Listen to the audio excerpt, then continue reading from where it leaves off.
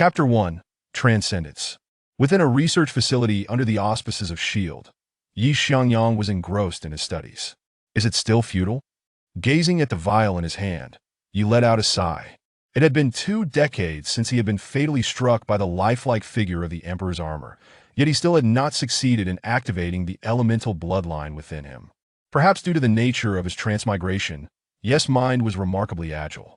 What ordinary individuals could not master throughout their lives, he could grasp thoroughly with merely a few glances. With his extraordinary intellect, Yi quickly distinguished himself from the masses. At the tender age of 18, he graduated with immense distinction from the Massachusetts Institute of Technology and obtained 4 doctoral degrees in physics, computer science, mechanical engineering, and biological sciences. His physical prowess exceeded that of the average person by nearly 5-fold the limits of human capability, achieving the basic standards of Asgard. Yi speculated that the transformations within his body and mind were somehow linked to the Emperor's armor residing within him. However, he was perplexed as to why he could not activate the elemental bloodline. After his graduation, numerous research institutions offered him positions, but he ultimately chose the obscure Department of Strategic Homeland Intervention, Enforcement and Logistics, commonly known as S.H.I.E.L.D. His reasons were threefold. Firstly, he could engage with the extraordinary. The realm of superhuman abilities was perfectly suited for his research. Secondly, his parents, who had been Chinese agents for S.H.I.E.L.D., had perished during a mission, leaving Yi an orphan, supported and raised by the agency. Lastly, the current iteration of S.H.I.E.L.D. could assist him in navigating various troublesome matters, especially concerning his research, which often attracted unwelcome attention. The Emperor's armor. Truly a love-hate relationship, Yi mused, contemplating the armor within him with a sigh. What he once thought to be a golden opportunity now seemed a cruel reality. Though he possessed the Emperor's armor within his being, he could not don it, lacking both the activation of the elemental bloodline and the elemental armor. Thus, he was compelled to seek activation through his research, for this was the Marvel Universe, where even the most fantastical of phenomena could potentially be achieved through scientific inquiry. If he could successfully activate the elemental lineage, he would find a way to investigate the elemental armor and perhaps even summon the Emperor's armor within him, which was considered the embodiment of the heavenly Tao in the material realm, wielding at least multiversal power according to the worldview of Marvel, if not more. Yet years had passed with no progress. Where does the problem lie? He felt a looming sense of inevitability regarding his failure. Despite his aspirations of awakening the elemental bloodline, he remained utterly perplexed as to the origin of his difficulties. Must I locate objects imbued with elemental power to activate the elemental bloodline? He pondered the artifacts within the Marvel Universe that possessed elemental essence, such as Surtur's crown or the Frost Giant's icebox. Perhaps with such items as catalysts, he might successfully awaken the elemental bloodline. Sigh, time to clock out. After tidying his workspace, Yi exited the research facility. What's the matter? You look dejected. Did the experiment fail? A Mediterranean man approached Coulson, the affable soul within S.H.I.E.L.D. He had been a close friend of Yi's parents. Following their demise, Coulson had taken charge of Yi's educational funding. Well, it can't be said that there were no gains, it's just that the results diverged greatly from my expectations. Yi sighed once more. Although his recent research into the elemental bloodline had yielded little improvement, many derivative products garnered immense interest. For instance, the derivative product related to the wood element was branded as the Life Potion. This potion could heal most ailments and maintain youthful vitality for extended periods. While it was ineffective against cancer and certain rare diseases, it did have delaying effects. The derivative product stemming from the earth element was termed the Power Potion. As the name implies, this potion enhanced a person's physical attributes but had become a controlled substance. The version now circulating externally was a diminished form. Even in its diluted state, it could enhance an ordinary person's physical capabilities nearly by half, akin to a weak version of the super soldier serum. The watered-down version available could only augment 1/5 of a person's physical prowess. The key differences between the Power Potion and the Life Potion lay in their usage. The former was a one-time application with no cumulative effect, while the latter could be used repeatedly, maintaining health and decreasing the likelihood of illness over time. In critical situations, the Life Potion could even substitute for sustenance, prolonging life. Thus, the Life Potion found its way into many special forces and hospitals. Another derivative related to the fire element was the Rage Potion. Once consumed, it enabled an individual to tap into their latent potential for a brief period, but the aftermath was far from negligible. Without the life potion to heal, even the mightiest warrior would be rendered incapacitated. Despite the life potion's restorative properties, complete recovery could take at least a month. Lastly, the derivative associated with the water element was termed the Fountain of Souls. Its effects were both simple and direct, able to counteract all forms of addiction. Struggling with substance dependencies? One bottle of the Fountain of Souls would cleanse your spirit, liberating you from reliance on drugs. Some affluent individuals began treating narcotics like mere cigarettes, indulging occasionally and, when the addiction set in, relying on a bottle of the Fountain of Souls, paired with a life potion to restore their bodies to peak condition. Through these derivative products, Yi established a corporation called Umbrella, which had evolved into a major conglomerate across America. The four key derivatives generated substantial profits, and owing to both the power and rage potions, alongside Yes' background, Umbrella secured numerous military contracts. Even within America, it held a formidable standing. Had it not been for Yes' reclusive nature, he might have eclipsed Tony Stark as the heartthrob of countless American girls. Don't be too hard on yourself, you are already remarkably accomplished. Coulson was unaware of the specific content of Yes' research.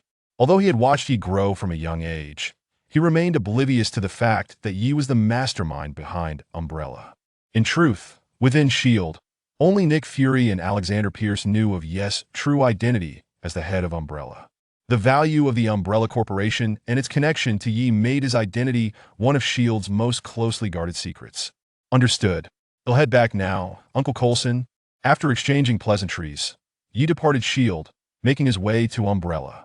Although he was seldom present at the office, Yi retained the highest level of access within the Umbrella Corporation. Chapter 2. Wanda Today. Wanda found herself unexpectedly at the group, gazing at Xiangyang with a hint of surprise. This individual rarely graced the company with his presence, often absent for a month or more. Yet here he was today, in a foul mood, seeking your company for a meal. Xiangyang replied with a smile, "Where's Pietro?" "Out chasing girls," he answered nonchalantly. Wanda accepted Xiangyang's invitation with enthusiasm. In truth, she would never refuse any request from him. Both Wanda and Pietro were deliberately chosen by Xiangyang when they were merely 10 years old, vulnerable and destitute. His arrival was akin to a beacon of light, illuminating their lives. Why Xiangyang spared no expense in nurturing them, ensuring they lacked for neither skill development nor knowledge acquisition.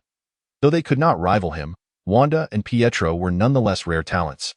With Wanda being hailed as the most beautiful female CEO in America, despite only being 20, has the group encountered any issues lately? Xiangyang inquired as they walked. Though Umbrella Corporation currently boasted only 4 products, it had been established for over 5 years, evolving from an obscure entity into a Wall Street titan valued in the hundreds of billions. The tumultuous and shadowy path it traversed was not for the faint of heart.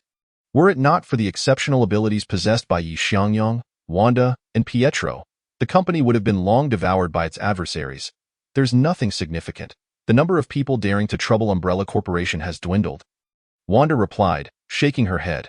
Having graduated from Harvard at 18, with a focus on business, she had swiftly ascended to the CEO position within just a year.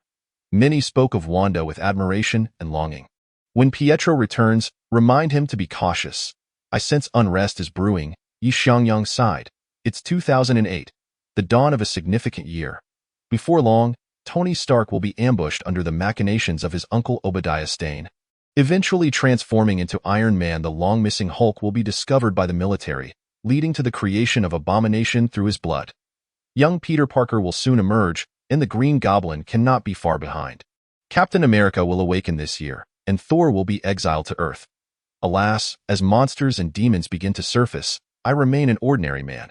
Despite possessing physical capabilities quintupled beyond human limits, Xiangyang still perceived himself as mundane. Understood.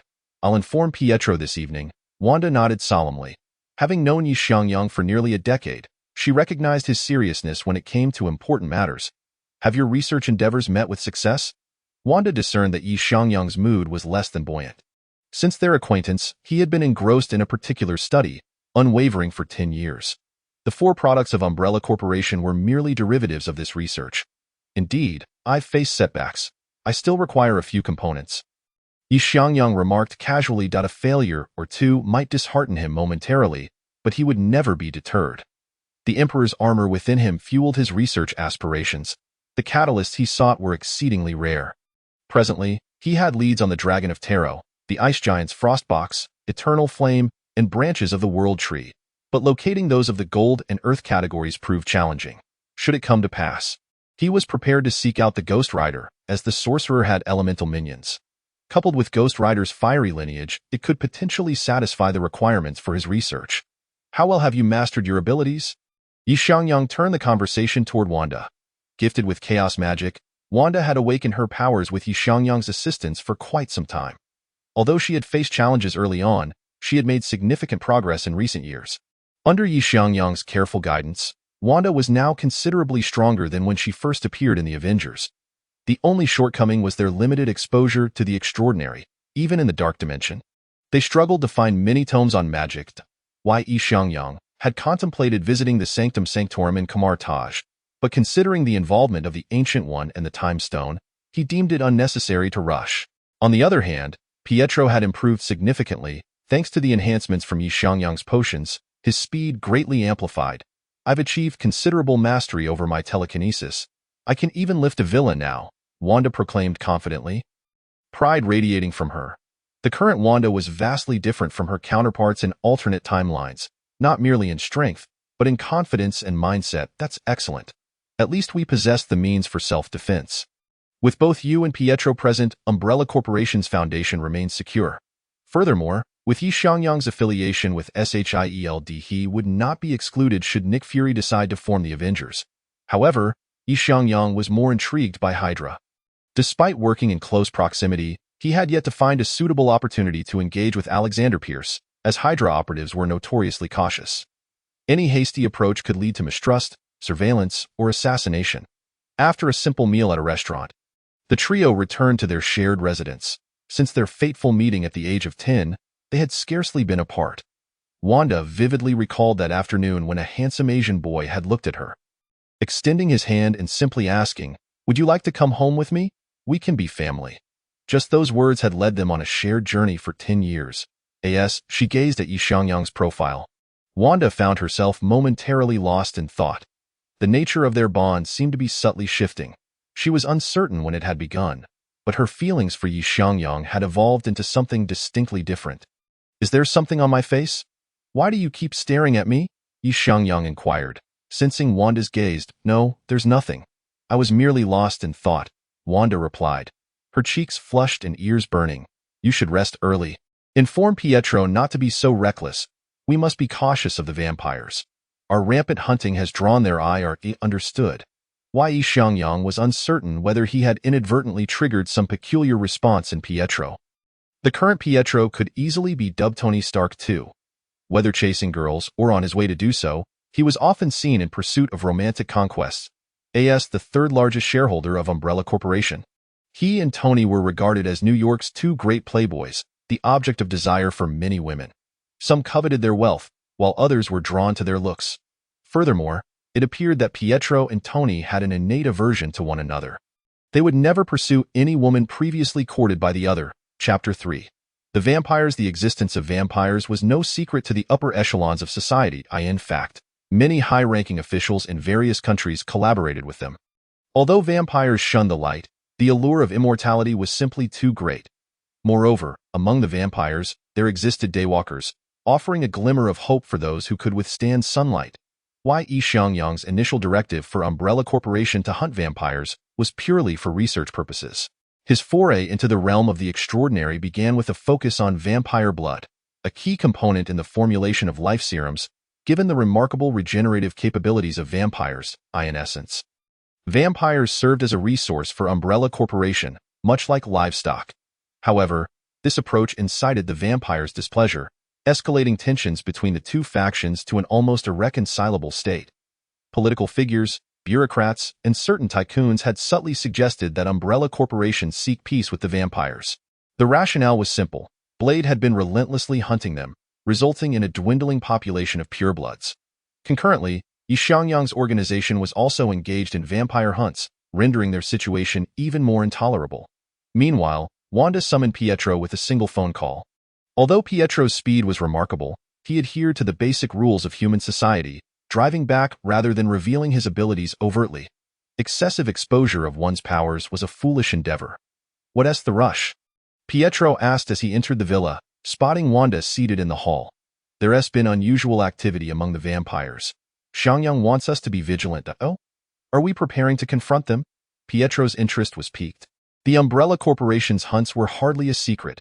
Conflicts between the two factions had been ongoing for some time. Were it not for the presence of Pietro and Wanda, the company would have faltered long ago. Especially given the facade of normalcy maintained by ordinary employees, Umbrella's ascent to its current status was facilitated by extensive dealings with the underworld, where many were aware that the three major shareholders were extraordinary beings of considerable power. News of Umbrella Corporation seeking peace with the vampires quickly spread through various factions. A sudden ring of the phone jolted Xiangyang from his reverie. "What is it, Director?" Xiangyang, still bleary-eyed, answered the phone.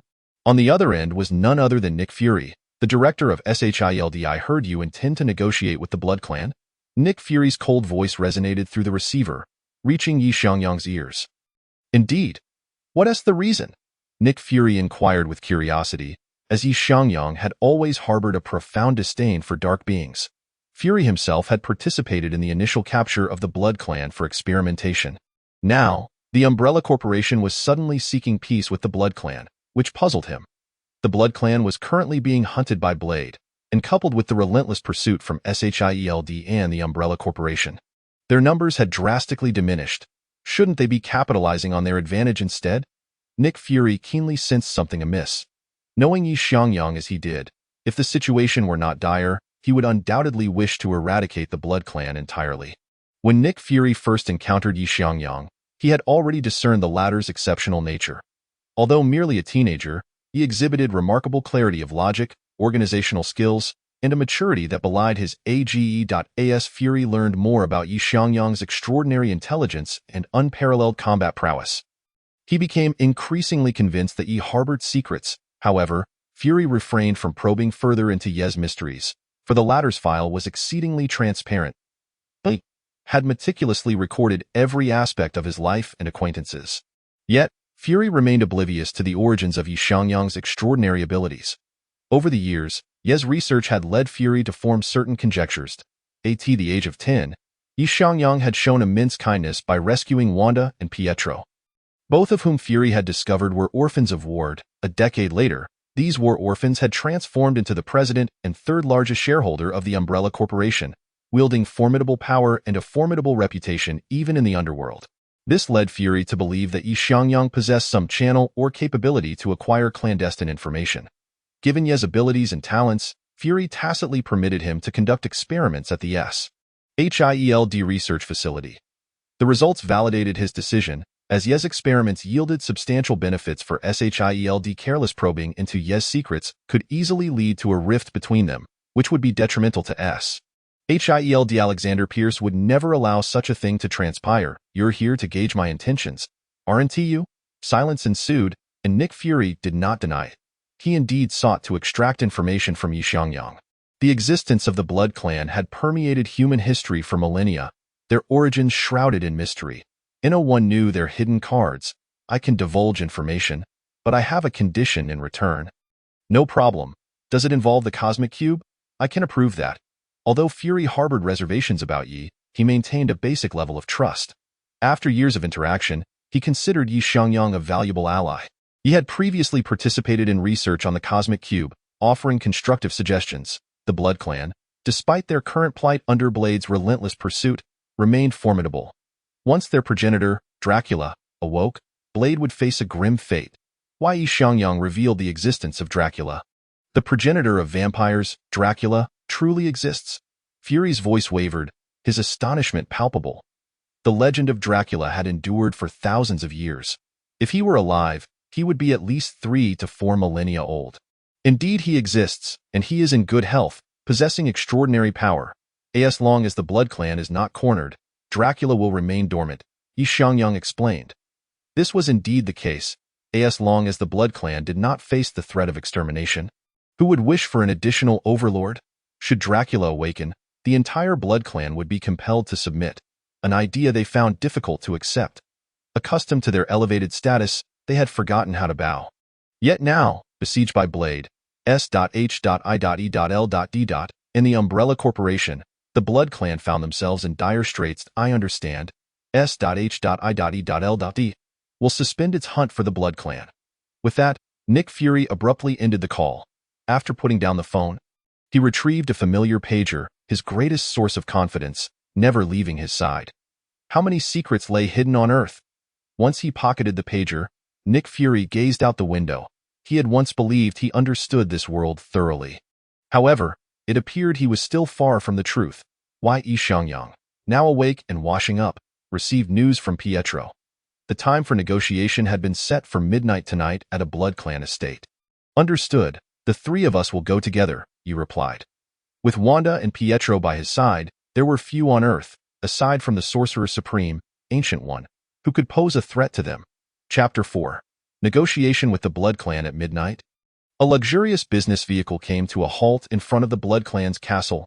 Welcome, esteemed shareholders of the Umbrella Corporation, greeted a formidable Blood Clan warrior standing at the entrance, awaiting the arrival of Xiangyang and his companions. Interesting, a show of strength?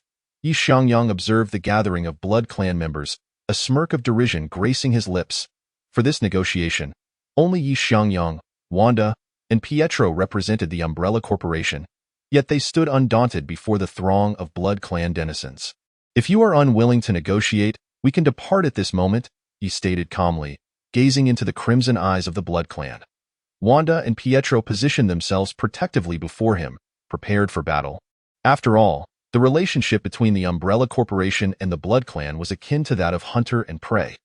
Even excluding the Umbrella Corporation, the Blood Clan was an enemy to any morally upright human. As humans were merely a link in their food chain, with their sustenance being human blood. Wanda's palms glimmered with pulsating crimson energy, while Pietro stood on the balls of his feet, poised for a burst of speed. The tension in the air was palpable. The Blood Clan is indeed willing to negotiate. Please, follow me inside, a Blood Clan elder timely interjected, breaking the silence. Xiangyang chuckled softly, leading the way into the Blood Clan's castle.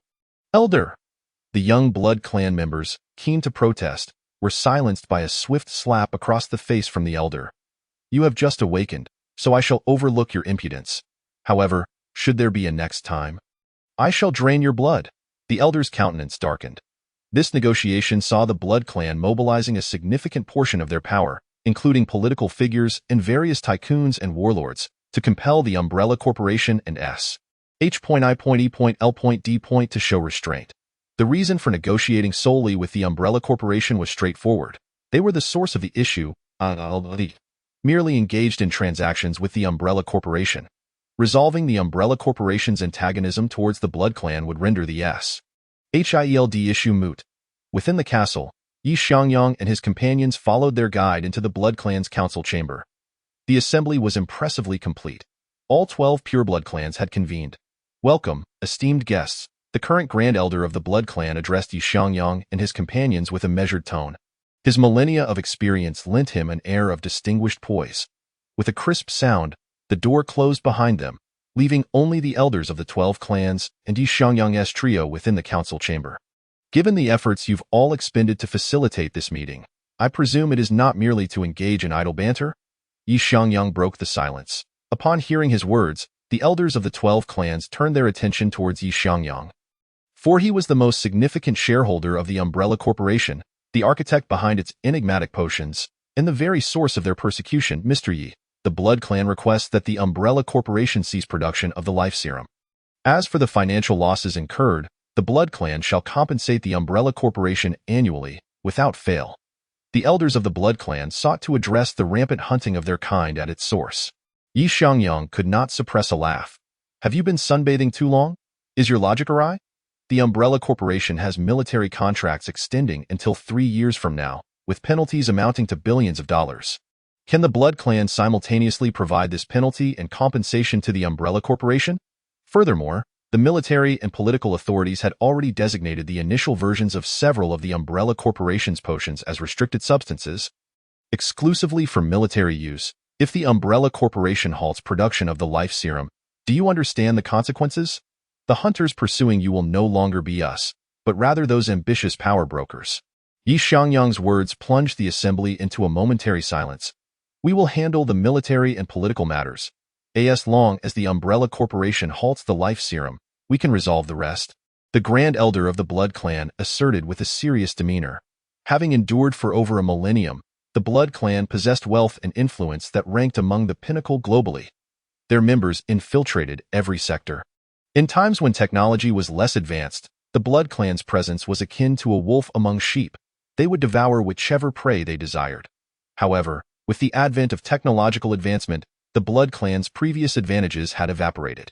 In the past, a vampire could effortlessly slay dozens of robust human males with bare hands. However, in the present day, bolstered by modern weaponry, a well-trained special forces team can, without the risk of being overwhelmed, turn the tables and hunt vampires instead. Furthermore, with the advent of weapons of mass destruction, vampires have gradually retreated from the forefront into the shadows, erasing many pieces of information related to their existence through the resources at their disposal.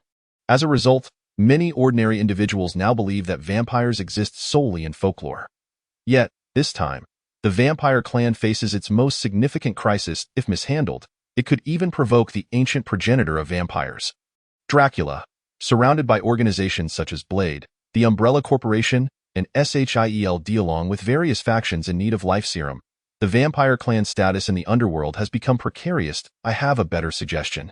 Xiangyang disregarded the proposal of the vampire elder, deeming it utterly unfeasible.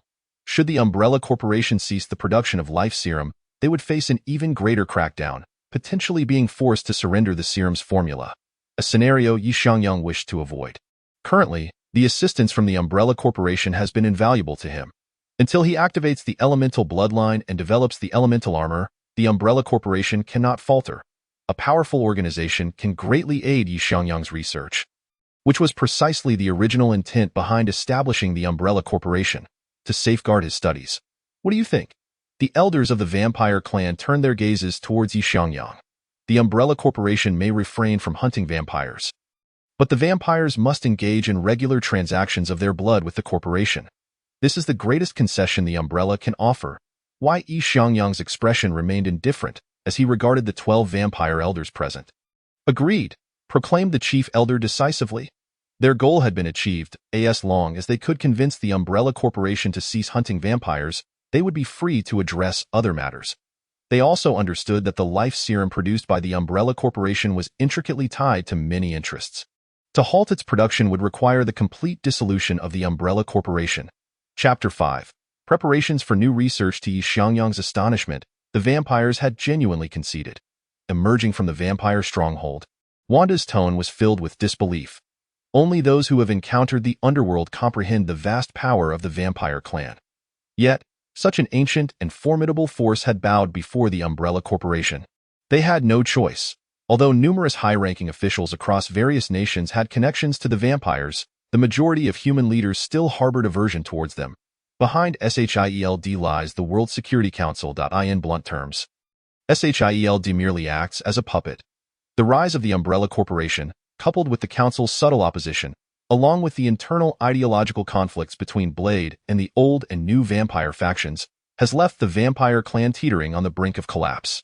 Xiangyang was not the least bit surprised by the vampire's capitulation. He had long suspected it. Although the clan would not face total annihilation, subjugation was certainly within reach. After all, the rapid advancements of modern society have rendered previous methods of combating vampires, such as relying solely on sunlight, obsolete. Today, ultraviolet bullets and various toxic substances are at humanity's disposal. While vampires may be powerful, they lack the creative ingenuity of humankind. Their extended lifespans have dulled their sense of urgency in this struggle between humanity and vampires. They have gradually found themselves at a disadvantage. The Umbrella Corporation stands as a prime example. The roles of hunter and hunted have reversed. Once the vampire issue was resolved, Xiangyang began to prepare for his next experimental endeavor. It was now 2007, just 1 year shy of the momentous year 2008. Although the Emperor armor within him and the dormant elemental bloodline endowed him with capabilities far exceeding those of an ordinary person, it did not provide Xiangyang with a sense of security. he was uncertain of what level of power he would attain upon activating the elemental bloodline. With the activation of the elemental bloodline and the incorporation of the elemental armor, he mused that even Odin might be challenged. Why Xiangyang thought to himself. Although the portrayal of armor in television series appeared lackluster, in reality, the armor's design could be compared to the dimensional deities of the Marvel Universe, as they both belong to higher dimensional beings. Regrettably, in this parallel universe, the absence of mutants has rendered his research considerably more challenging. Why Xiangyang sighed. Had mutants existed, his research might have succeeded long ago. Given the multitude of individuals among them possessing extraordinary abilities, in Xiangyang's view, the X gene represents a form of awakening of the bloodline, akin to the settings of a fantastical world. However, the X gene, compared to bloodlines, is simply more uncontrollable. Initially, Xiangyang intended to achieve his research goals through mutants, but he soon discovered with astonishment that this world lacked their existence. This realization filled him with disappointment, forcing him to seek alternatives. The vampire clan became one such substitute. The various serums currently held by the Umbrella Corporation were birthed during this search. Why Xiangyang firmly grasped the formulas for these serums. Moreover, his own strength was formidable, and with the backing of Shield along with Wanda and Pietro's unique abilities, the Umbrella Corporation could develop steadily. However, Xiangyang had always maintained a cooperative relationship with Shield. Neither Nick Fury nor Alexander Pierce voiced any objections, as the Umbrella Corporation provided immense assistance to Shield. The emergence of 4 specialized serums significantly bolstered S.H.I.E.L.D.'s capabilities, and the Hidden Hydra benefited greatly as well. Xiangyang remained indifferent to whether his allies were S.H.I.E.L.D. or Hydra. He had yet to place his bets. If Hydra emerged victorious, then they would become his partners. If Nick Fury prevailed, his ally would be S.W.O.R.D. Though Hydra and Shield had considered the possibility of controlling Xiangyang, they were unfortunate in that he possessed no vulnerabilities. Orphaned and devoid of relatives, his only relatives, Wanda and Pietro, were both exceptionally powerful. In a direct confrontation, neither side would emerge unscathed, thus necessitating a shift to a cooperative model, such as the significance of strength. After parting ways, Xiangyang returned directly to Shield. His next research endeavor was already underway, focusing on the study of the gold bloodline. Given the release of the 4 serums, Xiangyang's research was among the highest priority within SHIELD aside from projects like the Insight Program and the Cosmic Cube. Few research initiatives held a higher priority than Xiangyang's. The director is looking for you. Upon entering S.H.I.E.L.D. Xiangyang received the message. Was he so eager? Xiangyang was not surprised, as the outcome of his negotiations with the vampires held significant implications. Should the Umbrella Corporation and the vampires engage in full-scale conflict in the underworld, the surface world would undoubtedly experience considerable upheaval. H.D. would need to prepare in advance. Knocked. Xiangyang rapped on Nick Fury's office door. Come in. Nick Fury set down his pen and looked toward the door director. Why Xiangyang greeted Nick Fury with a smile. How did the negotiations with the vampires go? Nick Fury poured a glass of water and placed it before Xiangyang. He felt quite assured about this orphan agent of S.H.I.L.D. Moreover, S.H.I.L.D. maintained records of all of Xiangyang's developmental milestones. With exceptional abilities, formidable strength, a keen intellect, and a clean background, Nick Fury held great expectations for Xiangyang. The vampires have conceded. The Umbrella Corporation will engage in regular blood transactions with them. H.I.L.D. plans regarding the vampire clan can afford to be put on hold for now. Pressing too hard may provoke a backlash from them. Xiangyang organized his thoughts and spoke succinctly. During their last phone conversation, Nick Fury had learned of Dracula, the ancient progenitor of vampires, which led him to re-evaluate the vampire clan's standing within S.H.I.E.L.D. raising it 2 tiers. After all, the true extent of Dracula's power remained uncertain, but considering his thousands of years of existence, extreme caution was warranted. What aspect does your newly restarted research focus on? Once the topic of vampires was concluded, Nick Fury inquired. Given that the 4 serums developed by the Umbrella Corporation were already quite comprehensive, they could be considered both offensive and defensive, albeit leaning more towards offense. Xiangyang contemplated the research on his gold bloodline. If all went well, the derivatives would likely embody a balance of offense and defense. Thus, his statement was not an integrated offensive and defensive approach. Nick Fury mused, finding this in line with his own thoughts. Working as an agent for S.H.I.E.L.D is a high-risk profession, enhancing both offensive and defensive capabilities, especially when paired with advanced technology, could significantly reduce agent casualties. I've already made arrangements regarding the Cosmic Cube. Let me know in advance when you wish to commence your research. Nick Fury did not forget the terms of his agreement with Xiangyang. Understood. After exchanging a few pleasantries, Xiangyang departed from Nick Fury's office and made his way to his laboratory. Chapter 6. The Birth of the Diamond Serum. After concluding his conversation with Nick Fury, Xiangyang returned to his laboratory. At present, he had yet to decide on a collaborator, whether it would be Hydra or SHIELD. After all, Xiangyang was uncertain of the universe in which he found himself. What if it were one dominated by Hydra, where choosing SHIELD would lead to disaster? Hence, Xiangyang refrained from making any bets. Nevertheless, he maintained contact with both sides. After all, whether it was Pierce or Nick Fury, both held high-ranking positions within SHIELD. Thus, his interactions were always above board. However, that old rascal Pierce concealed his intentions well. Even though he recognized Xiangyang's potential, he showed no inclination to recruit him, considering that Xiangyang was also working for Hydra within SHIELD. The four major potions of the Umbrella Corporation surely existed within Hydra as well. It was disheartening. Why Xiangyang sighed. Yet, it wasn't entirely fruitless. The Umbrella Corporation could certainly benefit from an additional source of income. The recent research focused on a potion derived from the gold bloodline. Regrettably, it was still a failure, though the byproducts showed promise. The skin of the test subject exhibited noticeable enhancement, while its strength and speed were amplified in various aspects.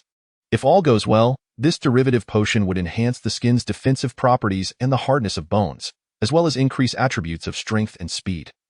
Furthermore, Xiangyang observed that the areas touched by the test subject radiated power, likely due to the potion's enhancement, granting it a touch of the sharp force associated with the gold element. This was indeed in line with the characteristics of the five-element bloodline. Why Xiangyang gazed at the golden potion within the test tube. Feeling a sense of resolve, despite countless failures over the past decade, he had not emerged empty-handed. The byproducts of the five-element bloodline spoke volumes. Why Xiangyang was drawing ever closer to success. The expressive potential of the five-element bloodline was far superior to that of any tokusatsu series. After all, those productions operate under budget constraints. The true manifestation of the five-element bloodline, even when compared to the ninjutsu of Naruto, stood its ground. How did Xiangyang know this? Because the Imperial armor painted vivid dreams.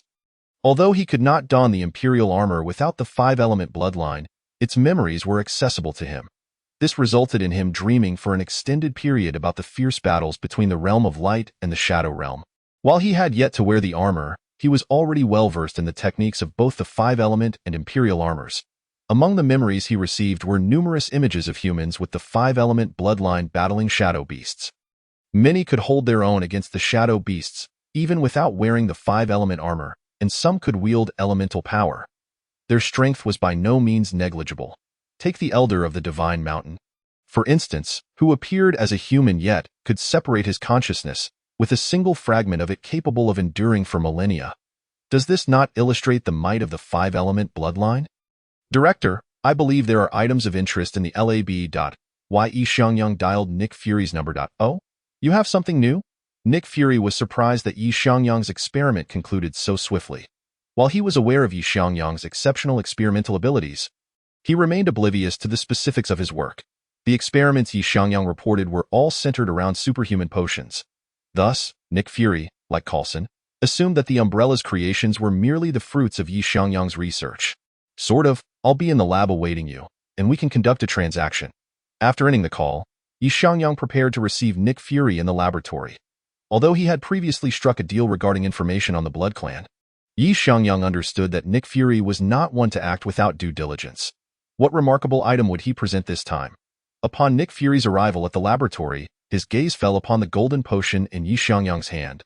The diamond potion could enhance the strength of human skin and bones, and increase speed and strength. If all goes well, it should also possess some superhuman effects. The power derived from the potion could augment the weapons in hand, increasing the destructiveness of cold weapons. Moreover, this enhancement would be permanent, with the same limitation as the strength potion.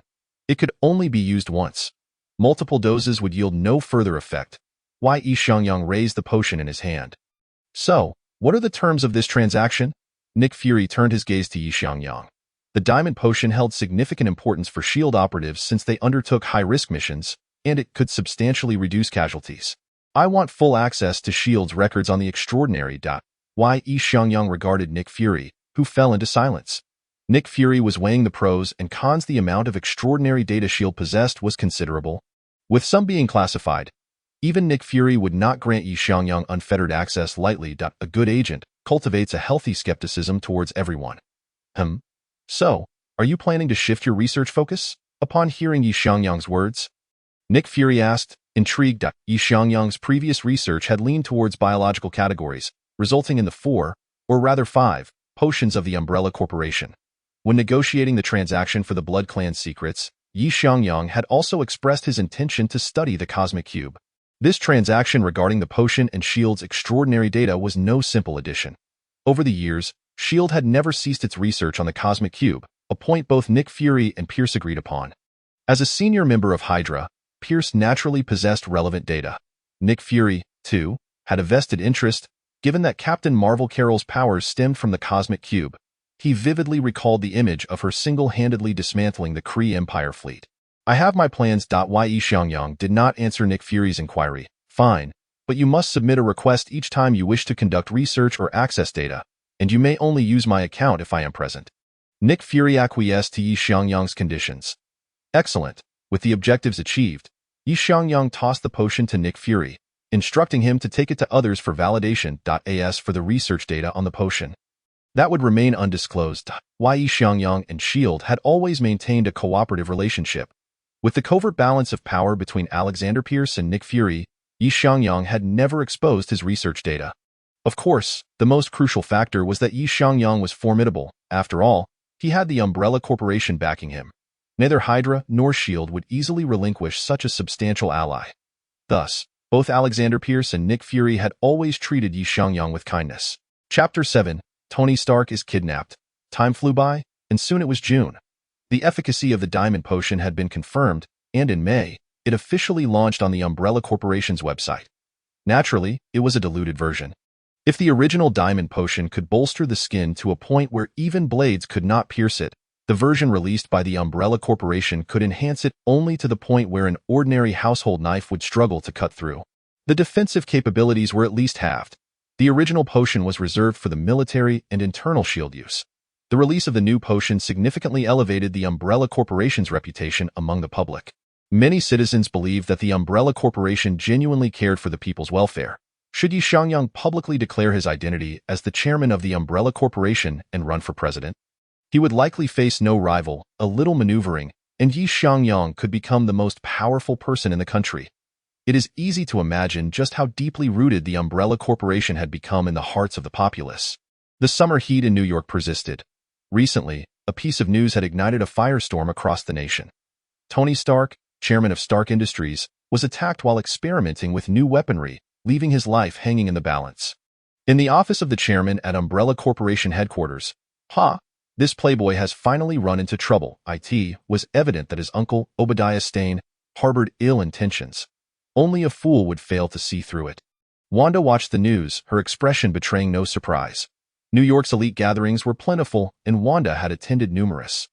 Obadiah Stane's ambition had become utterly uncontainable.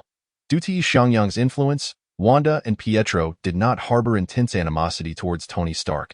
They understood that the missiles targeting them had no direct connection to Stark. If they were to consider an enemy, it should be Obadiah Stane, as he handled the weapon exports and orders of Stark Industries. What should we do now? Should we take this opportunity to acquire Stark Industries? Pietro inquired, seated on the sofa with an apple in his mouth.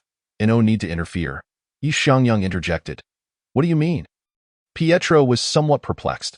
This was clearly an attack orchestrated by Obadiah Stane. The hope of Tony Stark returning was virtually non-existent.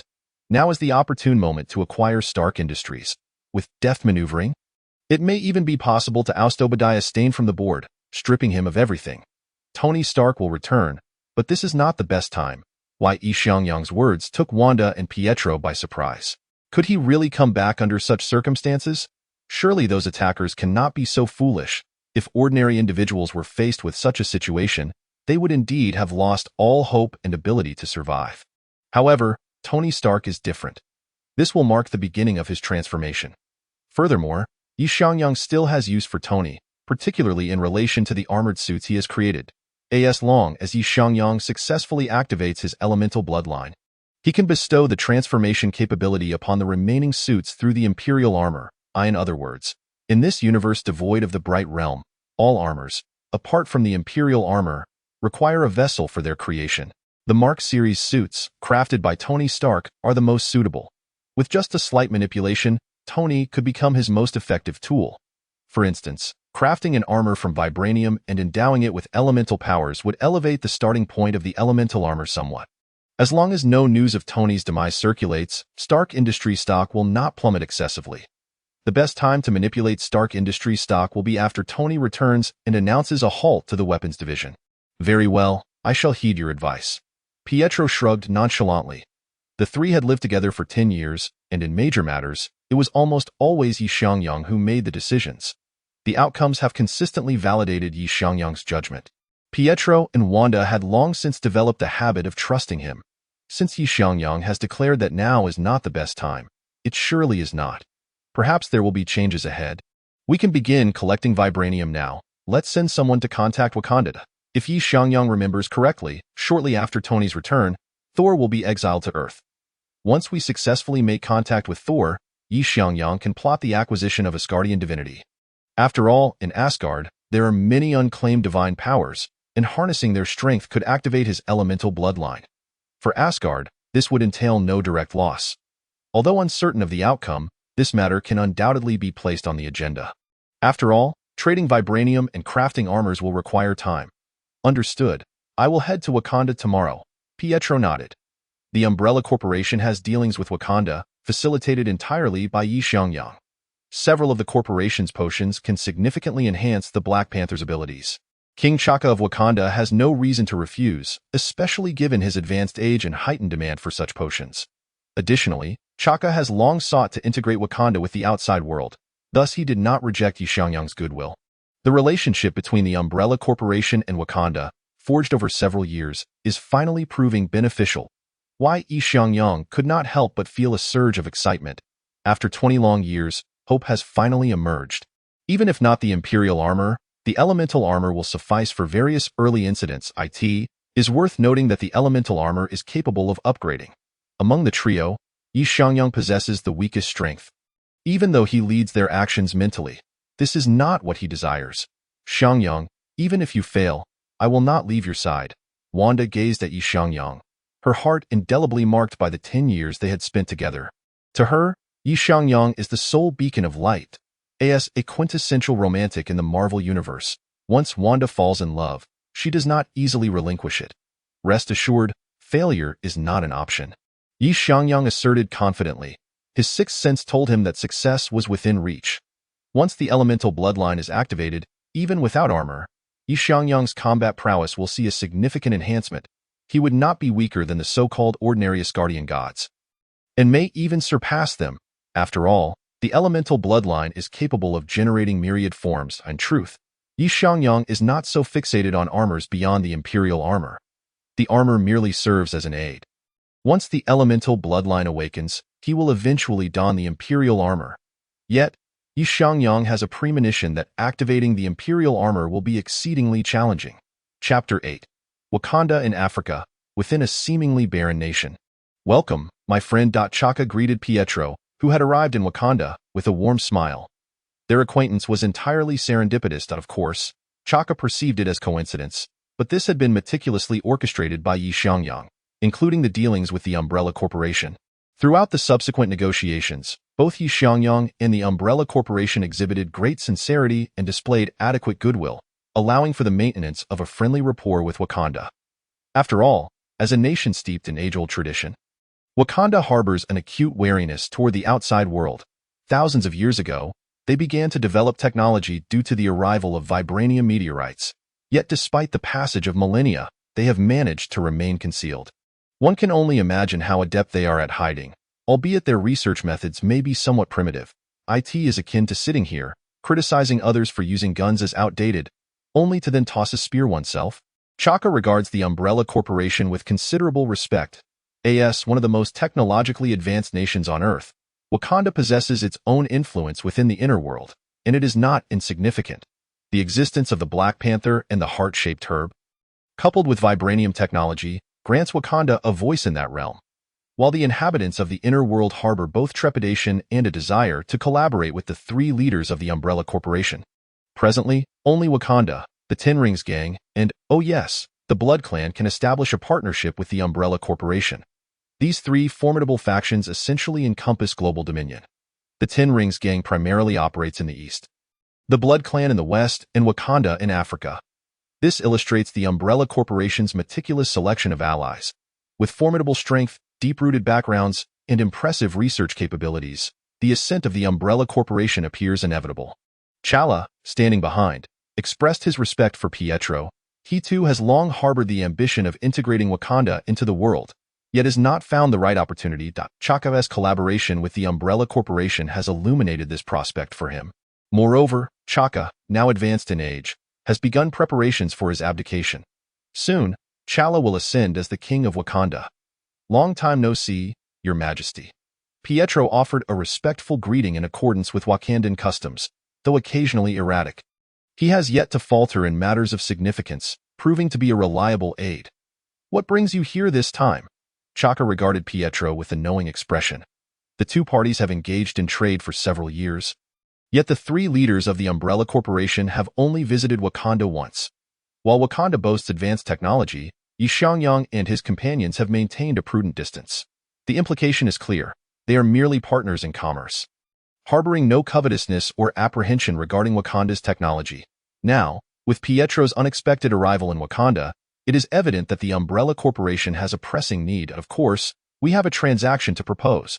This is our latest product, the original Diamond Potion. As for its effects, you may evaluate for yourselves. Upon hearing Pietro's words, T'Chaka's interest was piqued. The previous 4 products from the Umbrella Corporation had greatly aided Wakanda, and the prospect of a new offering sounded extraordinary. What are your terms? A single potion would not suffice to warrant Pietro's personal visit to Wakanda. We wish to trade for vibranium, and the quantity may be somewhat substantial, but we are willing to offset it with potions or purchase it at a standard price. Pietro revealed his intent. Vibranium, you say? T'Chaka hesitated slightly. Vibranium is Wakanda's lifeblood and has been meticulously safeguarded for thousands of years. While there have been occasional losses to the outside world, they have been minimal. No problem, we can agree. T'Challa, observing his father's indecision, understood his thoughts and directly offered affirmation. Oh? Does the prince's word carry weight? Pietro inquired, not appearing overly pleased, but rather scrutinizing T'Chaka. However, the Umbrella Corporation must guarantee that it will not be used outside of your organization. Agreed, we promise. Pietro promptly assented. They would have to be insane to use it outside of the Umbrella Corporation. Although neither Wanda nor Pietro knows the specifics of Xiangyang's research, they understand its critical importance. Otherwise, he would not have persevered for a decade. Now that success is finally within reach, he would never squander vibranium on outsiders. According to Xiangyang, once his experiment succeeds, the three of them will leap to become one of the planet's most formidable forces. His speed will also achieve breakthroughs and enhance safety. While Pietro has consumed several potions from the Umbrella Corporation, their effects seem less significant regarding his velocity.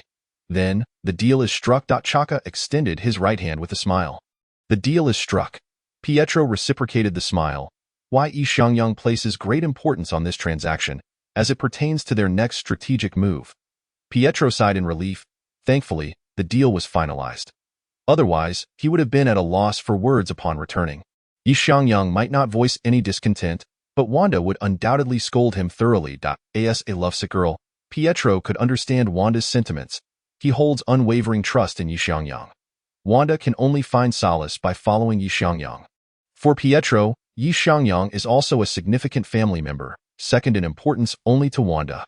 Your Majesty, I kindly urge you to expedite the preparations. Our need is quite urgent, Pietro remarked with an air of mild apology. Not a problem, replied T'Chaka, casting a glance at the list Pietro had presented. Such a minimal quantity of vibranium truly pales in comparison to what Wakanda is accustomed to. It roughly amounts to the equivalent of 3 full suits of armor. To the outside world, this may seem substantial, yet for Wakanda, it represents merely a week's production. Thank you, Your Majesty. After concluding the transaction, Pietro did not depart immediately, as he was required to escort the vibranium back. After all, he was the sole representative for this trade, which also displayed respect towards Wakanda. Though the other party sought to integrate into the world, it was evident that they were not yet prepared for exposure. Therefore, aside from the trio of Xiangyang, very few were aware of the dealings between the Umbrella Corporation and Wakanda. Wanda, the transaction has been successfully completed. Pietro dialed Wanda's number. Really? That's wonderful. Please be cautious on your way back. I will come to pick you up. After hanging up, a rare spark of excitement graced Wanda's face. Being able to assist Xiangyang was her greatest achievement. Chapter 9. The return of Tony. Is this vibranium? Wanda gazed curiously at the metallic substance Pietro had brought back. She had heard much about the illustrious metal. Xiangyang had once stated that vibranium was the strongest metal known on Earth. Bar none. Captain Steve Rogers' shield was crafted from vibranium. It was impervious to damage, even from bullets. Let's set it aside for now. It's not yet needed. Xiangyang had not anticipated that the transaction would proceed so smoothly. It appeared that the Umbrella Corporation had left a commendable impression on Wakanda, as even the vibranium trade unfolded without a hitch. Have we confirmed Tony's whereabouts? After securing the vibranium, Xiangyang inquired. Yes, he's in the Middle East. That rascal is indeed alive. Following Tony's disappearance, inquiries about him were made not only by the military but also by the Umbrella Corporation. They swiftly located Tony's position, but without Xiangyang's directive, they refrained from rescuing him. Patience, let us wait a little longer. It is not yet time for us to make our move. Now that they were aware of Tony's location, the subsequent actions would be considerably simplified, merely a matter of offering assistance. When Tony made his escape, the doctor had perished immediately. As Tony's savior, the doctor held considerable significance for him. Otherwise, Tony would not have rushed over to eliminate a considerable number of terrorists right after completing his armor. Xiangyang did not particularly care about the armor technology itself, as he was capable of creating it. However, the starting point was crucial, at the very least. The Mark series armor that Tony constructed using his father's new energy source had a much higher starting point than ordinary armor. The reason was simple: new energy. This was a unique asset of the Stark family. Within the fixed evolutionary template of the infinite universe, it represented a predetermined event. Only Howard Stark could discover this new energy, and only Tony Stark could create it. No one else could. Major historical events are immutable. Xiangyang had long ago developed the tokamak device, but it held little practical value. While it was not suitable for armor due to the intense radiation that would significantly shorten the pilot's lifespan, it excelled as an industrial energy source. Thus, aside from pharmaceuticals, the Umbrella Corporation's second line of business was energy supply. However, no one was yet aware that Xiangyang had miniaturized the reactor. Otherwise, he would have been summoned to answer questions by Congress, which is notoriously troublesome in the United States. Pietro, you are to keep an eye on Tony. Ensure nothing happens to him or that doctor by his side. Many future plans hinge on Tony. After some contemplation, Xiangyang decided to add an extra layer of insurance. After all, the Marvel Universe is rife with possibilities. If one were to consider it, wasn't it through trust that the Money Panther secured Tony's confidence? Some matters are best approached with caution. If the Umbrella Corporation allied with Stark Industries, combined with SHIELD, there would be virtually nothing they could not accomplish in the United States.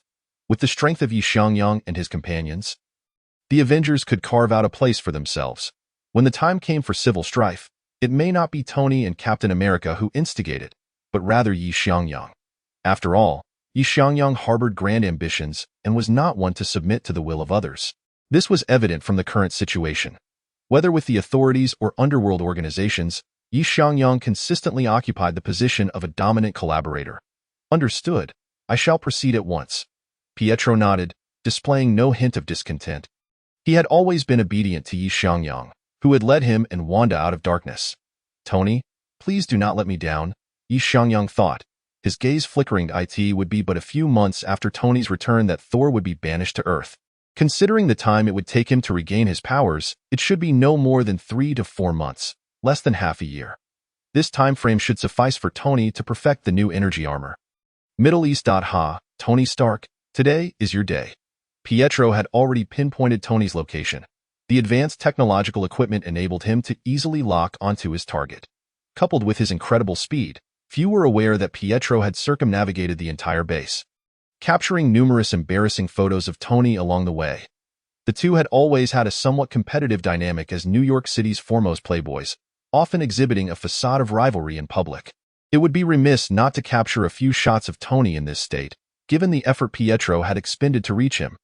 Pietro did not keep vigil for long. Within about a week, Tony had fashioned an armor for himself and was preparing to break free. This guy is truly a genius, Pietro mused, observing Tony's craftsmanship. And no wonder Xiangyang acknowledges him as a genius. The ability to transform a heap of scrap metal provided by terrorists into a fully equipped suit of armor was no small feat.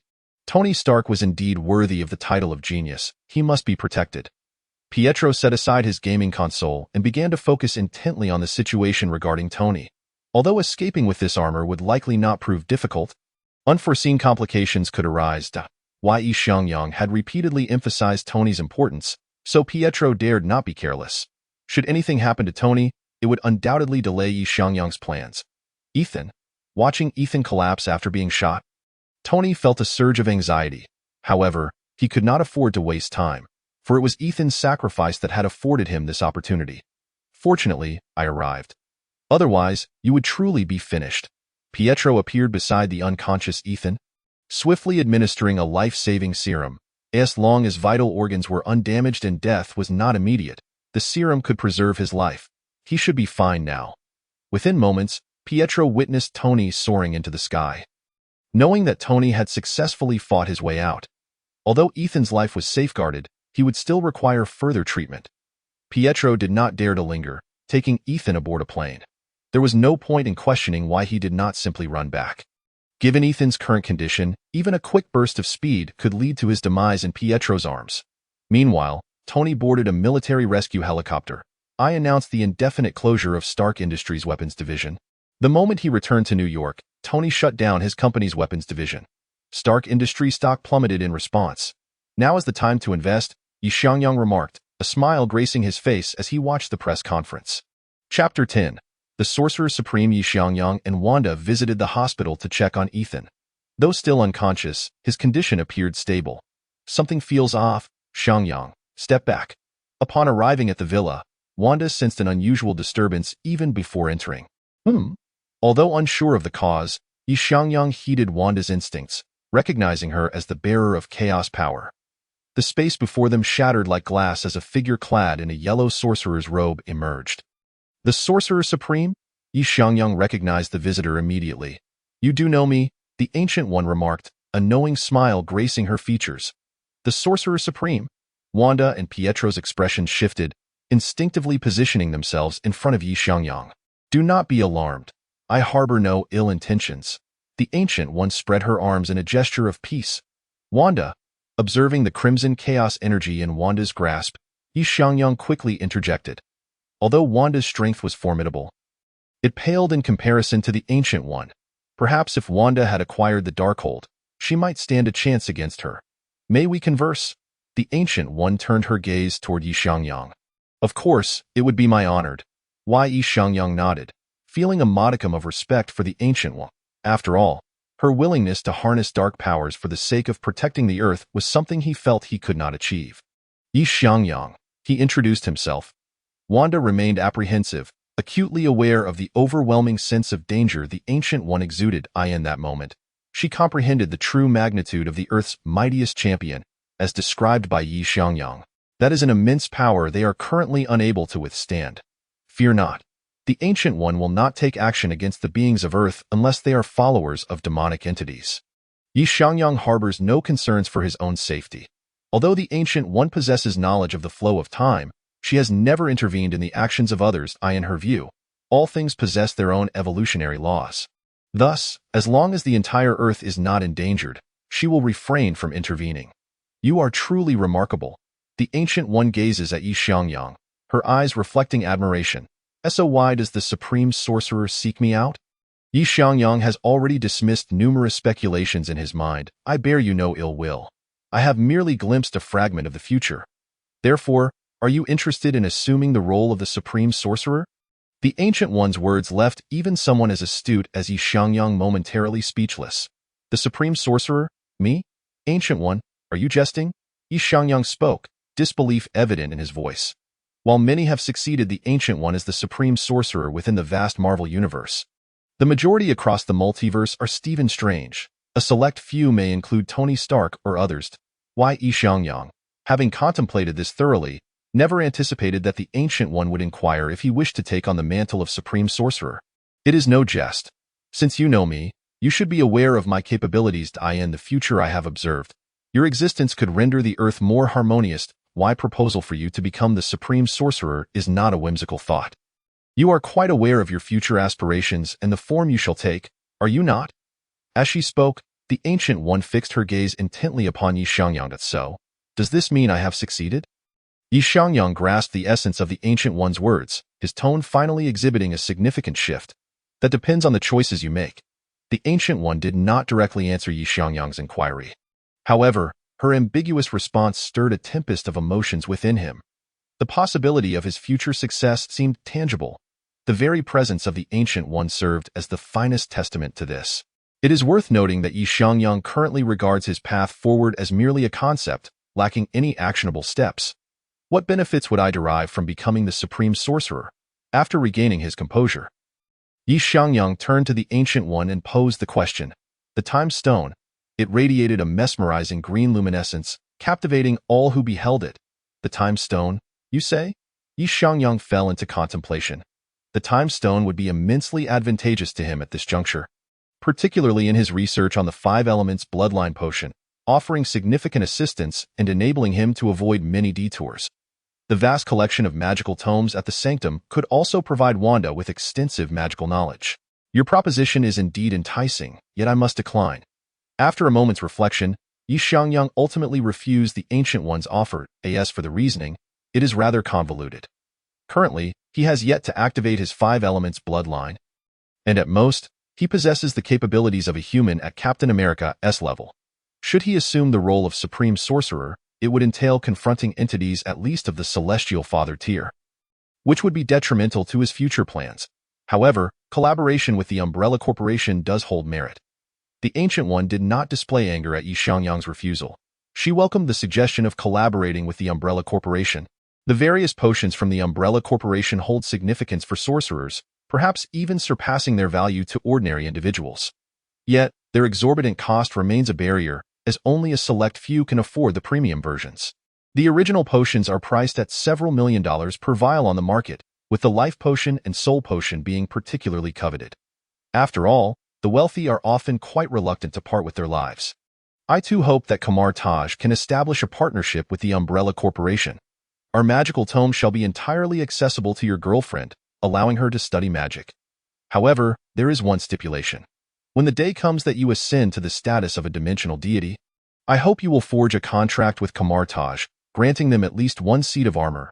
At last, the Ancient One revealed her true intentions.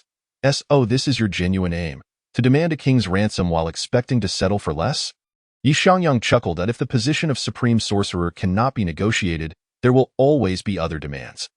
Given the current circumstances, collaborating with the Sanctum seems to pose no risks and offers numerous benefits. I consent. Just 1 seat of armor is a trivial matter for Xiangyang. After all, the armors of the Bright Realm are not scarce. Once the Emperor armor awakens successfully, he will possess the capability to forge armors. Even those that initially do not exist can be created using the power of the Emperor armor. Exchanging a seat of armor for the magical tomes of Kamar Taj seems a fair trade in Xiangyang's eyes. As for learning magic, that is unnecessary. Once he successfully summons the Emperor armor, he will gain mastery over the forces of creation, wielding control over all elemental powers within the natural world. After all, the Emperor armor embodies the celestial laws of the Bright Realm. What abilities does it lack? It is merely a matter of desire. Why Xiangyang has little interest in the borrowing of magic from Kamar Taj? One of the reasons being that Wanda already possesses formidable magical prowess, rendering the utilization of ancient divine powers unnecessary. Chapter 11. Meeting with Tony. Having reached an agreement with the Sanctum, Xiangyang felt a sense of relief, at least no longer worrying about being scrutinized by the Ancient One. The next matter to arrange was his meeting with Tony Stark. Xiangyang, Tony Stark has requested a meeting. Wanda entered the office, phone in hand. Ever since Tony announced the indefinite closure of Stark Industries' weapons division, the Umbrella Corporation has been actively acquiring shares of Stark Industries. Although the Umbrella Corporation is not currently lacking in funds, this presents a favorable opportunity to gain greater influence. Xiangyang has been keeping a close eye on Tony's movements. Recently, he detected unidentified flying objects above Tony's villa, signaling that the time has come for their meeting. A day later, at Tony's private villa, I never expected the mastermind behind the Umbrella Corporation to be so young. Tony regarded Xiangyang with surprise. The young President Wanda was astonishment enough. He did not expect the mastermind of the Umbrella Corporation to be equally youthful. So, what brings you to me? Tony found it peculiar that the Umbrella Corporation's unseen owner sought him out, especially since there was almost no overlap in business between their two companies. Perhaps there will be in the future, as Tony is also preparing to venture into the energy sector. After all, the scaled-down tokamak device is the ideal portable energy source. You wish to know why you encountered danger? Moreover, Ethan is not dead. Xiangyang stated his purpose directly. What do you mean? Tony certainly did not believe Xiangyang was joking. A young person capable of founding such a significant company as the Umbrella Corporation and maintaining control over its shares is already a testament to Xiangyang's exceptional nature. Furthermore, Tony had heard that the Umbrella Corporation had deep ties with the military. Even he himself is a loyal fan of several potions produced by the Umbrella Corporation. Without the potions, Tony wondered if he would have survived the attack. Your uncle, Obadiah Stane, had contact with the terrorist organization that attacked you while you were testing the weapons.as for the reason. I believe you are quite aware. Impossible. He would never harm me. Tony instinctively denied it. However, his expression quickly darkened. His schedule was confidential. Aside from the military, only Pepper Potts and his uncle Obadiah were privy to it. This implies that excluding the military and Pepper, the most likely culprit is his uncle, Obadiah. Why? Why would he do this? This version of Tony is closer to the MCU's characterization. Although arrogant and aloof, he possesses virtues, namely kindness and a strong trust in his chosen friends. Your reputation has grown excessively. It has reached a point where Stark Industries can no longer function without you.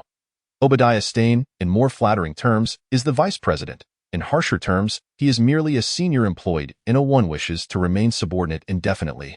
Xiangyang spoke candidly, shattering the last remnants of hope in Tony's heart. I will verify this personally. Why do you wish to assist me? Tony looked at Xiangyang, neither kin nor ally, and wondered at the motive behind such assistance. It could not simply stem from goodwill. Furthermore, Tony was particularly concerned about Xiangyang's assertion that Ethan was still alive. Without Ethan, he would never have made it out of that ordeal.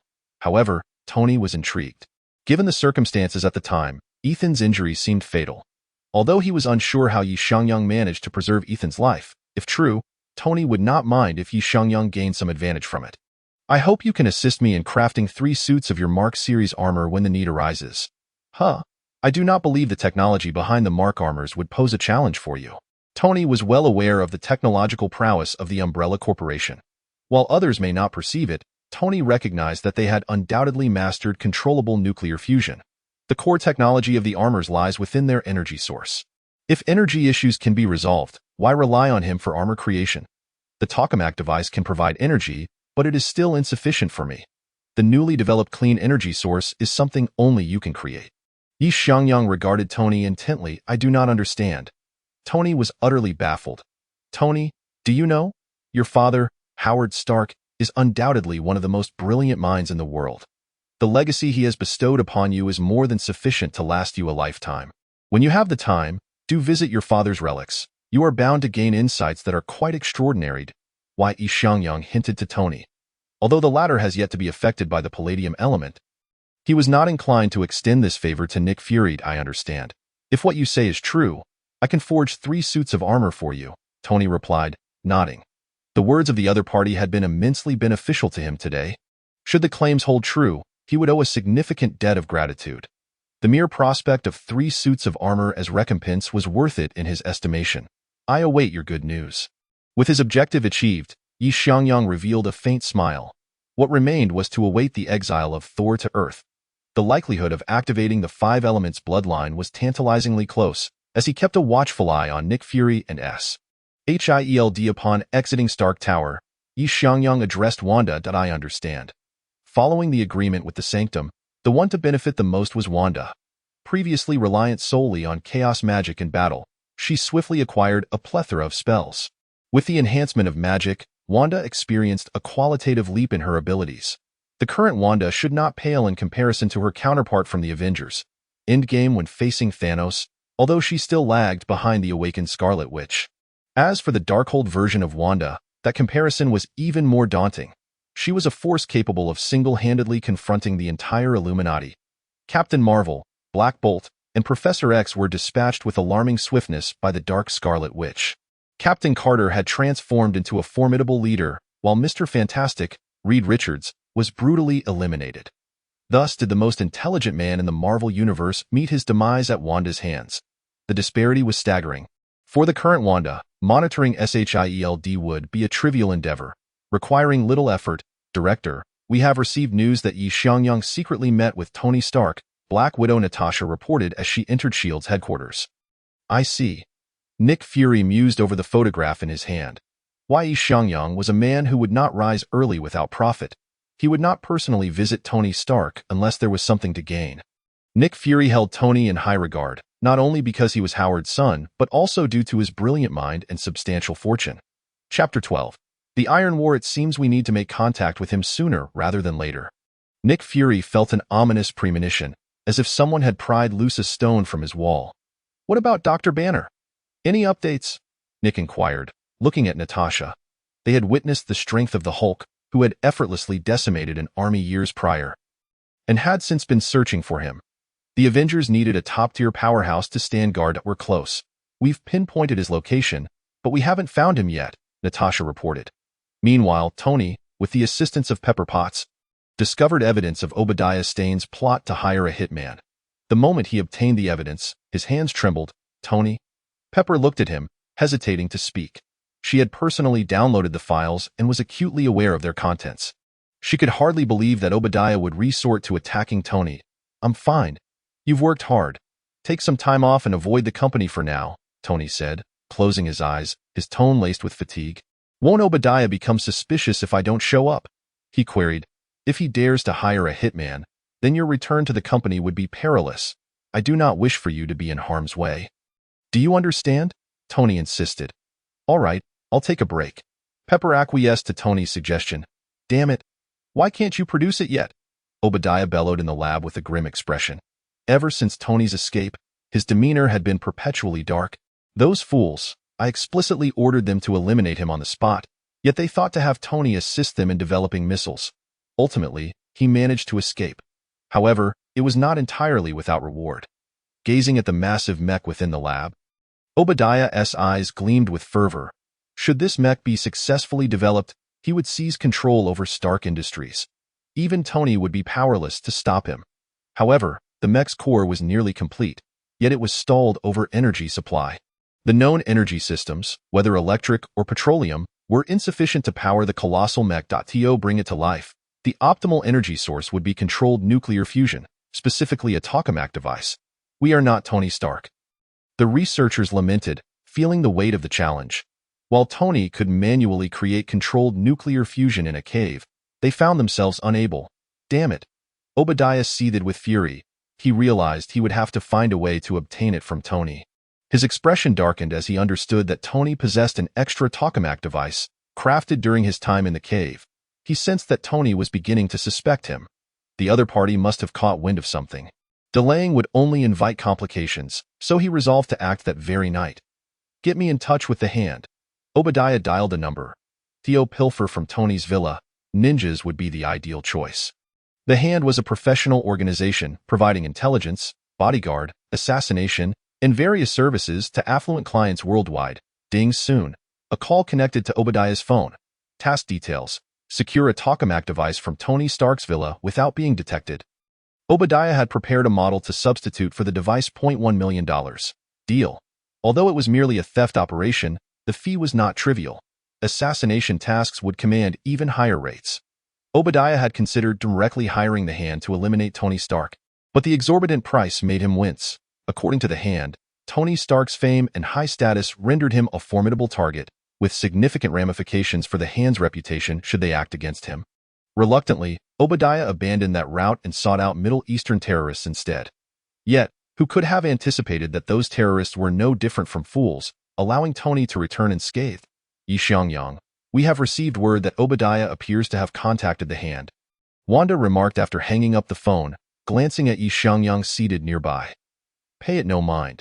He cannot afford their price, Xiangyang replied with an unperturbed expression. He was aware of the hand's reputation. A considerable force within the underworld, led by a traitor from Kunlun who wielded some extraordinary powers. They had even pilfered Kunlun's dragon bones, possessing a secret technique capable of resurrecting the dead. However, that was the extent of their abilities. While those ninjas might be formidable to ordinary individuals, they posed no fundamental difference to the three of them. It appeared Obadiah was growing desperate. Tony had become wary of him. And to acquire the tokamak device, he was resorting to theft. Xiangyang quickly deduced Obadiah's intentions. Though Tony's makeshift device was rudimentary, it could still function once charged. Perhaps they would witness the Iron War after all. Xiangyang had made a pact with Tony. Until Tony forged the new element, he would ensure that no harm befell him as for what transpired once the new element and armor were created. That was left to fate. Ultimately, Xiangyang's ambition extended beyond merely acting as a guardian of world peace. He sought something grander, something more distant. The Emperor's armor within him was his greatest assurance.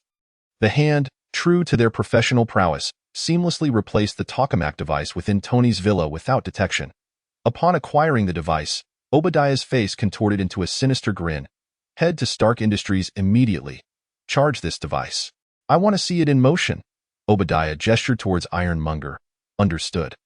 Although they were uncertain of how Obadiah had procured the device, he was their boss, and they were obliged to follow his orders. Boss, there is an unusual energy reaction at Stark Industries. Market? Jarvis reported the anomaly promptly after detecting the unusual energy fluctuations. Tony realized something was amiss. He had already submitted the evidence of Obadiah's assassination plot to the American government, expecting them to summon Obadiah within the next day or two. Damn it. Tony was all too familiar with the signal's intensity and nature. How could he possibly have created a tokamak device? Tony's disbelief was palpable. Although his villa was under constant surveillance by Jarvis, the system was not infallible. LD certainly possessed the means to breach Jarvis's system, and the hand had their own methods as well. Chapter 13. The Iron War, 2. With the assistance of mechanical arms, Tony swiftly donned the Mark armor. Red and gold suit shot forth, hurtling towards Stark Tower at supersonic speed. The unusual energy fluctuations clearly indicated that Obadiah was utilizing Stark Tower's reactor for charging. Quite the swift action. Xiangyang perched atop the Umbrella Corporation building, as satellites locked onto Stark Tower. In a moment of daze, he felt as though he were watching a film. Are we not going to intervene? Wanda stood beside Xiangyang. Despite the formidable appearance of Tony and Obadiah's armored suits, in Wanda's eyes, they were no different from toys. With a mere flick of her will, she could dismantle them into pieces in an instant. There was no need to descend onto the battlefield. He was astute. Tony was exceedingly flamboyant. Whether Wanda or Pietro came to his aid, it was all too easy for the observant to take note.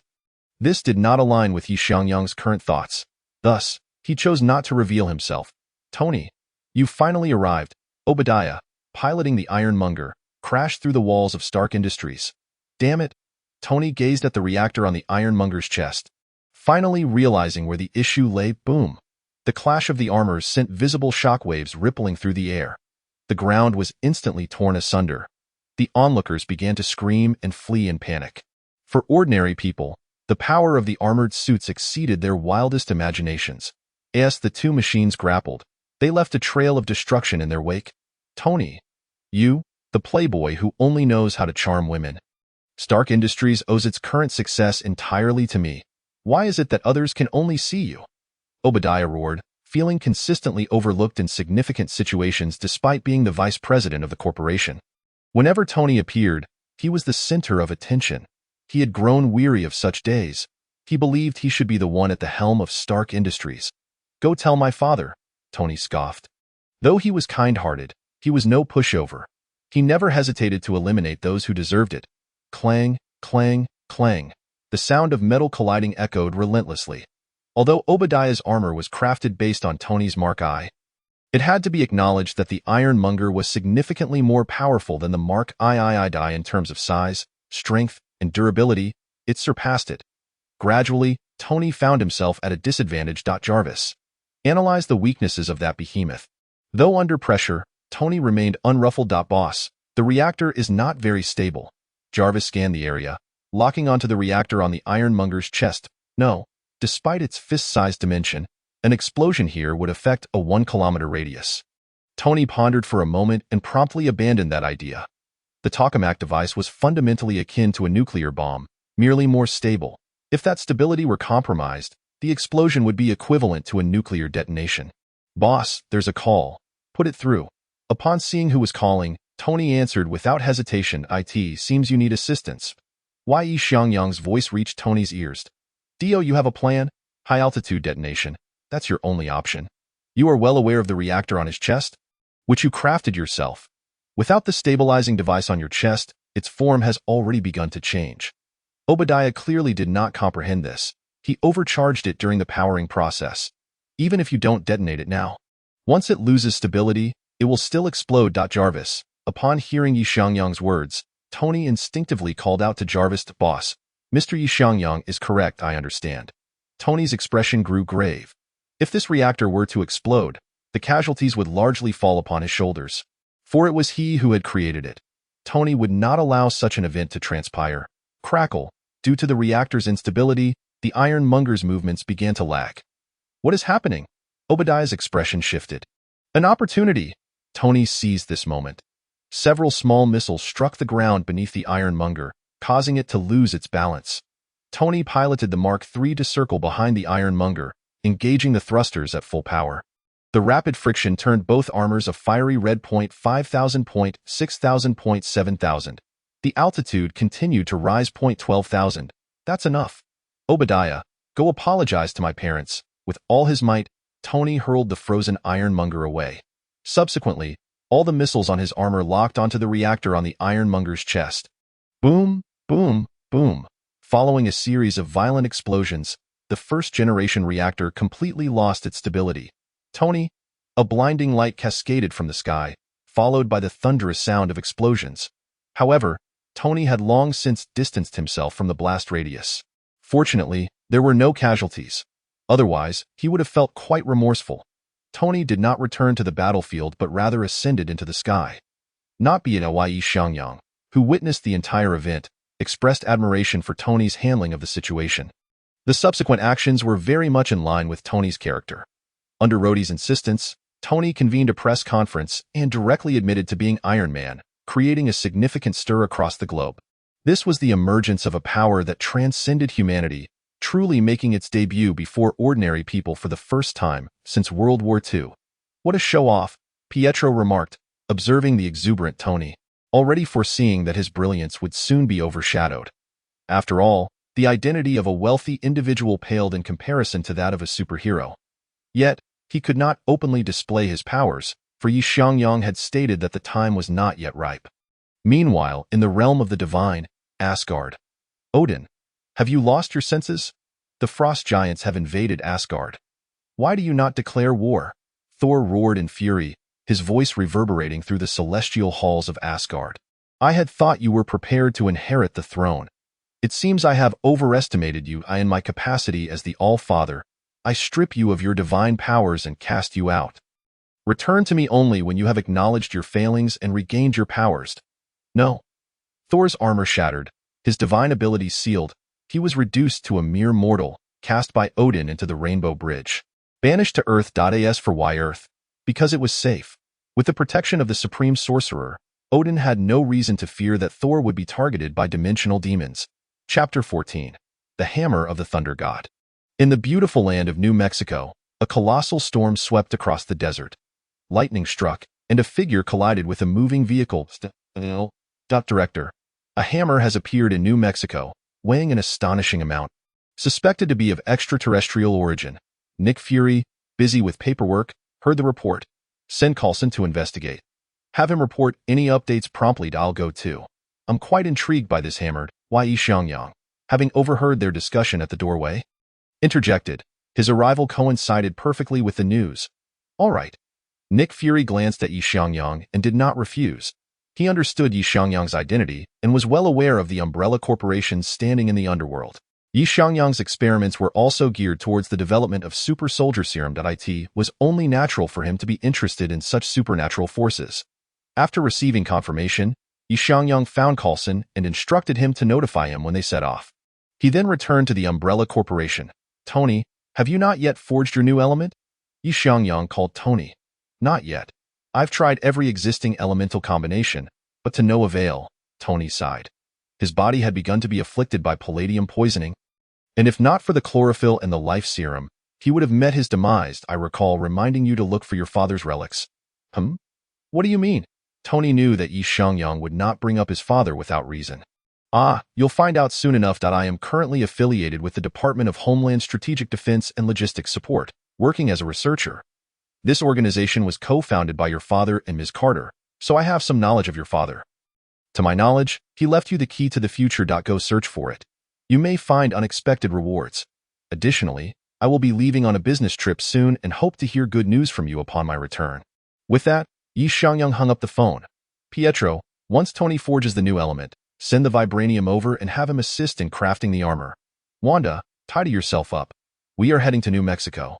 After arranging all the details, Yi Xiangyang awaited Coulson's notification. Wanda also utilized magic to alter her appearance. The youngest and most beautiful female president of the Umbrella Corporation, this aura was too dazzling. Thus, she needed to disguise herself when going out. Bringing Wanda along was also a precaution. Now that Loki had gone mad over the throne of Asgard, if all went smoothly, Yi Xiangyang might be able to procure what he desired from Loki ahead of time, the bloodline of the Frost Giants. With a lead, he could attempt to activate the elemental bloodlines. However, what Yi Xiangyang desired most was the bloodline of Surtur. Among the armors in the mortal realm, aside from the Emperor's armor, his favorite was the Flame Dragon armor. The Flame Dragon armor could serve as a transitional phase before summoning the Emperor's armor, and with its strength, it could adequately contend with many foes. Why, Yi Xiangyang, we should depart. All right, I'm on my way. Upon receiving the message from Coulson, Yi Xiangyang hurriedly took Wanda to the airport of Shiel. The agency's private aircraft faced almost no air traffic control. The group swiftly arrived at the site where Thor's hammer had landed. A considerable crowd had gathered, each individual attempting to lift the hammer from the crater. Clear the area, establish a quarantine zone, and secure it, Coulson commanded upon their arrival. After all, it was an extraterrestrial artifact. And who could ascertain the presence of viruses or radiation? However, many had already interacted with the hammer prior to their arrival without any reported issues, causing Coulson to harbor minimal concern. I'll take a look first. Go ahead. Coulson did not deter Yi Xiangyang, recognizing him as a researcher and a genius who might possess valuable insights. Is this the hammer of Thor? Wanda inquired curiously, gazing at the hammer on the ground. Over the past decade, Yi Xiangyang had shared numerous secrets of Earth and the cosmos with her and Pietro. Thus Wanda was well informed, albeit having never witnessed it firsthand. Indeed, this is Thor's hammer. When Thor was exiled, Odin placed a spell upon it. Whoever can lift Thor's hammer shall possess the power of the thunder god. Would you care to try? Yi Xiangyang remarked with a smile, observing Wanda's eagerness. Without hesitation, Wanda approached the hammer. The chaotic red energy surged forth, tearing apart the ground around her legs with a crackling sound. All right, stop. From the look of things, Yi Xiangyang discerned that Wanda could not lift Thor's hammer. Although Wanda's strength had grown significantly, it still paled in comparison to Odin's power. The Asgardian lore dictated that the older one became, the stronger their divine abilities. Odin, now in his twilight years, had reached a pinnacle of power that his own body struggled to endure. Such strength was beyond Wanda's current capabilities. Odin was indeed formidable. His might may have even surpassed that of the Sorcerer Supreme. Wanda sensed the divine energy emanating from the hammer. Though the golden divine essence did not oppose her chaotic power, it imparted an unshakable sensation. Even without Odin's incantation, lifting Thor's hammer was no trivial endeavor. Crafted from the core of a star, the hammer's weight was immense. Why, Yi Xiangyang regarded the hammer, feeling a desire to test himself. Aren't you going to give it a try? Wanda asked him. Perhaps it's best to wait until Thor arrives, Yi Xiangyang replied, a peculiar feeling lingering within him that he might be able to lift it. Though he couldn't articulate why, he simply felt that way. For the time being, you should remain here and await Loki's arrival. He has his sights set on the throne of Asgard and is bound to cause trouble. If he shows up, remember to draw blood. Understood. Wanda nodded obediently, recognizing the gravity of the situation and preparing herself with utmost diligence. She conjured a magical barrier around Thor's hammer, ready to ensnare any intruder at the slightest thought. Meanwhile, Xiangyang awaited the arrival of Thor, who, having recently lost his divine powers, would inevitably rush in upon learning the whereabouts of his hammer. "Well then, Xiangyang, have you discerned anything?" Coulson inquired upon Xiangyang's return. This bears a striking resemblance to the hammer of Thor from Norse mythology. What do you mean? Are you suggesting that the owner of this hammer is Thor? Coulson appeared momentarily stunned, uncertain, yet the resemblance was undeniable. Indeed, Xiangyang responded, "I will report this." After a brief hesitation, Coulson resolved to inform Nick Fury, though he would need to wait a few days. Other experts had also arrived at the scene to study the hammer's composition, and it was best to compile all findings before reporting. 3 days have passed. "Do you truly believe Thor will come?" Wanda remarked as she sat in the makeshift office, addressing Xiangyang. "He will undoubtedly come. Have no fears." At present, however, he was not much different from a human, having lost his divine powers, merely a stronger human at best. "I suppose he is somewhat akin to me." "Why?" Xiangyang replied nonchalantly. Suddenly, a commotion erupted outside. "See? Isn't that Thor arriving?" Xiangyang said with a smile, setting down the book in his hands. The two made their way toward the source of the disturbance. "Is this truly the god of thunder?" The newcomer appeared tall and robust, with flowing golden hair, and even a dozen well-trained agents from SHLD could not impede his approach. "Let him in," Coulson instructed, having observed the commotion for some time.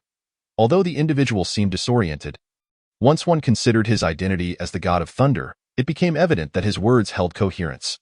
Coulson recalled Xiangyang's earlier remarks and could not dismiss the emergence of someone claiming to be Thor.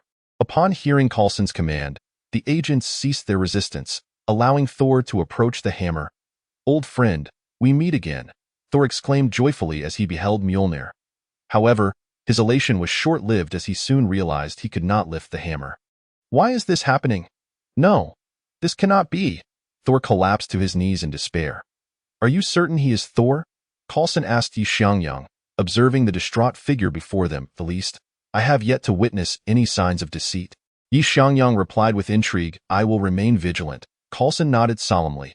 If the individual truly was a god, the implications would be grave, indicating that Earth's mythologies could very well be true, a troubling revelation for humanity. "I shall speak with him," Xiangyang offered. Now was Thor's most vulnerable moment, the quickest opportunity to build rapport. "Wanda, stay alert. We may have a visitor." "Why?" Xiangyang cautioned as he departed. "Understood," Wanda acknowledged, heightening her vigilance. "Thor?" Xiangyang entered the temporary interrogation room carrying a cup of hot water. "Who are you?" Thor questioned, uncertain of the man before him. "Welcome to Midgard. I am curious as to why, as Odin's son and the god of thunder, you have lost your divine powers." Thor, with a sorrowful expression, recounted the entirety of his banishment. "So it seems you are not entirely devoid of the opportunity to reclaim your powers. What did you say?" Thor perked up at the mention of regaining his powers. "Shall we go?" "Yes." Xiangyang led Thor back to the location of Mjolnir. "From my observations, your hammer has been sealed by your father, which is why you cannot lift it." As he spoke, Xiangyang grasped the hammer. Instantly, the world darkened, clouds gathered ominously. The Emperor's armor within Xiangyang flickered momentarily, thunder roared. The hammer, deemed unliftable by all, was effortlessly raised by Xiangyang. "How is this possible? You are but a mortal." Thor gazed at Xiangyang in disbelief. Having possessed Mjolnir for over 1,000 years, he was well aware of the conditions required to lift it.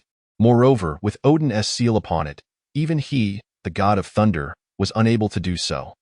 Yet, a mortal had accomplished what he could not. "See? I told you, you are not entirely without the chance to reclaim your hammer."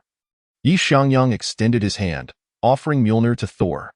This scene was witnessed by several agents, their expressions a mix of shock as they beheld Xiangyang lifting the hammer with ease. It was a feat beyond the capabilities of cranes and heavy machinery. Leaving them in disbelief, Thor instinctively reached out to take the hammer. Clang! The sharp sound jolted Thor back to reality. He still could not lift Mjolnir, which fell to the ground. Why, Xiangyang? How did you accomplish this? Coulson, having received the news, hurried over. He confirmed that this was indeed Thor's hammer, Mjolnir, and that it bore Odin's seal. Whoever could lift it would gain the power of the thunder god. And you? Coulson regarded Xiangyang with hesitation. Don T, look at me. I have little interest in this hammer. Besides, do you truly believe Odin would casually hand such a powerful artifact to another? Realizing the implication behind Xiangyang's words, Coulson snapped back to attention. Indeed, such a formidable weapon could not be so easily entrusted to just anyone. If they were to usurp the ownership of Mjolnir, they might soon find themselves face to face with Odin himself. Throughout this exchange, Thor remained oblivious, lost in contemplation of Mjolnir. Let us return and have a seat. Perhaps I can assist you, Xiangyang said, patting Thor's shoulder as he led him back to the office. Under normal circumstances, Thor would have doubted the capabilities of a mere mortal. However, the fact that this mortal could lift Thor's hammer changed everything. How do you intend to help me? Thor asked, his gaze complicated as it rested upon Xiangyang. First, there is a question I must pose. Is the source of your power the hammer? Of course not. Thor instinctively denied. Then why is it that without Mjolnir, you possess no strength? Xiangyang's question left Thor momentarily speechless. Indeed, why is it that without Mjolnir, I am devoid of power? For the first time in his life, Thor reflected upon this issue. At last, you have arrived. Wanda sensed the surge of magic outside the office. She knew that the guest Xiangyang had mentioned had come. Buzz! A crimson magical circle shot up into the sky. What is this? Agents of SHIELD, including Coulson, gazed around in bewilderment and wariness at the surrounding golden light. Loki's expression shifted. The space had been locked down. Chapter 16. The Fluctuation of Bloodline Power. Welcome to the Sanctum, Loki. Wanda's voice echoed, and Loki's figure materialized at the center of the magical circle. Who are you? A sorceress of such formidable power exists in the Sanctum. Loki regarded the striking figure before him with a grave expression. He was already a remarkably powerful sorcerer. Frigga herself was among the strongest in the 9 realms. As a member of the Asgardian pantheon, Frigga's prowess was perhaps only slightly inferior to Odin, Hela, and the Ancient One. Having received meticulous guidance from Frigga, Loki's strength was naturally considerable. Yet, as a sorcerer, Loki often exhibited the behavior of a warrior, which accounted for his frequent defeats. Had Loki devoted himself solely to the path of a sorcerer, his power would have been formidable. This was something both the god of stories and elder Loki could attest to. The location where Wanda and Loki stood had been drawn into a mirrored space. Even if they were to engage in a cataclysmic battle here, no one would be the wiser. Intriguing. It seems you anticipated my arrival. Was it a deduction? Or do you know Thor? Or perhaps you possess the ability to foresee the future? A dangerous expression crossed Loki's face as he fixed his murderous gaze upon Wanda.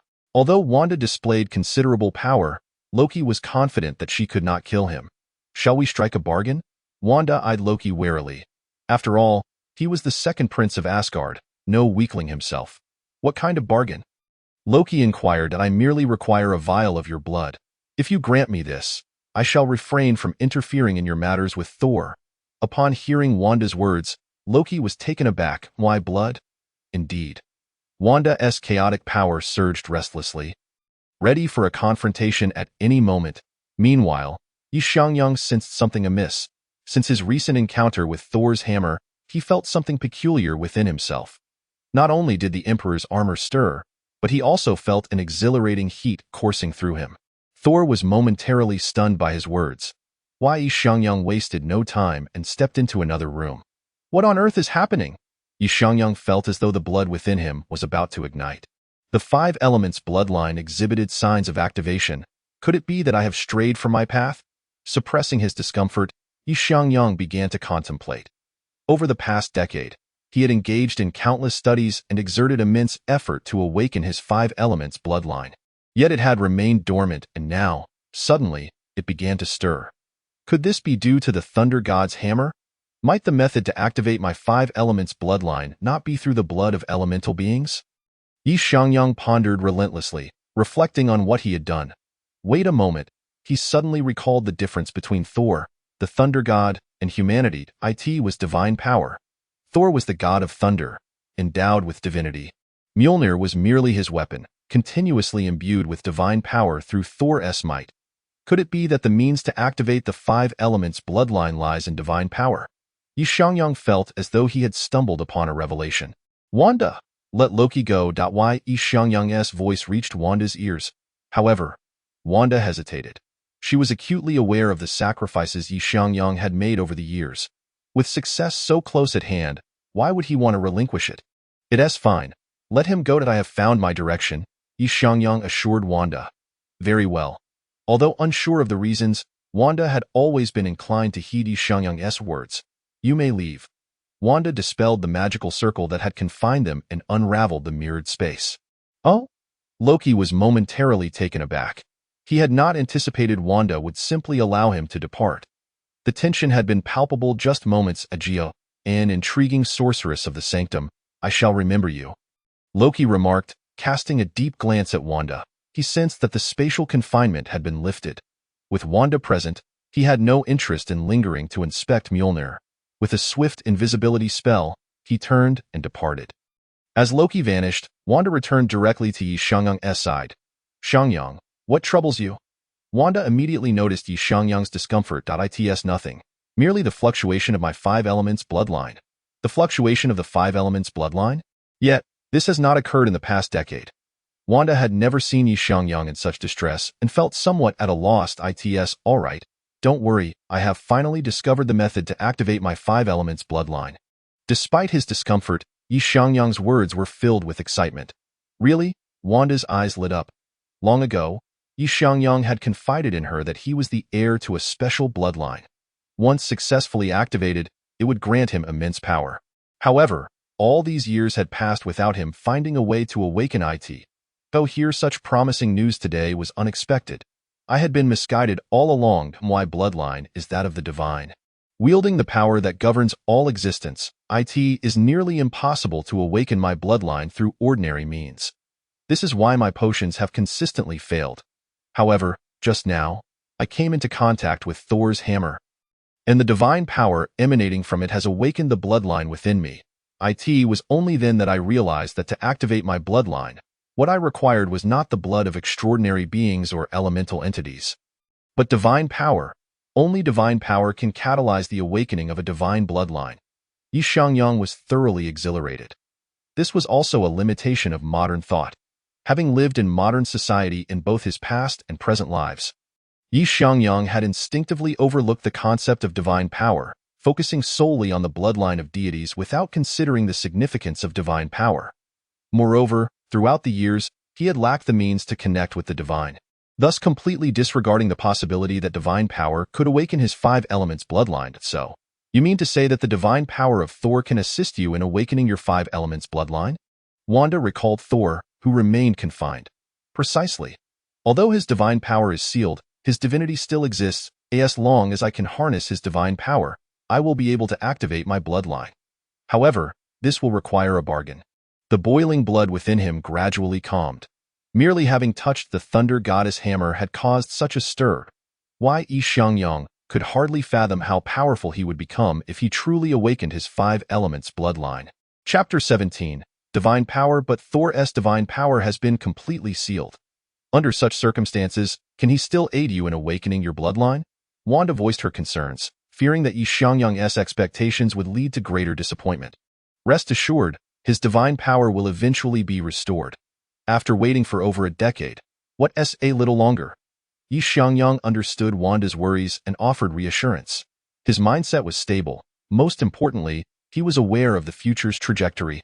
Even if the butterfly effect caused slight deviations in the future, the overall situation would remain unaffected. Xiangyang, are you all right? Coulson entered, still troubled by the earlier golden magical array. It's nothing. However, that thunder god Thor may be in trouble. Upon hearing Xiangyang's words, Coulson's expression changed. Involving a being of divine nature was beyond his purview to handle. He would have to communicate directly with the director. Coulson, feeling helpless, opted to report. He had initially thought it would be a simple mission, but he had not anticipated encountering so many complications. Hand the phone to Xiangyang. After hearing Coulson's report, Nick Fury felt a considerable headache. That was a god from Norse mythology. Moreover, according to myth, their earth, or the sanctum, was under Asgardian jurisdiction. This meant that in the cosmic hierarchy, they were territories governed by Asgard. Having been exposed to the Kree Empire and the Skrulls long ago, Nick Fury was well aware of Asgard's existence. However, he only had a superficial understanding of it, gleaned from the tales of the Skrulls. This was why Nick Fury had been dedicated to forming a superhero team on Earth. In the face of overwhelming individual power, numbers seemed rather inconsequential. "Are you well-versed in Asgard?" Nick Fury inquired. Even he had to concede that Xiangyang's Umbrella Corporation appeared to possess intelligence capabilities far surpassing those of SHIELD, especially concerning extraordinary events. The Umbrella Corporation consistently seemed to be privy to numerous insider details, including information about beings such as Dracula, the progenitor of the vampire lineage. They appear to have an unequivocal grasp of matters. The sudden emergence of Thor seemed to be well within Xiangyang's knowledge as well, piquing Nick Fury's curiosity regarding the sources of Ye's intelligence. Was it a result of the organization, or perhaps an individual endowed with extraordinary abilities, capable of foreseeing the future? "I suppose I have some understanding. Thor Odinson, the son of Odin, the king of Asgard, is currently the heir to the throne of the Asgardian realm. However, based on recent events, it seems Thor has had a falling out with Odin, resulting in his loss of divine powers and subsequent banishment to Earth." Upon hearing this, Nick Fury felt a throbbing headache. If anything were to happen to Thor on Earth, would it not be regarded as a diplomatic incident? Would Asgard not direct their wrath toward Earth? The cosmic entities are notoriously unreasonable. For instance, should the Kree Empire suffer any losses, they would resort to planetary annihilation. The conflict between the Skrulls and Kree has persisted for millennia, and one can only speculate how many lives have been affected by the clashes of these two empires. "Have you conversed with Thor? Did he disclose the reasons for his banishment?" Nick Fury inquired again, having guessed it involved a dispute over the succession of the throne. Odin is quite advanced in age.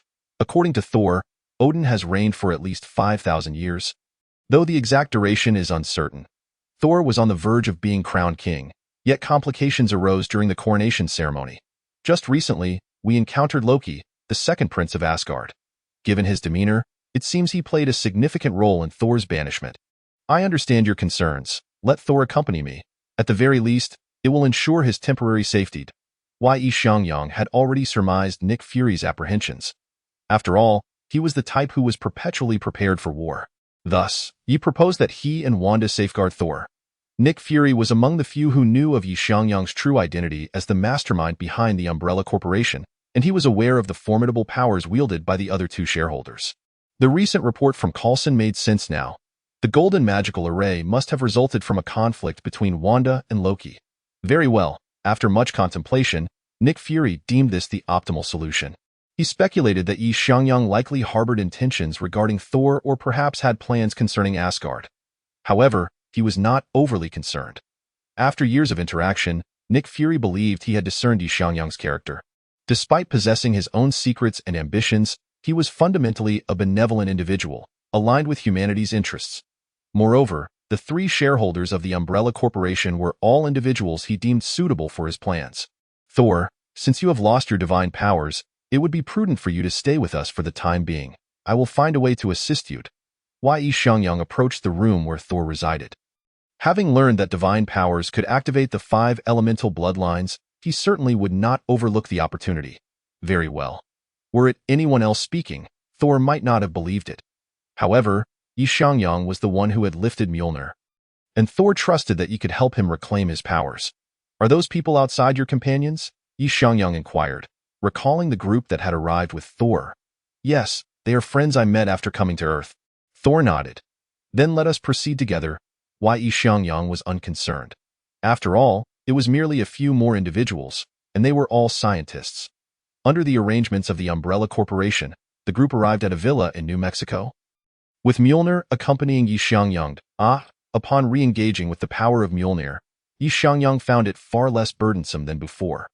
Although the 5 elemental bloodlines had yet to truly awaken, the previous encounter with divine energy had caused his bloodline to surge, significantly enhancing his physical prowess.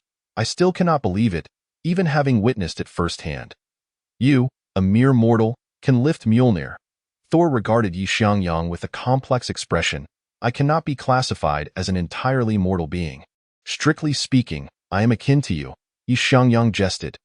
"You are a god. From the pantheon?" Thor's eyes brightened at this revelation, as if he had discovered a kindred spirit. Are they truly unharmed? Simplified, observing the excited Thor and the smiling Yi. Turned to Wanda and asked. Their conversation in the car had revolved around gods and battles, and she sensed something was amiss with both of their mental states. Chapter 18. The absorption of thunderous power. I am not the kind of deity you might envision. But if you must draw a comparison, you may consider me an ancient god. However, my divine essence has yet to awaken, and my powers remain dormant. Xiangyang fibbed to Thor. Yet, he was not entirely untruthful. The Emperor Armor is the Tao of the five-dimensional universe, essentially a deity that presides over all creation. As the earthly vessel of the Emperor Armor, he had not fully awakened, yet it would not be inaccurate to refer to him as a god. You are an ancient god? Thor looked at Xiangyang with heightened astonishment. He had heard Odin mention the legends of the ancient gods. One of the original 4 ancient gods of the multiverse has already perished. The new gods today, if they are indeed gods, are almost all progeny of that ancient deity, Gaia, the Earth Mother. This revered goddess among deities had fallen into slumber due to the ancient god war. As for the names of the other 2, they cannot be mentioned or spoken of. Thus, Thor had no knowledge of who they were. Even Odin spoke of those 2 exiled ancient gods with trepidation. Beyond that, the second generation of ancient gods emerged, such as Mephisto, born after the ancient god conflict, and now one of the most powerful dimensional lords of the hellish realms. Could it be that you are one of the fallen ancient creators? Thor gazed at Xiangyang in disbelief. Enough. You will not discern my true identity, Xiangyang replied with a hint of exasperation. No wonder you could lift Mjolnir. It turns out you are an ancient god. Very well, brother, you have successfully piqued my curiosity. Why are you in Midgard? One cannot deny that Thor's propensity for chatter rivals that of Spider-Man and Deadpool. Some remarks left Xiangyang at a loss for words. So your powers have not awakened. How do you intend to assist me? Thor accepted Xiangyang's revelation of his divinity without question, as he believed that anyone capable of breaking Odin's seal and lifting Mjolnir must be a being of greater stature than Odin himself. Have you pondered my earlier question? Xiangyang inquired. I have considered it, but I do not know how to activate the divine powers within me, though I was destined for divinity from birth and inherited divine essence. I have always relied on Mjolnir to control my divine energy. While Mjolnir is not my source of power, it serves as an invaluable ally, Thor admitted with a look of resignation. Once a person becomes accustomed to driving an automatic vehicle, they may forget how to operate a manual one. They are both vehicles, and the driver remains the same, yet something feels amiss. Thor is currently in this predicament, and it is even more pronounced, as he has never considered activating the divine energy within himself. You are rather young. If memory serves me correctly, you should be just over 1,500 years old, correct? Indeed. Thor was not curious as to how Xiangyang knew his age. After all, being an ancient god, it was reasonable for him to possess such knowledge. I recall that the Asgardians grow stronger with age. Has Odin lost control of his divine powers and requires eternal slumber to regulate them? Upon hearing Xiangyang's words, Thor furrowed his brow.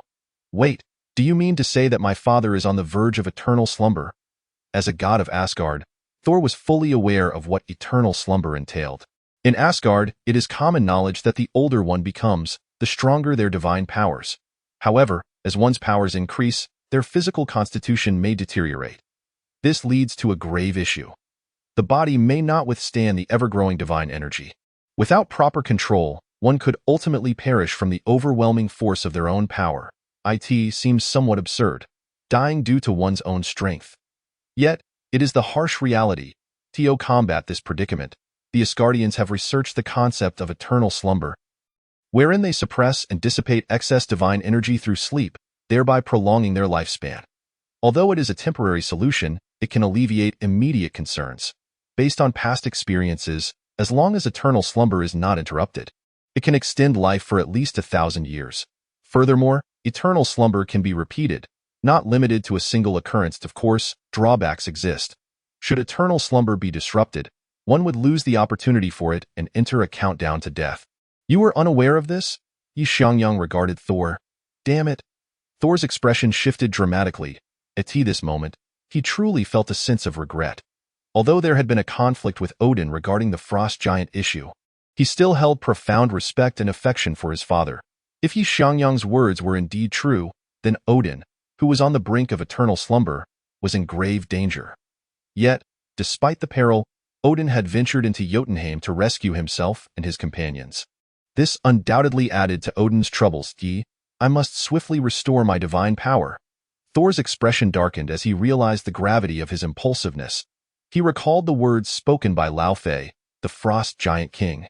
During their time in Jotunheim, there must be a traitor in Asgard.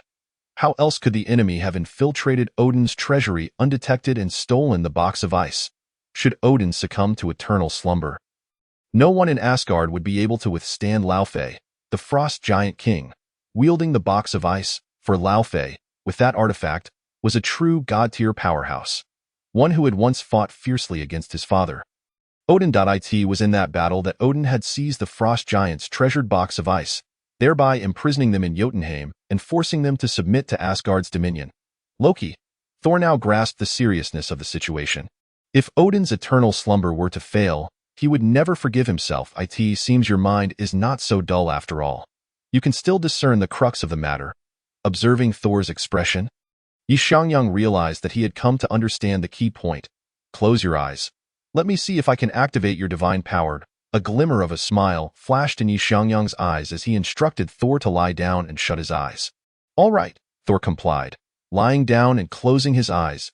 I hope your divine power can be of some use to my elemental bloodline. Xiangyang placed one hand on Thor's shoulder while gripping Mjolnir with the other. Thud, thud, thud. As Mjolnir was activated, the elemental bloodline within Xiangyang began to surge. In this moment, Xiangyang functioned more as a conduit, drawing forth Thor's thunderous divine power through Mjolnir. Crack! Bolts of lightning began to dance around the two. Oh my god! Exclaimed Jin and the others, rendered speechless by the spectacle of lightning enveloping them, while Wanda created a barrier to protect everyone. Chapter 19. Ascendance of Divinity. The immense thunderous divine power flowed toward Thor, with Xiangyang serving as the intermediary. Indeed, it works. Xiangyang sensed the situation within him. The thunderous divine power continuously stimulated his bloodline. Many might wonder, isn't the elemental bloodline composed of metal, wood, water, fire, and earth? How could it be related to the power of thunder? In truth, those familiar with the Emperor's armor understood that the 5 anomalous attributes, wind, thunder, light, darkness, and ice, also derived from the elemental framework. Thus, Thor's thunderous divine power could indeed stimulate Xiangyang's elemental bloodline. This is unusual. Thor also sensed something amiss. The divine power circulating from Xiangyang was even more potent than his original divine power, relentlessly assaulting Odin's seal. Could this be the strength of the primordial deity? Even in a sealed state, it could effortlessly purify divine power. Thor was filled with astonishment. Even someone as formidable as Odin bore no essential difference in divine power compared to him. They belonged to the same tier of strength.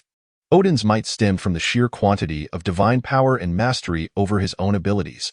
However, in Thor's perception, the purified divine power from Xiangyang seemed to possess a higher rank than his own. It resembled divine power but surpassed it. The purified divine power began to spread through Thor's being, continuously devouring and assimilating his divine power. Buzz, until it encountered Thor's divine essence, an anomaly manifested. The originally clear sky became shrouded in dark clouds. With lightning swirling above, boom, countless bolts of lightning descended, leaving scorched earth in their wake. What is happening? Are we in danger? Jin stood at the center of the barrier, watching this scene unfold, his understanding continually overturned. No matter how one looked at it, the spectacle before them seemed far beyond the capabilities of mere mortals. It will be fine. Wanda spoke with conviction, yet her gaze remained fixed on Xiangyang, ready to act without hesitation should anything go awry. The densely packed bolts of lightning continued to descend, drawing ever closer to Xiangyang and Thor. Ultimately, countless thunderbolts struck them directly in Wanda's perception. Xiangyang showed no signs of weakening. Rather, his vitality was steadily increasing, which provided her with a measure of reassurance. Meanwhile, far away in Asgard, Odin, preparing for eternal slumber, sensed something amiss. How is this possible? His single eye reflected disbelief and astonishment. For he felt the runic seals binding Thor being worn away, and Thor's thunderous divine essence was awakening. Although it was entirely normal for a deity of his age to awaken divine power, Odin sensed that Thor's divine essence was not only awakening but seemingly elevating in rank. Who could it be? Odin looked toward the realm of Midgard, feeling increasingly restless, eager to witness the situation firsthand. Your Majesty, please do not proceed. A mirroring space intercepted him just as he was about to set off. Supreme Sorcerer. Odin halted his steps. Few in the universe possessed the magical prowess to impede him. Being a denizen of the 9 realms, Odin naturally recognized who had blocked his path. Ancient One, you better provide me with an explanation. Odin's gaze turned icy as he regarded the Ancient One. For millennia, Asgard and the Sanctum Sanctorum had maintained an amicable relationship, but Ancient One's sudden appearance to obstruct him was indeed unexpected. Your Majesty, there is no need for haste. This matter presents an opportunity for Thor. Surely you have sensed it. Thor's divine essence is undergoing a transformation. The Ancient One regarded Odin with a knowing smile. An opportunity? Odin's brow furrowed. As the king of Asgard and the all-father of the Aesir. He ranked among the most powerful beings in the universe. Yet, having lived for so long, he had never heard of a deity's essence being able to undergo baptism and elevation. Even the so-called supreme creator of the universe, the celestial heiress him, could not achieve such a feat. To be more precise, since the inception of the universe, no instance of a deity's essence elevation had ever occurred. Why did the ancient 4 gods of creation engage in fierce battles? Was it not because the death god Surtur and the serpent god Set sought evolution, striving for greater power and higher standing? Yet, what was the outcome? They failed. Even after consuming the light god Harpsichord, they could not elevate the essence of their lives. Ultimately, they fell to the god-eater, the sun god Adam, who ended the ancient god turmoil and devoured many fallen and corrupted ancient gods. Adam, in turn, succumbed to confusion of consciousness from consuming too many ancient gods, leading to his sealing in the sun by the earth mother Gaia. Meanwhile, the death god Surtur and serpent god Set were permanently banished from the current dimensional realm. This ancient god conflict was known to nearly all deities, as the new gods in the current multiverse were primarily offspring of Gaia, with some created by the celestial host. Therefore, one could imagine how arduous the elevation and evolution of divine beings truly was. Yet, now Thor had accomplished it with relative ease. His divine essence was transcending, a feat coveted by all gods. Could that figure be the creator god? Odin regarded the Ancient One with a discerning gaze. Not quite. However, this development is not detrimental to Thor, is it? The Ancient One's smile remained unchanged, though she continued to block Odin's path resolutely. Although she was unaware of Xiangyang's identity, she had glimpsed an incredible scene in some future corner. Having even communicated with that great being, this was one of the reasons for her appearance in Asgard. Your Majesty, what we must do now is to conceal the aura. You are more aware than I of the severity of divine elevation. If the cosmic deities and those dimensional demon gods learn of this, Thor will surely not survive. You have plotted against me. At this moment, Odin finally reacted, but it was too late. Thor's divine elevation had reached a critical juncture. As a father, Odin could not allow Thor to be exposed to face a nearly certain death.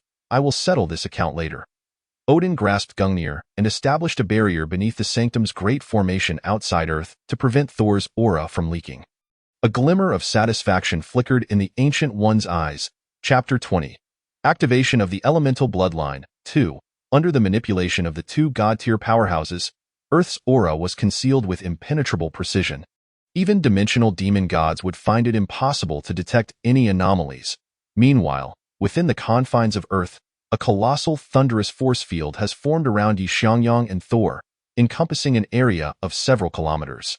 I can't hold on much longer. We need to retreat, Wanda exclaimed, sensing that something was amiss. The surrounding energies were growing increasingly potent, nearing the limits of her endurance.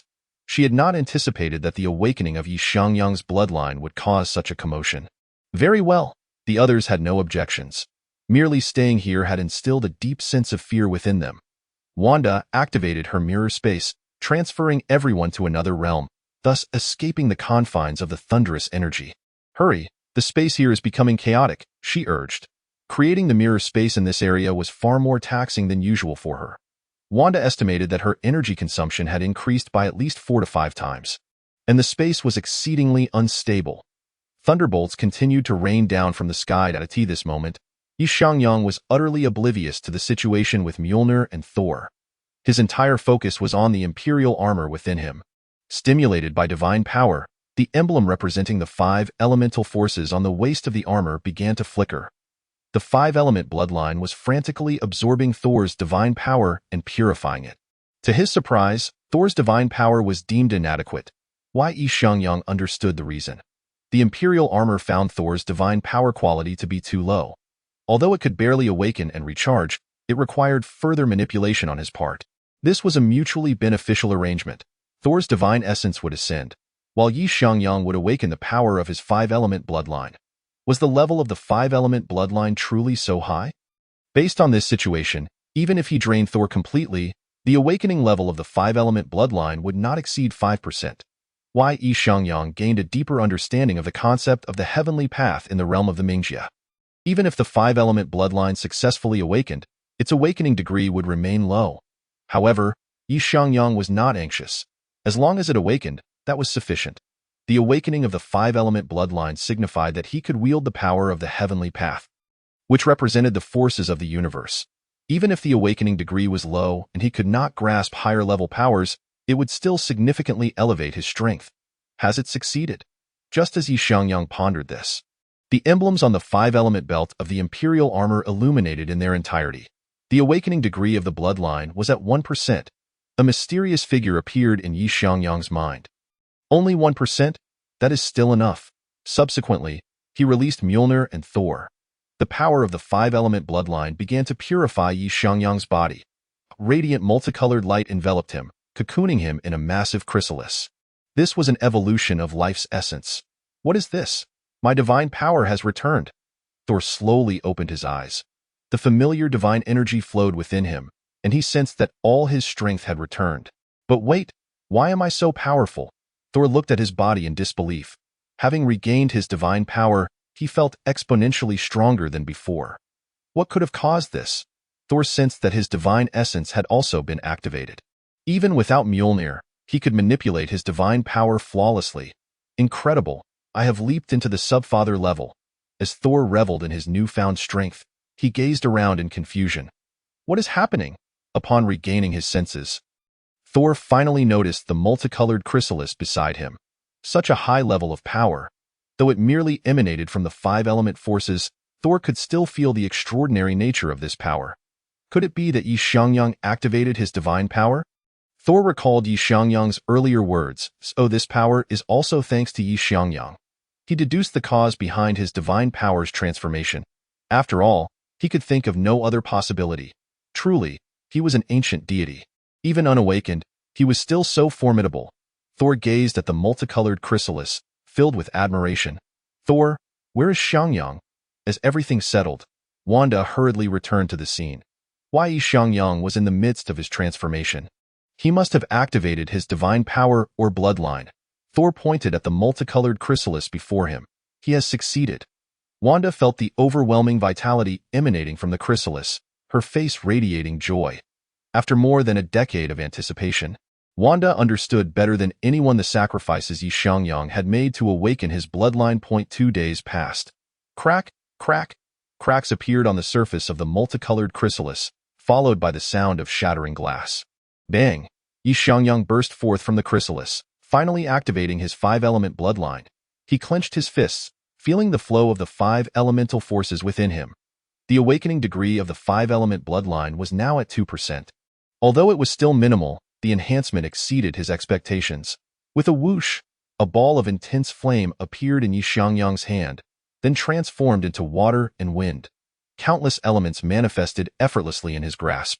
Truly, the 5-element bloodline possessed unparalleled control over elemental forces.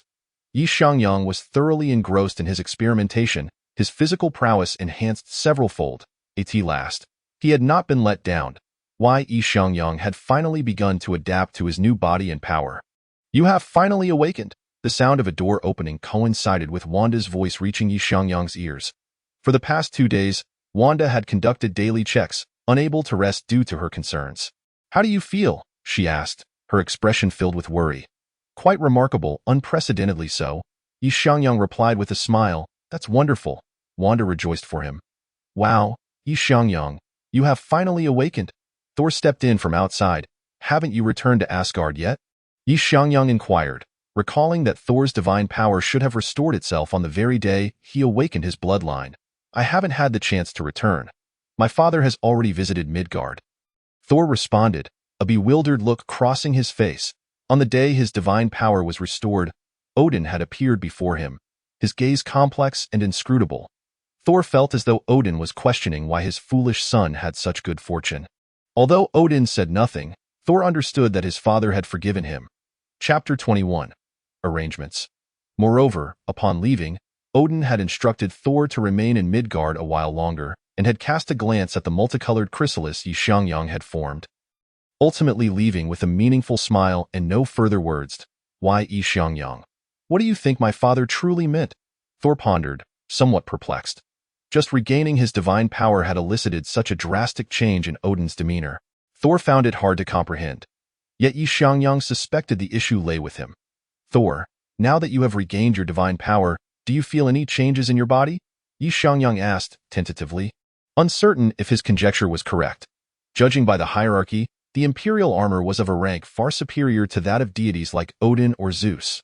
Despite being kings of their respective pantheons, neither Odin nor Zeus were true creators of worlds. They could not even be classified as second-generation gods. In contrast, the imperial armor was undoubtedly of a creation-level status. If Mjolnir's divine power, after being purified by the imperial armor, had brought about changes in Thor, it could explain Odin's altered attitude. Indeed, after regaining my divine power, I have discovered that I am far stronger. Not only has my divine essence been activated, but I have also ascended to the subfather level. Thor exclaimed, his face alight with excitement. He believed himself to have turned misfortune into fortune, entirely oblivious to any discrepancies. Hearing Thor's words, Xiangyang understood Thor's evolution was likely a positive development. However, it would undoubtedly cause a stir among the gods, as the ability to purify divine power and enhance deities was no trivial matter. Thus, Odin's abrupt change in attitude became comprehensible. It appeared that the absorption of divine power needed to be approached with caution. Although Odin had not displayed any malice, Xiangyang sensed a looming threat. Otherwise, Odin would not have personally made this trip. The last time Odin visited Midgard was during the battle against the frost giants, an event that plunged the earth into an ice age, a long time ago.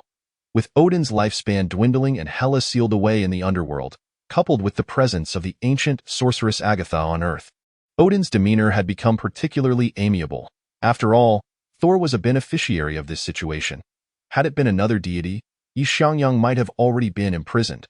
While he would not have faced death, he would certainly have endured hardships. After all, while purifying divine power, Xiangyang was also awakening his five-element bloodline. Even if temporarily confined, he would eventually break free. His potential far exceeded that of the newer gods in the Marvel Universe. Thor, once you depart from Earth, do not divulge your transformation to anyone, save for your father. No one else must know. Why? Xiangyang spoke with a grave expression. Did Odin advise you the same? Thor inquired. Furrowing his brow, there's something amiss with me? Odin had mentioned this. So had Xiangyang. Although he did not fully comprehend the reason, Thor was not foolish and understood the importance of discretion. Understood. I shall refrain from discussing any changes to my body, he affirmed in due time. You will understand why, Xiangyang assured, patting Thor on the shoulder. In the original timeline, Thor's pinnacle was the Rune King Thor. According to that trajectory, he was meant to be a multiversal powerhouse, unlikely to exceed the tier of a hyper-universal entity. Although he ultimately transcended into the universe, it remained within the realm of the multiverse. Loki's limitations mirrored this as well. The god of stories may sound formidable, yet he too fell within the multiversal classification, akin to those who ruled over the multiverse. After the purification and baptism of the Emperor's armor, Thor's potential had reached an unknown magnitude. In the original events, Thor had sought to become the Rune King Thor, meditating beneath the world tree of the multiverse for an extended period, ultimately resorting to self-inflicted blindness to attain multiversal power. Now, as long as Thor did not recklessly court death or succumb to adversaries, he would develop steadily. Following the Asgardian principle that strength burgeons with age, Thor would directly ascend to the limits of a singular universe. With favorable fortune, He might even breach into the multiversal tier. It is worth noting that the conventional upper limits for new gods typically rest with figures such as the Father of Heaven, Odin, Zeus, Amaterasu, Ra, and others. These pantheon supreme deities barely reach the father level, remaining far from the divine of a singular universe. Among singular universes, the mightiest is the supreme Erishem of the celestial assembly. Without exception, recollecting his thoughts, Xiangyang felt prepared to commence crafting the 5-element armor. While it may not be the divine armor bestowed by the Temple of Light, mass-produced armors could prove equally formidable. For instance, the mass-produced armors of the second generation, Xingtian, Fei Ying, and King Kong, were also quite powerful. Why Xiangyang resolved to proceed with his original plan, enlisting Tony's assistance in forging an armor, then harnessing the power of his bloodline to transform it into the 5-element armor. Should this path prove unfeasible, he would have no choice but to negotiate with Asgard, traveling to the forging sanctum of Nidavellir to create the armor of his desire. That place was capable of crafting artifacts such as the Infinity Gauntlet. After all, vibranium was a material native to Earth. Observing Wakanda's technology, it seemed that the enchanting properties of vibranium were not lacking.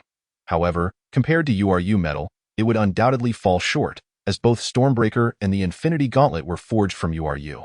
Yet, URU possesses a characteristic. Items crafted from it can recognize their master and are invariably artifacts. Ordinary individuals cannot wield them without facing dire consequences. This was precisely why Xiangyang initially opted against URU. He was uncertain whether he could control its power at present. Xiangyang, there's been an incident in New York. Wanda hastily entered. She had just stepped outside to take a call. What? Xiangyang looked at her. Puzzled. The Hulk has appeared and clashed with the military. The casualties on their side are severe. How intriguing. It seems the abomination is about to be born. Xiangyang mused, momentarily caught off guard. He had been preoccupied with awakening his bloodline. Neglecting other matters, you wish to return to New York with us, or head back to Asgard first? Xiangyang glanced at Thor. I must return to Asgard briefly. With Odin's impending slumber, Thor felt uneasy. All right, Wanda had already learned how to activate the portal to the sanctum. It would take only a few seconds for them to return. Chapter 22. The Birth of the Abomination Boom. As Wanda and Xiangyang stepped through the portal, a tremendous explosion echoed outside. Even from a distance, the sound was unmistakable. What is happening? Xiangyang stood atop the Umbrella Corporation's building, surveying the chaos in the distance. Several blocks were ablaze, casting a glaring light against the night sky. Wanda? Understood. Wanda gazed toward the tumultuous streets and reopened the portal. Boom, bang, crash. As they exited the portal, the air was filled with the cacophony of explosions and crumbling structures, mingled with the screams of the terrified populace. Xiangyang quickly spotted the abomination wreaking havoc in the streets. What luck it was to encounter such an ideal target right after awakening his bloodline. His eyes brightened. He had been lamenting the lack of opportunity to test his abilities. Wanda, keep an eye on me, he instructed, dashing toward the abomination. He informed Wanda because he was uncertain about his power's true extent. What if he were to be overpowered? Xiangyang moved with incredible speed. Nearly breaking the sound barrier in mere seconds, he found himself before the abomination, who was still engrossed in destruction, oblivious to Xiangyang's approach. Boom. By the time the abomination noticed him, a massive foot was already descending upon him. The collision reverberated, sending the abomination's enormous form hurtling away. Not bad, Xiangyang remarked, stretching his limbs. Although the awakening of his 5-element bloodline was merely at 2%, his physical prowess had multiplied by more than tenfold compared to his baseline. To the casual observer, he appeared no different from an ordinary human. Yet even the Hulk and Spider-Man would not necessarily match his physical capabilities. Who are you? The abomination, having been kicked across the ruins, sat up, shaking his head in disbelief as he stared at Xiangyang. Just a passerby, Xiangyang replied nonchalantly. You seek death. The abomination gradually rose, his towering figure exuding an intimidating presence. With a single step, he charged at Xiangyang. Come on. Xiangyang's fighting spirit surged. Having finally activated the 5-element bloodline, he was eager for a good battle. As he faced the abomination's colossal frame, Xiangyang did not flinch. He met the charge with a punch. The disproportionate collision of fists sent shockwaves through the air. as if the very atmosphere were ruptured by their impact. A wave of invisible force radiated outward, blowing debris away. Impossible! The abomination stared in disbelief at the scene before him.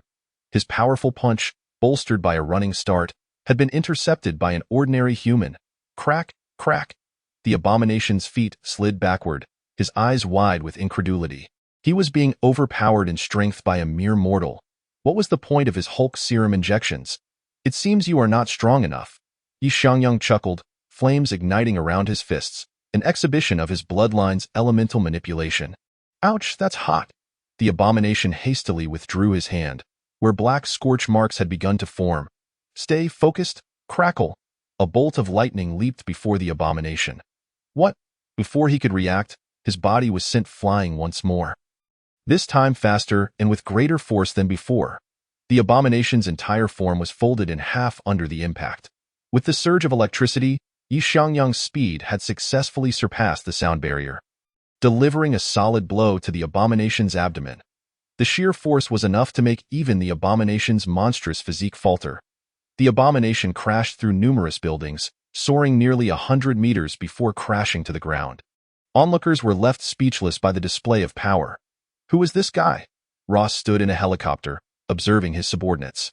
Hearing Ross's inquiry, the group exchanged glances, uncertain of what to say, as none of them recognized Xiangyang. Xiangyang possesses such strength? Nick Fury observed the satellite broadcast in silence. After a moment, he spoke up, only to be met with silence in response. Many within SHILD recognized Xiangyang, yet they had no clear understanding of his role. They merely knew him as a researcher. Meanwhile, the SHILD agents watching the battle were flabbergasted. Is this what you call a researcher? What are we then, janitors? Within SHILD, the attention on the battle was not solely from Nick Fury. Alexander Pierce was also watching.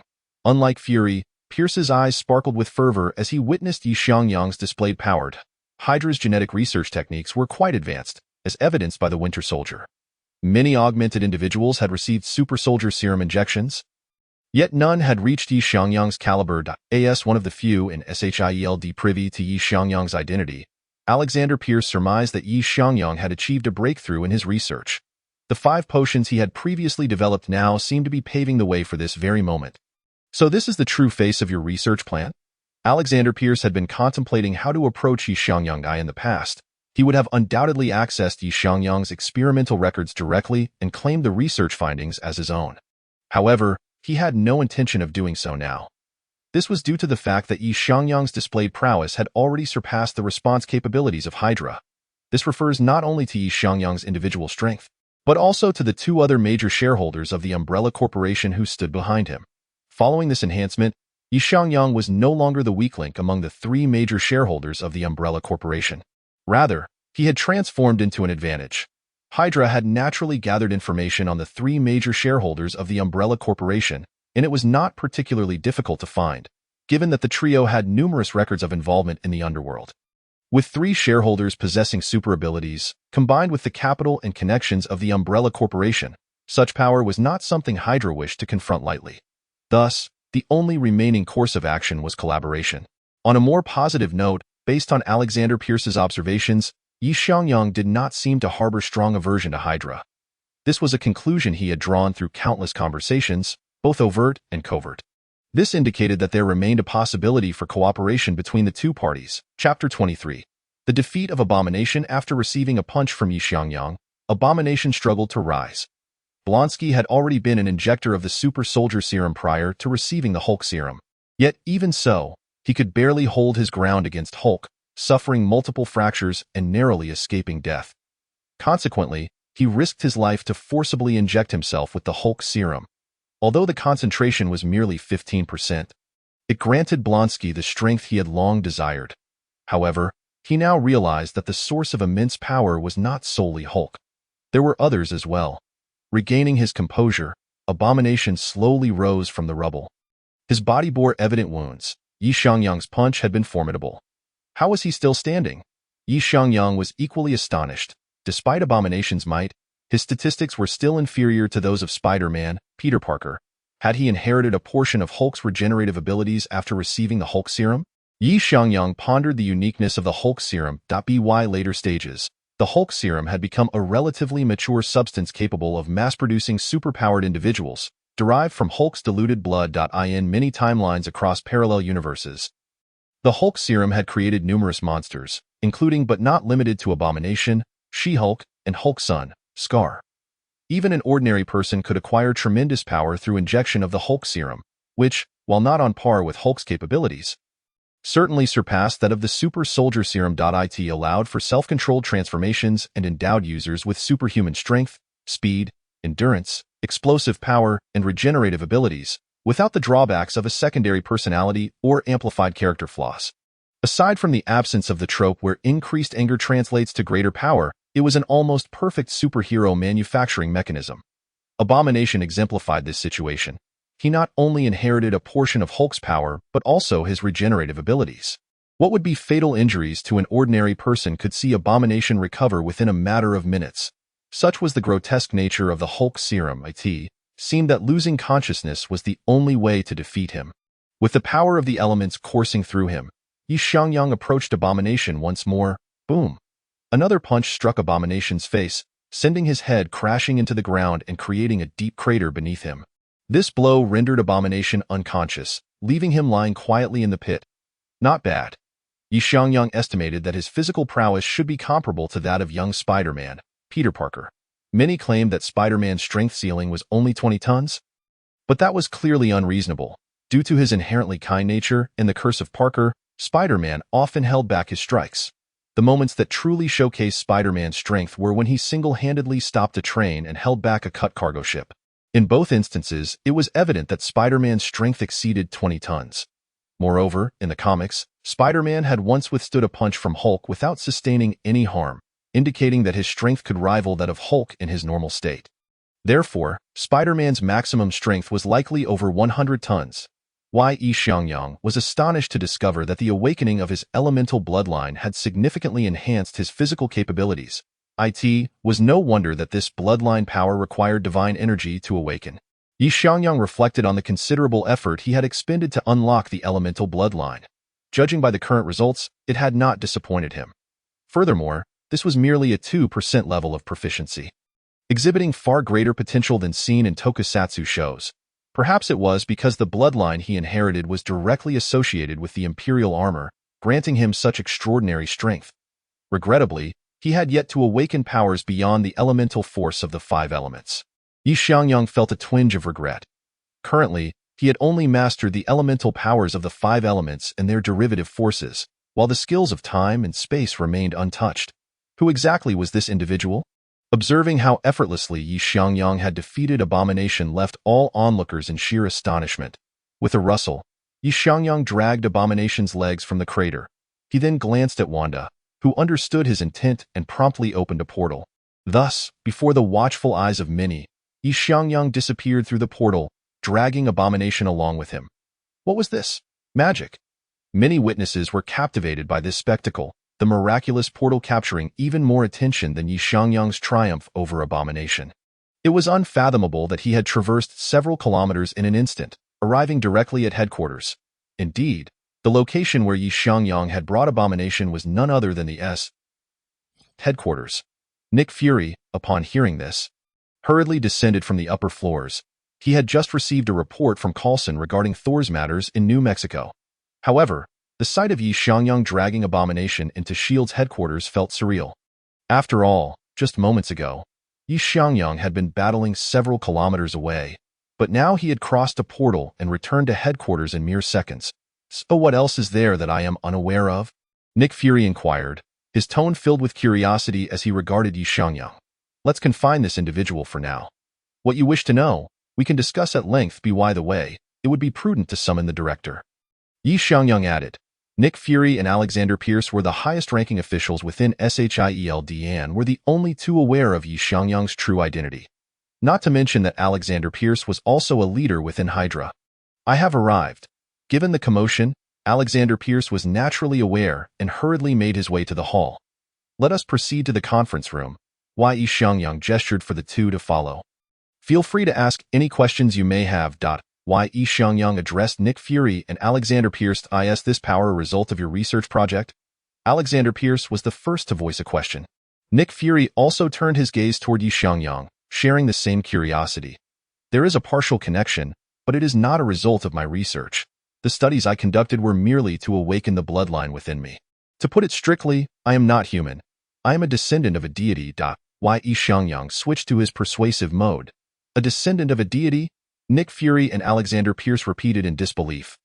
The records of Xiangyang's parents were quite transparent within Shield, and there was no indication of any extraordinary qualities about the couple. Xiangyang's sudden claim of being a deity's descendant left both men perplexed. Chapter 24. Hydra. Xiangyang's statement was directed not only at Nick Fury, but also at Alexander Pierce to some extent. Xiangyang was in the process of deification, with himself as the target. This was a decision he had arrived at after considerable contemplation, as he sought the birth of the imperial armor, which was an essential endeavor. For many years, Xiangyang had pondered why the five-element bloodline within him had been unable to awaken and why the imperial armor could not be summoned. It was not until recently, after absorbing Thor's divine energy, that he had an epiphany. If the five-element armor could be replicated through human strength, then the imperial armor must be inherently destined. In another world, Xiangyang might have abandoned the idea of donning the imperial armor. However, in the Marvel Universe, there were still avenues to explore. This was due to the existence of a unique group of powerful beings known as Dimension Lords, or Dimension Demigods. Their numbers were exceedingly scarce, perhaps totaling only a dozen. Yet each possessed immense strength, with the weakest being at the level of a celestial. The more powerful Dimension Demigods were virtually indistinguishable from the Creator God within their dimensions.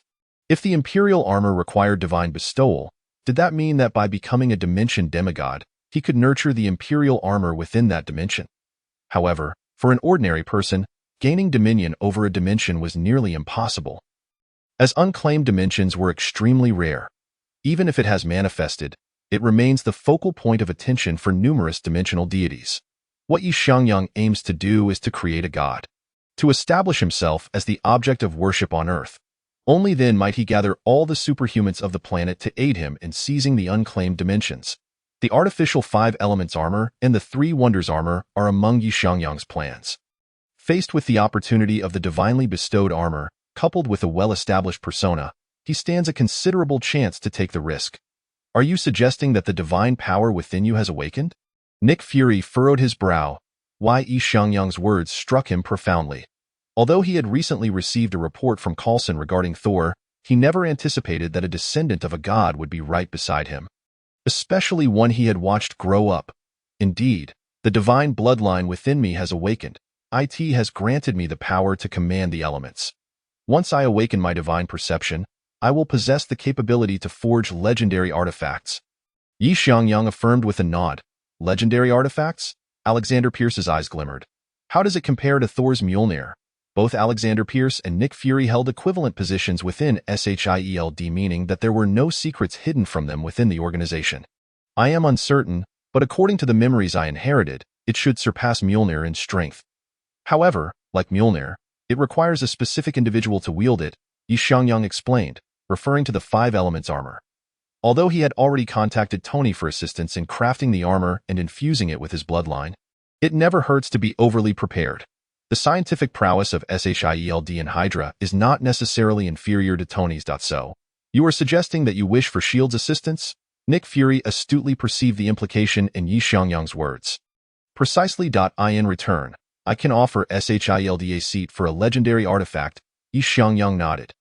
Could you provide us with a rough description of the legendary artifact you speak of and its immense power? As you know, S.H.I.E.L.D.'s funding comes from the World Security Council. Even with Nick Fury and I supporting you, sufficient conditions are necessary to persuade the Council to allocate funds. Hearing Alexander Pierce's words, Nick Fury refrained from interjecting. He, too, was intrigued by the artifact Xiangyang spoke of.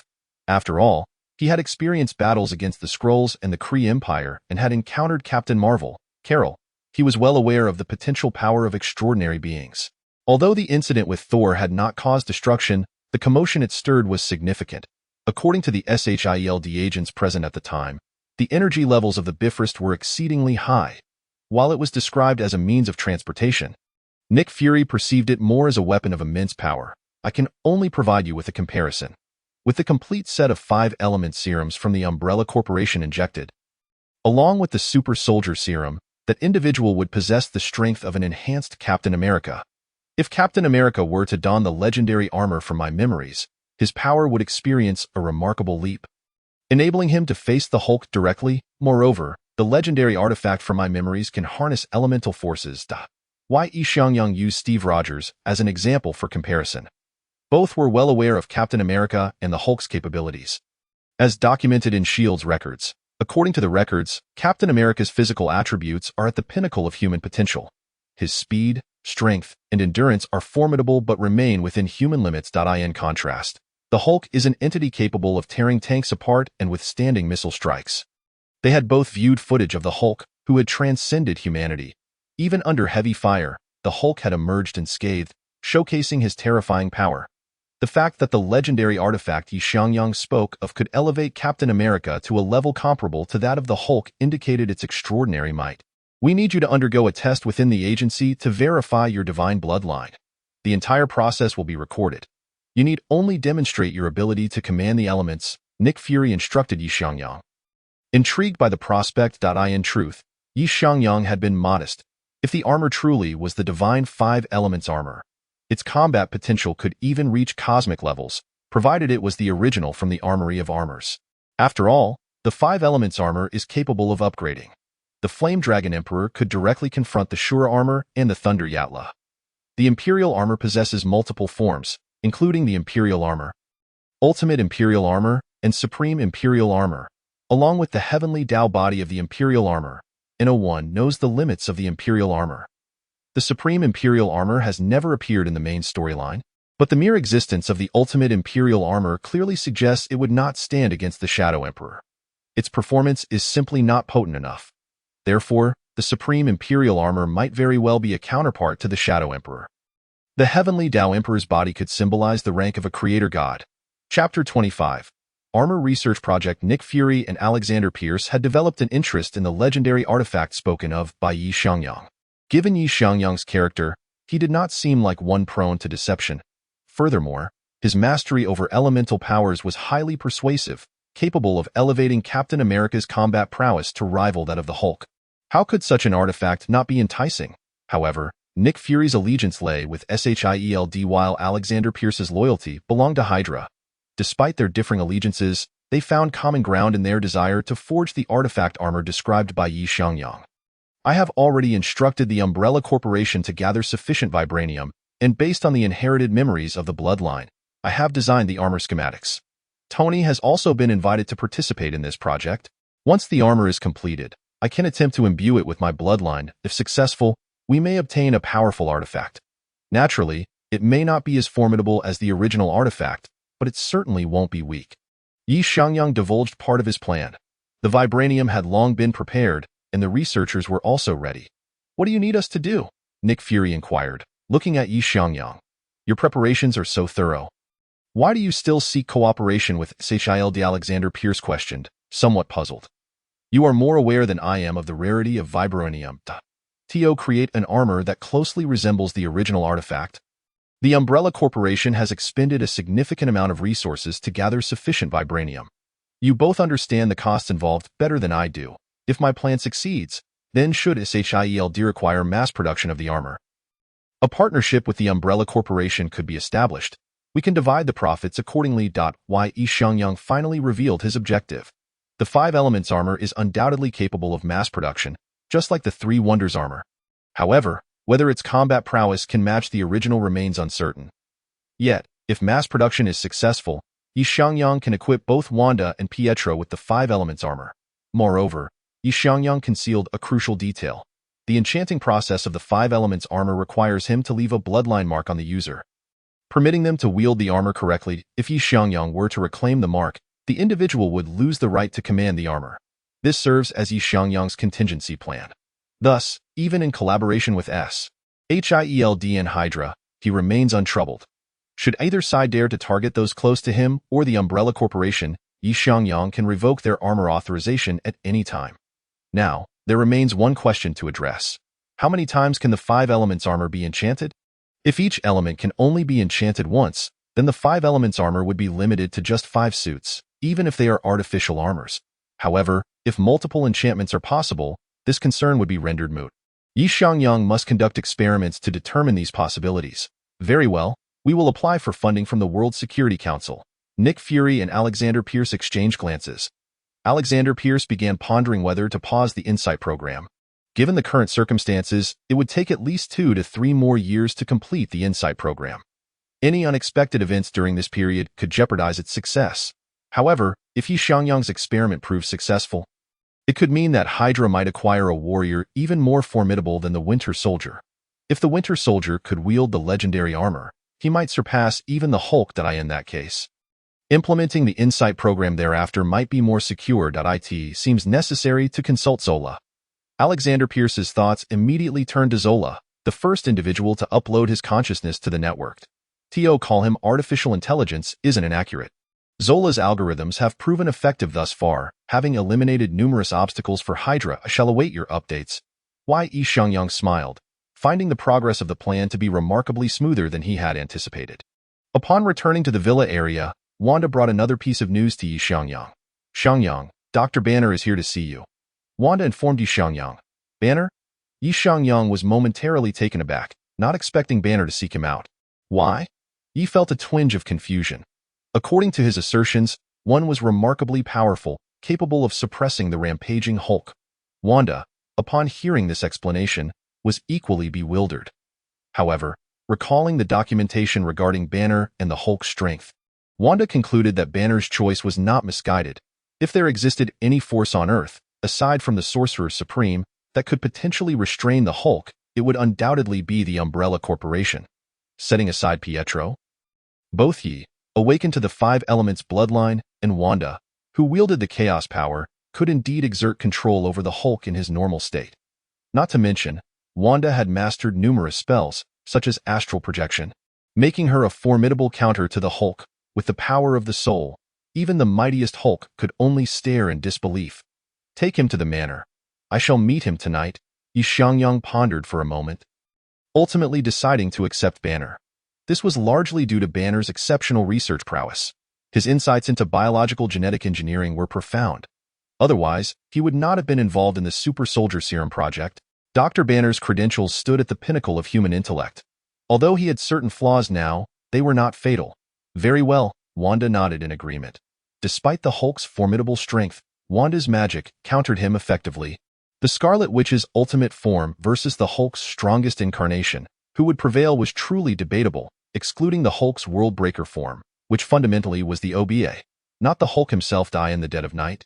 When Xiangyang returned to the manor, he found Banner still seated on the living room sofa, lost in thought, as if contemplating something profound. Dr. Banner, it is an honor to finally meet you. He interrupted Banner's reverie. He had long heard that the major shareholder of the Umbrella Corporation was a young individual, but he had not anticipated just how youthful Banner appeared. Banner regarded Yi with admiration, astonished that a young man in his early 20s had single-handedly founded the Umbrella Corporation through remarkable research achievements. The 5 major serums produced by the company had benefited many, enjoying global acclaim. Banner had long desired to meet the researchers of the Umbrella Corporation but had never found the opportunity. Until now, I am well aware of your intentions. Please take the next few days to rest well. Once you are in better condition, we can have a thorough discussion. He observed Banner's current state, noting his evident distress from being deceived by Mr. Blue and subsequently being targeted by the military due to the Abomination incident, which had left Banner quite anxious. All right, Banner nodded, acknowledging his poor condition. Chapter 26. The situation with Banner time passed swiftly as Banner rested well under the care of the Umbrella Corporation. One knew that he was currently staying within the corporation's manor. Rising early, Banner felt significantly rejuvenated after a couple of days of rest. The reduction of mental strain and ample rest had greatly improved his condition. Ding! The sound of a door opening echoed as Xiangyang and Wanda arrived at the manor. You appear to be in much better shape than before, Wanda remarked, observing that Banner's condition had markedly improved since their last encounter. Thanks to you.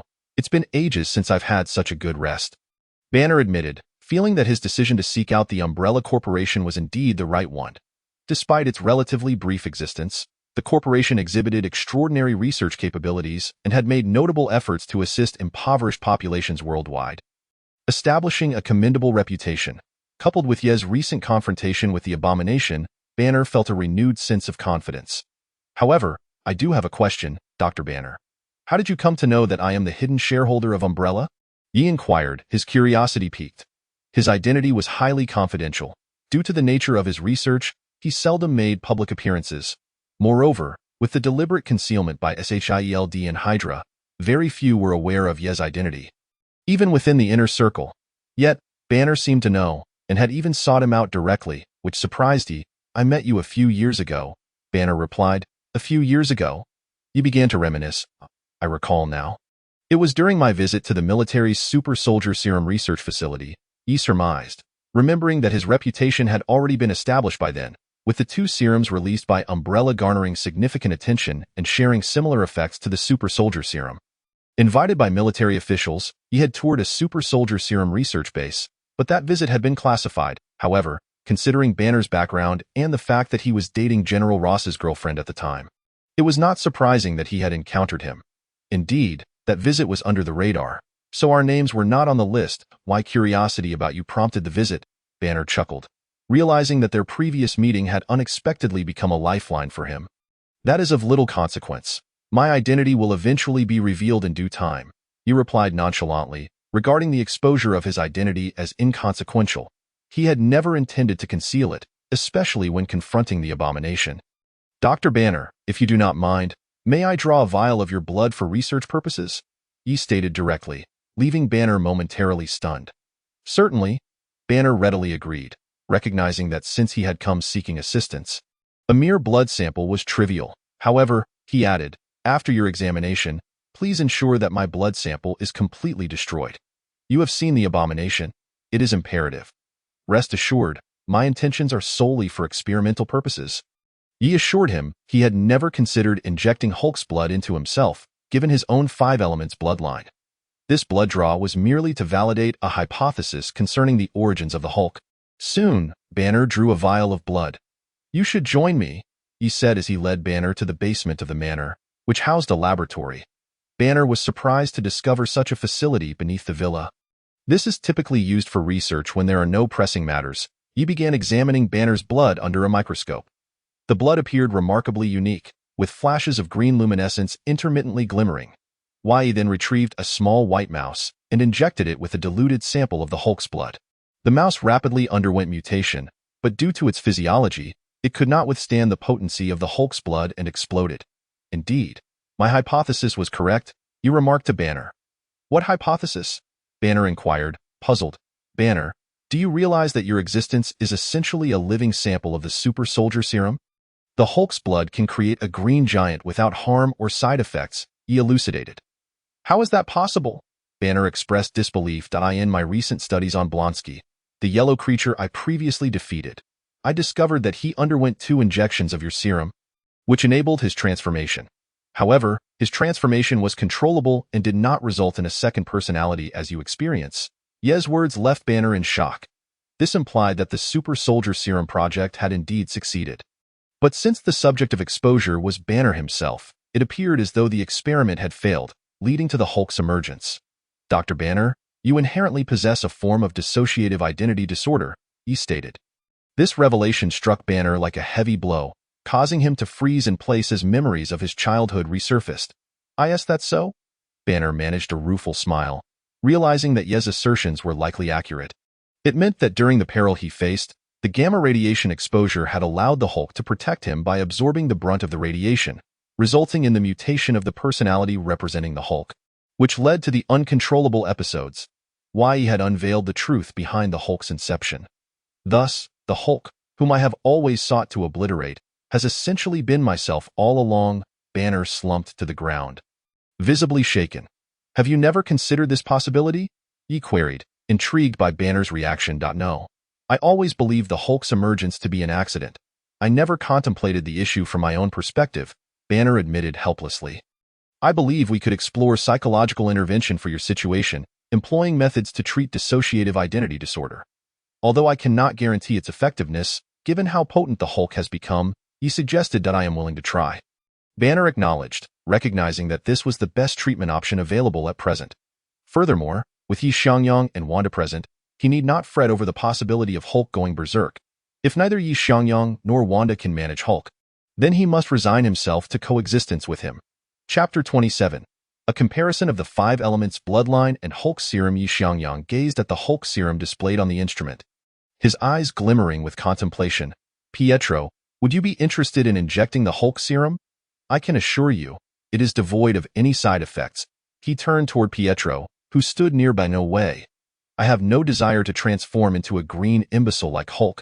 Pietro promptly rejected Xiangyang's proposition without hesitation. Is that so? What a pity, Xiangyang replied, a look of regret washing over his face, causing Pietro to shudder slightly. You can't be serious, can you? Pietro looked at Xiangyang, bewildered. Why not? I have conducted research on the Hulk serum. Its infectious nature is quite potent. Once injected, provided one possesses a certain baseline, transformation can be achieved with ease. Moreover, it does not result in the emergence of a second persona and significantly enhances your speed, offense, and defense. Why Xiangyang genuinely wished to administer the Hulk serum to Pietro. Although they were twins, there was an undeniable disparity in their abilities. Despite Pietro's ability to move at supersonic speeds, his velocity was far from that of the Flash. Nor did he have the enhancements of God's speed. Thus, his injuries were akin to those of an ordinary person. More importantly, Pietro's rapid movements drained his stamina considerably. In the Avengers Age of Ultron, a man renowned for his speed met his end under a barrage of bullets. An irony not lost on anyone. The reason was the prolonged combat, coupled with inadequate stamina and nutrition. Had Pietro injected the Hulk serum, he would experience a qualitative leap in power, substantially bolstering his capabilities. He would at least be less susceptible to being felled by gunfire. But why the Hulk serum? Can't I inject your divine bloodline instead? Pietro countered, his face a mask of defiance. Why divine bloodline? Forget it. You wouldn't survive it. You would die. Xiangyang was acutely aware of the formidable nature of the 5 elements bloodline.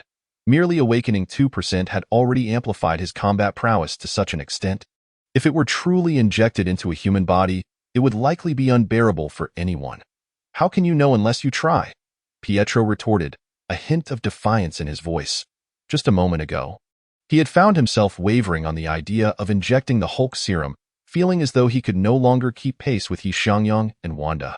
Since Wanda had mastered the magic of the sanctum, it was as if she had transformed into an entirely different being, her power significantly augmented with a plethora of offensive and defensive techniques at her disposal, thanks to the amplification of chaotic energy on her magic. Every spell Wanda cast did not require external aid. She could wield them independently with even greater potency.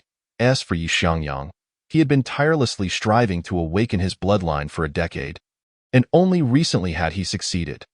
The enhancement in his combat abilities was nothing short of astonishing, a comprehensive elevation of his prowess.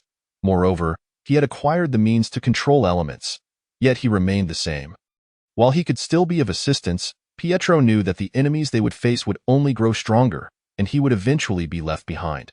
However, just as he contemplated the Hulk serum, another thought occurred to him. Having lived alongside Xiangyang for 10 years, Pietro did not claim to know everything about him, but he had a fair understanding. For instance, Xiangyang often joked about possessing divine blood within him, suggesting that once awakened, he would surpass both siblings. Wanda believed wholeheartedly in this, but Pietro remained skeptical. He considered that Xiangyang might indeed possess a unique bloodline, but claiming it to be divine felt like an exaggeration. It wasn't until a few days prior, following Xiangyang's successful awakening and the battle against Abomination, that Pietro realized the extent of his earlier misjudgment. After hearing about the awakening process, he no longer doubted Xiangyang's divine bloodline. The fleeting thought that had crossed his mind moments ago now struck him as madness. Why inject Hulk serum when he could inject Xiangyang's blood instead? The divine bloodline surely appeared superior to the Hulk serum. Did it not? Upon hearing Pietro's words, Xiangyang cast a complex glance in his direction. He had observed the changes in Pietro recently. Someone who had never bothered to exercise was now training with fervor. Xiangyang understood the reason behind this and what Pietro was contemplating. This was also part of why he had accepted Banner earlier. The Hulk serum undoubtedly aligned perfectly with Pietro's needs. In the She-Hulk series, even an ordinary person who injected the Hulk serum attained tremendous strength, with virtually no side effects. As for Pietro's desire to inject his blood, Xiangyang swiftly dismissed that notion. The might of the five elements bloodline was beyond mere words. It was a true lineage derived from the creator god of the bright realm, one that ordinary mortals could never withstand. In the world of armor, the inhabitants of the Five Elements village were all bearers of the Five Elements bloodline, their ancestors having emerged from the bright realm. If one were to draw a parallel, they would be akin to the ancient gods that first came into existence in this world, with the descendants of those ancient beings being the new gods. The strength of the descendants of the Five Elements village could be compared to the current pantheon of gods. Among them, those capable of summoning armor would be equivalent to the Heavenly Father. With this analogy, it was evident, Pietro, I am well aware of the nature of my bloodline. Mortals cannot endure it, Xiangyang sighed. If Pietro was unwilling to inject the Hulk serum, then they could only wait until the Wind Eagle armor or the Flying Shadow armor were crafted and authorized for him. These two armors, representing speed, were the most suitable for Pietro. However, at this stage, the Hulk serum remained the optimal choice. Xiangyang conveyed his thoughts to Pietro. Fine, I shall wait for the armor to be completed. I simply cannot accept transforming into the Green Giant. Pietro sighed, ultimately deciding to await the armor's creation. Xiangyang had no objections to this. It had always been the plan. As for Wanda, Xiangyang could only conclude that she required no armor. Armor would only serve to constrain Wanda, as no armor could truly harmonize with her chaotic powers. However, Xiangyang had a sudden inspiration and attempted to merge his blood with Hulk's. The result was that the gamma rays in Hulk's blood vanished without a trace. It seems I might be able to restore Banner to normal. Xiangyang had not anticipated such a fortunate outcome. Chapter 28. The armor takes shape. The armor you requested me to forge is nearly complete. Would you like to come and take a look? During this period, Xiangyang had been engrossed in researching his Five Elements bloodline, nearly forgetting the matter of the armor he had asked Tony to create.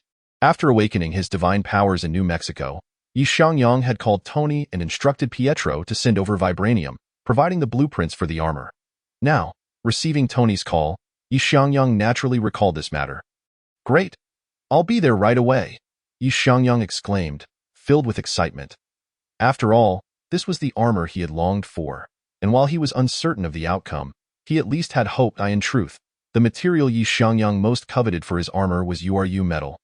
Renowned throughout the universe for its superior enchantment properties. His camaraderie with Thor stemmed from the fact that Nidavellir, under Asgard's rule, was one of the premier forging sanctuaries in the cosmos, Odin's eternal spear Gungnir. Thor's hammer Mjolnir, Heimdall's guardian sword Hofund, and Hellas blade of night were all crafted in Nidavellir, underscoring the exceptional forging prowess of that realm. However, Xiangyang's relationship with Thor had yet to reach that level.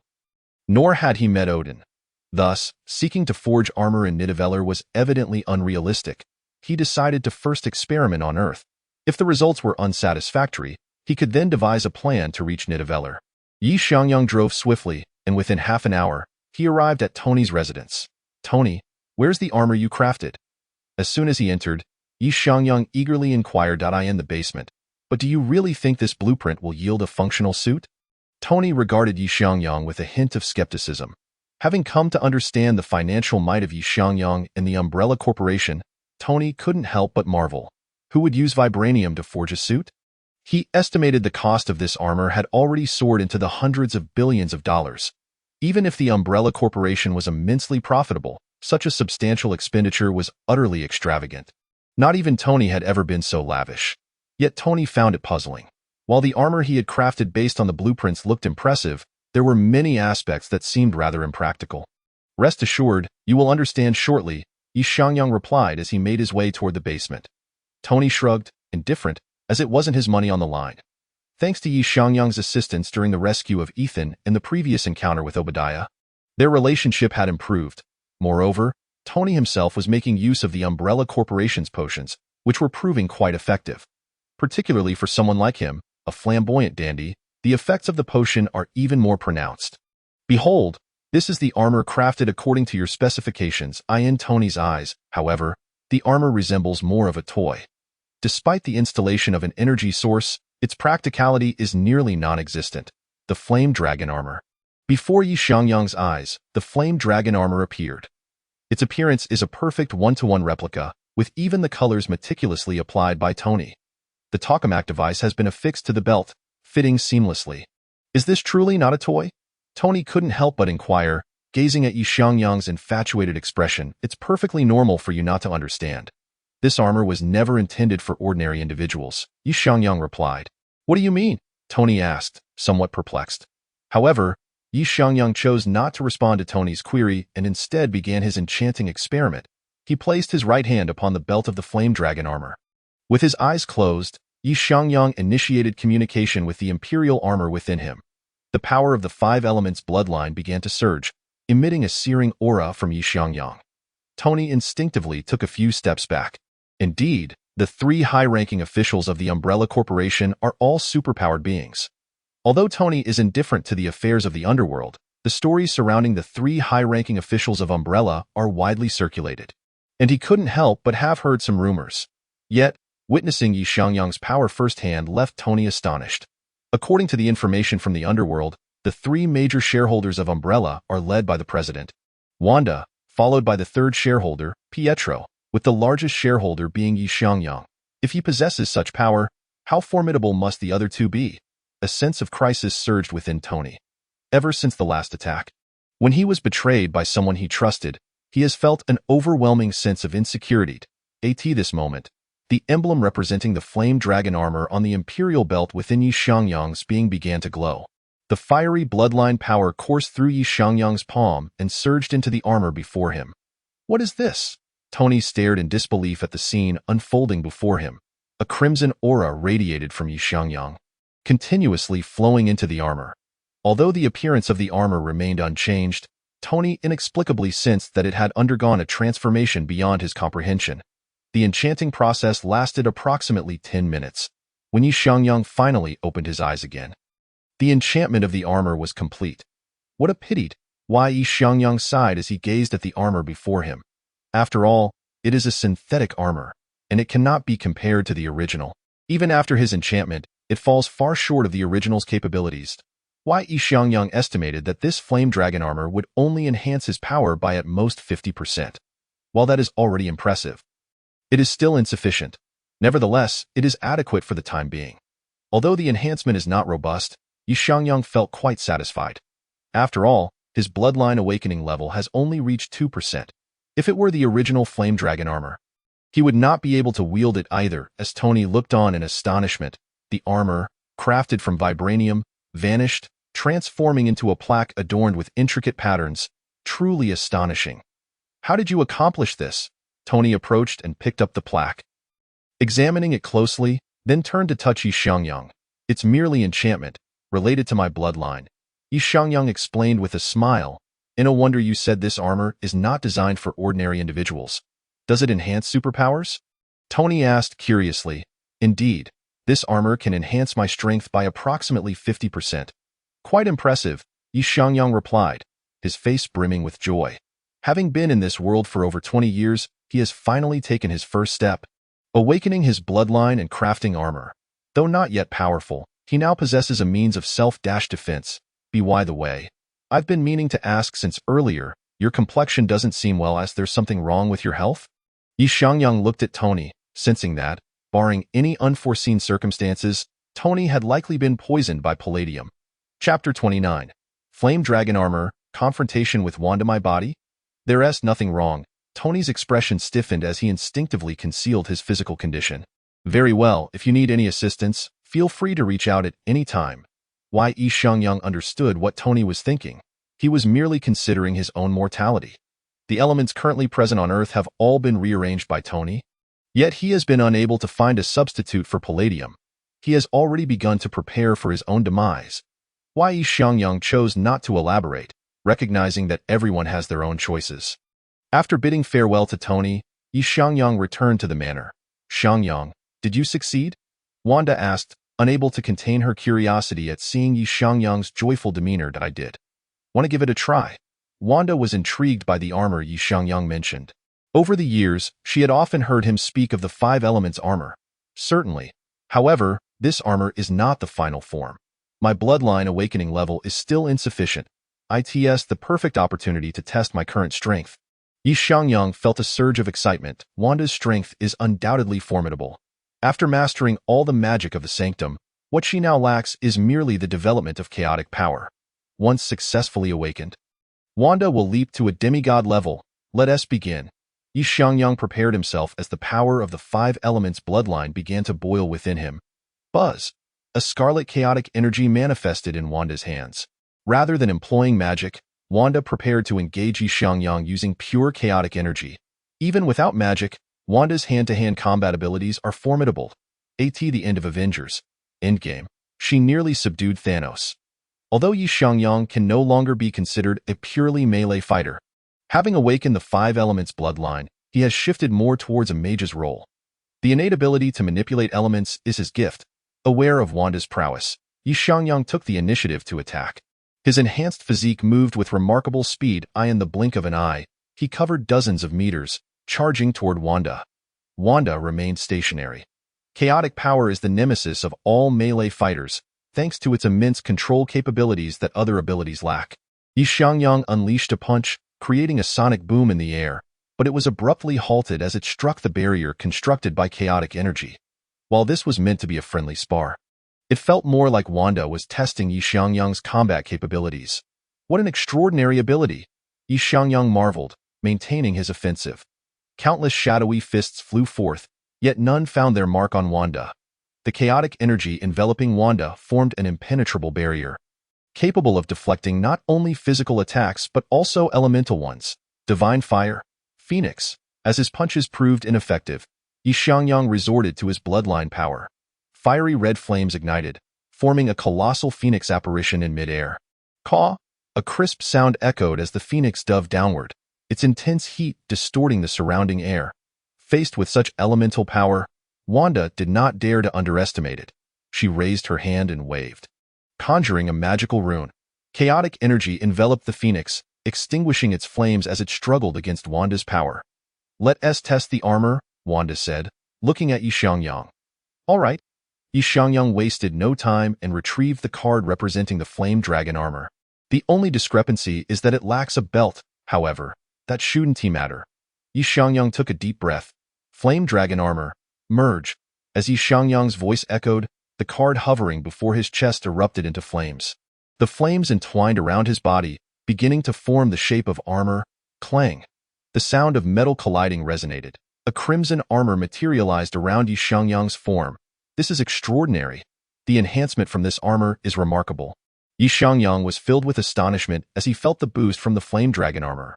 An enhancement of 50% may not seem significant, but only those who wear the armor can truly grasp its implications. Xiangyang's baseline strength now rivals that of the Hulk in his normal state. With the enhancement from the Flame Dragon armor, his strength exceeds even the Hulk's by 50%. This is an overwhelming force. After all, a greater base strength leads to an even more substantial enhancement. The difference between someone with 80 tons of strength and someone with 120 tons is substantial. Once more, Xiangyang steadied himself, turning to face Wanda. Boom! A sonic boom resonated as Xiangyang, under the enhancement of the Flame Dragon armor, broke the sound barrier. The two engaged in a flurry of movement throughout the manor, the sounds of their collisions echoing. Phew, that will suffice. I have a better understanding of my current strength now. Why Xiangyang deactivated the armor's merge state. It seems the use of this armor is quite taxing on stamina. Wanda observed Xiangyang, panting heavily, her eyes reflecting a hint of concern. After all, this is not a finished product. The current armor cannot even be considered a semi-finished product. It is at best a defective version. However, having something is better than nothing. Moreover, my bloodline awakening level is still not high enough. The formidable armor, as it stands, seems beyond my current capabilities to wield. Why Xiangyang wiped the sweat from his brow and spoke to Wanda. Although it is crafted from vibranium and equipped with a tokamak device, the enchanting properties of vibranium are not the most optimal. At present, to complete a semi-finished suit of armor, URU metal is essential. This is not solely due to URU's superior enchantability, but also because URU can bear divine power. In times of inactivity, artifacts can be retracted. For instance, Hellas Blade of Night. Asgard, you say? It appears a visit is imperative. Xiangyang gazed toward the horizon. Asgard possesses a plethora of treasures, being a realm that has ruled the 9 realms for countless ages. Furthermore, Asgard is currently the only divine lineage accessible to Xiangyang. The monumental responsibility of awakening his bloodline must rely on Asgard. For the time being, Xiangyang devoted himself to acclimatizing to the armor. A month passed, and at last, conveyed news. Yi, there are updates regarding your plan? Nick Fury's voice resonated through the phone. Is it about the armor crafting initiative? Xiangyang's spirits lifted. Indeed, but your cooperation is needed for a face-to-face meeting, Nick Fury replied. The members of the World Security Council remain skeptical about the armor Xiangyang mentioned. No problem, I shall arrive shortly, Xiangyang nodded before departing toward S.H.I.E.L.D.'s location. Upon reaching S.H.I.E.L.D., Xiangyang found Alexander Pierce engaged in a video conference with members of the World Security Council. This is Xiangyang, an agent of S.H.I.E.L.D. at level 8, and the largest shareholder of the Umbrella Corporation. All 5 of the corporation's potions were developed under his guidance. This armor crafting initiative originated from him. Should there be any inquiries, feel free to pose them, Alexander Pierce announced. Both he and Nick Fury were keen to advance the armor crafting plan, as the prospect of the armor Xiangyang described was immensely enticing. Should either Bucky or Captain America don the armor successfully, their abilities would experience a significant enhancement. The largest shareholder of Umbrella Corporation? The researcher behind 5 potions. The expressions of the World Security Council members shifted dramatically. Alexander Pierce and Nick Fury had failed to disclose Xiangyang's prominent status prior to the meeting. As 5 of the Council's leaders, they were acutely aware of Umbrella Corporation's global standing. The mere existence of 5 potions had garnered considerable reliance from numerous high-ranking officials, not to mention their lucrative potential. Thus, what relevance did this hold for the armor plan? It is not that we are unwilling to approve, but we simply seek confirmation that the armor you speak of possesses such formidable capabilities, one council member remarked coolly. Indeed, esteemed members, I proposed the armor crafting initiative and have since developed a sample. This prototype will allow us to directly observe the armor's might. Xiangyang addressed those present. Are you implying you have created this so-called armor? A curious female council member inquired. Yet we did not observe anything upon your entry. Another member added, intrigued. In truth, the armor we are crafting differs significantly from that of Tony Stark. The armor I envision is designed for superhumans, devoid of any thermal weaponry, yet capable of utilizing them. The armor itself possesses a substantial amplification ability for extraordinary individuals. In other words, Tony's creations cater to mortals, while mine is tailored for superhumans, such as Captain America. Should he successfully don the armor, his overall capabilities could increase by 50 to 100%. I trust you understand the value of such figures. This is not merely a simple doubling of base statistics. Upon hearing Xiangyang's words, both Alexander Pierce and Nick Fury's pupils constricted sharply. As veterans of the battlefield, they understood the weight of this claim. To be blunt, if a person's physical prowess exceeds that of an average individual by 20%, after professional training, they could easily overpower 5 to 10 ordinary opponents. This constitutes an overwhelming advantage in combat. If a person's attributes surpass the average by 50%, they might well be a world-class boxing champion, capable of incapacitating an ordinary person with but a single blow. Such principles apply to the extraordinary as well, perhaps even more exaggeratedly. For instance, the disparity between a punching force of 50 tons versus 100 tons may appear to be just a factor of 2. However, the combat effectiveness comparison far exceeds that. If Xiangyang's assertions hold true, the significance of this armor to S.H.I.E.L.D. is monumental. Alexander Pierce and Nick Fury exchanged glances, each recognizing the flicker of intrigue in the other's eyes. Could you possibly demonstrate it? One council member inquired of Xiangyang, their curiosity piqued. Certainly. Xiangyang retrieved a metallic piece signifying the Flame Dragon armor. Flame Dragon armor, merge. He cast the metal piece into the air, and as his bloodline energy surged, the metallic fragment ignited, flames coiling around his form. The intense heat compelled Alexander Pierce and Nick Fury to instinctively step back. It even possesses elemental properties, Nick Fury marveled. Initially, he presumed the armor Xiangyang described was merely a conventional suit, beneficial solely for extraordinary beings.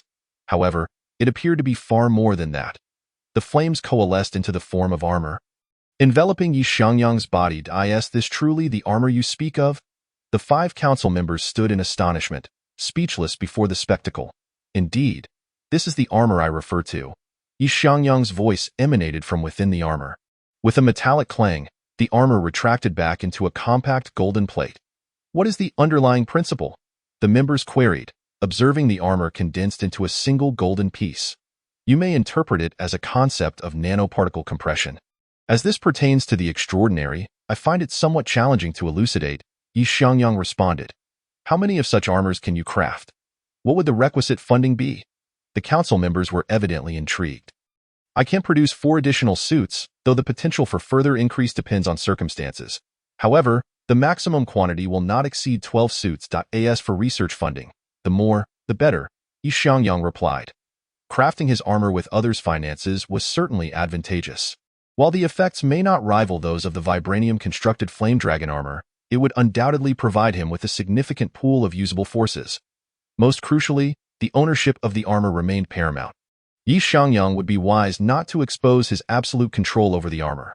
Thus, the armors remaining within SHIELD would undoubtedly incite competition between Alexander Pierce and Nick Fury. It was entirely possible that Nick Fury's demise could be hastened.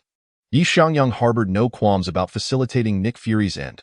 With his qualifications and achievements, coupled with the eradication of the Hydra leader Alexander Pierce, he might seamlessly ascend to the position of SHIELD's next director. At that point, all of SHIELD would be at his disposal. Combined with the financial power of Umbrella Corporation and Stark Industries, the establishment of the Illuminati and the pursuit of unclaimed dimensions would no longer remain a distant dream. Chapter 31. The formation of the Avengers. We understand. Should the council decide to approve your plan, you will be notified, a council member stated to Xiangyang. He nodded in acknowledgement and refrained from further comment. Preparing to depart the conference room. Please wait a moment before you leave, Nick Fury called out to him. Very well. Although slightly taken aback, Xiangyang did not refuse. Once the meeting concluded, he and Nick Fury reconvened in the latter's office. What is it? Is there something you wish to discuss? Xiangyang inquired, observing Nick Fury, who was known for his penchant for summoning others only when he had something significant to convey. Take a look at this document. Nick Fury handed Xiangyang a file. What is it?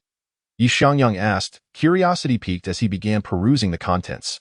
The document detailed the recent occurrences of extraordinary events in the underworld.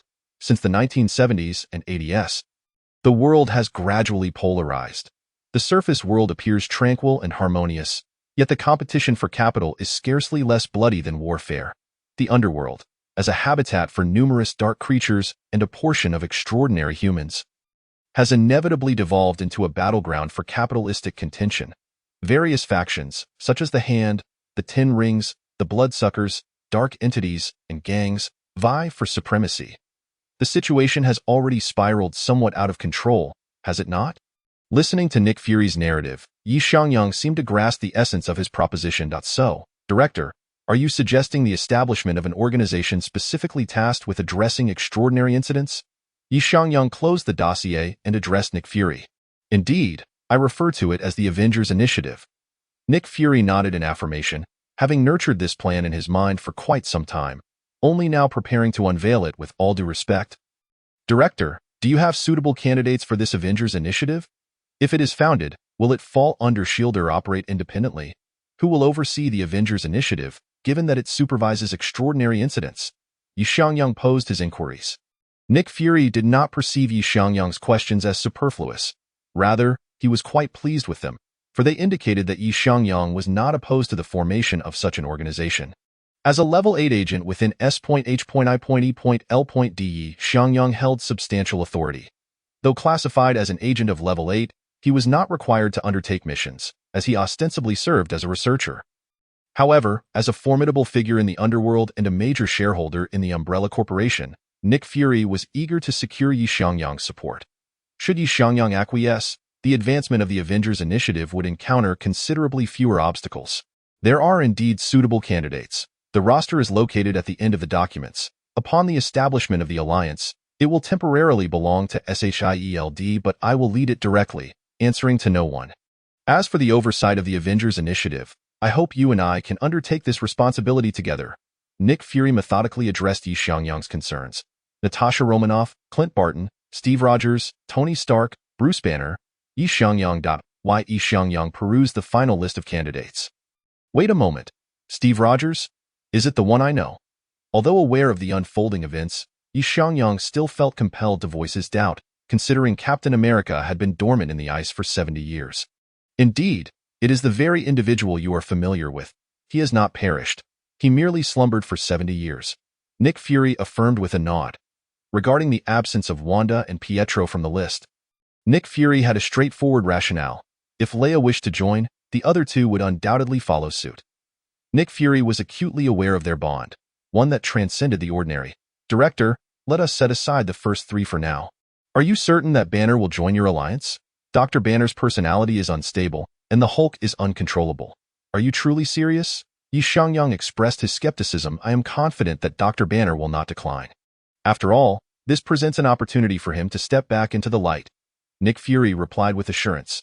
Very well, I shall join. Xiangyang stated to Nick Fury. Excellent. Upon hearing Xiangyang's words, Nick Fury knew his plan had succeeded. Now, who shall command the alliance? Xiangyang inquired. You shall, Nick Fury responded without hesitation. After all, he was well acquainted with Xiangyang's credentials and the numerous battles he had engaged in within the underworld. At the inception of the Umbrella Corporation, the three shareholders had painted the ground with blood. Thus, Xiangyang's combat experience was extensive. Moreover, having recently awakened his divine bloodline and having triumphed over the abomination, he was both astute and rational. This was precisely why Nick Fury sought to enlist Xiangyang's alliance. The dossier was exceedingly revealing. Such a powerful, rational individual with rich combat experience would undoubtedly serve as the commander of the alliance. I have no objections. Xiangyang closed the dossier. Prepare yourself. If the World Security Council approves your research proposal, I will inform you. At these words, Xiangyang nodded and exited Nick Fury's office. Finally, the day had arrived. A faint smile graced Xiangyang's lips. The establishment of the Avengers Initiative signified that he was closer to achieving his objective.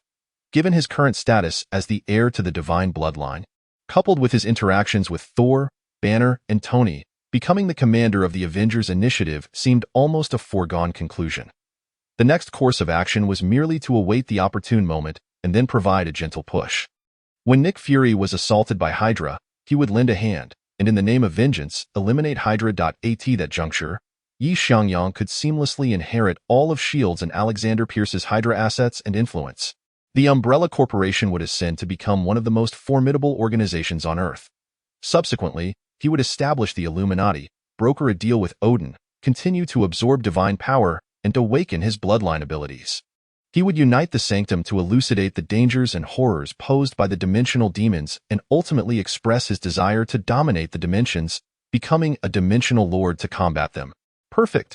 Xiangyang could not resist applauding. At least for now, the plan was progressing smoothly. Since awakening his bloodline, Xiangyang's identity as a representative of the divine had nearly solidified. With Thor's endorsement, this identity had become an established fact. As long as the armor-forging project proceeded successfully, Xiangyang's influence would further amplify. Chapter 32. The Battle of New York, gone? Although everything was unfolding favorably, Xiangyang could not shake the feeling that he had overlooked something significant. What time was it now? Xiangyang glanced at the calendar. 2012. No, wait. 2012. Isn't that the year of the Battle of New York? According to the original timeline, after Thor returned to Asgard, he would engage in a fierce conflict with Loki, leading to the destruction of the Bifrost and Loki's subsequent fall into the cosmos, where he would encounter Thanos. Ultimately, he would return to Earth wielding the Mind Stone and commanding the Chitauri army. But now, Thor is still on Earth with Jane. Ever since his bloodline awakened last time, Thor had not returned to Asgard upon Odin's counsel. Without returning, he would naturally not have any conflict with Loki. Does that mean the Battle of New York will not transpire? Xiangyang felt it necessary to inquire with Thor about the situation. He promptly called Thor. What is it? Thor asked with curiosity, knowing that Xiangyang never contacted him without cause. You are indeed still on Earth? Xiangyang sensed that matters were veering off course. Where else would I be if not on Earth? Thor replied, perplexed. Where are you? We must meet, Xiangyang said with a hint of exasperation. XXXX Thor provided an address. Why? Xiangyang glanced at it, realizing it was likely Jane's residence. What is it, You suddenly seek me out. Is there something amiss? Thor questioned, observing Xiangyang's urgency. Haven't you returned to Asgard recently? Xiangyang asked. No. Ever since my father visited Midgard, I have not returned to Asgard. Thor replied, So, are you still the heir to the throne of Asgard? Xiangyang was taken aback that Thor had genuinely not returned. I'm not sure why father did not mention this matter. However, Loki currently holds power in Asgard. One must admit, Loki possesses a certain talent for kingship. Asgard is being managed quite well under his leadership, Thor mused. Why Xiangyang was perplexed. Where exactly was the issue? Oh, I acquired a human identity card. I now go by the name Donaldson. Thor produced his identity card. Donaldson? Xiangyang's expression shifted. Is that not the false identity Thor assumed after being exiled to Earth by Odin? In a certain parallel universe, this identity had led to a series of events. Did your father not permit you to return to Asgard? Xiangyang glanced at the identity card, placing it on the table. No. He stated that my divine essence had encountered some issues and advised me to remain on Earth for the time being. When the time is right, he will notify me. I might as well consider it a vacation. Thor chuckled, his tone remarkably calm, devoid of any hint of anger. Have you noticed any changes in yourself? Xiangyang regarded Thor. The divine essence significantly impacts a deity. For instance, Hela, the goddess of death, inherited the essence of death, fostering a penchant for slaughter and conquest. Thor, the god of thunder, is known for his volatile temper and impatience. These traits are manifestations of their divine essences. Yet the current Thor exudes no trace of volatility. His demeanor is exceedingly composed. There is nothing wrong. I feel quite well. In fact, I feel unprecedentedly good. Thor remarked with a smile. I understand now. Xiangyang nodded. He recognized where the issue lay. The problem resided within himself. Due to the Emperor's armor purifying Thor's divine power, this purification may have affected Thor's divinity. Judging from Thor's current state, it appears to be benign. Thus, Odin has chosen not to allow Thor to return to Asgard, likely to prevent anyone from discovering this change. It seems a visit to the sanctum is in order. After leaving Thor's residence, Xiangyang made his way towards the sanctum in New York. What brings you here? Today, the Sorcerer Supreme Wang was on duty at the New York sanctum, and he and Xiangyang were considered old friends. Many of the books Wanda was perusing had been gifted by Wang. I wish to see the Sorcerer Supreme. Is she in the sanctum? Xiangyang inquired. Yes, you may proceed directly, Wang indicated towards a door. Addressing Xiangyang. Xiangyang walked towards the door, which, upon opening, led him straight to Kamar-Taj. At that moment, Ancient One was enjoying tea under the sun. Sorcerer Supreme, Xiangyang greeted Ancient One. You've arrived. Please take a seat. Ancient One responded without seeming surprised by Xiangyang's visit. I thought you would wait a few more days. Ancient One poured a cup of tea for Xiangyang and placed it before him. You must be aware of my concerns, Xiangyang remarked. Indeed, I am not surprised, Ancient One replied. Though I seldom observe the timeline or utilize the time stone, it does not imply I am unaware of it. The changes in Thor's divinity are indeed related to you. However, this change is benign, which is why Odin has permitted Thor to remain on Earth. Divinity is fundamental to a god, and the power within you is quite unique, capable of purifying divine energy. Should word of this reach the pantheon, both you and Thor would certainly attract their attention. Those gods would not overlook a means to enhance their own strength. This is also why Odin does not wish for Thor to return to Asgard. Furthermore, the metamorphosis and evolution of divinity are exceedingly challenging. Since the dawn of the universe, there has been no documented instance of divine evolution. Even the original four creators, who consumed countless ancient gods to evolve their divinity, ultimately failed. If Thor's divinity evolution were to be exposed, you should be well aware of the potential consequences. Ancient One set down her teacup. While Xiangyang felt a cold sweat trickle down his back. Unbeknownst to him, he had nearly walked down a path leading to his own demise. How long does Thor intend to remain on Earth? Xiangyang asked. Until his divinity awakens. At that point, Thor will possess the strength for self-preservation, making it less likely for him to be discovered. Ancient One pondered for a moment before responding. By the way, Odin entrusted me to convey a message to you. If the opportunity arises, he hopes you will visit Asgard. Ancient One was well aware of Odin's intentions. Now, Odin, being aged and frail, could no longer bear the mounting power of divinity. If Xiangyang could resolve this issue, perhaps Odin would not need to enter eternal slumber and could extend his life. This was one of the reasons Odin and Ancient One sought to protect Xiangyang, which was of great importance to the Aesir. Asgard, you say? Very well. Xiangyang contemplated for a moment before accepting the invitation. Oh? Are you not afraid of what Odin might do? Ancient One asked with a knowing smile. He would not dare, Xiangyang replied confidently. After all, he is the king of the 9 realms, and you are here as well. I believe Odin wishes to strike a bargain with you. This deal would also be advantageous for you. Ancient One shared her perspective. I understand. Xiangyang nodded. Seeing no opposition from him, Ancient One directly communicated with Odin, informing him of Xiangyang's agreement to meet. Wait here. Odin will come to fetch you via the Rainbow Bridge. Ancient One led Xiangyang to an open area within the sanctum. If we were at home, what would happen if the roof were breached? Repairing a house can be quite costly. Indeed, within moments. The radiant light of the rainbow pierced the sky, descending into the sanctum. Go ahead. There is no need for concern, Ancient One reassured Xiangyang. Nodding in acknowledgement, Xiangyang approached the Rainbow Bridge. The journey across the Rainbow Bridge was extraordinary. Xiangyang felt himself moving at incredible speed, yet his body experienced no discomfort. It is known that the velocity of the Rainbow Bridge surpasses that of light, yet it allows one to travel without any adverse effects, a testament to Asgard's might.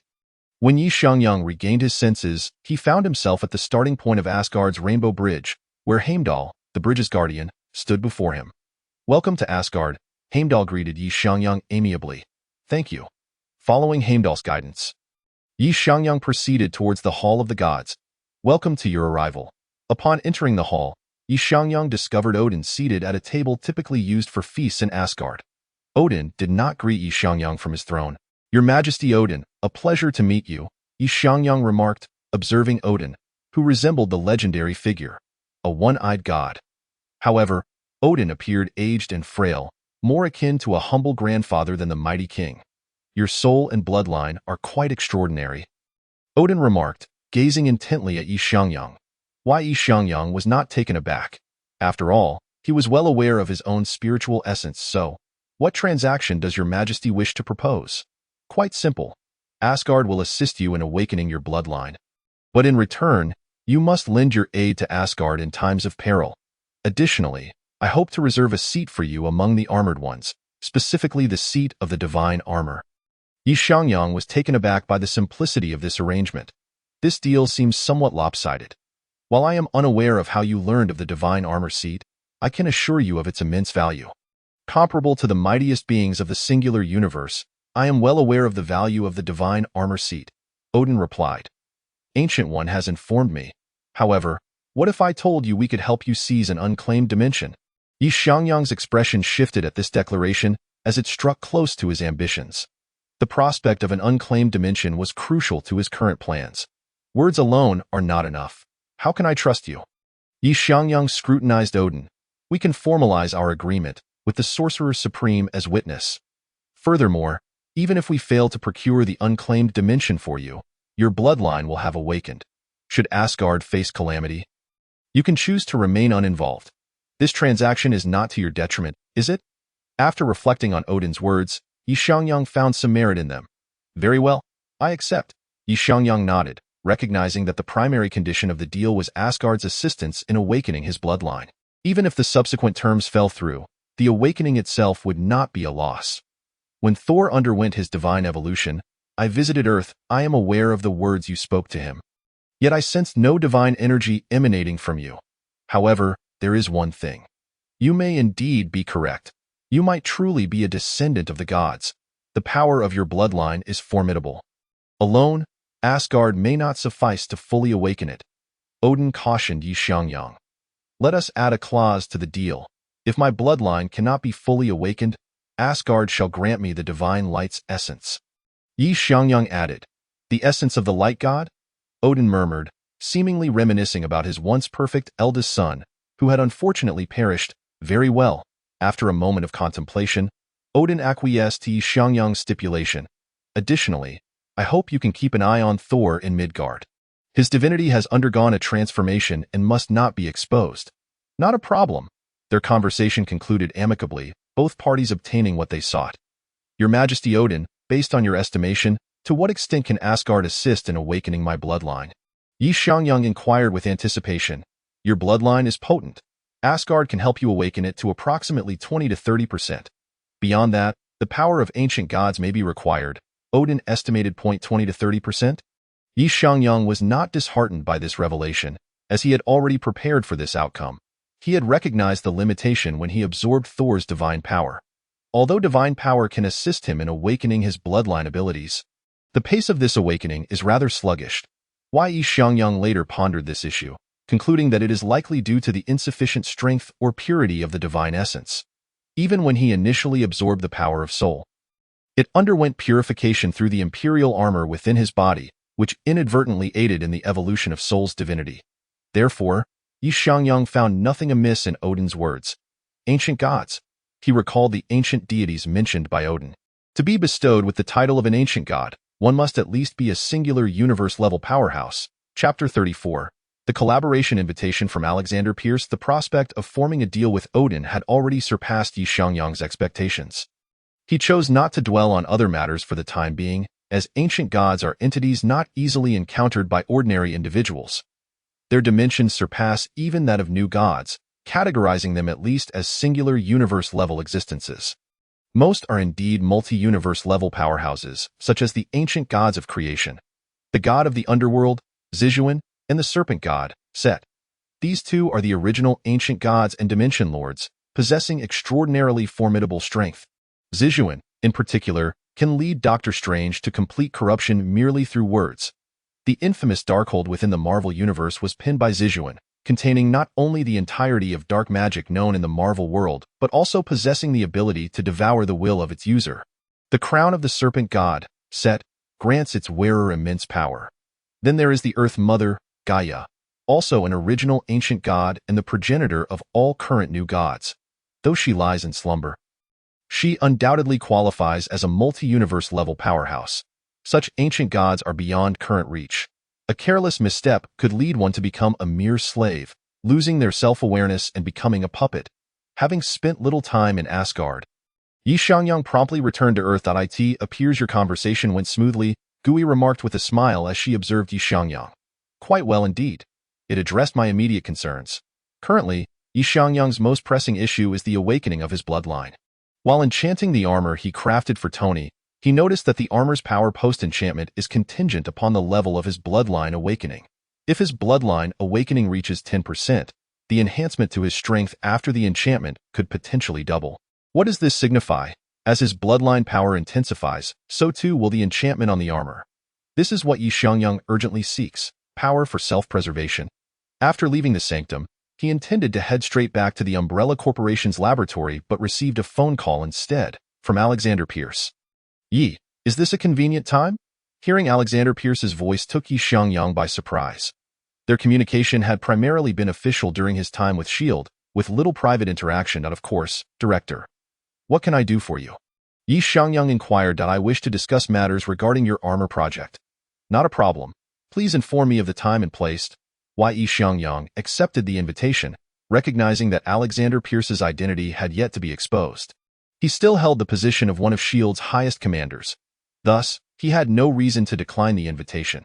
However, Yi Xiangyang contemplated his upbringing within S.H.I.E.L.D.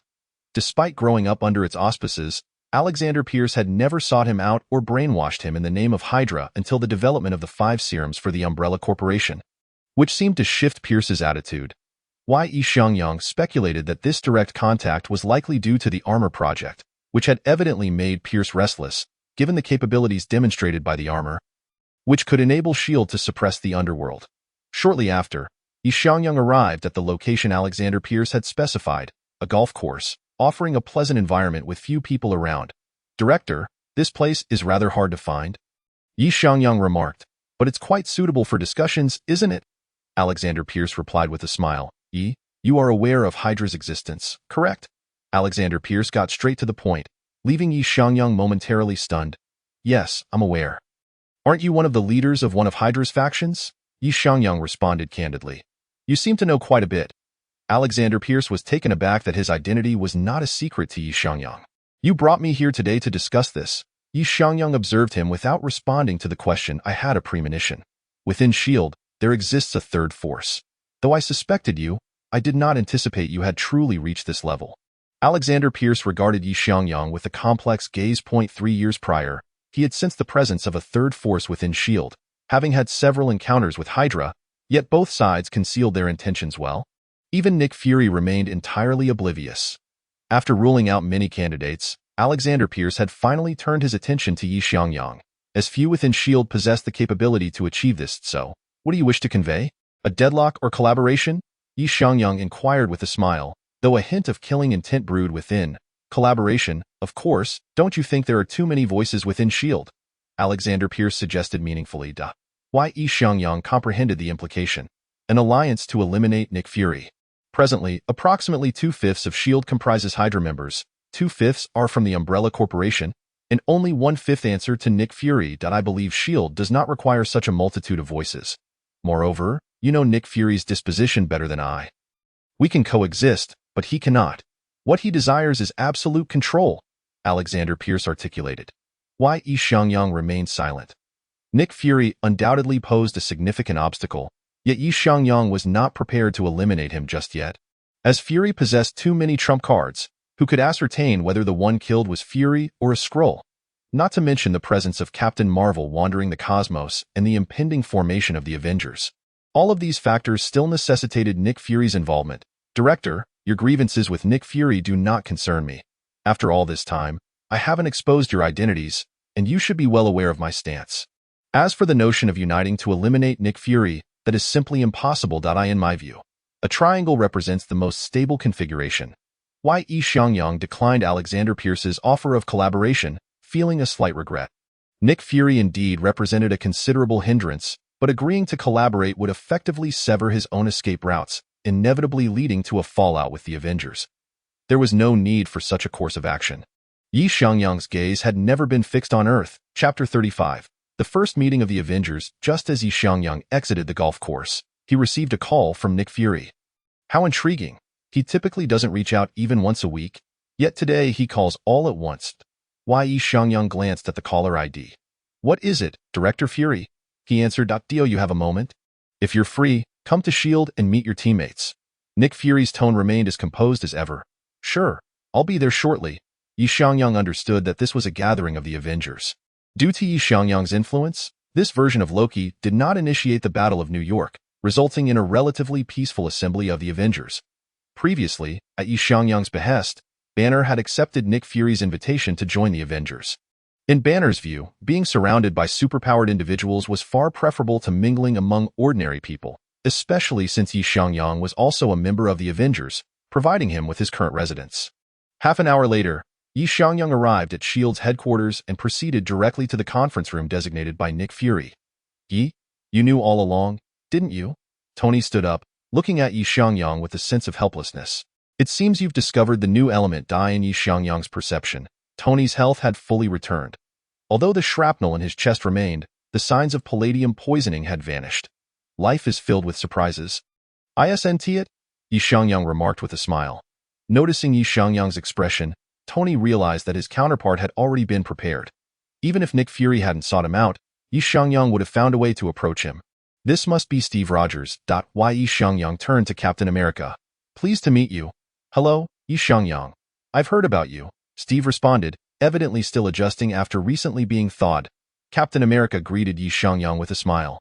By the way, after the meeting concludes, why don't you and I pay a visit to the laboratory? Xiangyang remarked to Captain America. Sure. Although he was unsure of Xiangyang's intentions, he consented, as Xiangyang had left a good impression on him. The rest were all acquaintances, so no introductions were necessary. Why? Xiangyang cast a glance at the attendees. Everyone was present except for Thor. After all, in the original timeline, Thor's joining the Avengers was quite an unexpected turn of events. If necessary, Xiangyang could personally extend an invitation to Thor later on. As for Wanda and Pietro, Xiangyang decided not to let them join the Avengers for the time being.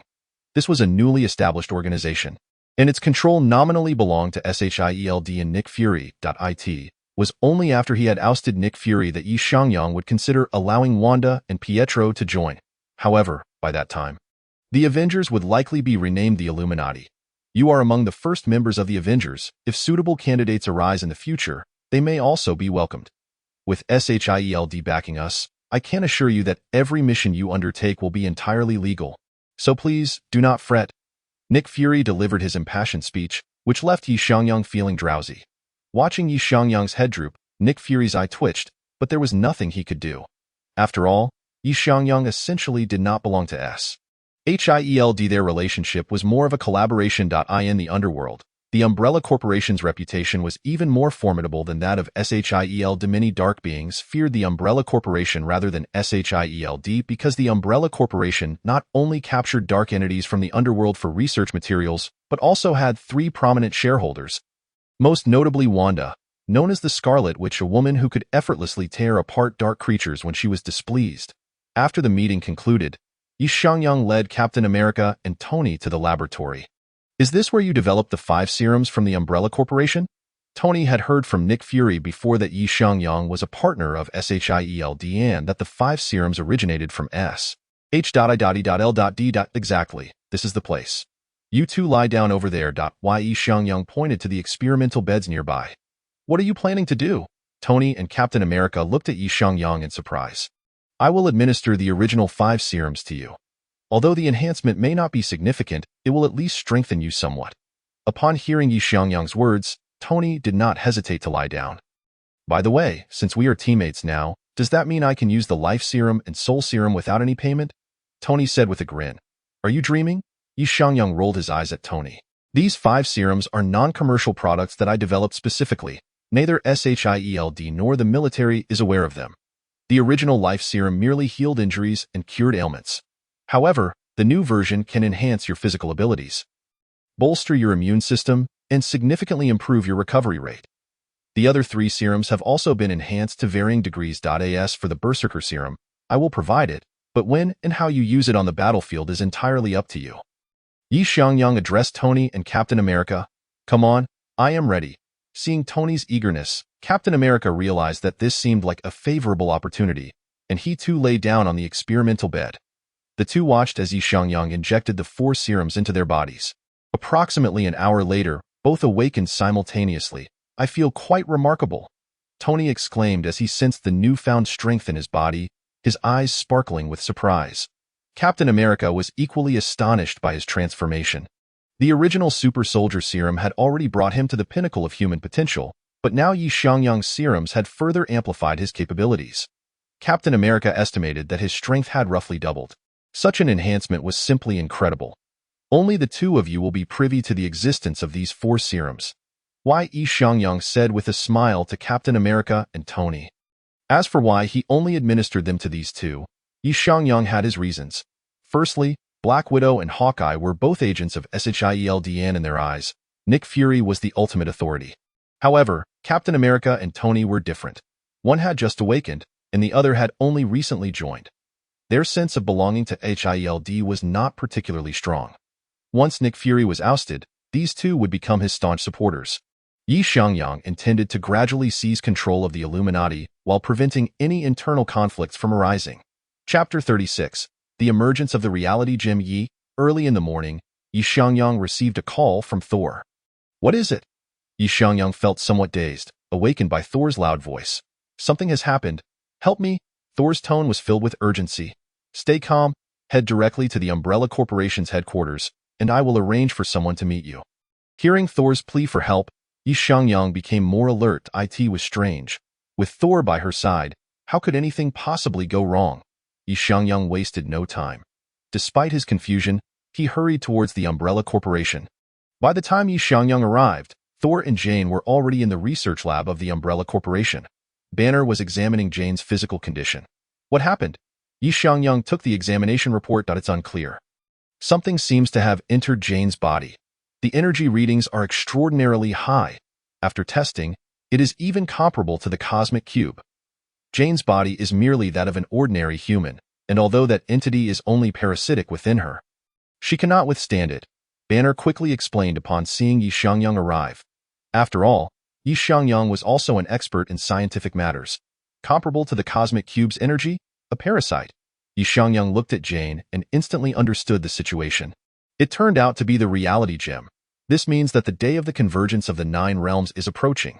Xiangyang realized the severity of the problem. In the original narrative, the Dark Elves had directly launched a surprise attack on Asgard, resulting in the death of Thor's mother, Frigga. It is essential to note that Frigga was no ordinary woman. As the Queen of Asgard, She was one of the most powerful members of the Vonner pantheon. Frigga possessed the combat prowess equivalent to that of a demigod. She could even restrain Malekith, whose strength should not be underestimated. Unfortunately, as a sorceress, she fell victim to a cursed warrior in close combat. As a result, Asgard suffered substantial losses from the ambush. Malekith himself extracted the ether particles from Jane Foster, nearly causing the entire Nine Realms to descend into chaos. In the film, Malekith's defeat was due to the combined efforts of Thor and Jane. However, this is reality. A being who once battled Thor's grandfather, King Bor, and who wields the reality gem, would not perish so easily or effortlessly. Clearly, that is not the case. This is a grave predicament. Xiangyang sighed as he looked at Jane. What is it, Yi? Is Jane beyond saving? Seeing Xiangyang sigh, Thor became frantic. No, based on the current situation, as long as the power within Jane does not go berserk, she can last at least 3 months. Why? Xiangyang replied. Then why the sigh? Thor asked anxiously. How much do you know about the power within Jane? Upon hearing Xiangyang's question, Thor was momentarily stunned. How could he know what the energy within Jane was? Are you implying that the entity within Jane is related to Asgard? Thor had become much more astute than before. The influence of his divine nature on his character was gradually fading. The current Thor was more rational. Once Xiangyang posed the question, Thor pondered for a moment and soon grasped the situation. Indeed, this is the artifact sealed by your grandfather, King Bor, known as the ether particles. If that name sounds unfamiliar, you may refer to it as the reality gem. Xiangyang's words left Thor dumbfounded. Are you saying that the reality gem is within Jane? Thor stared incredulously at Xiangyang. As a member of the Asgardian race, Thor was certainly no stranger to the Infinity Gems. After all, during his childhood, he often played with the Cosmic Cube, so he was well aware of what the Infinity Gems were. As manifestations of cosmic power, each Infinity Gem possesses immense strength. Even a demigod-level being, when imbued with the power of an Infinity Gem, can acquire formidable abilities. Ordinary beings are not even qualified to come into contact with the reality gem. Infinity Gems? What are those? Among those present, only Banner might not fully understand what Infinity Gems were. Wanda and Pietro had grown up alongside Xiangyang, and they had heard many secrets of the universe from him. The Infinity Gems were among those secrets. Compared to the Infinity Gems themselves, they were more astonished by the fact that an ordinary human like Jane could harbor such an artifact and still be alive. This was nothing short of a miracle. Indeed, it was your grandfather, the god King Bor, who vanquished the Dark Elf race and subsequently sealed the ether particles within the interstitial spaces between Earth and other realms. Such interstitial spaces only manifest when the 9 realms converge. The emergence of the ether particles indicates that the day of convergence is imminent. The Dark Elf race may very well have resurfaced in the universe. As Thor listened to Xiangyang's words, his expression turned grave. He was acutely aware of the formidable power possessed by the Dark Elves, who had once nearly obliterated the entirety of the 9 realms. Xiangyang, are you suggesting that we should prepare for battle directly? Among those present, only Wanda discerned the underlying implications of Xiangyang's statement. Precisely. Furthermore, we must prepare for a global conflict. Xiangyang affirmed with a nod. The current timeline differed significantly from the original. Jane was on Earth, not in Asgard, which posed a substantial dilemma. However, Thor could not make an appearance in Asgard at this juncture. If the matter of divine evolution were to be exposed, it would prove far more catastrophic than the emergence of the Reality Stone. Thor, seek assistance from Asgard. Odin will not refuse you, Banner. Notify the Avengers and Nick Fury to prepare for war. Xiangyang stated with directness. The countenances of all present turned solemn as they recognized that Xiangyang was not jesting. Thor promptly contacted Heimdall and informed him of the situation regarding the Reality Stone, requesting him to relay the information to Odin or Loki. Are we already moving this quickly? Tony observed the dedicated communication line for the Avengers. Somewhat astonished, however, he refrained from comment and hurried towards the S.H.I.E.L.D headquarters. Xiangyang even reached out to Alexander Pierce, acknowledging that this was not the time for internal strife. Their adversaries were godlike entities. Even after millennia of slumber, their combat prowess remained formidable. A single misstep could shatter the Earth. What on earth is happening? Why the urgency? Tony, recognizing Xiangyang as a person of discernment, understood that such a hasty summons indicated serious trouble. Everyone, War is approaching. Chapter 37. The Day of Convergence of the Nine Realms War? A group of individuals found themselves perplexed by Yi Xiangyang's declaration, entirely unable to grasp his meaning. Yi, please elucidate. Although Captain America had not known Yi Xiangyang for long, he recognized that Yi Xiangyang was not prone to baseless claims. It is as follows. Thor, accompanied by his girlfriend Jane, sought my counsel. Yi Xiangyang succinctly outlined the current predicament. Are you implying that the 9 worlds atop the world tree are on the verge of convergence? And that powerful beings coveting the reality stone will invade Earth? Tony's brow furrowed deeply, aware that, lacking experience from the Battle of New York, they were ill-prepared for extraterrestrial warfare. Indeed, you may not fully comprehend the significance of the reality stone. Allow me to clarify. The reality stone and the cosmic cube are artifacts of equivalent magnitude. There exist only 6 such stones throughout the universe. Each represents a fundamental rule. Should someone manage to collect all 6 infinity stones, they would ascend to become the sovereign of the cosmos. Yi Xiangyang's words caused the expressions of those present to shift dramatically. It was evident that preparations for war were indeed necessary. Nick Fury's countenance grew grim. Director Fury, I recommend you summon Captain Marvel, Carol Danvers, back immediately. Given Earth's current capabilities, we may not withstand this conflict. Yi Xiangyang's expression was serious. How do you know about Carol? Nick Fury was taken aback. Carol was his greatest asset. Although decades had passed, traces of her existence were not entirely obscured. Yi Xiangyang nonchalantly remarked, I'll leave this to you. I must find allies with that. Yi Xiangyang exited SHIELD for a conflict of such magnitude. It would be prudent to enlist Wakanda's assistance. The Dark Elf race had nearly consumed the 9 realms thousands of years ago, and with Asgard's decline, the once dominant godlike beings were now either deceased or sealed away, lacking the prowess they once wielded. Odin was now frail. Yi Xiangyang contemplated that should Odin participate in another great battle, he might very well face divine demise and enter Valhalla. As his divine power had reached unprecedented levels, even his godly form could scarcely contain such overwhelming energy flow. After departing from S.H.I.E.L.D, Xiangyang soared directly towards Wakanda. What brings you here? Chala emerged to greet him, surprised to see Yi Xiangyang approaching. Earth is in peril. I require Wakanda's assistance. Yi Xiangyang briefly recounted the current situation. Is there any possibility of relocating the battlefield to Wakanda? After contemplating Yi Xiangyang's proposal for a moment, Chala replied coolly, Are you serious? Yi Xiangyang had not anticipated such a response. Absolutely. You are aware of Wakanda's technological prowess. While we may not have developed many destructive weapons, we are experts in defensive technologies. Wakanda's energy shield is remarkably robust. Not even a nuclear bomb could breach it, Chala asserted confidently. Moreover, Jane possesses the power of the reality stone. In Wakanda, we have the world's most advanced laboratories. Perhaps we could attempt to separate the Infinity Stone from her. Chala conveyed to Yi Xiangyang. This was not to imply that Chala undervalued the lives of his fellow countrymen. If the war unfolded as Yi Xiangyang described, the entire planet would likely face devastation. The foremost priority was to safeguard the reality stone. If the Dark Elves were to seize it, all would be lost. In terms of defense, Chala was confident in asserting that Wakanda was indeed the strongest nation on Earth. Agreed. Yi Xiangyang found merit in Chala's argument. Given the current circumstances, it seemed there was no more suitable place than Wakanda for Jane's refuge. Once arrangements for Jane's safety were confirmed, Yi Xiangyang instructed the Umbrella Corporation personnel to escort her to Wakanda. I never knew such a place existed on Earth. Jane gazed in astonishment at the technologically advanced Wakanda.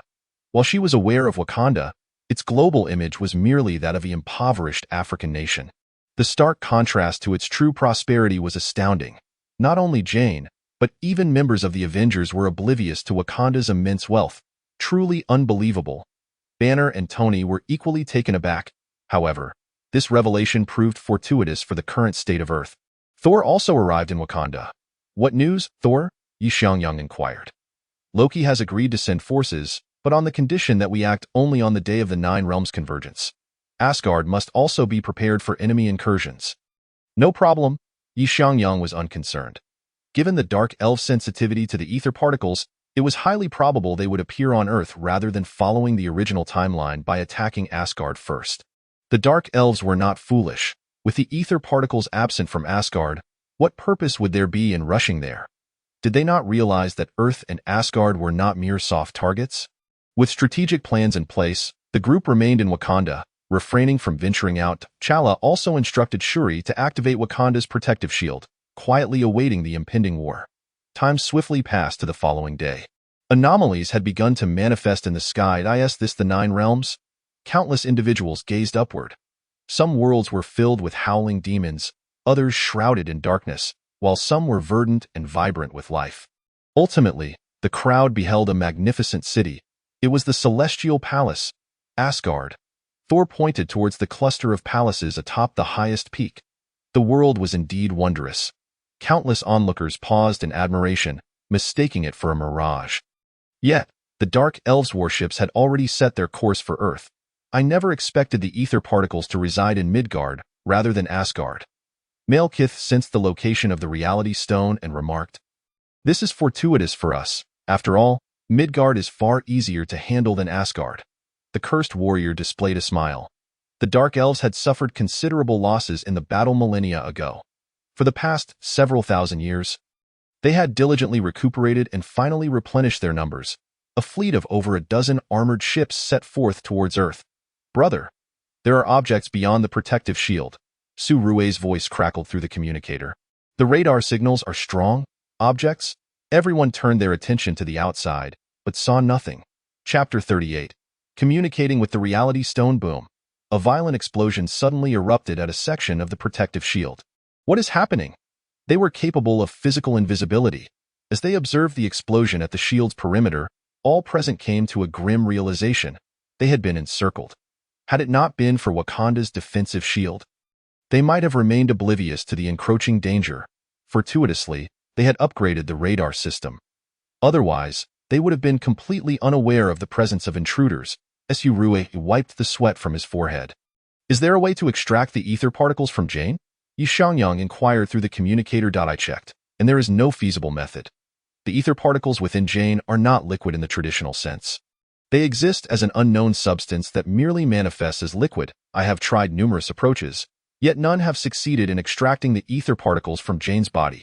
Su Rui struggled to comprehend what these ether particles truly were. The existing methods on Earth were utterly incapable of addressing this matter. "I've got it." Xiangyang abruptly ended the communication.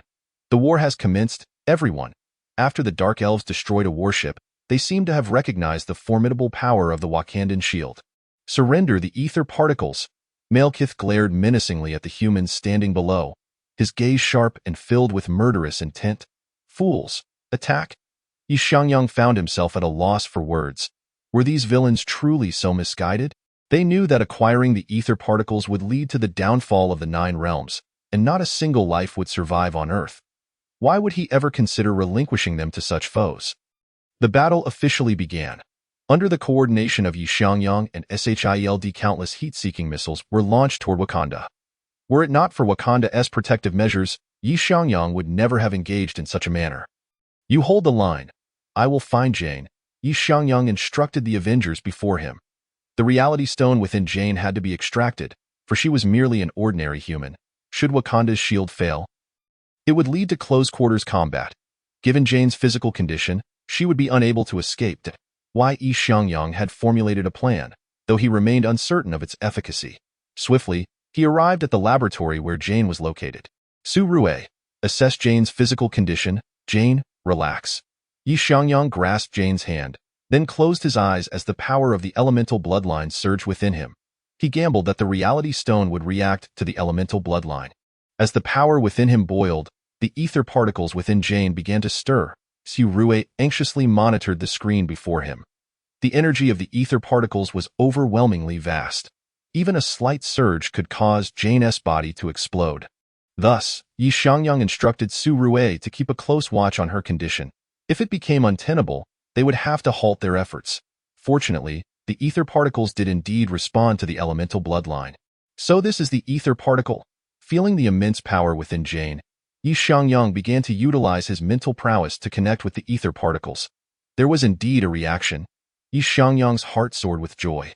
As long as the ether particles exhibited any movement, they could be extracted from Jane's body. Under Xiangyang's manipulation, the ether particles began to flow slowly toward him. The entire process lasted scarcely 3 minutes. Yi, you have succeeded. The ether particles within Jane have been completely extracted. Su Rui's voice rang in Yi Xiangyang's ears. Jane Foster felt a newfound lightness in her body, entirely free from the fatigue she had previously experienced. Thank you, Yi Jane expressed her gratitude, and no need for thanks. After all, you are Thor's girlfriend, Yi Xiangyang replied, then focused intently on the reality stone within him. Such immense power. He wondered if he could harness it. Taking a deep breath, Yi Xiangyang recalled what he had learned in his past life. For beings below the level of the celestial, attempting to wield the infinity stones without assistance from artifacts or tools could lead to dire consequences. They could either perish or be subjected to the will of the infinity stones. For instance, Red Skull was transported to Vormir by the Space Stone, becoming the guardian of the Soul Stone.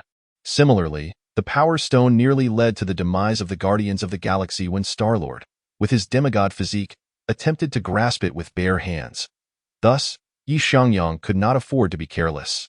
To win this battle, he would have to place all his bets on the Reality Stone.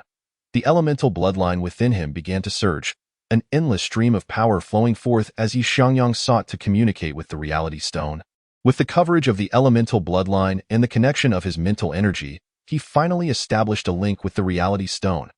However, the strength of this connection was far inferior to that which Malekith possessed.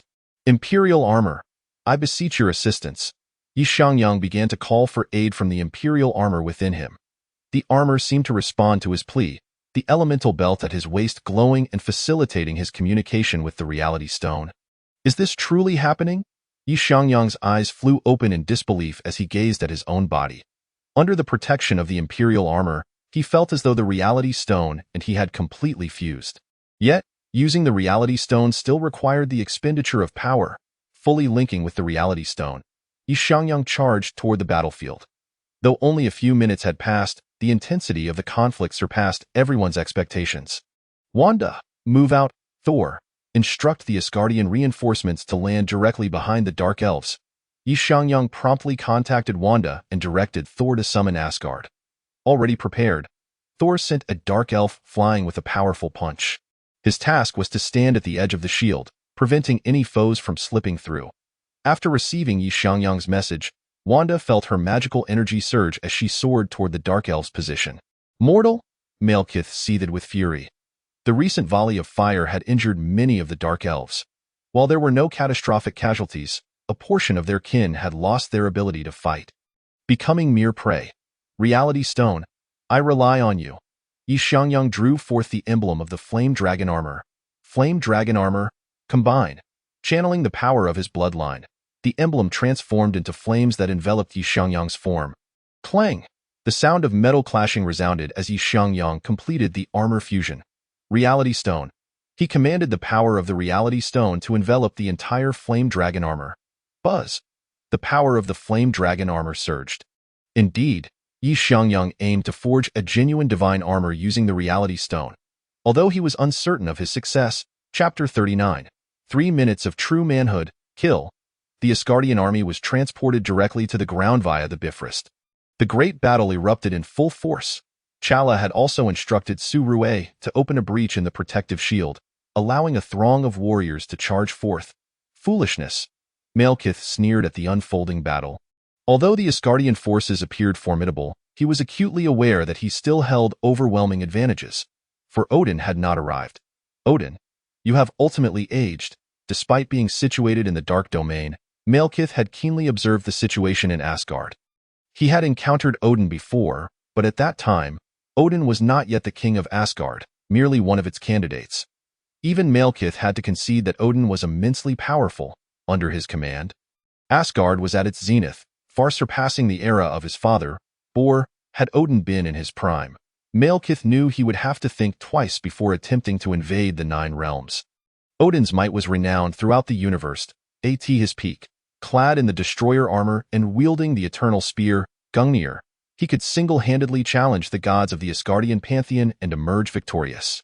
Such strength was at the pinnacle of the celestial level, and among all celestials in the universe, none could rival Odin except for the Ancient One. Even Zeus could not match him. While Zeus might have been evenly matched with Odin in their prime, The strength of the Asgardian gods only grew with age. Currently, Zeus had been left far behind by Odin. Malekith was confident that Odin would not dare to intervene. Although Odin was at the peak of his power, his aging body could no longer sustain such immense divine energy. Perhaps Odin still possessed the strength for a battle, but the aftermath would surely lead to his demise. Beside him, the cursed warrior had already charged onto the battlefield. Engaging in a fierce clash with the Hulk, Malekith, Thor's eyes crackled with thunderous energy. The evolved divine essence allowed him to manipulate the power of thunder with newfound ease, and his strength had also been augmented. With sparks flying, Thor tore through the battlefield, confronting Malekith. Thor, gazing upon the tempestuous energy before him, Malekith spread his arms wide, and an endless tide of darkness surged forth. Thor's thunderous might was silently consumed. Impossible! Thor's eyes widened in disbelief. This is the chasm that separates us. Even if I have been in a state of half-dream for thousands of years, my power remains beyond your reach, Malekith sneered coldly. With a swift movement, he struck Mjolnir with a punch. Boom! The forces of thunder and darkness collided, unleashing a wave of divine energy that sent all surrounding beings flying. Thor was sent reeling from Malekith's blow, carving a long trench into the ground. That tremendous punch left Thor momentarily dazed. Just as Malekith sought to press his advantage, a chaotic red energy surged forth from his body, constraining his movements. Who are you? A witch? Malekith turned to gaze at Wanda behind him. The potency of this magical force is formidable. In terms of sheer strength, it has already reached a level akin to that of a demigod. Malekith had not anticipated encountering such a powerful sorcerer in the realm. Aside from the ancient Wanda, Malekith, you should be well aware that your ambitions are unattainable. Do you truly believe that Odin and the Ancient One would permit you to plunge all 9 realms into darkness? Wanda spoke with a tone devoid of warmth. Of course, I am aware, and they know it too. Thus, my sole objective is the ether particles, Malekith retorted. While he was certain that Odin and the Ancient One would refrain from intervening, he was equally determined not to allow the 9 realms to descend into chaos at this juncture. Thousands of years ago, Malekith had aspired to such an end, only to fail after the war. He reflected on the reasons for his defeat. His hubris led him to believe that the Dark Elves, who wielded the ether particles, were invincible. Yet reality dealt him a crushing blow. The Dark Elves were vanquished by Asgard, which at that time was far from the might it possesses now. I sit the reality stone you seek. Xiangyang finally opened his eyes, clad in the fiery dragon armor, engulfed in flames. He turned his gaze toward Malekith. Impossible? Malekith stared incredulously at the armored figure that had appeared before him. He sensed the power of the ether particles and the force of light emanating from the armor. This state felt reminiscent of Ultraman's transformation, but could only be sustained for a mere 3 minutes. Xiangyang assessed his current condition. With the enhancement of the reality stone, the dragon armor now possessed the power of a divine gift. However, it could only last for 3 minutes. During this brief window, Xiangyang embodied the true essence of the dragon armor. Yet, beyond this time frame, once the energy within him was depleted, the reality stone would retaliate, siphoning away his life force. Such was the nature of the infinity stones. To wield them, one must possess the power to control them. Unless one wields a divine artifact capable of manipulating the infinity stones. Like the dragon armor Xiangyang currently donned. Although not classified as a divine artifact, it was forged from vibranium. Moreover, Xiangyang could only be considered to be using it indirectly, which is why he could barely maintain it for 3 minutes. If one were to make direct contact with the Infinity Stones, the threshold for wielding them would be at least demigod level point. One could reference the difference between Thanos and Star-Lord. Thanos could harness the Power Stone directly, while delivering a punch strong enough to send the god-level Captain Marvel, Carol, flying. Conversely, Star-Lord, known for his demigod physique, still struggled when attempting to grasp the Power Stone barehanded, nearly being overwhelmed by its energy. Xiangyang, attack! Wanda's face flushed crimson. Given her current state, restraining Malekith proved to be quite arduous. Xiangyang wasted no time. After all, he had only 3 minutes. Roar, fiery flames surged from the dragon armor. The surrounding air distorted in an instant as Xiangyang struck at Malekith with a flurry of blows at supersonic speed.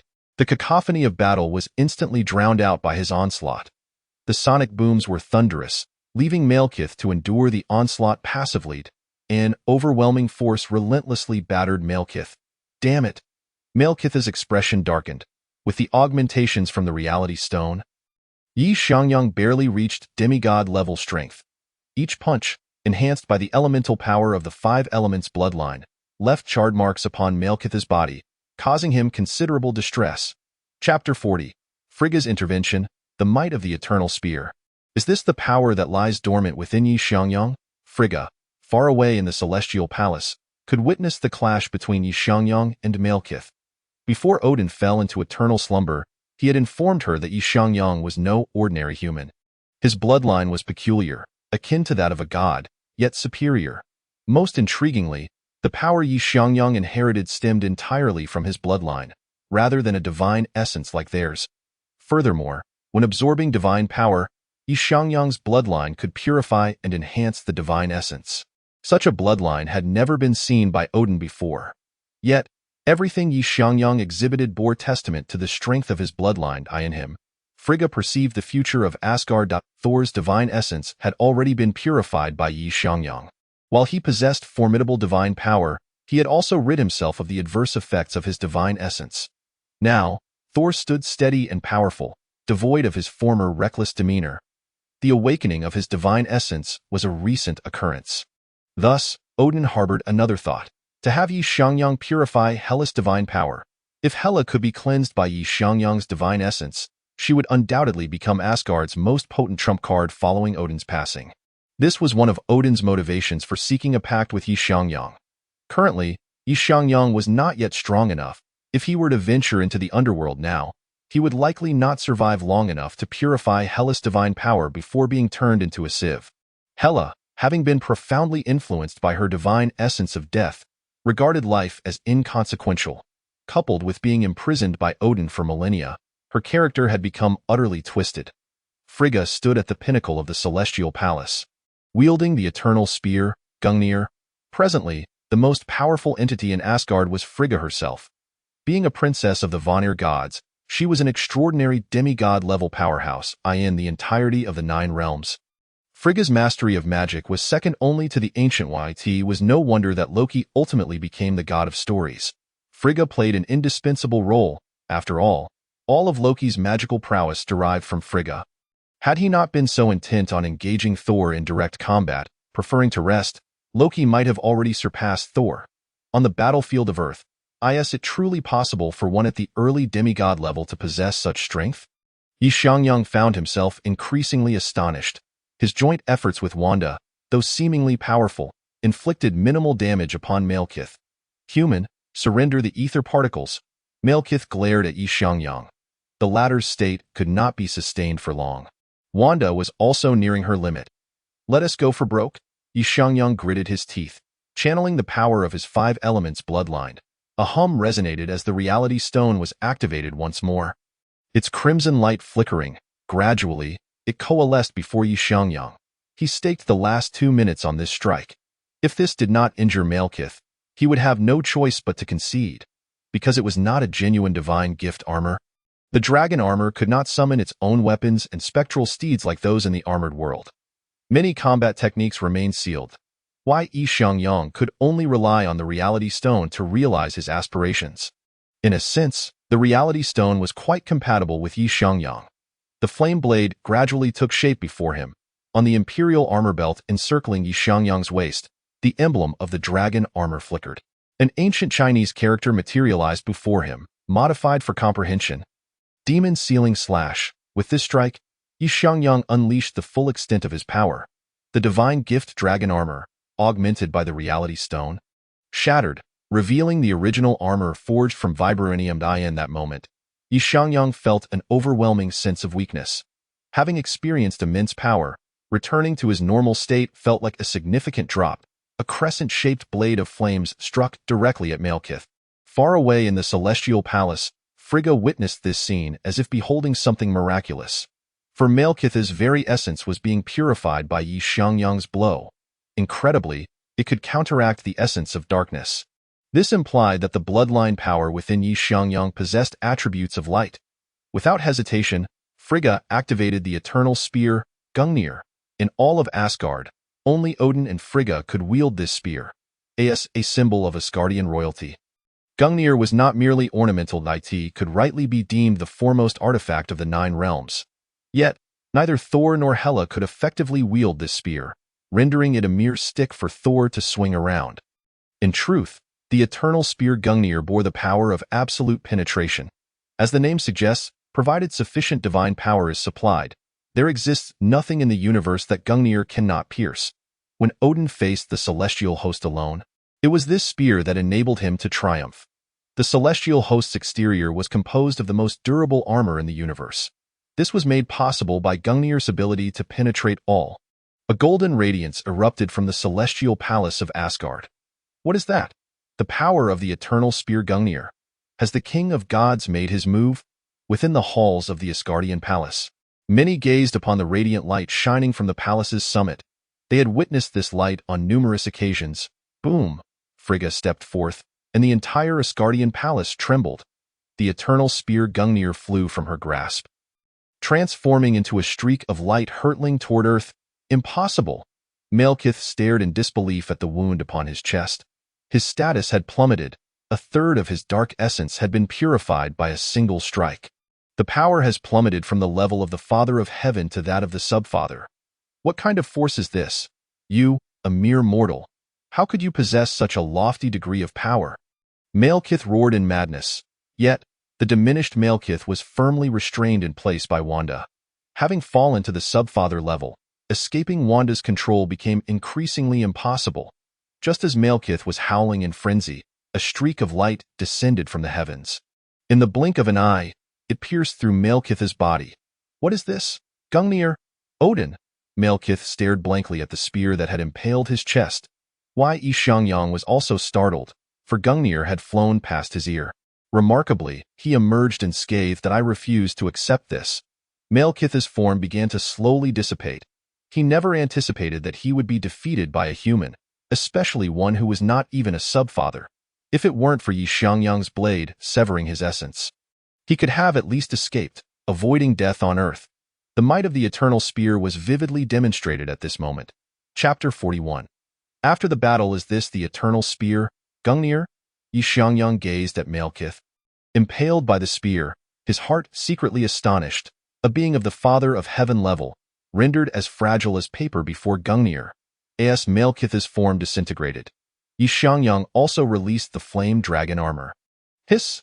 A wave of excruciating pain coursed through Xiangyang's entire body. It seemed he had exhausted his strength. He found even lifting his hand to be a daunting task.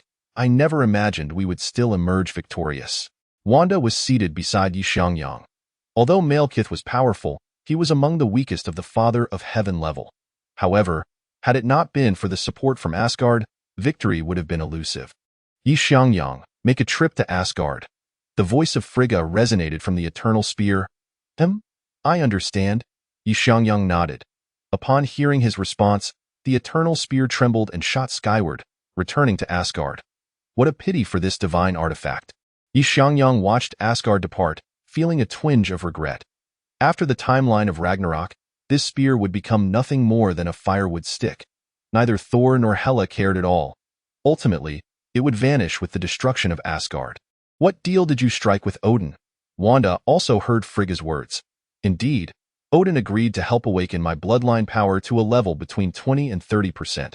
This trip to Asgard should be to bestow upon me the divine essence of the god of light. That rascal Odin must have something he desires from me. Xiangyang was not naive. With such a heavy bet placed upon him by Odin, it was evident that there was something he needed him to accomplish. Who would simply gift a divine essence? Especially that of the god of light. In the Marvel Universe, there are many dark deities. For instance, the Lord of the Dark Dimension, Dormammu, or the King of Chaos and the god of symbiotes. Null, all represent the dark gods of Marvel.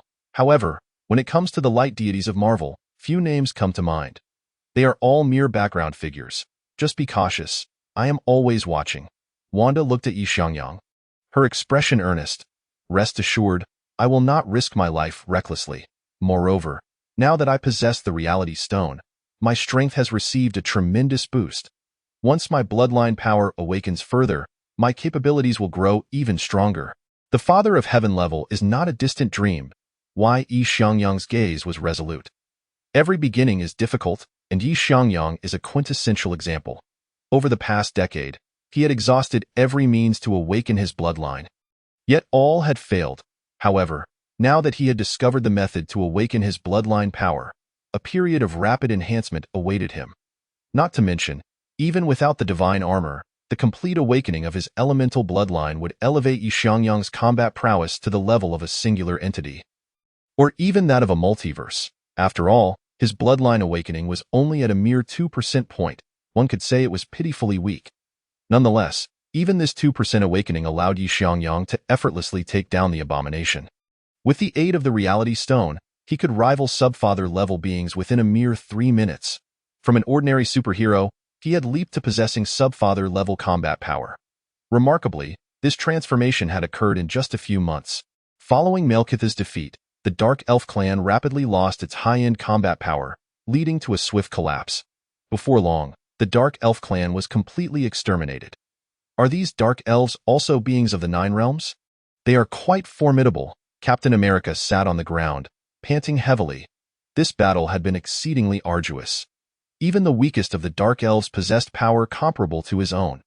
He had found himself in a fierce struggle against a mere foot soldier on the battlefield. Were it not for the support of the Asgardian army, victory would have been highly uncertain. There are many beings in the universe. The Dark Elf clan is not the strongest. Thor also set down his hammer and sat among the others. You are the one you mentioned, Thor the god of thunder? Tony regarded Thor, impressed by his strength on the battlefield. Indeed, I have been residing on Earth recently.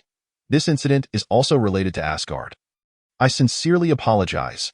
Thor now appeared remarkably composed, quite unlike his former self, and no worries, we owe you our gratitude.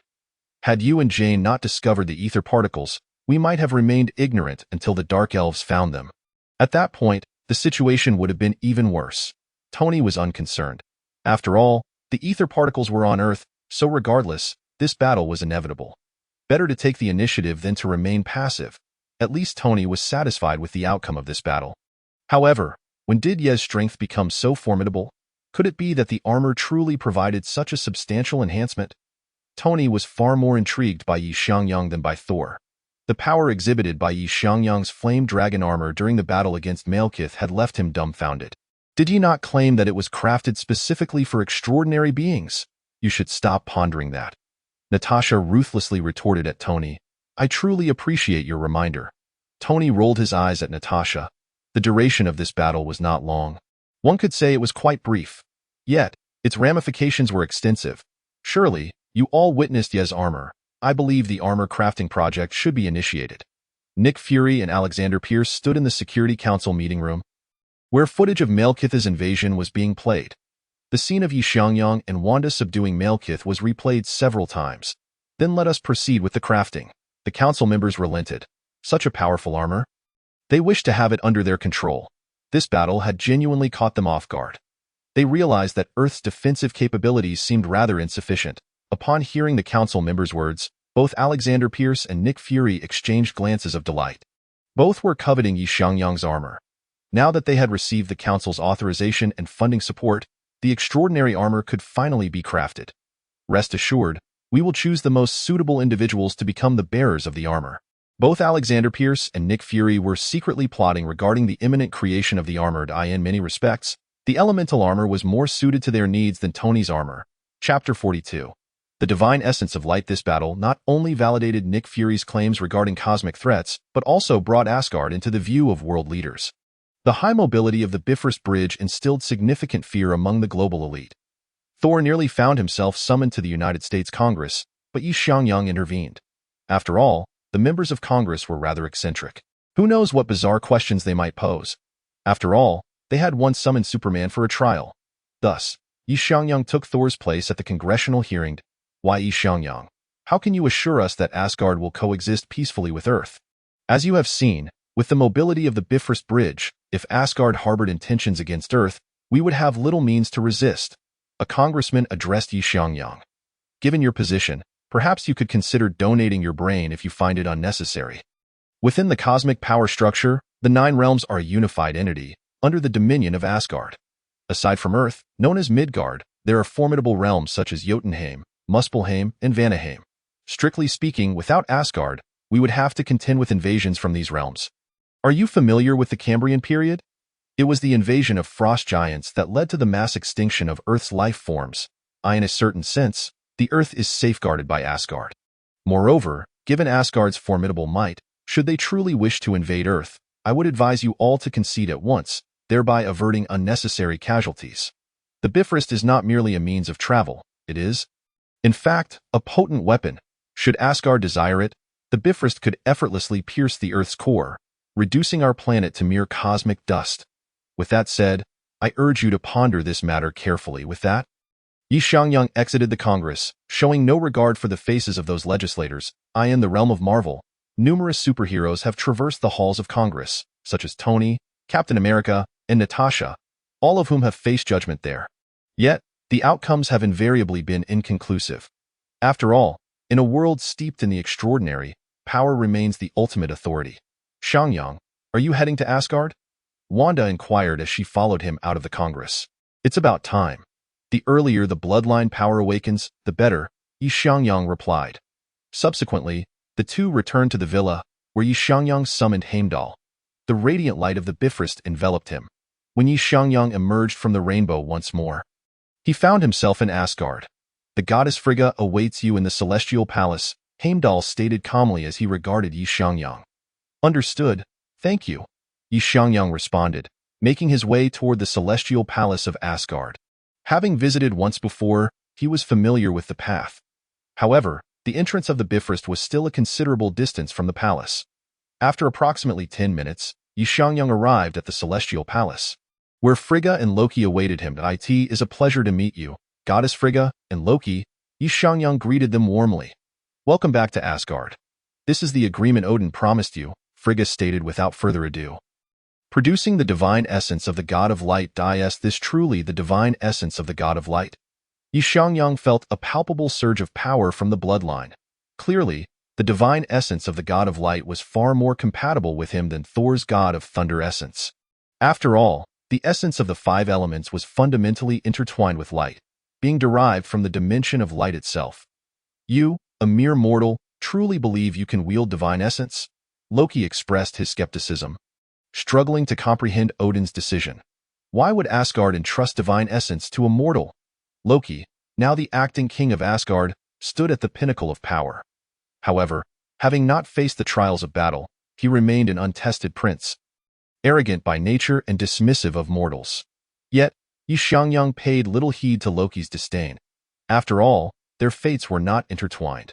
With Thor still undergoing transformation, once he completed his metamorphosis as the god of thunder, he would remain Asgard's king, with Loki's status being merely that of an acting ruler. Did Odin have anything further to convey? Xiangyang inquired, as he accepted the divine essence from Frigga. Odin mentioned that if your bloodline awakens sufficiently, and you ascend to the level of the All-Father, there is a matter he wishes to entrust to you, Frigga revealed, well aware of Odin's intentions. It pertained to Hela, the goddess of death, a ticking time bomb for Asgard, capable of detonating at any moment. If Xiangyang could indeed resolve the Hela situation, it would be fortuitous. The All-Father? I understand. Xiangyang nodded, surmising Odin's thoughts. He likely wished for him to purify Hela's divine essence, especially following the demise of the god of light, Balder. Odin had been overly indulgent with Hela, binding her essence to Asgard, allowing her to wage war throughout the cosmos, gaining a fearsome reputation. Unfortunately, Hela was still too young. Her rapidly escalating power was corrupted by the essence of death, leading to a violent disposition and a penchant for slaughter. Odin had certainly noticed Hela's aberrant behavior but was unwilling to slay his own child. Thus, he had no choice but to confine Hela to the realm of the dead, hoping she would master her powers there. Yet, it was evident that Odin's efforts had failed. In the underworld, Hela not only failed to control her divine essence, but also grew increasingly resentful of Odin, creating an almost irreconcilable rift between them, one that could only end in death for one party. Why Xiangyang did not oppose the idea of purifying Hela. After all, Hela was not beyond communication. In a parallel universe, after being exiled by Odin, Hela learned to harness her powers through tarot, successfully repressing her divine essence and reclaiming her identity. The former goddess of death transformed into the goddess of dawn, even defeating Odin. If he could engage with such a being, it would not be a misfortune for Xiangyang. He might even subtly maneuver to make Hela his subordinate, thereby ensuring that he would not stand alone in future dimensional conflicts. With the divine essence of light in hand, Xiangyang returned to Earth. The transformation of divine essence could not occur in Asgard. Chapter 43. Absorbing the divine essence of light upon returning to Earth, Xiangyang promptly declared his intention to enter seclusion. Wanda arrived at the villa shortly thereafter. I hope the divine essence of light will bestow upon me something extraordinary, Xiangyang mused, gazing at the divine essence in his hand. This essence was without a master, as its previous owner had long since passed. According to Odin's prior assertions, even if Xiangyang were to merge with this essence, it would pose no issue, provided he could earn its recognition. Closing his eyes, Xiangyang summoned the power of his bloodline. The imperial armor within him shimmered as the divine power of light began to surge into his being. Indeed, the power of the divine essence was far more adept at awakening the dormant bloodline within him. Xiangyang focused on the flow of the 5 elements within him. Although there was no visible progress bar, he could sense the awakening of his bloodline. It appeared that the divine essence of light could elevate his bloodline awakening to 10%. Xiangyang calculated silently, recognizing that since this essence lacked a master, even if he were to fully deplete its power, it would bear no repercussions. Unlike Thor, who would have to return a portion of his power to avoid being rendered immortal, Xiangyang faced no such limitations. As the divine power of light coursed through him, the energy of his bloodline began to boil. The 10 elements of metal, wood, water, fire, earth, wind, thunder, light, darkness, and ice swirled around him. What exactly is your bloodline power? Wanda inquired, intrigued.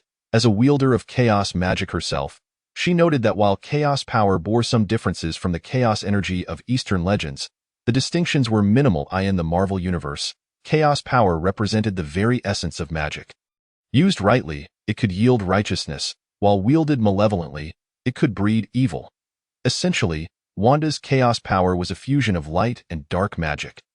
Thus, she could perceive the attributes of Xiangyang's bloodline, which felt as if it were both an abyss of nothingness and a vessel of all existence. Exuding a formidable presence, its rank was exceedingly high. Even when facing the Ancient One, Wanda had never felt such an overwhelming aura, regardless of whether it was the Vishanti or the Dark Dimension's ruler. Dormammu, their powers, though immense, seemed inferior to her chaos magic.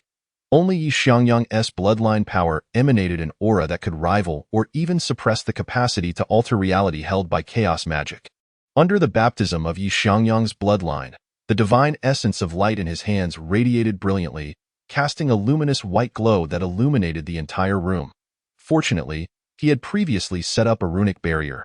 Observing Xiangyang's transformation, Wanda silently expressed her gratitude. Since the last awakening, she had kept this matter close to her heart. The Ancient One had also informed her that Xiangyang's bloodline was exceptionally unique and should ideally remain concealed. After a day and night passed, Xiangyang finally opened his tightly shut eyes. The divine essence of light had vanished from his hands, not because he had fused with it, but because it had been entirely consumed by his imperial armor. Incredible! Such power! Xiangyang sensed the changes within his body. The divine essence had successfully elevated his bloodline, awakening to 10%. Xiangyang, your power! Wanda exclaimed, astonished, as she perceived that Xiangyang's strength had surged to the level of a demigod. Indeed, I have reached the demigod level, Xiangyang confirmed. Just a mere 10% awakening of his bloodline had propelled his capabilities to this extent. With a mere thought, he manipulated countless elements, conjuring a fireball that swiftly morphed into a water sphere. This newfound power filled him with delight. Previously, while he could wield elemental powers through his bloodline, he had never achieved such fluidity. So, I am now a mage. An elemental mage, no less, Xiangyang thought, exhilarated. Not only had his control over the elements vastly improved, but his physical condition had also undergone immense enhancement. Although he appeared to be an ordinary human on the surface, his physical attributes had now surpassed those of divine beings. In a fierce melee, Even those renowned for their physical prowess would find themselves at a disadvantage against Xiangyang. If one were to truly regard Xiangyang as a mage, the consequences would be dire. Xiangyang eagerly summoned the flame dragon armor and proceeded to enchant it a second time. A resonant hum filled the air as flames danced, enhancing the majesty of the armor's appearance. The metallic texture had also improved significantly as Xiangyang reached out to touch the flame dragon armor. The enchanted armor transformed into swirling flames, enveloping his body. The sharp clang of metal striking metal resonated. Indeed, the awakening of his bloodline at 10% potency rendered the enchantment's effect far superior to that of a mere 2%. The augmentation to my combat prowess provided by the flame dragon armor is at least doubled. Xiangyang assessed his physical state. Without the flame dragon armor, he was merely an ordinary subgod level warrior. Although formidable, he was limited in strength. However, upon merging with the flame dragon armor, his power surged tremendously. This doubling of strength catapulted Xiangyang to the pinnacle of subgod level warriors. In this moment, he mused that he might even possess the capability to contend with true god-level beings. Xiangyang thought to himself, while he would undoubtedly be the one to fall in the end, it would not be akin to his previous encounter with Malekith, where he struggled fruitlessly, leaving only insignificant scratches. Had it not been for Malekith's innate affiliation with darkness, which inherently countered Xiangyang, he might not have even been able to wound Malekith. Most importantly, after breaking through to subgod level, Xiangyang had acquired sufficient strength to wield the reality stone. This meant he had transformed from a fleeting 3-minute man into someone capable of battling all day long. His endurance had significantly increased. "Wanda, would you like to learn elemental magic?" Xiangyang inquired. Turning his gaze toward Wanda, "Elemental magic?" Wanda looked at Xiangyang with curiosity. As a sorceress herself, wasn't elemental magic merely a construct of films and television? Indeed, it is elemental magic, within the memories he had inherited. Xiangyang witnessed a marvelous sight. The first individuals possessing the 5 elemental bloodlines were not born with them, but rather cultivated them. By practicing the elemental magic of the Ming realm, one could undergo a transformation, awakening the power of the 5 elemental bloodlines. Furthermore, this bloodline power is hereditary. Chapter 44. Elemental Magic. Farewell, Ancient One. However, to cultivate elemental magic, Xiangyang needed to leave behind a magical seed. Much like the dimensional demons, the power of the seed is also borrowed. Once the seed's owner passes away, the seed will return to Xiangyang, along with the power they cultivated. It is akin to others assisting Xiangyang in his training. Yet this seed bears no negative consequences. On the contrary, it provides a beneficial enhancement. For instance, the power cultivated can cleanse the body, warding off ailments and toxins. If one's talent is sufficiently high to cultivate the 5 elemental bloodlines, then this power not only can be passed on to one's descendants, but also significantly extend one's lifespan. Marvel's magic is, in essence, borrowed magic. Aside from the runes of Asgard and Wanda's chaos magic, most other forms of magic originate from dimensional demons. Such magic not only fails to provide positive enhancements to the human body, but may also harm human lifespan and will. After all, among the dimensional demons, only the Trinity god, Vishanti, can normally borrow magical power. Borrowing power from other demons comes at a steep price. In the original timeline, Doctor Strange had repeatedly borrowed magic from various deities and demons. Some transactions involved souls, while others led to corruption. In any case, there was always a cost. Had Doctor Strange not been the protagonist, he would have perished countless times. Which ordinary mage would dare to borrow power from those demons? Even the Ancient One, a being atop the subgod level, was in a similar predicament. The Ancient One's mastery of magic was unparalleled. Regardless of black or white magic, its impact on the Ancient One was minimal. Yet, in her quest for longevity, she absorbed considerable power from the dark dimension, extending her existence for over 500 years. Though this may seem like an eternity, in comparison to the gods, it is but a fleeting few centuries. After all, Thor was already over 1,500 years old at his first appearance. Many have criticized the Ancient One for perishing due to the exorbitant cost of special effects. However, that is a misconception. The Ancient One likely succumbed to the imminent corruption of her soul. A typical supreme sorcerer, upon death, would venture to the dimension of white magic where Vishanti resides, continuing the fight in the dimensional wars. Yet, the Ancient One did not. Upon her passing, she directly entered the realm of eternity. This was because the Ancient One understood that her debts could not be borne by Vishanti. Thus, she sought out eternity instead. A mortal body drawing upon the powers of the dark dimension for centuries, the Ancient One had created the legend of the Sanctum Sanctorum. As for elemental magic, its sole drawback may be that those who cultivate it and awaken the power of the 5 elemental bloodlines will naturally harbor a favorable disposition towards Xiangyang. Perhaps even a sense of reverence. Elemental magic? I believe it would be a perfect fit for the Sanctum Sanctorum. The voice of the Ancient One echoed in Xiangyang's and Wanda's ears. Ancient One, are you serious? Xiangyang's eyes brightened. The Sanctum Sanctorum boasts the largest congregation of sorcerers on Earth and indeed throughout the cosmos. If the inhabitants of the sanctum were genuinely willing to practice elemental magic, it would be nothing short of splendid, and of course it is true. Though you recall what I once mentioned, the sanctum holds a seat for a divinely bestowed armor, the Ancient One said with a faint smile. Indeed, upon hearing the Ancient One's words, Xiangyang understood that she was not jesting. So, how do you plan to pass on this knowledge? The Ancient One regarded Xiangyang intently. The transmission of magic is predominantly done through written texts. This includes the Book of Vishanti and the Darkhold. My current strength is insufficient.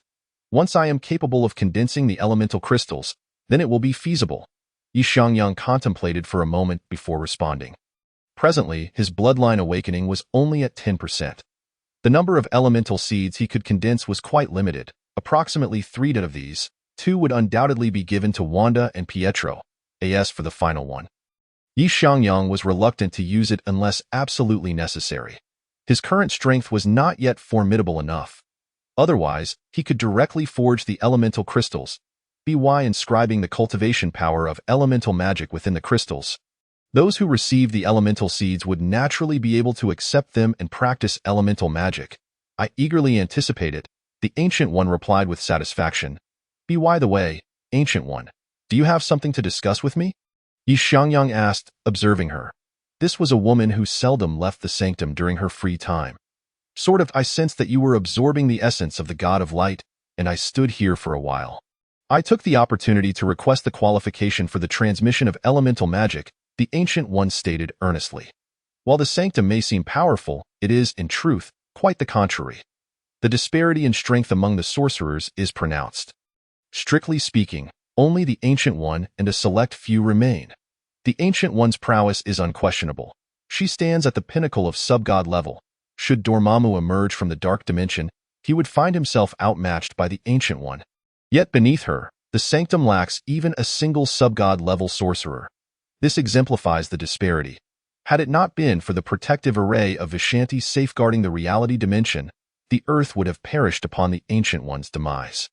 In the original timeline of the MCU, the sanctum was even breached by a corrupted Wanda alone. This underscores the severity of the high-end combat power gap. Rest assured, if the opportunity arises, once you have chosen your successor, I can condense an elemental seed to bestow upon them, Xiangyang replied gravely. Although Strange had a relatively short time practicing magic, it is undeniable that he is a prodigy, a talent even surpassing that of the Ancient One. In many parallel universes, Strange's achievements have exceeded those of the Ancient One. Whether it be the Ancient One wielding the Time Stone in the MCU timeline, or the elderly Ancient One possessing only the Eye of Agamotto in the comics, her peak remains at sub-god level. Yet Strange has genuinely reached an extraordinary level of singularity. Dark Doctor Strange could even contend with the 6 Infinity Stone Ultron, undoubtedly a force of singular combat prowess. Bestowing the elemental seed to Strange would not be a waste at all. I awaited your words, the Ancient One replied with a pleased smile. For some reason, Xiangyang suddenly felt as though the Ancient One was attempting to extract benefits from him. It felt as though she had come to him seeking favors. The mention of a divinely bestowed armor and elemental seeds, it felt akin to being sheared of wool. Odin had acted similarly. Thankfully, he had not let Odin know of his ability to condense elemental seeds. Otherwise, Xiangyang sensed that Odin would likely have sought one for himself, with his bloodline awakening reaching 10%. The tension that had held Xiangyang tightly was finally beginning to ease. You wish to shear my wool? Then I must also shear some wool in return. Xiangyang contemplated the forge of the gods. It was time to explore the distinction between URU metal and vibranium. Chapter 45. Nidavellir time swiftly passed to the following day, and Yi Xiangyang had completely adapted to the surge of power following the awakening of his bloodline. Heimdall! Yi Xiangyang called out to the heavens, a rainbow's radiance descended, and Yi Xiangyang vanished within its embrace. That posture of yours. You have absorbed the essence of the god of light? Heimdall, with his golden pupils, gazed in astonishment at Yi Xiangyang. A powerful divinity emanated from his presence. However, Heimdall did not sense the power of a divine essence within Yi Xiangyang. This could only signify one thing. The essence of the god of light had been wholly absorbed by Yi Xiangyang. Such a phenomenon was unprecedented for Heimdall. Few think that someone could completely assimilate the power of a divine essence. Your eyes are indeed remarkable, he remarked, to perceive even this. Why Yi Xiangyang regarded Heimdall, a figure of immense strength in the original comic, where it could be said that only Odin and Hela could claim certainty in a confrontation against him. Thus, Yi Xiangyang was not at all surprised to be seen through. Perhaps we can spar sometime, Heimdall suggested with a smile. Very well, Yi Xiangyang replied, not lingering further, for he had important matters to attend to. With a bloodline awakening reaching 10%, Yi Xiangyang had acquired the ability to fly.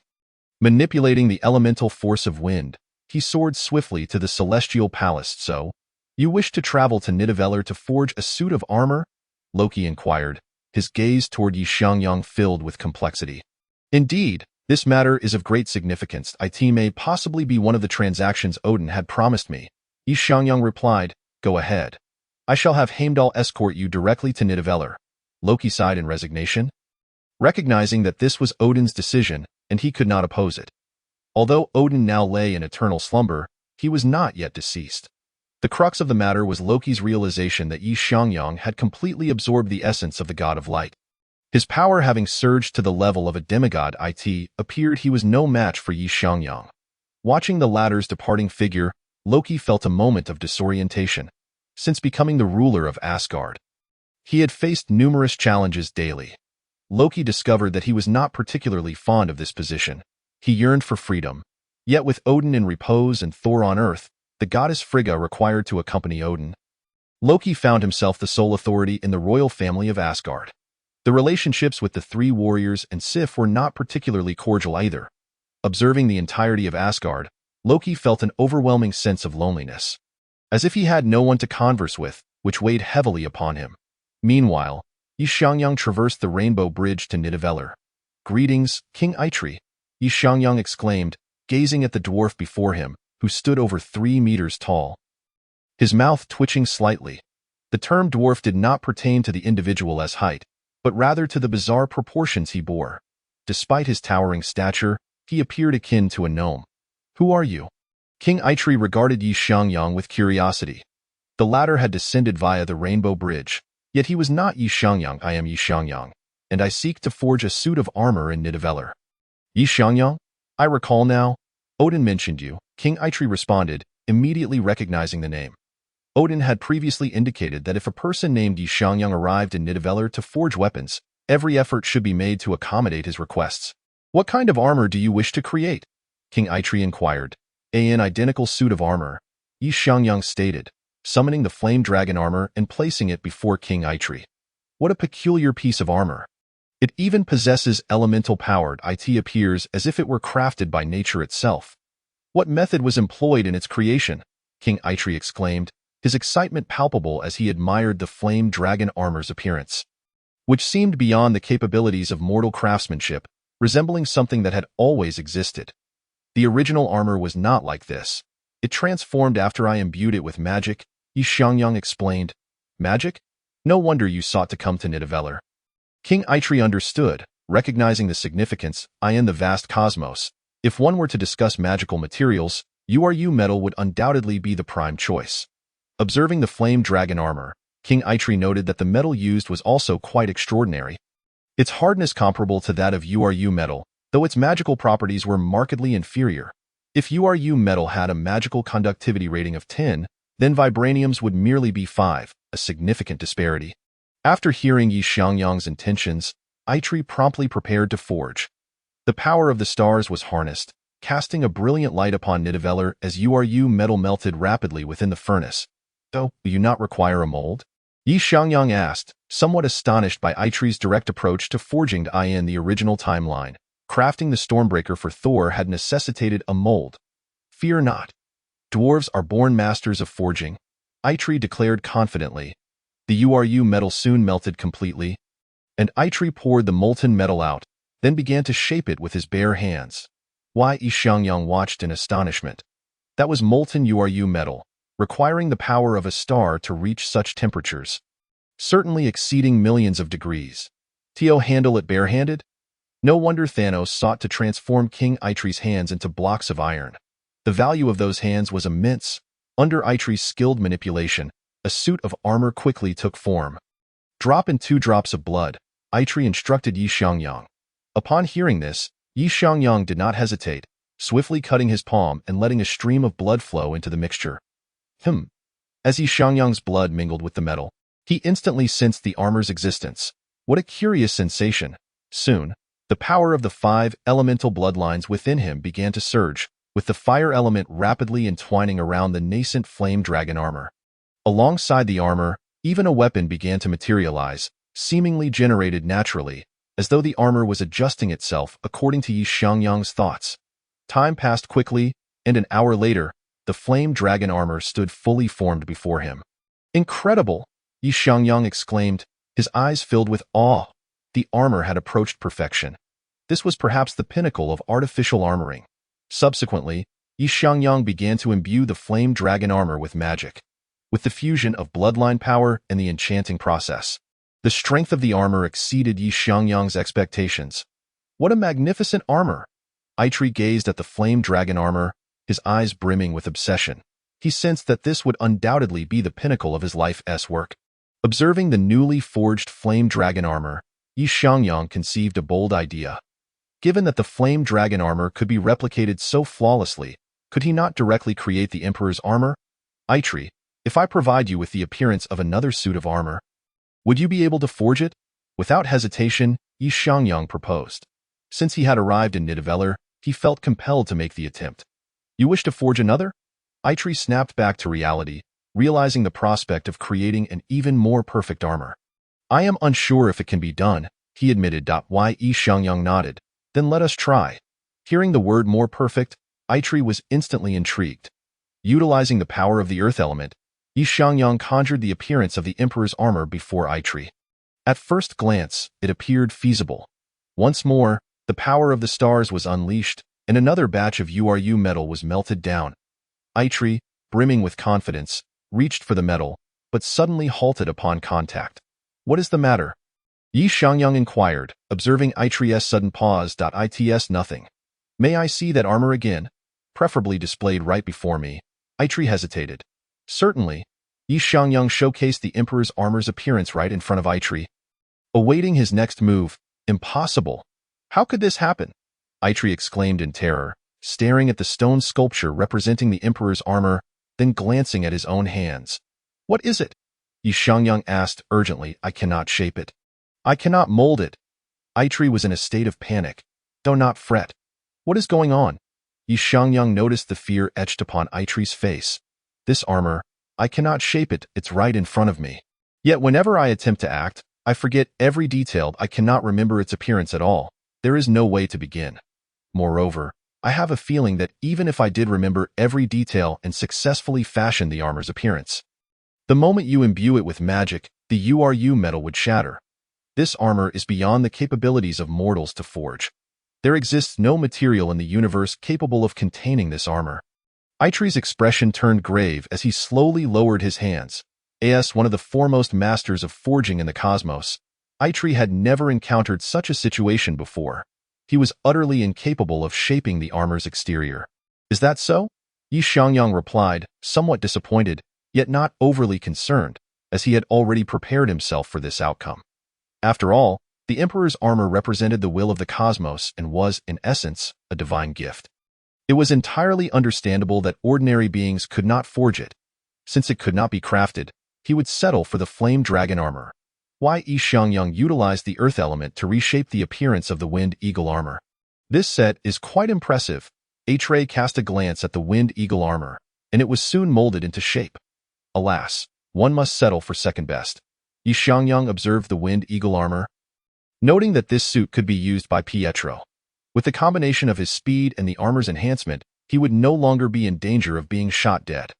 After completing the process, Xiangyang also enchanted the Wind Eagle armor.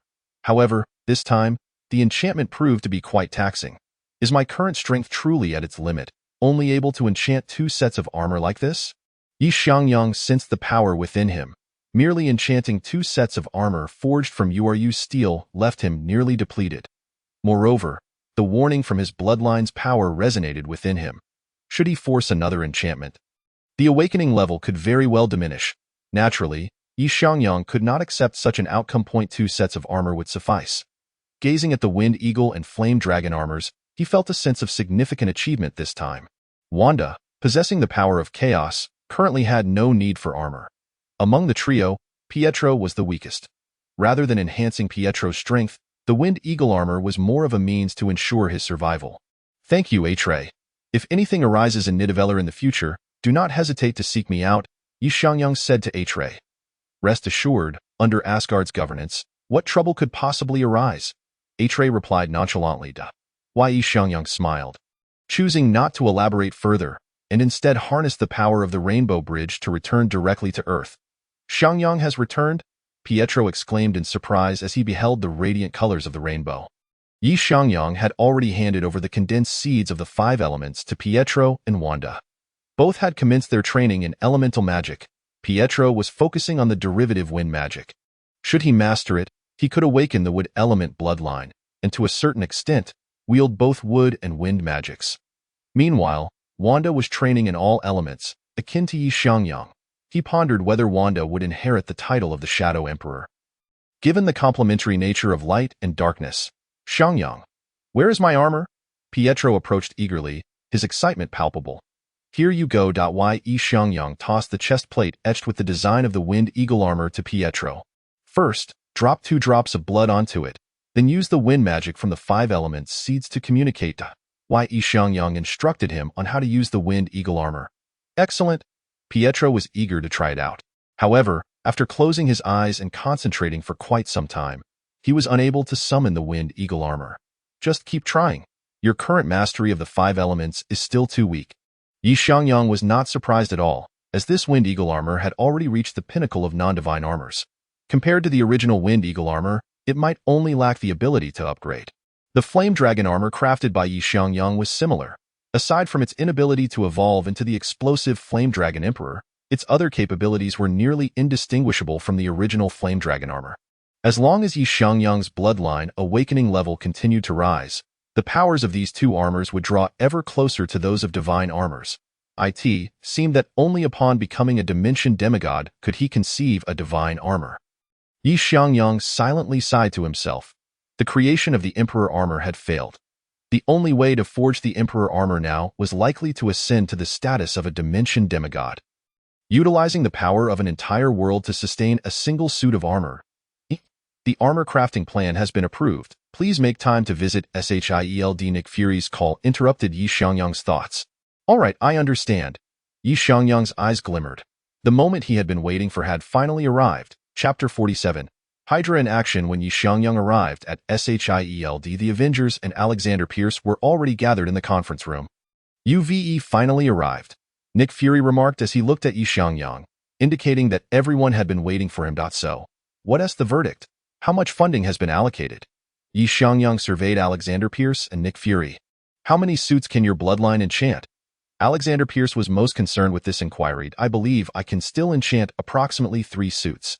Xiangyang contemplated before deciding to enchant the 5 elements armor first. Excluding Ted's Flame Dragon armor and Pietro's Wind Eagle armor, the remaining Black Rhino, Earth Tiger, and Snow Mastiff armors could be entrusted to S.H.I.E.L.D. Xiangyang had a premonition that SHIELD might soon face its demise. The completion of the Insight program was imminent, coupled with the 3 armors he had intentionally revealed. Should Alexander Pierce harbor ambitions to seize control of SHIELD, Nick Fury would undoubtedly meet his end. Xiangyang was already preparing to determine whether he should assist Nick Fury in his departure. He only hoped that Fury Estimise would be thorough, without any substitutes remaining. Point 3 suits. Just like what you previously demonstrated?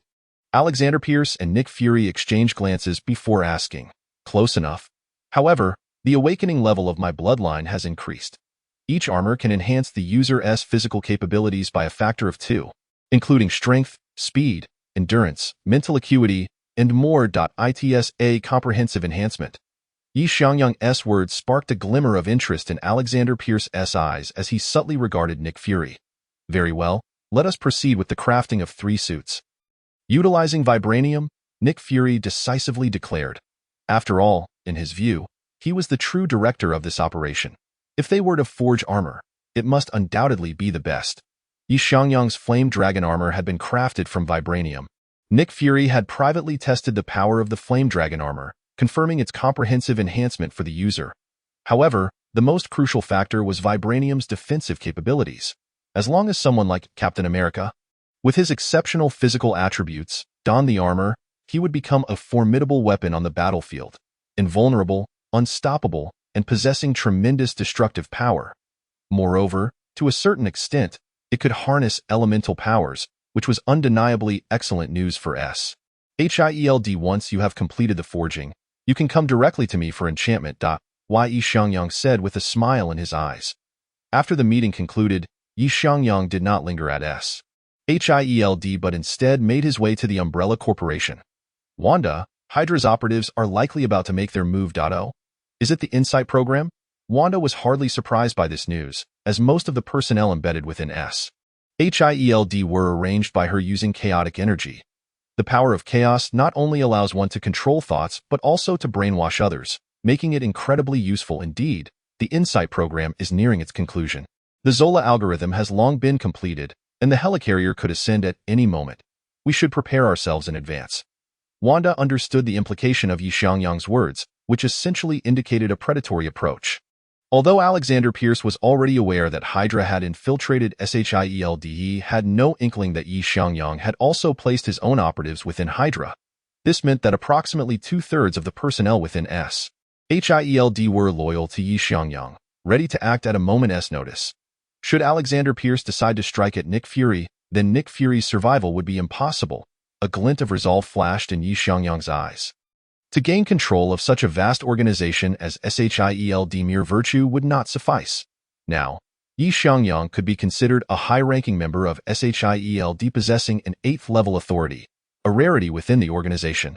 Once the 5 elements armor was completed, he would likely ascend to a 9th-level authority.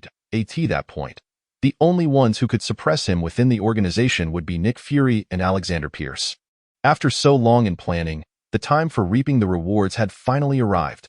Wanda also smiled. Being able to lead such a large organization as the Umbrella Corporation, she was certainly no naive lamb. To label her as a white rabbit turned black would not be an exaggeration in this world. The only individuals Wanda could unconditionally trust were Pietro and Xiangyang. Oh, by the way, it seems there have been some movements from the Blood Clan. They have been causing quite a stir in the underworld recently.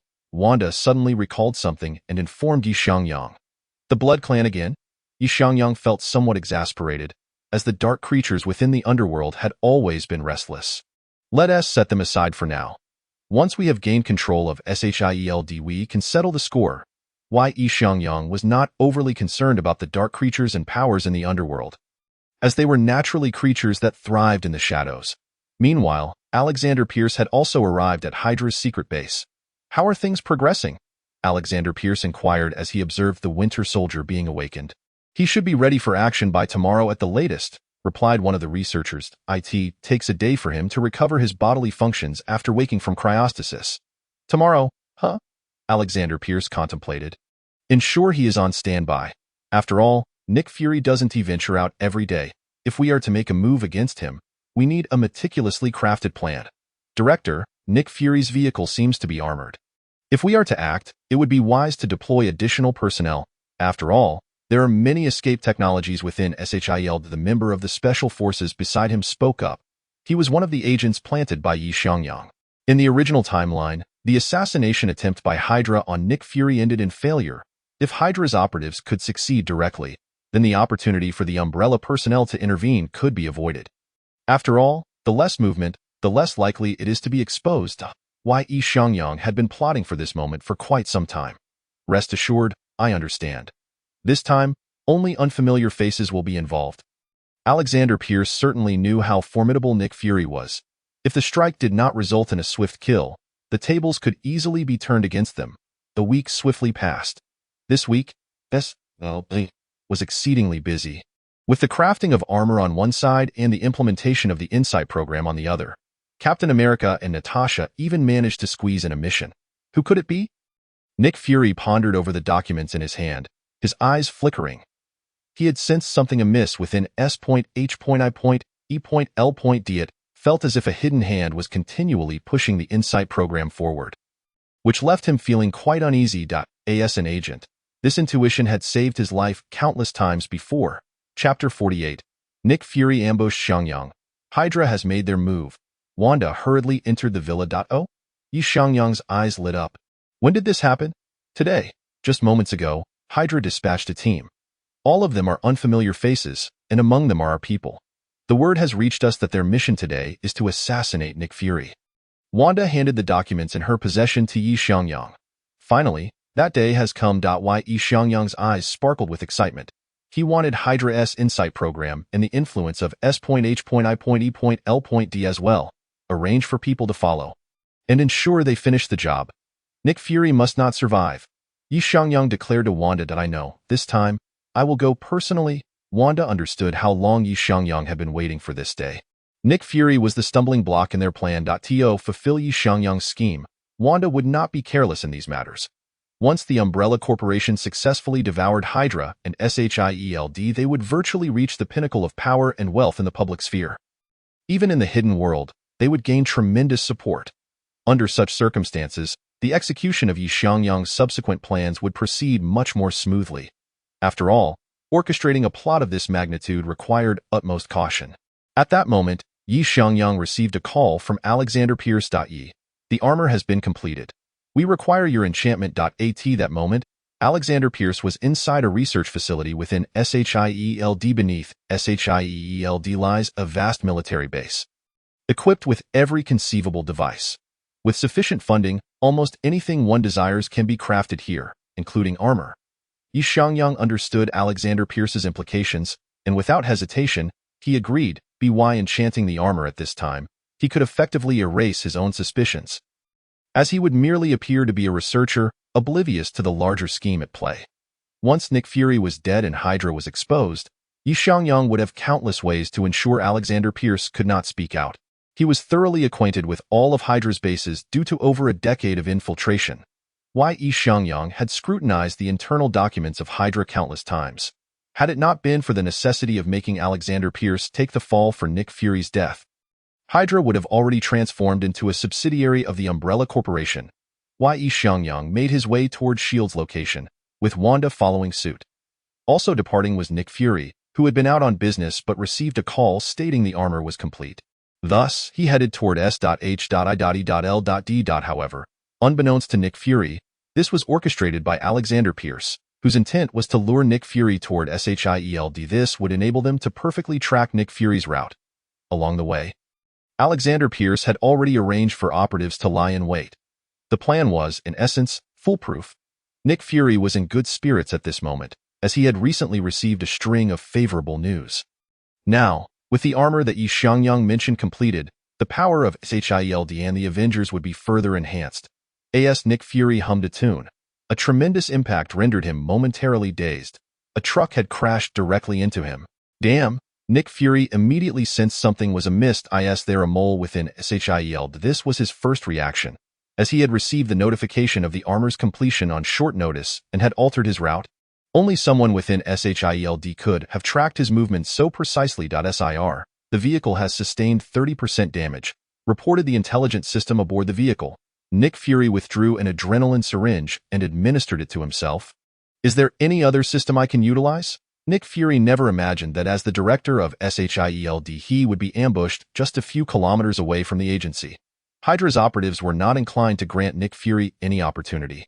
The truck had pinned Fury's vehicle against a wall, rendering the situation even more dire than in the original timeline. It seemed I need not lift a finger. Wanda observed the scene quietly from the mirror dimension. Given this situation, as long as Hydra's operatives were not foolish, there was no way Nick Fury could escape. Hydra's tactical team began to break windows with wild abandon. The vehicle, trapped against the wall, spun its wheels frantically, yet remained immobile. Shall we initiate a counterattack? Nick Fury glanced at his surroundings, feeling a sense of despair. At least 3 tactical teams were involved, meaning at least 30 operatives had been deployed for this assassination attempt.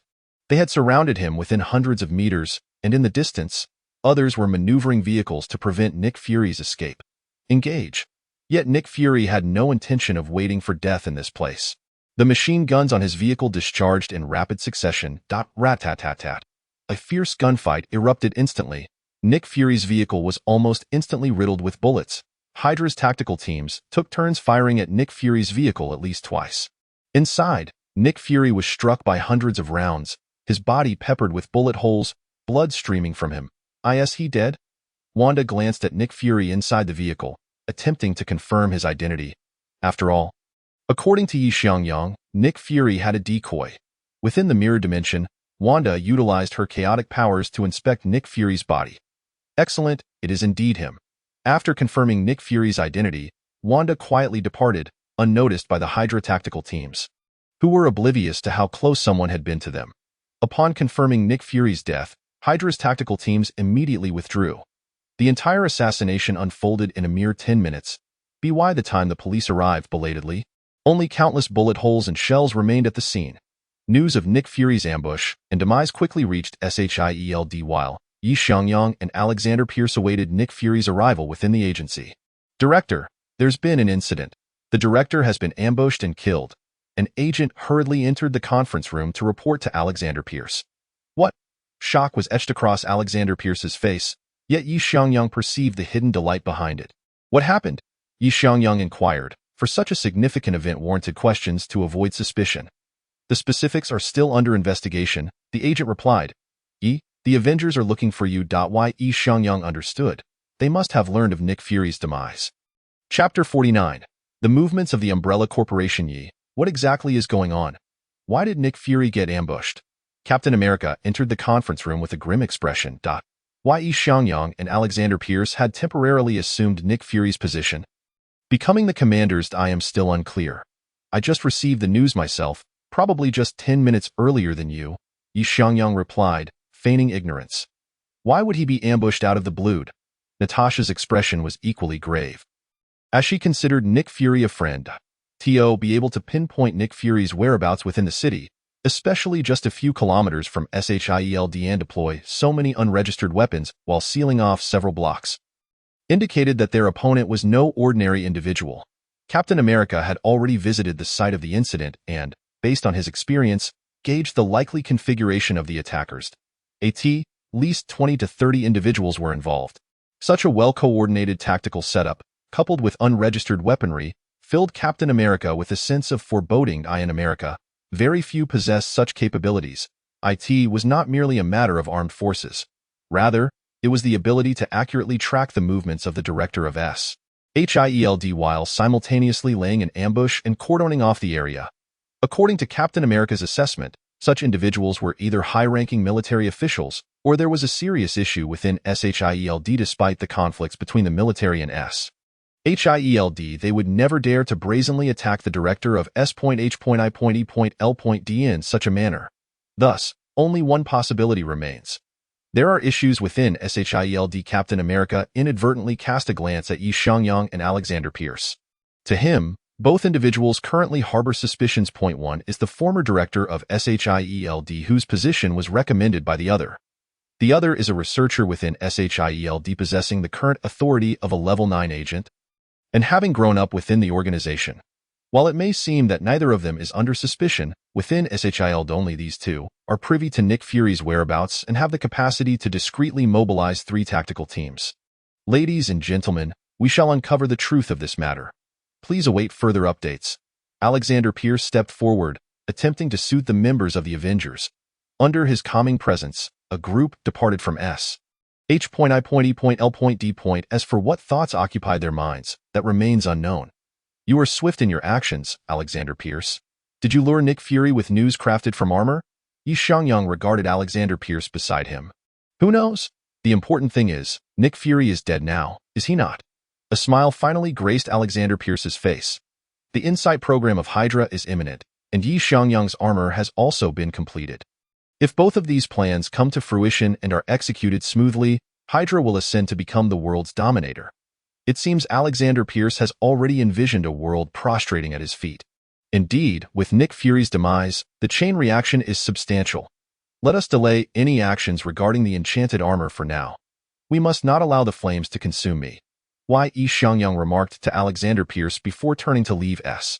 Wanda, can you confirm that Nick Fury is truly dead? Xiangyang inquired in the car. Yet, within the vehicle, he found himself alone. I can confirm. I even personally examined the body. It is indeed Nick Fury. Not a scroll. Wanda's figure slowly emerged in the passenger seat, as though she had been there all along. Excellent. Then the umbrella can commence operations. Remember to erase our traces. A glint of brilliance flashed in Xiangyang's eyes.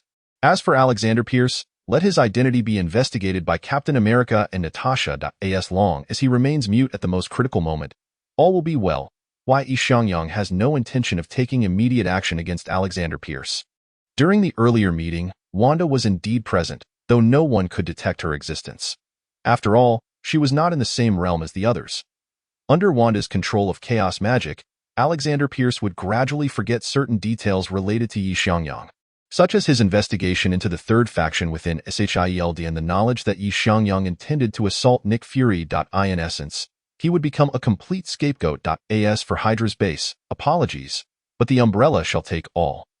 Once Alexander Pierce is exposed, Xiangyang will seamlessly ascend to the position of director of Shield. The carrier will launch as planned, but the Zola algorithm's clientele needs adjustment. It will be repurposed to serve the Umbrella Corporation. Under Xiangyang's command, Wanda and Pietro initiated a global support mode. With the assistance of internal agents, within a mere week, over 90% of Hydra's global bases fell under Xiangyang's control. 10 years of scheming culminated in a single decisive strike. As for the remaining 10%, they were simply too close to the United States. If those bases were to be eliminated now, it would arouse Alexander Pierce's suspicions, which is entirely unnecessary for Xiangyang. Even if the remaining 10% were destroyed by the Avengers, what would it matter? It would perfectly mask Hydra's existence. After all, Hydra has been obliterated, leaving only the Umbrella Corporation with no connection to Hydra. With Wanda's presence, the likelihood of betrayal within the Umbrella Corporation is exceedingly low. Captain America's voice echoed in Xiangyang's ears. What is it, Steve? Xiangyang answered the call. I have uncovered the cause of Nick Fury's death. Captain America's voice sounded weary, as if he had just emerged from a fierce battle. Oh? What was the cause? A smile adorned Xiangyang's face. Alexander Pierce is the leader of Hydra. S.H.I.L.D. has been thoroughly infiltrated by Hydra. The Insight program is a Hydra conspiracy. We cannot allow the carrier to take flight. Captain America gritted his teeth. You have also discovered. You need not worry about the Insight program. Even if the carrier launches as planned, Hydra's scheme will not succeed. I have tampered with their programming. I was wondering why the Insight program seemed so peculiar. It turns out the issue lies here. Xiangyang's words left Captain America momentarily stunned. You mean, you have also identified the problem? Captain America inquired eagerly. Precisely. After Nick Fury's assault, I too began investigating this matter. It appears our progress is quite aligned. Chapter 50. The ascent of the carrier. What you mean is, you have already interfered with the carrier? Captain America's tone conveyed a sense of relief. Indeed, I found Nick Fury's demise suspicious, prompting an extensive investigation within S.L.D. Ultimately, I confirmed that the Insight program harbored issues. Thus, I discreetly examined the documents concerning the Insight program. As you know, my clearance is quite high. I discovered something amiss. Consequently, I have made alterations to the Insight program. Even if the carrier ascends normally, it will certainly not produce any repercussions. Xiangyang's words allowed Captain America to exhale deeply, providing him with a sense of camaraderie. It is indeed comforting to have allies. Where are you now? Xiangyang promptly inquired. A friend's house. Captain America glanced at Falcon. Indeed, a friend, albeit one he had only recently met. Then take your time to recuperate. Notify me when it is time to act. Alexander Pierce has summoned the members of the World Security Council to witness the carrier's launch ceremony. I must also devise a means to protect those council members. Should an incident occur within SHIELD involving the council members, all would be lost. Even if the carrier does not take flight, S.H.I.L.D. cannot continue to exist. Ye Xiangyang conveyed to Captain America. Understood, we will infiltrate S.H.I.L.D. directly. Although Hydra has infiltrated SHIELD, many agents remain oblivious. If we can win them over, we stand a chance. Captain America's words elicited another smile from Xiangyang. This is precisely what I was waiting to hear. As long as Captain America successfully infiltrates the internal base of SHIELD and delivers a resounding speech, the Umbrella members hidden within Hydra can openly defect. In this manner, we can secure SHIELD with minimal losses, and the carrier can ascend normally. Everything is falling perfectly into place. Time swiftly passed, and 3 days later, Captain America, Natasha, and Falcon commenced their operations. Meanwhile, Xiangyang accompanied Alexander Pierce to welcome the members of the World Security Council. Welcome, esteemed guests. A smile adorned Alexander Pierce's face. With less than half an hour remaining until the carrier's launch, he felt assured of victory. Once the carrier ascended successfully, Hydra would become the ruler of the world. Alexander Pierce's ambitions were laid bare, while Xiangyang followed closely behind him. As he gazed at a female council member, Xiangyang's eyes lingered momentarily. If all goes as expected, this should be Natasha. The female council member exchanged a subtle nod with Xiangyang, and the group proceeded toward the upper echelons of SHIELD. Just as the celebrations commenced, Captain America's voice resonated throughout the S.H.I.L.D. facility, calmly recounting the events leading up to the present situation. The surrounding SHIELD members began to regard one another with suspicion, unsure if their comrades were indeed Hydra agents. Alexander. The members of the World Security Council glared furiously at Alexander Pierce. They felt deceived. They had funded weaponry meant to target themselves. This was utterly unacceptable. No matter. There are only 10 minutes remaining. The launch of the carrier is a foregone conclusion. Alexander Pierce remained unfazed. Even if discovered, what could they do? Who could halt his plans now? The carrier is indeed prepared for launch. I assure all council members that there will be no issues with the carrier. Xiangyang's voice resonated at the perfect moment, capturing everyone's attention. Alexander Pierce stared at Xiangyang, utterly bewildered. He did not anticipate that Xiangyang would choose this moment to speak up. Alexander Pierce, do you truly believe that Hydra's plans are meticulously crafted? In reality, they have long been uncovered by us. Xiangyang stated with a calm demeanor. Indeed. Natasha also removed her mask. Simultaneously, at Xiangyang's signal, she took off the badge from her chest. Just as Alexander Pierce was about to utter something, an enigmatic force seemed to emerge in his mind, preventing him from speaking. Alexander Pierce gazed at Xiangyang in astonishment. Realizing that he had fallen into Xiangyang's trap, the other party had been awaiting this day, intent on making him a scapegoat. Presently, Xiangyang was a level 9 agent within SHIELD, a high-end researcher, and possessed control over the armoring enchantments and authorizations within the organization. With both he and Nick Fury eliminated, Xiangyang would rightfully ascend as the next director of SHIELD. Not to mention, he had just exposed Hydra's conspiracy and rescued members of the World Security Council. Under the accumulation of various positive buffs, S.H.I.L.D. had become Xiangyang's to command. It appears you have guessed something. Rest easy in death. Xiangyang's voice reverberated in Alexander Pierce's mind. Hearing Xiangyang's words, Alexander Pierce instinctively drew the pistol concealed at his waist, intending to resist. Yet, he understood that this was not of his own volition. His body moved against his will. Xiangyang had meticulously calculated every step. Upon seeing Alexander Pierce draw his weapon, Xiangyang swiftly retreated, shielding the members of the World Security Council. Natasha, without hesitation, unleashed a barrage of gunfire, striking Alexander Pierce directly. Thus, the Hydra leader and former director of SHIELD met his end at Natasha's hands. You have done a great service. Xiangyang beamed at Natasha. Likewise, Natasha replied with a smile. This operation not only stabilized SHIELD with Xiangyang's assistance, but also eradicated Hydra, marking a resounding victory. Natasha felt quite pleased. Where is the captain? Has he encountered any trouble? Xiangyang inquired of Natasha, knowing that Captain America had undoubtedly crossed paths with Bucky. This was yet another opportunity to foster goodwill. Indeed, Natasha echoed his sentiment. The program for the aerial carrier had already been resolved by Xiangyang, so why had Captain America not yet ascended? The two made their way toward the lower levels of S.H.I.E.L.D. At that moment, Captain America was engaged in a fervent brawl with Bucky. Each combatant was delivering lethal strikes, and the battle was intensely fierce. Chapter 51. Assumption of the SHIELD Directorship. Bucky. It's me. Do you truly not remember me? As Xiangyang reached the lower floor, he overheard Captain America's heartfelt declaration. What a remarkable bond, truly the mark of a good friend. Yet, Bucky remained expressionless in response to Captain America's emotional plea, his dagger still aimed at Captain America's vital points. Xiangyang was unfazed by the scenario. He swiftly maneuvered behind Bucky and delivered a precise chop. Causing Bucky to collapse instantly, he must have been brainwashed by Hydra. Let us subdue him first and see if we can restore his memories, Xiangyang advised Captain America. The captain recognized that this was indeed the best course of action. The aerial carrier had taken off, but the three carriers were not functioning according to Hydra's design Zola algorithm. Xiangyang's cunning move had saved SHIELD considerable funds.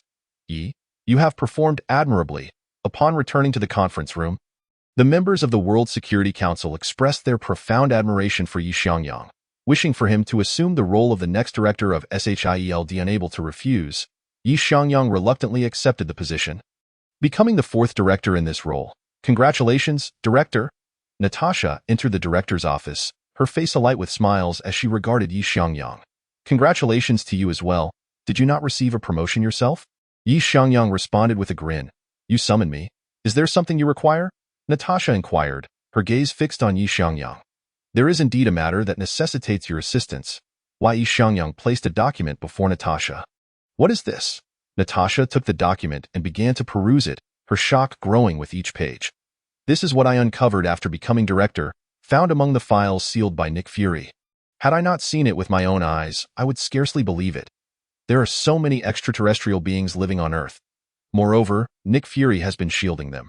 Most alarmingly, I discovered that many individuals in both political and business spheres appear to have been replaced by a race known as the Skrulls. You have reviewed the files. They possess shape-shifting abilities, making them exceedingly difficult to deal with. The presence of such a race on Earth is akin to a ticking time bomb. Natasha, I need you to conduct a covert investigation and identify all those who have been replaced. Steve and Tony will coordinate with your efforts, Xiangyang instructed Natasha. This is utterly staggering. Natasha was at a loss for words regarding the information recorded in the document. If the records held true, was Nick Fury preparing to leverage the Skrulls to directly control the upper echelons of the government? Such a maneuver would greatly elevate his power and status, an utterly chilling thought. Understood. I will exert every effort to investigate this matter. Natasha replied gravely. After providing Natasha with some additional instructions, Xiangyang allowed her to depart. With the new director's arrival, Xiangyang's first order of business was directed at the Skrulls. Unlike Nick Fury, Xiangyang did not share a close relationship with Captain Marvel or the Skrulls, thus he intended to eliminate the root of the secret invasion. With that in mind, Xiangyang retrieved a communicator from a nearby drawer. Captain Marvel, Xiangyang was not yet inclined to utilize this device. Currently, Earth remained within controllable parameters. Furthermore, Captain Marvel, with her prideful demeanor, often disregarded others' counsel and operated independently, leveraging her godlike powers throughout the universe. Likely having offended countless factions, summoning her back now would undoubtedly heighten the risk of division. Moreover, given the current allocation of Earth's combat capabilities, even if Thanos were to launch an assault, Xiangyang was confident that they would not be defeated.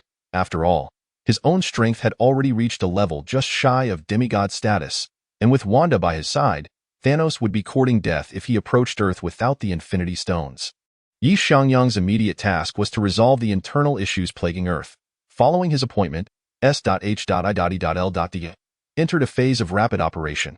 However, unlike Nick Fury, Xiangyang possessed no overwhelming desire for power. In a world of the extraordinary, power often resided with the strong. It was inherently unreasonable to expect a powerful individual to abide by laws set forth by the weak. Take, for instance, the Ancient One. This supreme sorceress had never adhered to the legal frameworks of nations, opening portals wherever she pleased, akin to smuggling. Subsequently, Xiangyang retrieved a file from a cabinet behind him. This was not a compilation from Shield but rather data gathered by the Umbrella Corporation, IT, detailed superhumans from across the globe, including the Eternals. This document had only recently been presented to him by Wanda, who claimed that a substantial amount of time had been spent researching these individuals. The existence of the Eternals was indeed a troubling revelation. Xiangyang felt a headache coming on as he contemplated the implications of the Eternals residing on Earth. This indicated that something lay deep within the planet. Moreover, this race had only just come into being within the past few years. How could he possibly prevent Thanos' population control agenda? Xiangyang rubbed his temples, aware that any decisions involving the celestial beings would require utmost caution. The document also noted the existence of Atlantis. After perusing the material for a time, Xiangyang reluctantly closed the file. The depths of Earth's complexities were overwhelming. The more one learns, the more daunting the situation appears. At present, Xiangyang held two aces, Shield and the Umbrella Corporation. In the ordinary world, these two cards might prove effective. However, once the extraordinary came into play, managing the situation became exceedingly difficult. In simple terms, S-H.I.LB was lacking in high-level combat capabilities, necessitating Xiangyang's personal involvement in many matters. Director, when can we enchant the armor from the armor program? Coulson entered, posing the question. The armor? I had completely forgotten about that, Xiangyang replied with a sigh. Originally, his intention in crafting the armor was to incite animosity between Alexander Pierce and Nick Fury. Once that plan was fulfilled, the existence of the armor had slipped from his mind. However, these 3 suits of armor could indeed address some pressing needs. One suit could be reserved for Captain America, which would help compensate for S.H.I.E.L.D.'s loss of combat strength. As for Bucky, once he returned to normal, he would also represent a formidable asset. Banner, however, was unable to undertake these specialized missions, as Hulk was only capable of executing the perfect infiltration.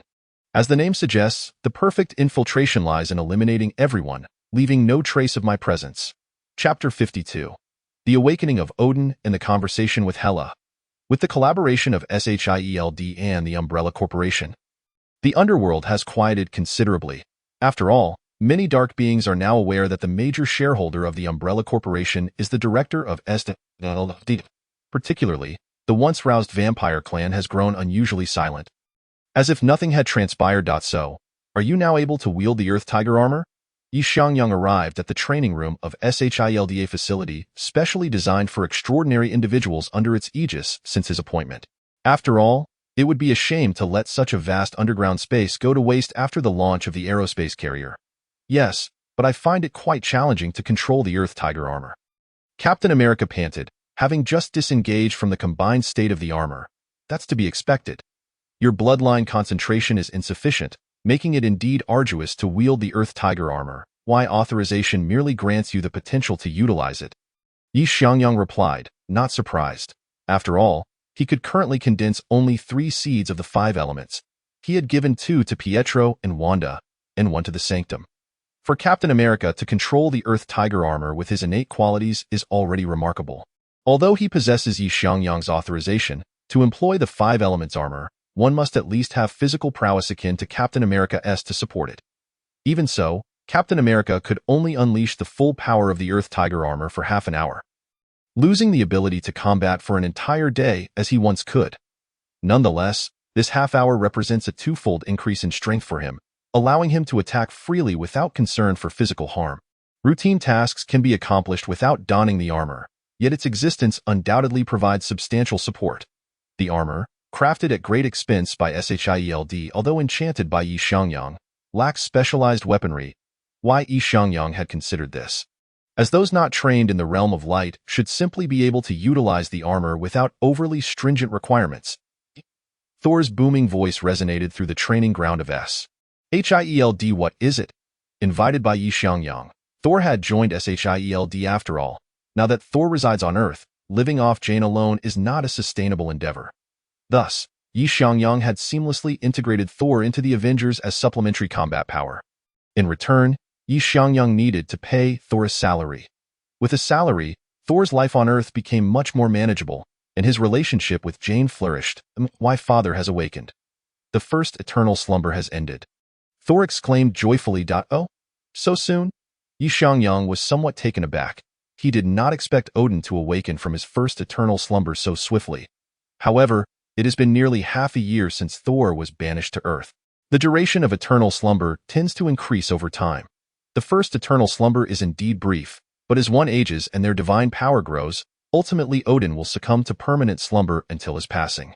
Eternal slumber serves merely to help him regulate his power and prolong his life. Thor sighed, "So, what brings you to me?" Xiangyang had already deduced Odin's intent, realizing that having now ascended to the level of a demigod, he could at least escape, even if he could not defeat Hela. And why father wishes to meet you. Thor conveyed Odin's thoughts. Understood, I will make time to visit Asgard soon. Why Xiangyang nodded. 3 days later. Having arranged his affairs, Xiangyang arrived once more in Asgard. It appears you are faring well. Why Xiangyang observed Odin, who no longer bore the frail visage of before. Instead, he seemed invigorated. The effects of the first eternal slumber are indeed profound. As time progresses, the efficacy diminishes. The power of the light god seems to have significantly aided you, and your strength has advanced rapidly. Odin regarded Xiangyang. The last time he beheld Xiangyang, the latter had only recently awakened the power of his bloodline. Yet this time, Xiangyang had already entered the realm of demigods. Not bad. Do you have business with me? Xiangyang looked at Odin. Indeed, that I hope you can journey to the underworld to purify Hela's divine essence. Odin sighed, burdened by the troubles caused by this daughter of his. As expected, this did not surprise Xiangyang. Very well. This can be considered a transaction. Why Xiangyang readily agreed. By the way, why haven't I seen Loki during this visit? Xiangyang inquired. Odin was uncertain about the matter. Since awakening from this eternal slumber, everything has seemed different. Loki, who had once sought the throne of Asgard by any means possible, appeared genuinely excited upon hearing the news of Odin's awakening and then simply vanished, casting Gungnir aside. Now, even Odin does not know where Loki is in the cosmos. Observing Odin's expression, Xiangyang had already surmised the truth. Loki has undoubtedly slipped away. After all, with his restless nature, how could he possibly wish to remain confined within Asgard? Take me to Helheim. Why Xiangyang refrained from saying more.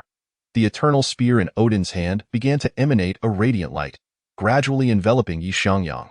Since Odin sealed off Helheim, only he possesses the ability to transport individuals there. The rainbow light illuminated the pitch-black world. The rainbow bridge? Who has Odin sent this time?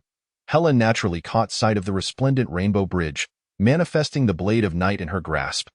The blade of night possesses the power of infinite division and fusion enhancement.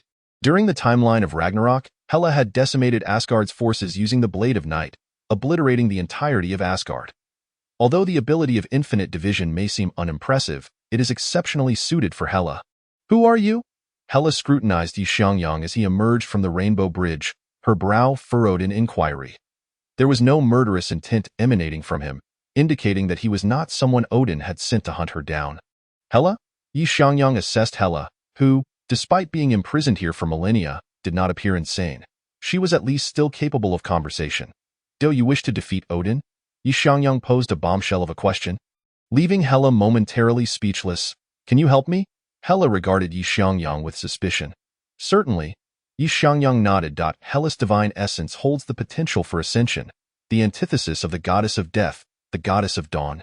By harnessing this form, Hela had defeated Odin wielding the eternal spear and ascended as the new ruler of Asgard. Chapter 53. Purifying Hela's divine essence. You are merely at the demigod level. Even if you were to help me escape from the underworld, that would be impossible. How can you aid me? Hela's gaze remained skeptical as she appraised Xiangyang. Yet, she refrained from attacking, for she sensed a higher-tier power within him, one that surpassed even her own divine might.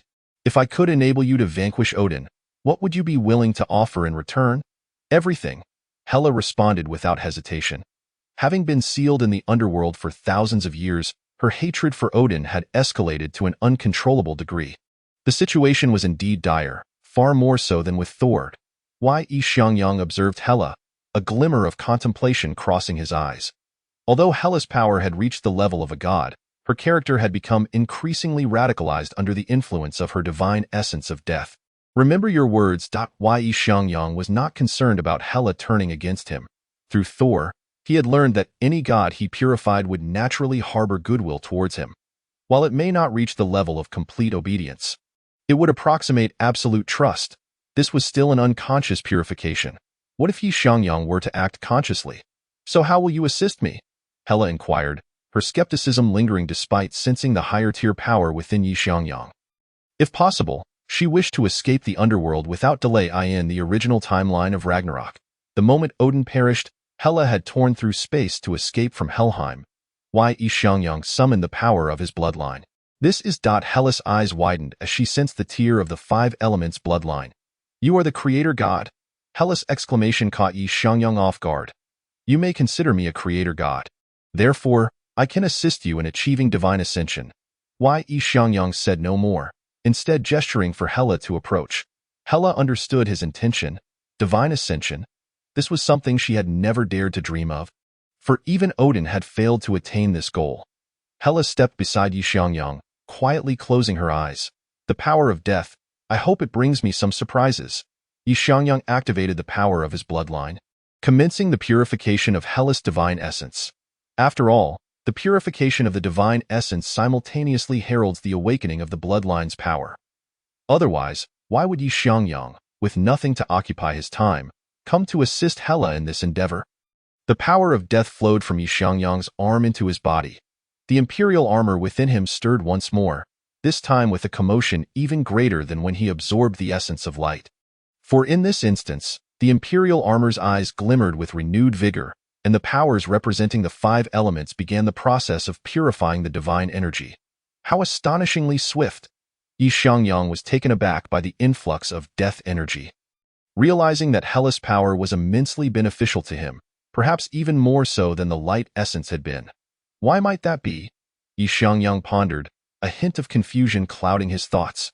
Yet, he swiftly considered a possibility: to create a world. The fundamental rules of existence are paramount. Besides the essential elements of space and time, the forces of life and death may be the very core of these rules. After all, without life and death, a world cannot be deemed complete. Although Hela's divine essence does not strictly embody the essence of death, it is at least aligned with that concept, thus providing Xiangyang with unexpected advantages. On the other hand, Hela felt an even more peculiar sensation.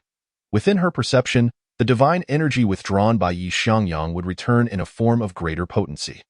However, she was unaware that the most purified aspects had already been absorbed by the imperial armor, leaving only what the armor deemed inferior.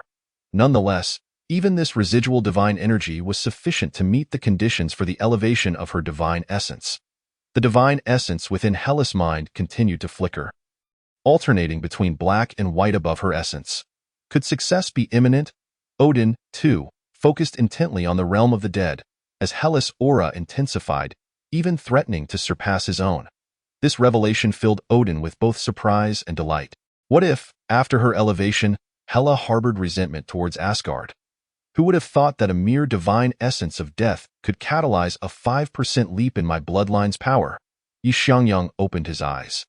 The gains from this divine elevation exceeded his expectations.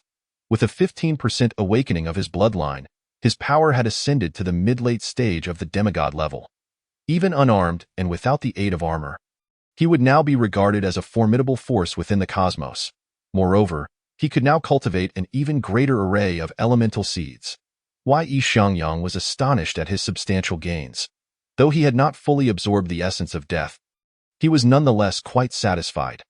Meanwhile, Hela stood with her eyes tightly shut, her previously scattered hair now standing on end. This was her battle stance, an embodiment of her divine power.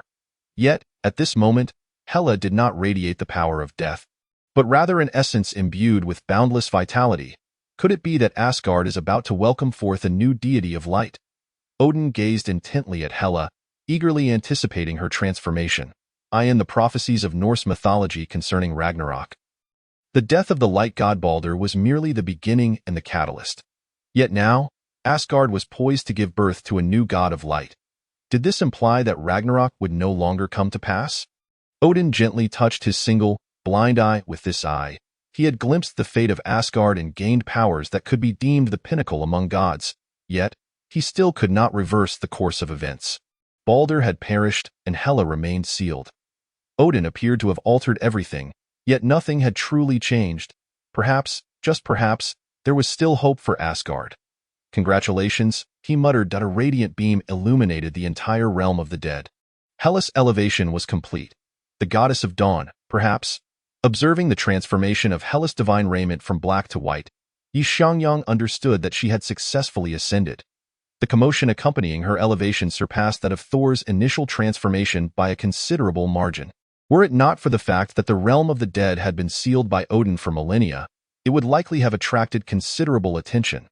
To his astonishment, the elevation of divine essence had propelled his strength to the pinnacle of demigod status. Hela, sensing the divine energy within her, was certain that, despite her youth compared to Odin, her power now eclipsed his in both quantity and quality. The sense of confinement had vanished. Hela realized that she now possessed the capability to escape the realm of the dead. Chapter 54. The prophecy of Ragnarok. With your current strength, you should be able to step out of the realm of the dead, correct? Do you wish to return to Asgard to seek vengeance upon Odin? Xiangyang inquired, observing that Hela appeared to have shed her previous gloom, now radiating brilliance. Asgard? Hela's gaze was complex. While she had once yearned to return to that place, her desire for vengeance had lessened following her elevation. If I am not mistaken, you were summoned by Odin to assist me, were you not? Quite astute of you. Your first words reveal your intent to protect yourself. Hela smiled at Xiangyang, feeling a newfound clarity of mind after her elevation. Perhaps I should return there. Matters must eventually be resolved. With a sigh, Hela acknowledged that a return to Asgard was inevitable. As the light of the rainbow descended, the figures of Xiangyang and Hela vanished from the realm of the dead. When they reappeared, they found themselves in the great hall of the celestial palace. Hela, welcome back.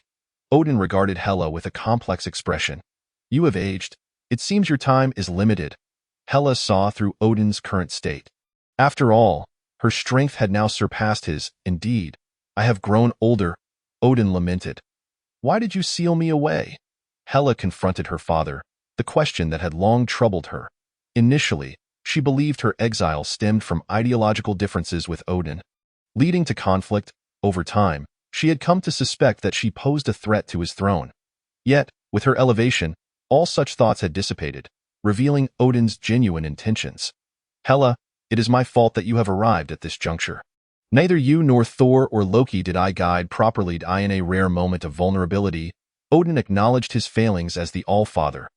After Baldur's demise, I seemed to lose my sanity, attempting to prevent Ragnarok by conquering the universe, expanding Asgard's dominion and strength. Yet in the end, I discovered that this path was futile. I even led you onto a road of no return. Your recklessness restored my clarity. I could not bear to witness your downfall. Thus, I sealed you away. Odin's words left Hela momentarily speechless. Ragnarok? What are you saying? She exclaimed, keenly sensing the gravity of his words. The implication was that the gods were destined for annihilation, a future preordained by fate. Initially, I believed this future could not be altered. However, I no longer share that belief. Odin's gaze fell upon Hela, the new goddess of light in Asgard. Impossible.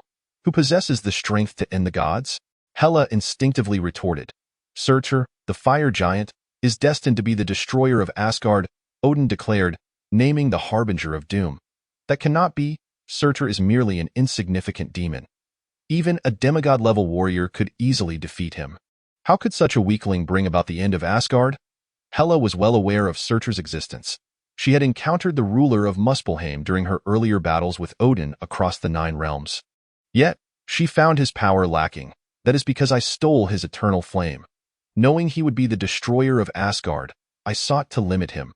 Odin explained that Surtur's might was formidable. Even in your current state, you would not stand a chance against him.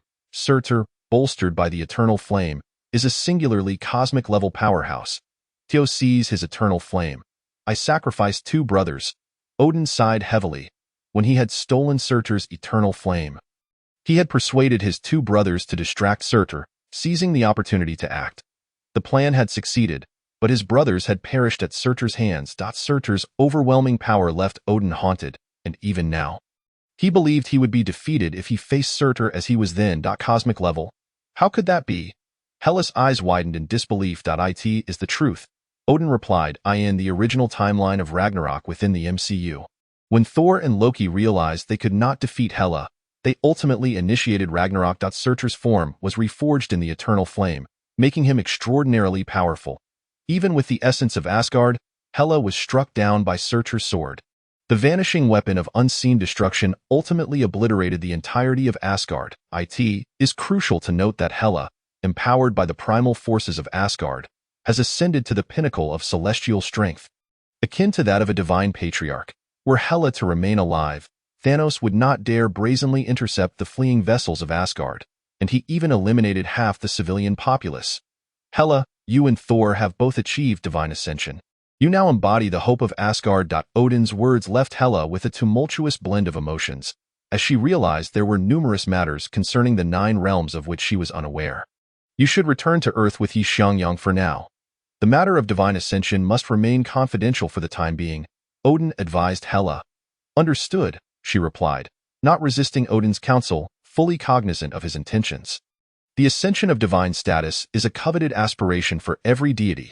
Should the knowledge of 2 divine ascensions within Asgard be disclosed, it would undoubtedly attract the attention of celestial beings throughout the universe, placing Xiangyang in peril. Thus, until Xiangyang possesses sufficient means of self-defense, this matter must remain concealed. However, it seems that the revelation is not far off, given that Xiangyang's power has already reached the mid to late stages of subpatriarchal strength. Throughout the conversation between father and daughter, Xiangyang remained silent, only speaking after they exited the Asgardian palace. Here, he said, producing a seed of the 5 elements, due to his recent power breakthrough, Xiangyang was once again able to condense a 5-element seed. However, to achieve infinite condensation of this essence, one would likely need to attain patriarchal status. Yet, Xiangyang was in no rush, for according to current circumstances, his bloodline's awakening had reached 20%, which would elevate him to the level of patriarchal combat prowess.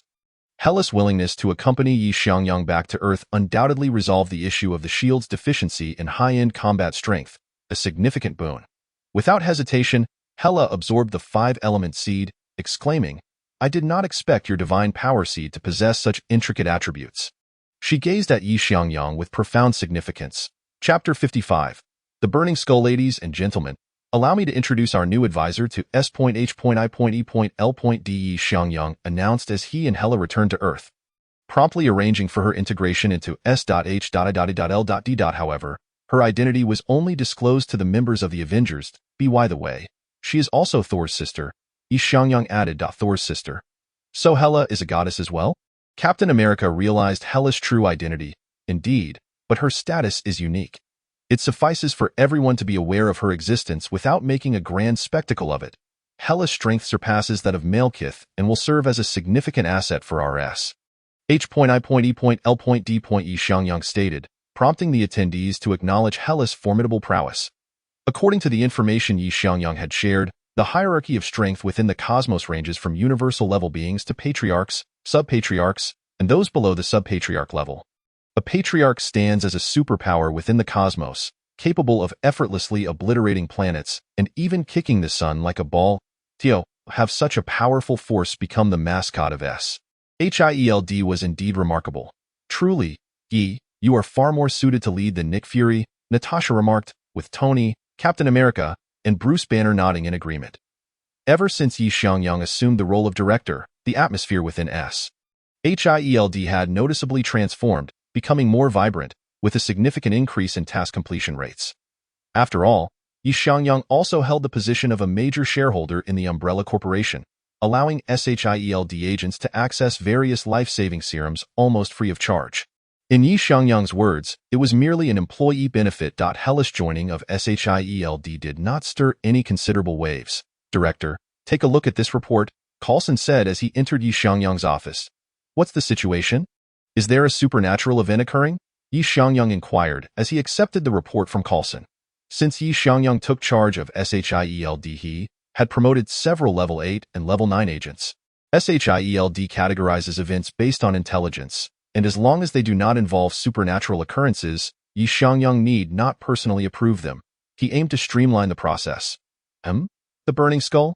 Xiangyang exclaimed, flipping through the report in astonishment. He had not anticipated this individual to emerge. Although the photograph was blurry, he recognized the identity immediately, Ghost Rider, Johnny Blaze. At this time, it could only be him. Interesting. Could it be the Sanctum Sanctorum contract? Xiangyang pondered, recalling the contract birthed from Mephisto's manipulation of the residents of Sanctum Sanctorum, which contained thousands of malevolent spirits. For Mephisto, these spirits represented power. However, the previous Ghost Rider had failed to return the contract to him. I understand. I will handle this matter personally. Instruct the agents not to follow. Their strength is insufficient and could lead to complications. Xiangyang directed Coulson. Director, is there really a burning skull? Coulson asked curiously. Although he had encountered numerous extraordinary events, this particular occurrence left him somewhat astonished. It is indeed a skull engulfed in flames, freely moving about. Is that not absurd? It is likely, as this matter pertains to hell and demons. Not something ordinary individuals can manage. Xiangyang's words momentarily stunned Coulson, but he soon rationalized it, considering that even Asgard had manifested in their realm. The existence of hell seemed entirely plausible. After glancing at the report, Xiangyang decided to personally investigate to prevent any unforeseen incidents. Although Earth was currently shielded by the Sanctum Sanctorum's protective array, allowing very few demons above subpatriarchal strength to enter, there were always a couple who managed to slip through. The resurgence of the Ghost Rider likely indicated the entry of the Witch King and the triad of the Earth, Water, and Wind demons. Otherwise, Mephisto would not have activated the Ghost Rider. While this power had been bestowed upon Johnny Blaze, Mephisto only held the authority to grant it, not to control it. Even without Xiangyang, S.H.I.L.D. could still operate normally. After gathering his belongings, Xiangyang set out for the location detailed in the report. The document explicitly stated that the burning skull had appeared just yesterday, meaning that if he went today, he could likely intercept Johnny Blaze at home. Utilizing his authority, Xiangyang accessed information regarding Johnny Blaze. Following the address provided in the report, he swiftly located Johnny Blaze's residence. Bang bang. Xiangyang verified the door number and knocked without hesitation. Who is it? Johnny, startled by the knocking, awoke with a splitting headache. The events of the previous night were still vividly etched in his memory. He could hardly believe that he had transformed into a burning skull and had even killed several people. Such a transformation left him deeply unsettled, aware that it was the cost of his earlier deal with Mephisto. However, he felt utterly lost, completely unaware of what the Sanctum Sanctorum contract, which Mephisto had mentioned, entailed. In a daze, Johnny opened the door. Who are you? Johnny inquired, observing the unfamiliar East Asian face before him, certain that he did not recognize the person. Johnny Blaze? Who are you? Johnny's mind began to clear somewhat. The individual before him had accurately called his name, indicating that they were indeed there for him. Could they be from the authorities? A sense of panic rose within Johnny, especially since he had killed someone just the previous night. Don't be alarmed. Those you killed deserved it. But are you truly prepared to discuss this with me? Xiangyang remarked, surveying the surroundings. Please, come in. Johnny hastily stepped aside to allow Xiangyang entry, feeling as though the stranger knew him well. Xiangyang leisurely walked into Johnny's room. As a renowned motorcycle racer in America, Johnny enjoyed a relatively high standard of living. Perhaps being aware that he could not die, he had lived recklessly and earned a considerable sum of money. How did it feel to transform for the first time? Xiangyang inquired as he settled onto the sofa. To be honest, it wasn't pleasant at all. My head is pounding terribly, Johnny replied with a bitter smile, revealing no inclination to conceal the truth, especially considering that Xiangyang appeared non-threatening. This is typical for a first transformation. You will get used to it eventually. You must have encountered Mephisto by now? Right. Since he activated your Ghost Rider powers, it means he has a task for you. So, what is the situation? Xiangyang's words left Johnny momentarily speechless, feeling as though he was under surveillance. Chapter 56. The Sanctum Sanctorum Contract. How do you know I've met Mephisto? Have you encountered him as well? Johnny quickly questioned. Over the years, Johnny had lived under the shadow of Mephisto's existence, but dared not speak of it to anyone, even distancing himself from the girl he loved for fear of endangering her.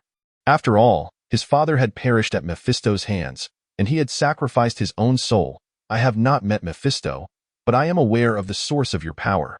The power of the Ghost Rider comes from three primary sources. One is the demon Zarathos. The second is the power metal, and the third is the spirit of vengeance.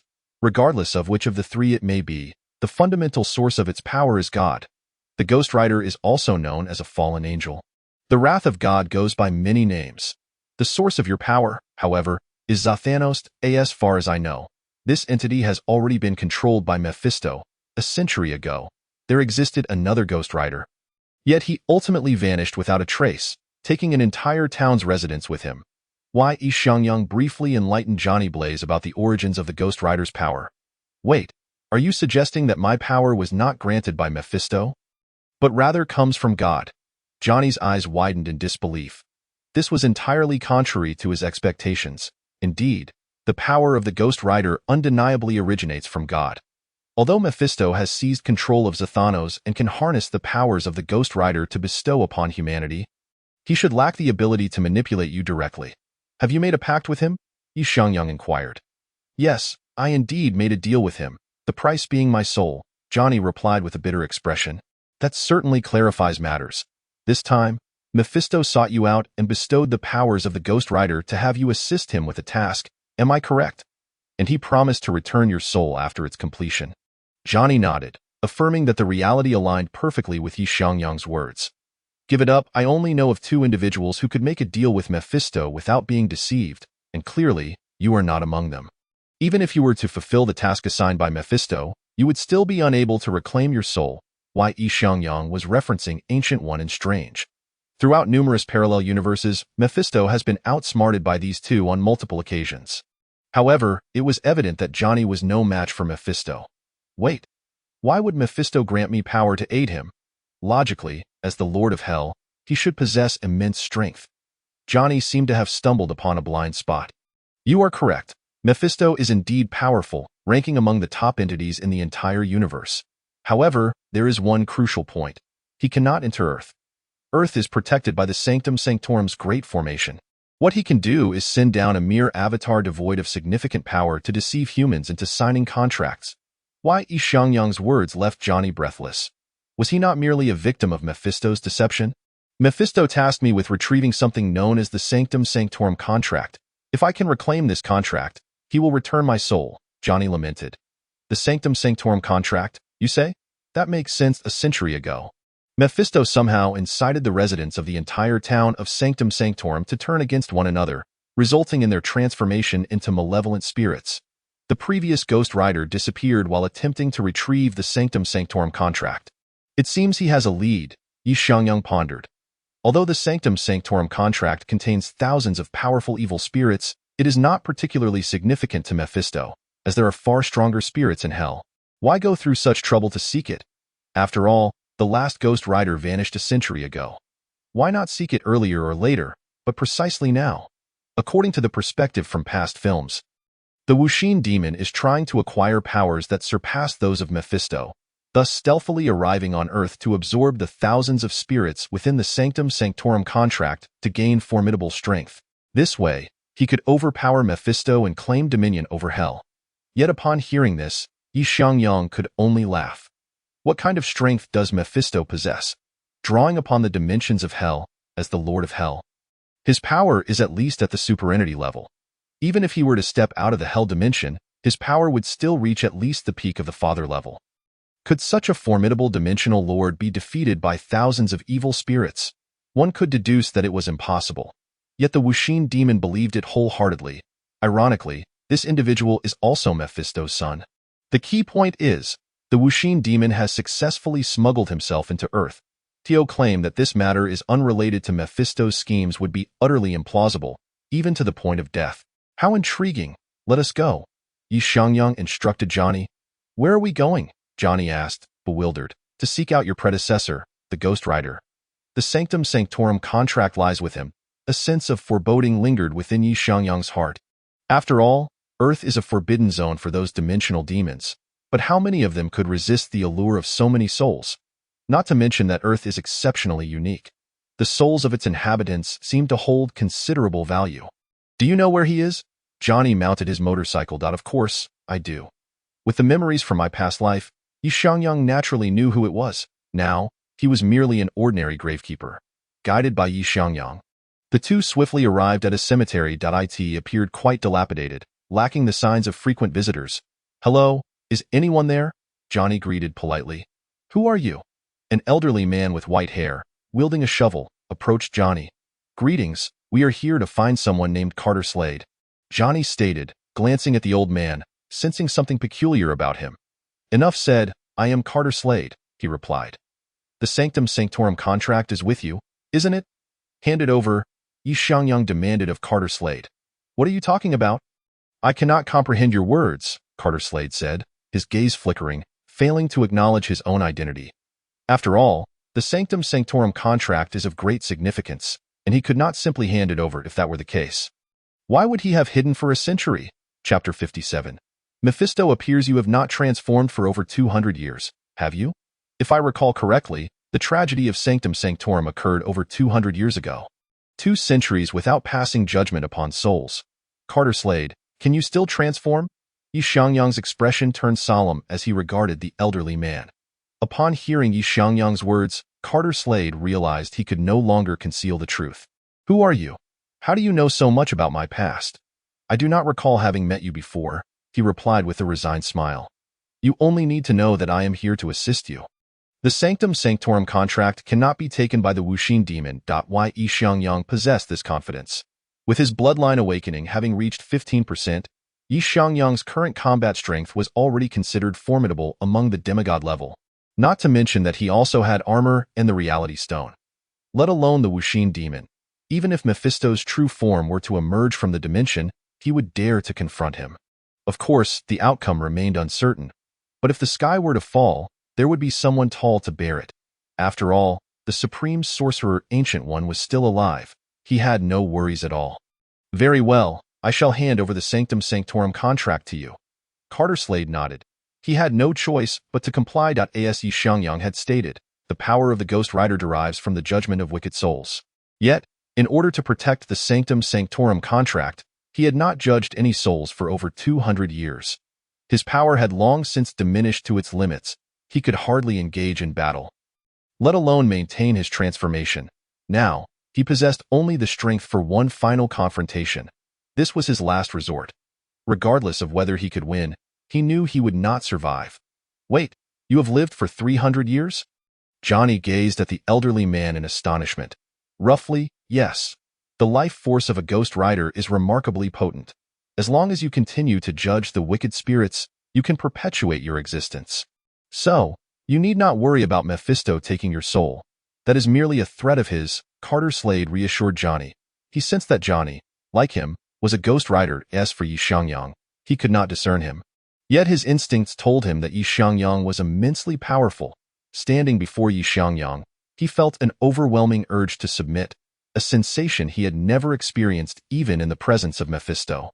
It was as if he was inherently suppressed. In the midst of his thoughts, Carter Slade abruptly broke the shovel in his hands and extracted a contract from within.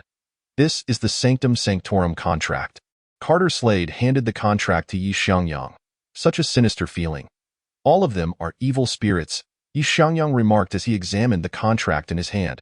It was light, merely a piece of paper. However, ordinary people could not touch it. After all, it contained the power of thousands of evil spirits. Should an ordinary person make contact, they would perish in a short time. Xiangyang contemplated how to deal with this contract. "Why did you not simply hand over this contract to the Sanctum Sanctorum back then?" Xiangyang questioned Carter Slade. "The Sanctum Sanctorum? What is that?" Carter Slade replied, bewildered. Xiangyang looked at him, realization dawning within him. It seemed the other party was entirely unaware of the Sanctum Sanctorum. No wonder. It has been left to guard the Sanctum Sanctorum for over 2 centuries in a foolishly solitary manner. The Sanctum serves as the protective force of Earth. Due to their presence, formidable demons are unable to breach the boundaries of our world. Even Mephisto can merely manifest a projection devoid of any real power. Upon hearing Xiangyang's words, Carter Slade was taken aback. How could it be that such crucial information had eluded him? Xiangyang could empathize with Carter Slade. After all, the Sanctum had remained a rather discreet force before Strange assumed the mantle of Sorcerer Supreme. The vast majority of the world's populace is unaware of the Sanctum's existence. Only certain dark entities and witches residing in the underworld are privy to its reality, yet they dare not proclaim it openly, as inciting the Sanctum's wrath would spell their doom. Furthermore, the Sanctum seldom intervenes in terrestrial conflicts. As long as humanity does not face extinction, nor the earth itself face obliteration. They generally refrain from meddling in earthly affairs. Their focus lies on external threats, even those from higher dimensions. So, what are we waiting for? Let us proceed, Johnny exclaimed eagerly upon hearing Xiangyang's words. No need for haste. We must first address the immediate situation. Mephisto, will you not come forth to greet us? Just moments ago, Xiangyang sensed an exceedingly malevolent, yet not particularly potent force. He knew that Mephisto had arrived and possessed the means to locate the Ghost Rider's whereabouts. It has been a long time, Carter Slade. An elderly man clad in a coat emerged slowly from the shadows. Young man, within you resides the power of a god. Your soul is also remarkably radiant. Are you interested in striking a deal with me? I can fulfill all your desires. Mephisto temporarily disregarded the two Ghost Riders before him and turned his gaze towards Xiangyang. In Mephisto's perception, Xiangyang's soul was exceptionally unique, both resplendent and divine. Not interested. You are merely a projection of little power. What grounds do you have to grant my wishes? If I were to say I desire 6 infinity stones, could you provide them? A dismissive smile graced Xiangyang's face. Ignorant and foolish, that is humanity. Mephisto remained unfazed, for after numerous encounters with the Sanctum sorcerers, he had grown immune to such mockery. Johnny, do you not wish to reclaim your soul? Your father's soul is also in my possession. If you hand over the Sanctum Sanctorum contract to me, I shall return the souls of both you and your father. Mephisto's voice dripped with temptation, causing Johnny to hesitate in that fleeting moment. Do you truly believe he can defeat me? Mephisto, having existed for countless ages, was still so naive. Though I am unaware of your schemes, the elaborate effort to send the Witch King to Earth and subtly alert others to the power of the Sanctum Sanctorum contract must be significant to your plans. Do you think, under these circumstances, I would be inclined to relinquish the Sanctum Sanctorum contract in consideration of Johnny's soul? Just as Xiangyang was about to say more, the Witch King and his cohorts arrived. Old man, what brings you here? The Witch King immediately spotted Mephisto and growled menacingly. The 3 high-ranking demons, water, earth, and wind, stood ready for battle behind him. Alas, a century of planning, only to be thwarted by you. Mephisto lamented regretfully. Chapter 58. Mephisto's Descent. The Sanctum strikes. Buzz. The bloodlines of the 5 elements surged. Xiangyang had summoned his bloodline, sensing something amiss from the moment the Witch King appeared. Child, do you know why you lack a soul? Mephisto gazed at the Witch King. It took me centuries to create you, and an immense effort to send you to Earth. I awaited this moment. Regrettably, you have proven to be a disappointment. Arriving too late, you failed to acquire the Sanctum Sanctorum contract. Mephisto's eyes sent a chill through the Witch King's core. Old man, what are you insinuating?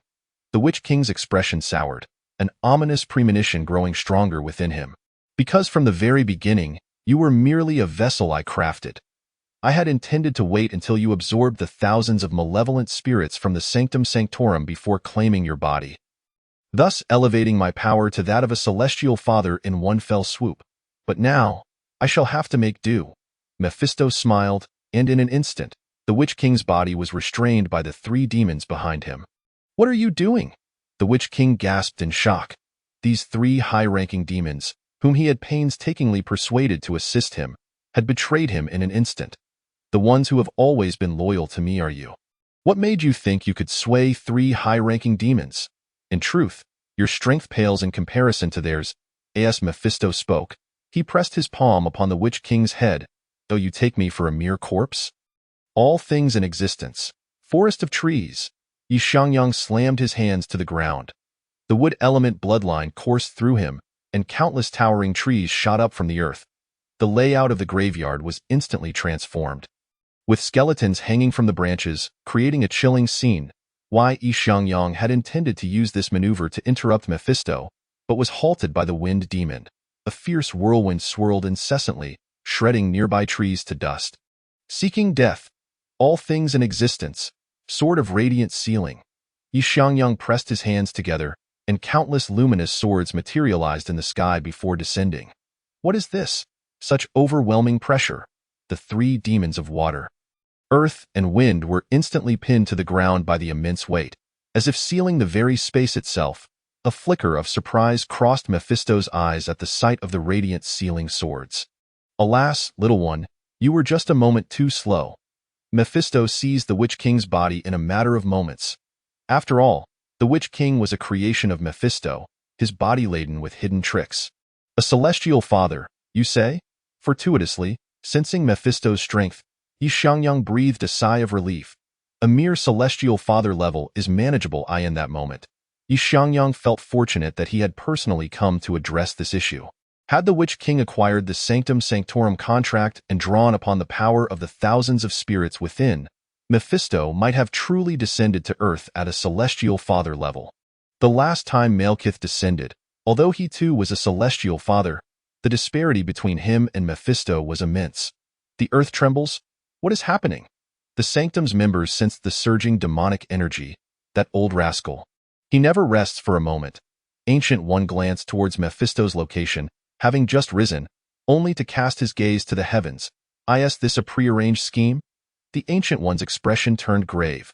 Mephisto had somehow bypassed the formidable array of the Vishanti and directly descended to Earth. While not at full strength, the power of a semi-celestial father could still pose a significant threat to the internal dynamics of Earth. After all, Mephisto's powers are particularly effective against beings with souls. To put it bluntly, even in his current state, Malekith might not necessarily be able to best Mephisto, for the fires of hell are lethal to the soul. However, at this moment, Dormammu had also emerged from the dark dimension, assaulting the Vishanti's great array and watching Earth with predatory intent. Is this a coordinated effort? You all go to assist Xiangyang. Dormammu is mine. The Ancient One cast a glance at the sorcerers within the sanctum. Yes, led by Wang, Mordo, and Caecilius. The sorcerers of the sanctum nodded in agreement before activating the teleportation array to rush towards Xiangyang. Though merely a semi-celestial father, the pressure I feel surpasses that of Malekith. What could be the reason? Xiangyang furrowed his brow. Mephisto's power level had not transcended that of a semi-celestial father, and his current strength far exceeded what it had been during the encounter with Malekith. Yet, the sense of impending danger emanating from Mephisto was vastly greater than that associated with Malekith. Should I say, truly worthy of the title of Lord of Hell? Xiangyang sighed, his gaze fixed intently upon Mephisto. At that moment, he contemplated how to engage in this battle. Unlike Malekith, who merely sought the ether particles and never truly fought, Mephisto held no such reservations. The body is another's, and the battlefield is also another's. With no concern for his own demise, an adversary so unrestrained is the hardest to contend with. Engage him in battle. We are here to assist you, Wang's voice echoed in Xiangyang's ear, followed by the ascent of a golden magical array. Enshrouded in an expanse spanning hundreds of kilometers, the supreme sanctuary? With the Ancient One absent, do you truly believe you stand a chance? Mephisto revealed a disdainful smile. They need not lift a finger. I alone am sufficient. Xiangyang gazed at Mephisto, removing the iron plate from his chest. Flame dragon armor, merge.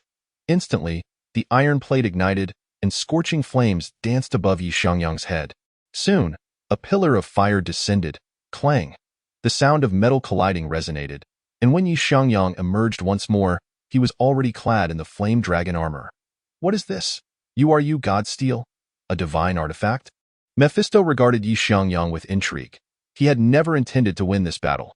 Originally, Mephisto's goal was to leverage this scheme to dismantle the Holy Sanctuary's Vishanti Great Formation. However, upon encountering Xiangyang, he altered his strategy. In his eyes, the souls of 100 million individuals could not compare to that of Xiangyang. Such a soul, he had never witnessed before. Mephisto was convinced, a soul so radiant would surely draw the attention of any goddess representing the very essence of death. Chapter 59. Clash with Mephisto. Mephisto, I am eager to discover which is more powerful, the flames of hell or the flames of heaven. Dressed in the flame dragon armor, the air around Xiangyang warped. While it was not a gift from the heavens, it had reached the pinnacle of artificial armors. The flames of heaven? I beg your pardon, but I have yet to hear of them. Mephisto's face contorted into a vicious grin as he charged toward Xiangyang. Although his century-long scheme had met with failure, obtaining Xiangyang's soul would still render him a prophet. Why Xiangyang, undeterred, met him with a clash of fists, flames surging around him, two streams of orange-yellow light collided. Boom! The earth was instantly torn asunder. The very heavens shook, a mere description insufficient to capture the moment. Is this truly still a human? Johnny and Carter Slay had already distanced themselves from the battleground. The instant Xiangyang launched his assault, they had retreated. It was not due to a lack of desire to assist, but rather an acknowledgement of their impotence in a clash of semi-divine beings.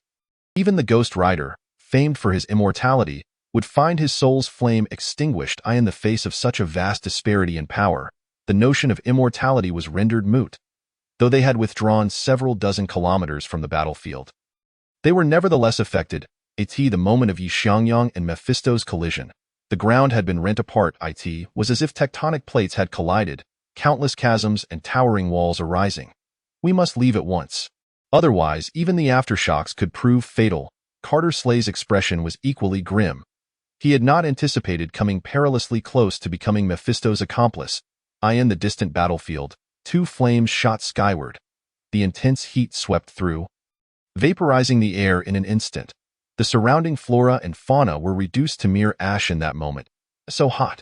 Many mages of the holy sanctuary were drenched in sweat, though they wielded magical powers. They remained fundamentally human. Confronted with the oppressive heat and the depletion of air, they found themselves in considerable discomfort. Interesting. Is this the flame of heaven you spoke of? To withstand the scorching of hellfire. Mephisto gazed at the flames enveloping Xiangyang, his eyes sharp. This was the first time he had encountered flames capable of resisting the fires of hell. The two flames appeared to intertwine, yet both were fervently burning against each other. Surprisingly, the hellfire found itself at a disadvantage. This was because the flames of hell fed upon souls. In the absence of souls, their might could not be fully realized. Xiangyang wasted no words, charging toward Mephisto. Their battle intensified, the sounds of tremendous impacts echoing. The surrounding temperature escalated further, the earth beginning to liquefy. The battlefield where the two clashed resembled a true inferno. All that could be seen were the flowing lava and scorching flames. A crisis unfolded. Within SHILD, the immense energy fluctuations from afar were detected. This location?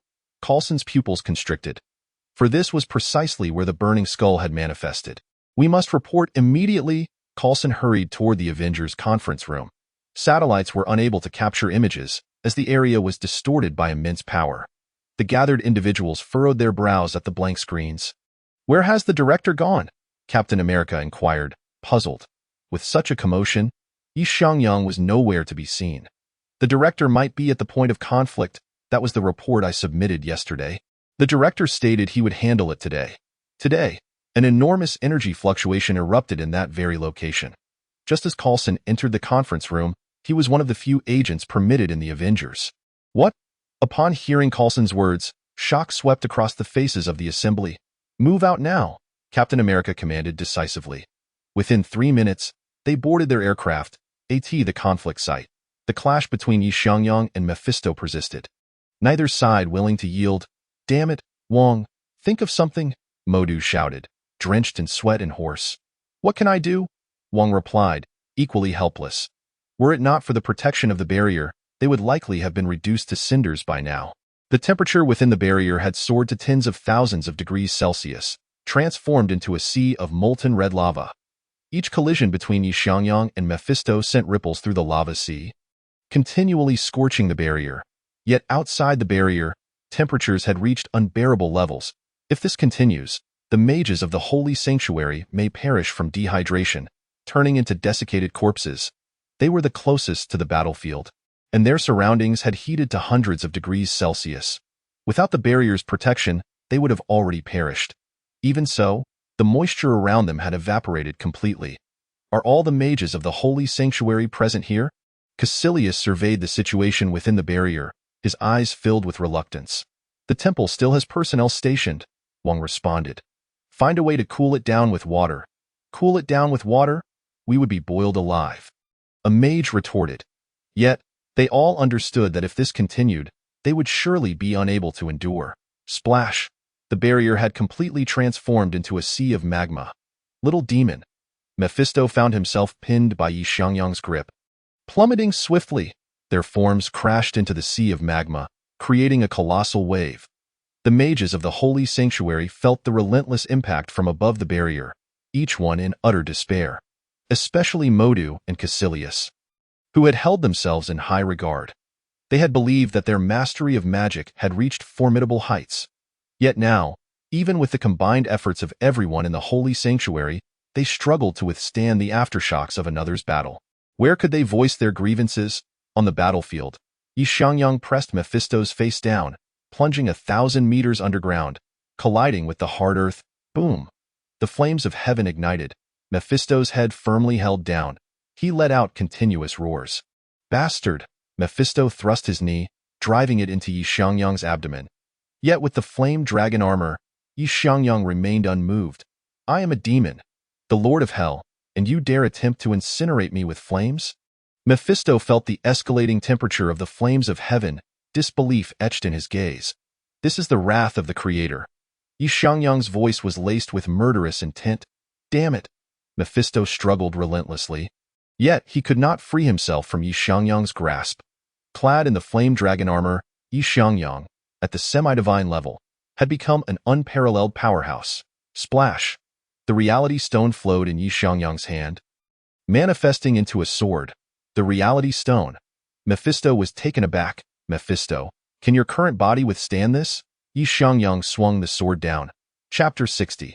Slaying Mephisto's avatar. We cannot draw any closer.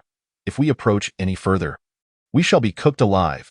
Tony, clad in his Mark Series armor, observed the temperature displayed on the holographic projection. He glanced at the map again, utterly incredulous. We lack the capacity to even approach the battlefield. A bitter smile crept across Tony's face. At this point, the golden barrier lay over 100 kilometers away, yet the surrounding temperature had already reached 60 to 70 degrees. It was entirely beyond human endurance. Had they not been enhanced, merely reaching this point would have resulted in their demise from heat. Yet even so, they felt thoroughly discomfort, as the air had become exceedingly thin under the oppressive heat. What manner of being is ye truly battling, to generate such a commotion? Captain America regarded the barrier, still over 100 kilometers away, his expression graved. I do not know, but it is certainly not human. Natasha was now drenched in sweat. Allow me to take a look. Banner stepped forward. Though he too was uncomfortable, Hulk would not fear such intense heat. By the way, has anyone informed Hela? Hawkeye inquired, recalling Hela. If anyone within the Avengers could assist Xiangyang now, it would be her, and Wanda, Tony added. The group fell into silence. Rest assured, I have been keeping watch. Hela's figure appeared aboard the ship, with such a significant disturbance. How could I possibly remain unaware? Wanda has already reached the battlefield. This is not a conflict you can intervene in. Cease your efforts at once. Hela's voice was remarkably languid, yet it carried a commanding authority. A profound silence enveloped the crowd, for Hela spoke the undeniable truth. Might you enlighten us as to who it is that is presently engaged in combat with Xiangyang? Captain America queried, his determination unwavering. The Lord of Hell, Mephisto. As her words echoed, Hela's figure vanished from the aircraft. Had she not wished to preserve the lives of this group, she would not have offered them a warning. The escalating temperature ahead was beyond human endurance. The mages of the sanctum, who were maintaining the barrier on the battlefield, had reached their limits.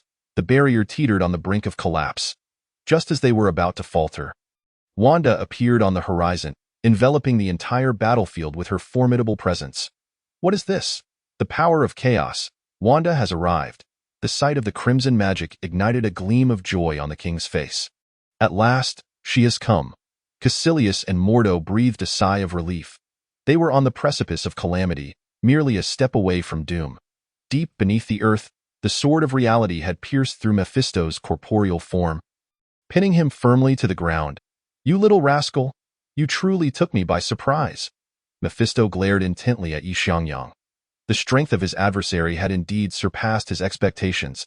He had initially believed that acquiring Xiangyang's soul would yield substantial gains. Yet it now appeared that his descent lacked sufficient power to contend with Xiangyang. Not to mention that Xiangyang wielded the reality stone.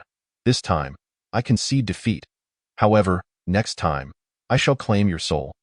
Mephisto declared with a sinister grin directed at Xiangyang. Next time, I shall slay your very essence. Xiangyang retorted fearlessly. Mephisto was formidable, yet Xiangyang felt no trepidation. Under Mephisto's watchful gaze, Xiangyang severed his head with a single stroke of his sword. Mephisto's earthly vessel lay lifeless, and the flames of hell extinguished. The fires of hell have been snuffed out. It appears that Xiangyang has emerged victorious. Wanda sensed the battlefield state from beyond the barrier. Mephisto's aura has vanished. The king widened his eyes in astonishment. Indeed, it has disappeared. You must have triumphed. A smile crept across Caecilius's face. Everyone, hold on. The barrier must not dissipate just yet. The battlefield's temperature remains exceedingly high, Mordo cautioned. This fellow, Xiangyang, is quite capable. Hela had also arrived on the battlefield. She was well aware of Mephisto, as both were deities of the underworld. However, whereas Mephisto was an ancient god, Hela was a new god. Moreover, having been sealed for millennia, her encounters with Mephisto had been minimal. Nonetheless, this did not preclude her from recognizing Mephisto's might, for he was the renowned Lord of Hell, his name echoing throughout the cosmos. Although not at his zenith, his defeat at the hands of Xiangyang was a testament to the latter's strength. Xiangyang exhaled deeply as he beheld Mephisto's vanishing form. This marked the first occasion in which he had truly battled a being of demigod caliber. Fortunately, he had emerged victorious. Whoosh! Xiangyang surveyed his surroundings and soared into the sky. The landscape had transformed into a sea of lava. He sighed in resignation. Engaging a demigod at full force, yet only causing this minor damage to Earth, was quite commendable. Had it not been for the Sanctum's barrier, the aftershocks of his battle with Mephisto would have ravaged the entire surface of the planet, leaving no living soul to survive. All things in nature, elemental transformation. Xiangyang thrust his hands into the molten rock. The once boiling, searing lava was instantly converted into water. The surrounding temperature plummeted dramatically. Are you planning to turn this place into a lake? Wanda's voice echoed. Not at all, merely cooling it down a bit. Following this, Xiangyang executed elemental transformation once more. The water was converted into soil. All things in nature, forest of trees, countless trees erupted from the ground. The once desolate earth was revitalized, bursting forth with life anew. Unbelievable. Is this what the supreme mage referred to as elemental magic? The myriad mages of the Sanctum stood agape at the spectacle. They were all highly skilled in magic, yet the power of elemental magic left them profoundly astonished. The previously lifeless battlefield had been transformed into a veritable oasis by Xiangyang's efforts, surpassing even the original environment. How could they not marvel? Why has the Lord of Hell appeared in the Midgard? This fellow, was he not supposed to be barred from entry? As the barrier dissipated, Hela approached Xiangyang. These ancient gods are all the more treacherous.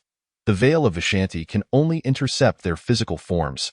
Having lived for so long, it is only natural that they would possess means of circumventing such barriers. Xiangyang was hardly surprised.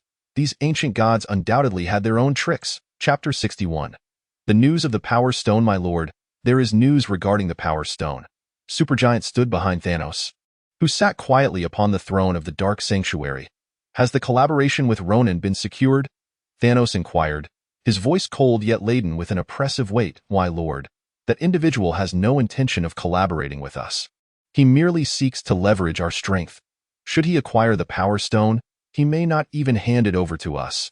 Supergiant expressed her concerns. I am aware. Across the cosmos, 4 of the Infinity Stones have already manifested. The Mind Stone rests with me, but the Space Stone, Time Stone, and Reality Stone are all located on a planet called Earth.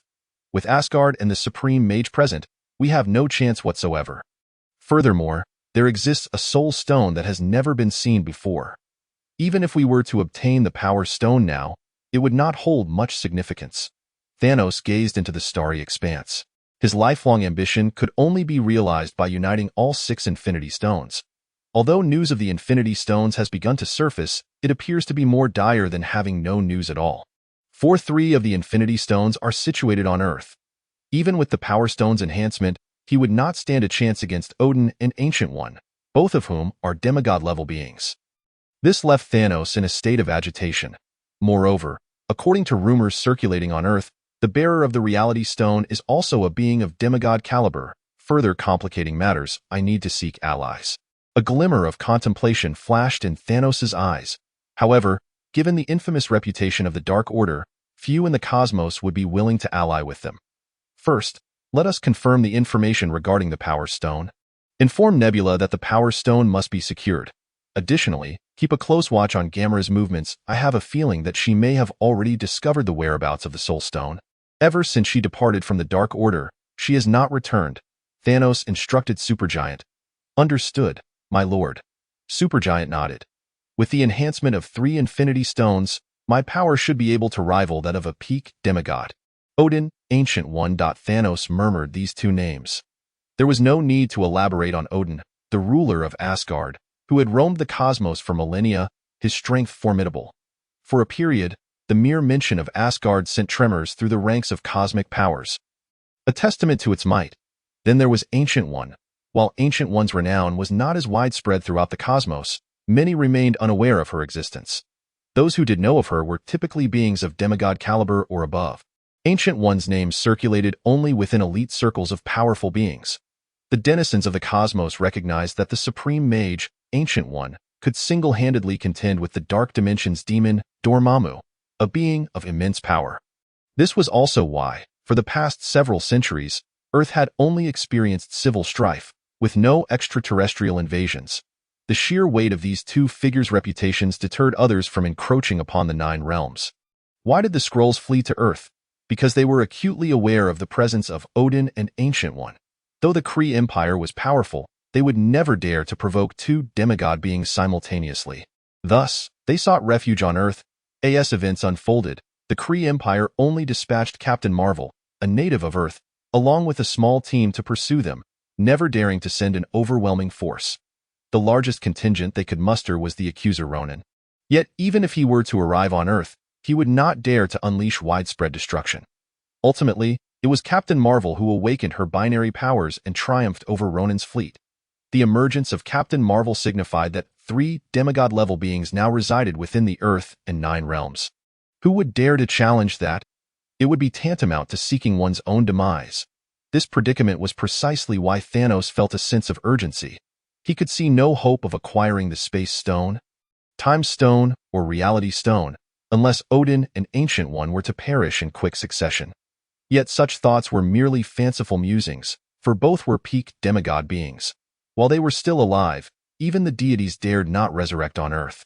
Meanwhile, on the other side, the Earth. Ladies and gentlemen, here is the report on this operation. Please take a look. Ye Xiangyang has returned to SHIELD and has also brought Johnny Blaze into the Avengers, as the Ghost Rider. He is sworn to combat evil. Such a valuable ally should not be squandered. However, I can't shake the feeling that recent developments seem rather off. The emergence of the Asgardian realm is one thing, but now even the Lord of Hell, Mephisto, has made an appearance. Are we to conclude that those myths are indeed rooted in reality? Tony gazed at the documents in his hand, feeling a throbbing headache. Ahem, that I have good news to share. According to the information I have gathered, the myths and legends circulating on Earth are, for the most part, true. Xiangyang responded to Tony's earlier statement, plunging the room into a stunned silence. They were merely mortals, yet now they had to confront the gods, and no matter how one viewed it, it felt rather implausible. Moreover, the sheer force exhibited in Xiangyang's confrontation with Mephisto, one capable of altering ecosystems and terrains, left them in awe. They lacked even the capacity to approach the battlefield. Nonetheless, do not despair.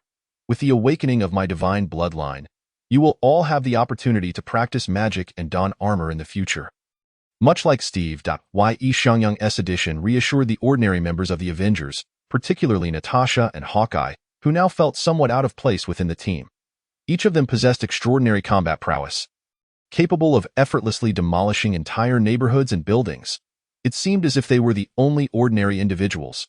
If all else fails, there is always Dr. Banner. Just a dose of the Hulk serum could grant a painless transformation into the Green Giant. Ye Xiangyang joked. However, it appeared that Hawkeye and Natasha were genuinely lost in contemplation. Make some time to visit the sanctum. The voice of Ancient One echoed in Ye Xiangyang's mind. Understood. Ye Xiangyang's eyes flickered. Ancient One's tone sounded weary indeed. Everyone, the meeting is adjourned. If there are any questions, We can discuss them later. Why Xiangyang, having just endured a fierce battle, prepared to return and rest. Chapter 62. Wanda's succession as the Sorcerer Supreme the following day. Xiangyang and Wanda arrived at the sanctum to meet Ancient One. What is this? Upon seeing Ancient One, Xiangyang instantly sensed something was amiss. The state of being was quite poor, dark energies suffusing the soul. As you can see, my days are numbered. Ancient One poured a cup of tea for Xiangyang, smiling as she spoke. Indeed. Hearing Ancient One's words, Xiangyang understood. In the original timeline, Ancient One had taken her own life. However, given the current situation, it seemed more than mere suicide. Ancient One was evidently aware that her soul had reached its limit. Having borrowed so much power from dimensional demons, even the Vishani could not save her now. Thus, Ancient One had no choice but to seek refuge with eternity, lest her soul be devoured. So, you summoned me for what purpose? Xiangyang inquired, sensing that Ancient One was in a mood to settle her affairs. Does Wanda wish to succeed as the Sorcerer Supreme? Ancient One's preferred successor had originally been Strange, but he was still an accomplished surgeon, utterly disinterested in magic. Moreover, even if Strange were willing to take on the mantle of Sorcerer Supreme, he could not compare to Wanda. Wanda, as the bearer of chaos magic, possessed the very essence of magical power, allowing her to assume the role without resorting to the powers of those dimensional demons. Not to mention, Xiangyang would be by her side. Ancient One understood that while she could no longer experience the powers of elemental magic, she could entrust its practice to other mages within the sanctum. As long as Wanda and Xiangyang maintained their connection, the sanctum would never face a disruption in its lineage. This was the legacy Ancient One wished to leave behind. Why Xiangyang did not respond directly but turned to Wanda. If Wanda were willing to accept the position of Sorcerer Supreme, he would not object. Wanda, however, was deep in thought, contemplating the feasibility of this matter. Had it been before Xiangyang awakened his elemental bloodline, Wanda would have rejected the offer without hesitation. At that time, the Sanctum and the Umbrella Corporation were on entirely different paths. However, the situation had changed. After Xiangyang's elemental bloodline awakened, he could condense elemental seeds and, to a certain extent, even crystallize elemental stones. Elemental magic resonated highly with the mages of the Sanctum, far surpassing that of ordinary individuals. Mastering the Sanctum would equate to controlling the entire body of mages on Earth. I believe it is feasible. After a moment of contemplation, Wanda responded, Excellent. I shall announce tomorrow that the position of Sorcerer Supreme will be bestowed upon you. Ancient One smiled with satisfaction. Wanda had been studying magic within the Sanctum and had already mastered most of the white magic. With her chaos magic, her combat prowess had reached near celestial levels. Coupled with the elemental seeds and magic that Xiangyang had condensed, Wanda's current power was second only to Ancient One within the Sanctum. Her ascension to Sorcerer Supreme would go unchallenged by Caecilius and Mordo, as her strength spoke for itself in the previous battle between Xiangyang and Mephisto. Had it not been for Wanda, the mages of the Sanctum would have struggled even to maintain their protective barrier. They could hardly claim any authority over the matter. It seemed that the Umbrella Corporation would have to be entrusted to Pietro. Xiangyang held no objections to Wanda's decision, recognizing it as her personal choice, and he understood that she needed to grow. The elemental seeds you have condensed and the Wind Eagle armor you have crafted are sufficient to address most of the issues posed by the Umbrella Corporation. Moreover, the Umbrella Corporation and the Sanctum can indeed collaborate effectively. Wanda felt that this was entirely reasonable. With Xiangyang now serving as the director of SHIELD, his status and authority were remarkably high in both the public and hidden realms. The members of the World Security Council were well aware that SHIELD was no longer what it once was. After all, both Xiangyang and Tony Stark were presidents of major corporations, their combined financial resources amounting to trillions of dollars. They could effortlessly mobilize hundreds of billions in liquid assets at any moment. With Xiangyang's formidable power, their relationship was now more akin to a partnership. Once Wanda took control of the Sanctum, the Umbrella Corporation standing within the hidden world would soar to unprecedented heights. Together, the three of them could potentially become the most influential faction within the hidden realms of Earth. This would undoubtedly secure Xiangyang's future plans. This was one of the reasons why Wanda was willing to succeed as Sorcerer Supreme. Why Xiangyang fully supported Wanda's strategy. Based on the current circumstances, once the elemental bloodline awakened to 20%, it would propel him to celestial levels. Upon reaching celestial status, Xiangyang's ability to condense elemental seeds would no longer be limited. The mages of the sanctum would also experience a significant surge in power. Subsequently, Wanda returned to the Umbrella Corporation to hold a press conference, announcing her impending resignation as president. This news caused a tremendous stir in the United States. Pietro, the third-largest shareholder of the Umbrella Corporation, formally stepped into the spotlight as the new president. Yet it still felt somewhat lacking. Why Xiangyang sensed the power of his bloodline within him and sighed. The higher the awakening of the bloodline, the more energy would be required subsequently. Even if the entire divine essence of Asgard were allocated to Xiangyang, it would hardly suffice to elevate his bloodline power to 20%. Not to mention, Asgard could not relinquish all its divine essence, as the loss of divine essence would signify the severing of its legacy. A grave matter indeed. At that moment, Loki, having long since departed from Asgard, was reveling in the cosmos. After being confined in Asgard for so long, he had gone utterly mad. Now, Loki had completely lost interest in the throne. He could accept it as long as it was not handed to him. Loki, the second prince of Asgard? Who are you? Loki inquired, eyeing the dark-clad Ebony Maw before him. Are you content to be cast out from Asgard? Ebony Maw looked at Loki. According to the intelligence he had gathered, Loki was not well regarded in Asgard. His departure was a consequence of Odin stripping him of his rights. Exile? Loki paused, then seemed to recollect something. What, do you intend to assist me? A mocking smile spread across Loki's face. In this universe, very few dared to offend Asgard. Even fewer would involve themselves in the struggle for the Asgardian throne. After all, Asgard was renowned throughout the cosmos. Chapter 63. Loki's deduction. What can you offer me? Loki raised his goblet, his expression one of utter despondence, portraying the role of a deposed prince to perfection. When it comes to acting, regardless of strength, Loki was undoubtedly an unrivaled entity within the universe. Ebony Maw stared at the despondent Loki, momentarily taken aback. We can assist you in completing a task in cooperation with us. We can help you become the master of the 9 realms. Ebony Maw revealed his true intentions. This task was also entrusted to him by Thanos. It is imperative that this collaboration be established before the Power Stone is secured. Upon hearing Ebony Maw's words, Loki appeared increasingly intrigued. It seemed he had found a source of amusement. However, his countenance still bore an expression of despondency. What must I do? Loki inquired. We will provide you with an army. All that is required of you is to create a ruckus across the 9 realms. As the Prince of Asgard, even if chaos ensues, there will be no losses or threats to life. If you can conquer Earth by your own means, that would be even better. Ebony Maw articulated the terms of the deal while observing Loki before him. Earth? A flicker of understanding crossed Loki's eyes. During his time ruling Asgard, he had uncovered numerous mysteries of the 9 realms previously unknown to him. For instance, he had a sister named Hela, and the Sorcerer Supreme, Agamotto, resided on Earth, possessing power that rivaled Odin's. Moreover, there was also Xiangyang, who had absorbed the essence of the god of light, now boasting strength that transcended the level of a demigod, and he wielded the reality stone. In terms of raw power, even a demigod would find it challenging to easily subdue him. With the recent uproar in the cosmos regarding the imminent emergence of the Power Stone, Loki felt as though he had grasped a significant clue. So, your objective is the Infinity Stones. You want me to serve as cannon fodder? Loki concealed the spark of excitement in his gaze, looking dejectedly at Ebony Maw. Though exiled, he was not foolish. How could I be mere cannon fodder? After all, the 9 realms are fundamentally the territory of Asgard, are they not?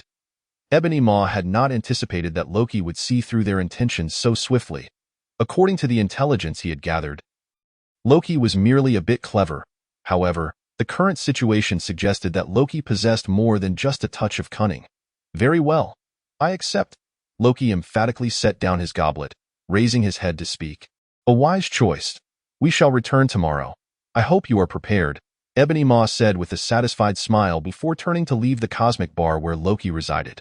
Once Ebony Maw had departed, the haze in Loki's eyes completely dissipated. He had never been intoxicated. How intriguing indeed. To dare plot against the 9 realms, Odin and Agamotto are both at the pinnacle of demigod strength, and my sister, sealed away, is likely a demigod as well. Who possesses such audacity? Loki pondered within his mind. The reason he agreed to this collaboration was not out of any lingering fantasies about the throne. In truth, he had indulged enough in the thrill of kingship. Currently, he held no interest in that title. Instead, he sought to uncover who was targeting the 9 realms and Asgard. Even if he disregarded Odin and Thor, he cared for Frigga. Loki understood clearly that even if he declined this time, the other party would undoubtedly have alternative schemes. It would be wiser to ascertain the situation for himself. The Infinity Stones? Truly an alluring prospect. Loki sighed. He had previously eyed the Infinity Stones with great interest. The Space Stone had originally resided within Odin's vault, and prior to ascending to the throne, Loki had felt that this gem rightfully belonged to Asgard. Thus, he had always sought to reclaim it from Earth. Upon taking the throne, he realized that some matters were not as simple as he had envisioned.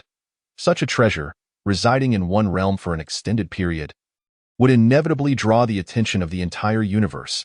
This was not favorable for a low-profile power. The recent turmoil surrounding the Power Stone was proof enough, however, to wield all 6 Infinity Stones. Loki fell into contemplation once more.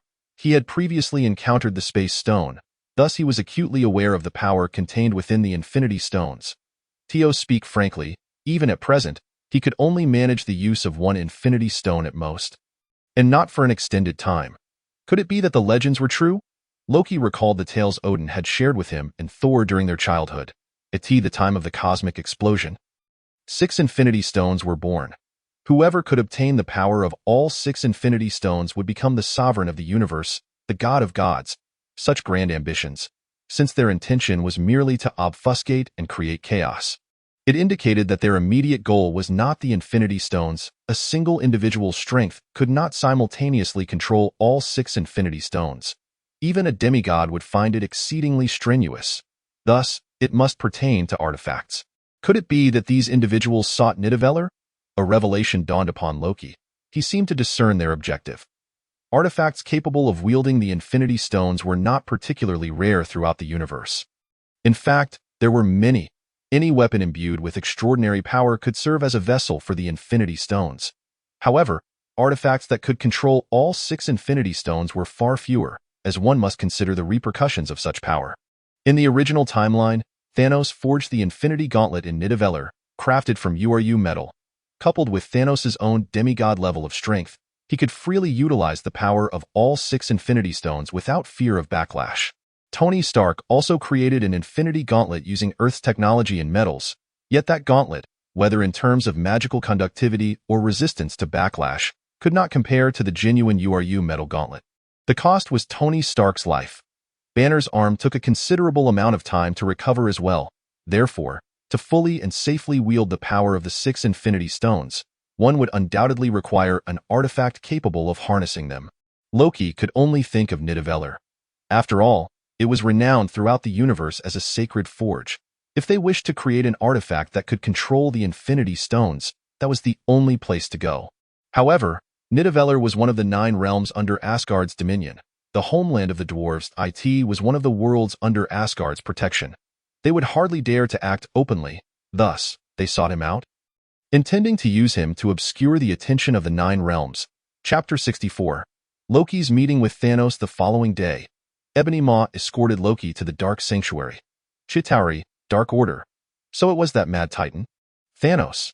As Loki surveyed the surrounding Chitauri army, he realized who was plotting after the Infinity Stones. If it were Thanos, Loki deemed it entirely plausible. After all, this individual was fundamentally a rather obsessive person. Moreover, Loki had heard whispers of Thanos' name. This mad titan was over 2,000 years old, considerably older than he and Thor. Throughout the millennia, Thanos' favored pastime was indiscriminate slaughter without any particular target or goal. Whenever he arrived on a living planet, he would mindlessly and indiscriminately annihilate half of its inhabitants. It was precisely due to such behavior that he earned the moniker of the Mad Titan. If it were Thanos, Loki felt he could surmise what the other intended to do with the Infinity Stones, merely to slaughter half of all life in the universe. This aligned perfectly with his mindset. So it is you. Upon reaching the throne, Loki spoke first. Since you know of Thanos' great name, you should also be aware of the power of the Dark Order, Thanos replied. The supergiant stood attentively beside Loki. her ability being telepathy, capable of reading thoughts and controlling minds. However, her powers seemed to falter in the presence of Loki, as his mastery of magic rendered him exceptionally adept in mental fortitude. "Are you attempting to invade my mind?" Loki squinted, casting a wary glance at Supergiant, as his divine power began to stir. "Calm yourself. We are here to discuss a collaboration," Ebony Maw interjected, diffusing the tension between the two. "What assistance can you offer me?" Loki casually took a seat, exuding confidence despite Supergiant's presence. After all, if anything were to happen to him, Thanos' plans would be in jeopardy. There was no need to question why Thanos wouldn't simply incapacitate Loki and then control him. Clearly, that plan was unfeasible. Although Supergiant's telepathic abilities were formidable, as soon as Loki returned to the Nine Realms, both Frigga and Agamotto could easily unravel Supergiant's mental influence. Should Loki bear a grudge, he could dispatch Asgard's forces to hunt down the Dark Order, rendering their efforts futile. Thus, the only viable path for Thanos and Loki was cooperation, a Chitauri army, led by Black Dwarf and Ebony Maw. "All you need to do is create chaos in the Nine Realms. We, the Dark Order, can support you in becoming the sovereign of the Nine Realms." Thanos' voice resonated from the throne above. "Sovereign of the Nine Realms, if I am not mistaken, you seek the Infinity Stones, do you not? What makes you think you can seize them from my father and Agamotto's grasp? I find your proposition rather unreasonable." Loki commenced his negotiations with audacity, demanding exorbitant compensation. Thanos remained contemplative, taken aback by Loki's insight into his intentions. However, Loki's willingness to engage indicated a desire for collaboration. "What do you seek?" Thanos inquired. "Quite simply, power and resources," Loki declared. During his reign over Asgard, intelligence reports had revealed that the Mind Stone resided with Thanos. It was this gem that Loki coveted. My strength is on the cusp of a breakthrough. With your assistance, would not the probability of success be significantly enhanced? Loki's eyes sparkled with calculation. Although Odin and Frigga had concealed Thor's ascension well, Loki was not oblivious. After all, he had been the king of Asgard during that period. This knowledge ignited a sense of envy within him, fueling his own aspirations for divine elevation. "What assistance do you require?" Thanos pondered for a moment before acquiescing to Loki's terms. "Just allow me to utilize the Mind Stone for a time." Loki replied nonchalantly, "Of course, I can employ it within the Dark Order." The Mind Stone bore a certain affinity with Loki's divine essence. While the films did not portray it, Loki possessed the ability of telepathy. In the comics, he could effortlessly access Valkyrie's memories with a mere touch to her head. "Very well," Thanos signaled to the Overlord, who understood his intent. From the innermost chambers of the Dark Sanctum, he procured the Mind Scepter, an artifact forged from the Mind Stone. "You may take it to ponder. However, you have a maximum of 3 months. Thanos' tone was frigid. "Understood." Loki felt no disdain. 3 months was better than nothing. Accepting the Mind Scepter, he settled into the Dark Sanctum under Thanos' direction. "Why, Lord? Can Loki truly be trusted?" the Overlord queried, his brow furrowed. Having spent little time with Loki, he found him to be exceedingly cunning and troublesome. Untrustworthy, yet his desires could be exploited. Thanos recognized Loki's slyness, but believed he could be of use, and Loki's demands were entirely reasonable. Given that he was aware of both the Ancient One and the holders of the Reality Stone being on Earth, his desire for increased power was comprehensible. Meanwhile, Loki maintained an impassive facade, though inwardly he was elated. Go acquire the Mind Scepter so effortlessly was unforeseen, while he could not take it with him. 3 months of use promised considerable gains. Previously, under Frigga's guidance, and with the Space Stone's aid, Loki had grasped some spatial magic. If all went smoothly, his power would surge. As for what would happen after 3 months, an invasion of Earth was the only logical conclusion. Yet, before that, Loki needed to reach out to Asgard. He would not want to be mistaken for an enemy and meet an untimely demise. "Heimdall," Loki called out, invoking the Guardian's name. Far away on the Bifrost in Asgard, Heimdall heard Loki's voice. "Loki, what do you seek?" Heimdall queried, somewhat surprised by Loki's initiative. "You must pay close attention to what I am about to say." Loki instructed, then relayed the details telepathically. "Oh, that's the case. I understand." Heimdall nodded in acknowledgement, confirming his comprehension. Chapter 65. Conspiracy, a great pitfall. Intriguing, truly intriguing. At this moment, Xiangyang received news from Heimdall. Initially, he believed the Battle of New York had been averted. But unexpectedly, it had circled back in such a manner. Moreover, Loki had laid a considerable trap for Thanos.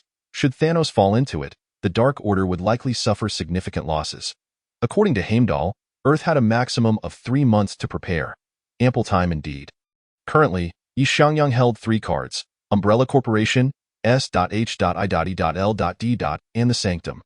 Coupled with Wakanda's vibranium technology, even a direct confrontation could leave Thanos disoriented. Besides, with careful planning, it was possible to ensnare Thanos entirely. After all, Thanos currently possessed only a single Mind Stone. While it was indeed one of the Infinity Stones, its synergy with Thanos was suboptimal, providing little enhancement to his overall might. In the original timeline, Thanos had adhered to the philosophy of sparing the rod spoils the child, handing the Mind Scepter to Loki, which ultimately led to his entrapment on Earth. Thanos had long anticipated this and remained unfazed, as his objective of sowing chaos on Earth had already been achieved. It now appeared that Thanos' timeline for crafting the Infinity Gauntlet coincided with Malekith's invasion of Asgard. During that tumultuous period, Asgard was preoccupied with its own troubles. Malekith's incursion and the passing of Queen Frigga left little time to heed the happenings in Nidavellir. However, due to Xiangyang's influence, Malekith had never set foot in Asgard, having been thwarted on Earth instead. Thus, Thanos had no choice but to seek Loki's assistance, resulting in a reversal of events. Yet, this was not a misfortune for Xiangyang or Earth. In the original timeline, Thanos would have already donned the Infinity Gauntlet and commenced preparations to obliterate Xandar. The Power Stone was among Thanos' most prized gems, as it not only granted immense strength to the wielder but also supplied power to the Infinity Stones. The energies of the Infinity Stones were inherently cumulative. Without the Power Stone, even with the Infinity Gauntlet, Thanos could not simultaneously harness more than 2 Infinity Stones due to his insufficient strength. This was not a matter of backlash but rather a limitation of Thanos' own power. Without the Power Stone's backing, although Thanos could utilize the other Infinity Stones through the Gauntlet, the energy expenditure would be exorbitant. Once the Power Stone appeared, Thanos could commence his plans. For the Power Stone offered its wielder limitless strength. When paired with the appropriate artifacts, the energy consumption of the Infinity Stones would diminish significantly. Essentially, only the Power Stone needed to be activated, greatly reducing potential backlash. Furthermore, the Power Stone would empower the other Infinity Stones, which elucidated why Thanos sought the Power Stone first in the original timeline. It was the catalyst that enabled him to snowball his way to his ultimate goals. Perhaps it could even corner Thanos in Nidavellir. Why Xiangyang's eyes sparkled as he contemplated the possibilities. With Hela now unshackled, it would be a trivial task for a god-level being to eliminate a Thanos without any stones. Should Thanos dare to appear in Nidavellir, it would be tantamount to courting death. Especially with the Space Stone residing on Earth. Given Hela's prowess, she could easily open a portal using the Space Stone to trap Thanos in Nidavellir. Meanwhile, Loki received Heimdall's response. Would Xiangyang collaborate? Loki's eyes glimmered. According to his agreement with Thanos, his task was merely to escalate the situation on Earth. Whether Thanos would actually venture to Nidavellir remained uncertain, as it was not the sole option. Merely the optimal 1.3 months would pass in the blink of an eye in a secluded chamber aboard the Dark Sanctum. Loki slowly opened his eyes. At last, he had reached this level. Loki sensed the divine power within him. Now at the level of a demigod. The Mind Stone's assistance had been immensely beneficial. You have succeeded, Thanos observed Loki with a hint of surprise. According to his data, Loki was barely over 1,500 years old. Yet he had now ascended to the level of a demigod, matching Thanos' own power. Although still stabilizing after his recent breakthrough, Thanos inwardly heightened his vigilance towards Loki. Now we can commence our transaction. Thanos stated, "You provide me with an army, and I shall dominate the 9 realms." Loki's voice brimmed with confidence. After all, everything was meticulously planned. How could he not feel assured? A month prior, Xiangyang had informed Loki of the landing sites. Should Loki descend upon Earth with the Dark Order's Chitauri forces, it would spell doom. Are you so eager? Thanos scrutinized Loki, noting the fervor in his eyes, as though he were on the brink of achieving his ambitions. Yet, for reasons unknown, a sense of foreboding lingered in Thanos' mind. By the way, may I inquire how large of a commotion you intend to create? Loki gazed back at Thanos. The larger, the better. Ideally, It should capture the attention of all 9 realms. In response to Loki's inquiry, Thanos nodded affirmatively. Very well. Loki refrained from further elaboration. After all, one must be cautious with words, and why, Lord? I sensed something amiss. The Overlord, too, detected an unsettling vibe but was unsure. For Loki's demeanor and emotions appeared genuine. Is that so? Thanos' brow furrowed, contemplating the impending emergence of the Power Stone. In the span of 3 months, the rumors surrounding the Power Stone have been thoroughly verified. It is sealed upon a planet known as Morag. However, it has now been taken by a marauder referred to as Star-Lord. According to recent reports, that individual is approaching Xandar. It is time to take a gamble. Thanos' gaze is resolute. Having reached this juncture, a risk must be taken. Should he fail, he can always resort to a lesser version. Although he has his own plans for retirement, he deems it worthwhile to risk everything for the sake of his dreams, even if it leads to his demise. Thanos initially intended to obliterate the Infinity Stones using the Infinity Stones themselves after the snap. To accomplish this, however, he requires an artifact capable of withstanding the immense power of the Infinity Stones, thereby minimizing the backlash and ensuring his survival. If he resorts to a lesser version, he might be obliterated by the surging energies. Yet, none of this matters now. He has made up his mind. Chapter 66, The Onslaught of the Chitauri Thor. Loki is returning. Xiangyang received word from Heimdall, who informed him that Loki has returned to Earth with the Chitauri army. Thanos' Dark Aster is also present, but their objective appears to be initialize this part of the previous plan. Thor also received the notification and made his way to the Avengers base. During times of leisure, he typically spends his time with Jane or engaging in playful skirmishes with Hela. Though he often finds himself at the receiving end of Hela's blows, he revels in it. After all, she is his sister, and there exists an innate sense of camaraderie. Indeed, according to the plan, he should have arrived ahead of schedule. Xiangyang nodded. Director, the Tesseract is exhibiting activity. A researcher hurried into Xiangyang's office. I understand. Proceed as planned. Xiangyang nodded, knowing that Loki had remotely activated the Tesseract using the Mind Stone. Under Xiangyang's direction, the Tesseract was placed within a training facility beneath S.H.I.E.L.D. At that moment, the Tesseract flickered incessantly until a stable portal formed.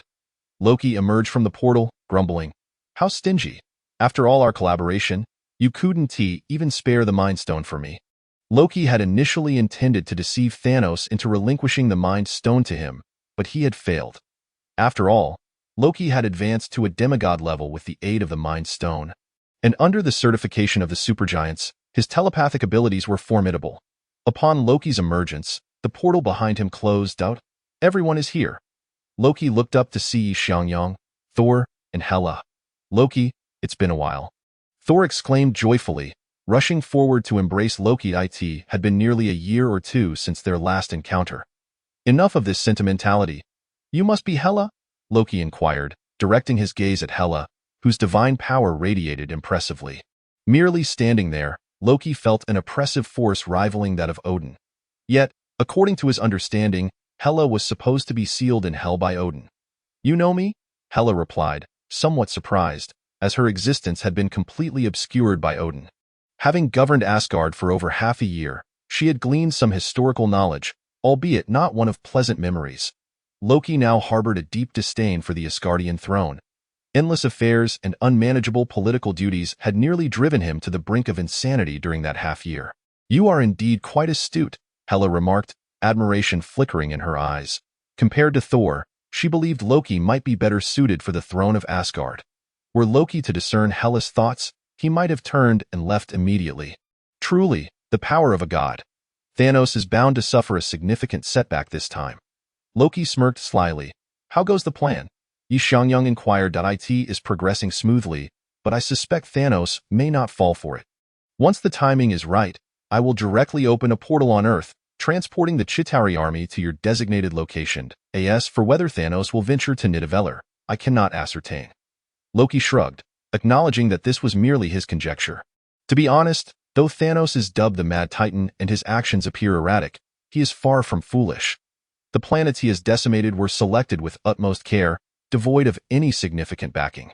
If they had connections, Thanos would not even glance their way.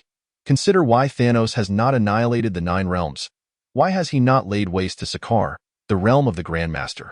Why hasn't he obliterated the Collectors nowhere? Why not directly assault the Sanctum Sanctorum? It is simply because he knows he cannot prevail. Even with Hela and the far-flung Captain Marvel roaming the cosmos, there are 4 gods of the 9 realms. Only the Sanctum Sanctorum could rival the 9 realms.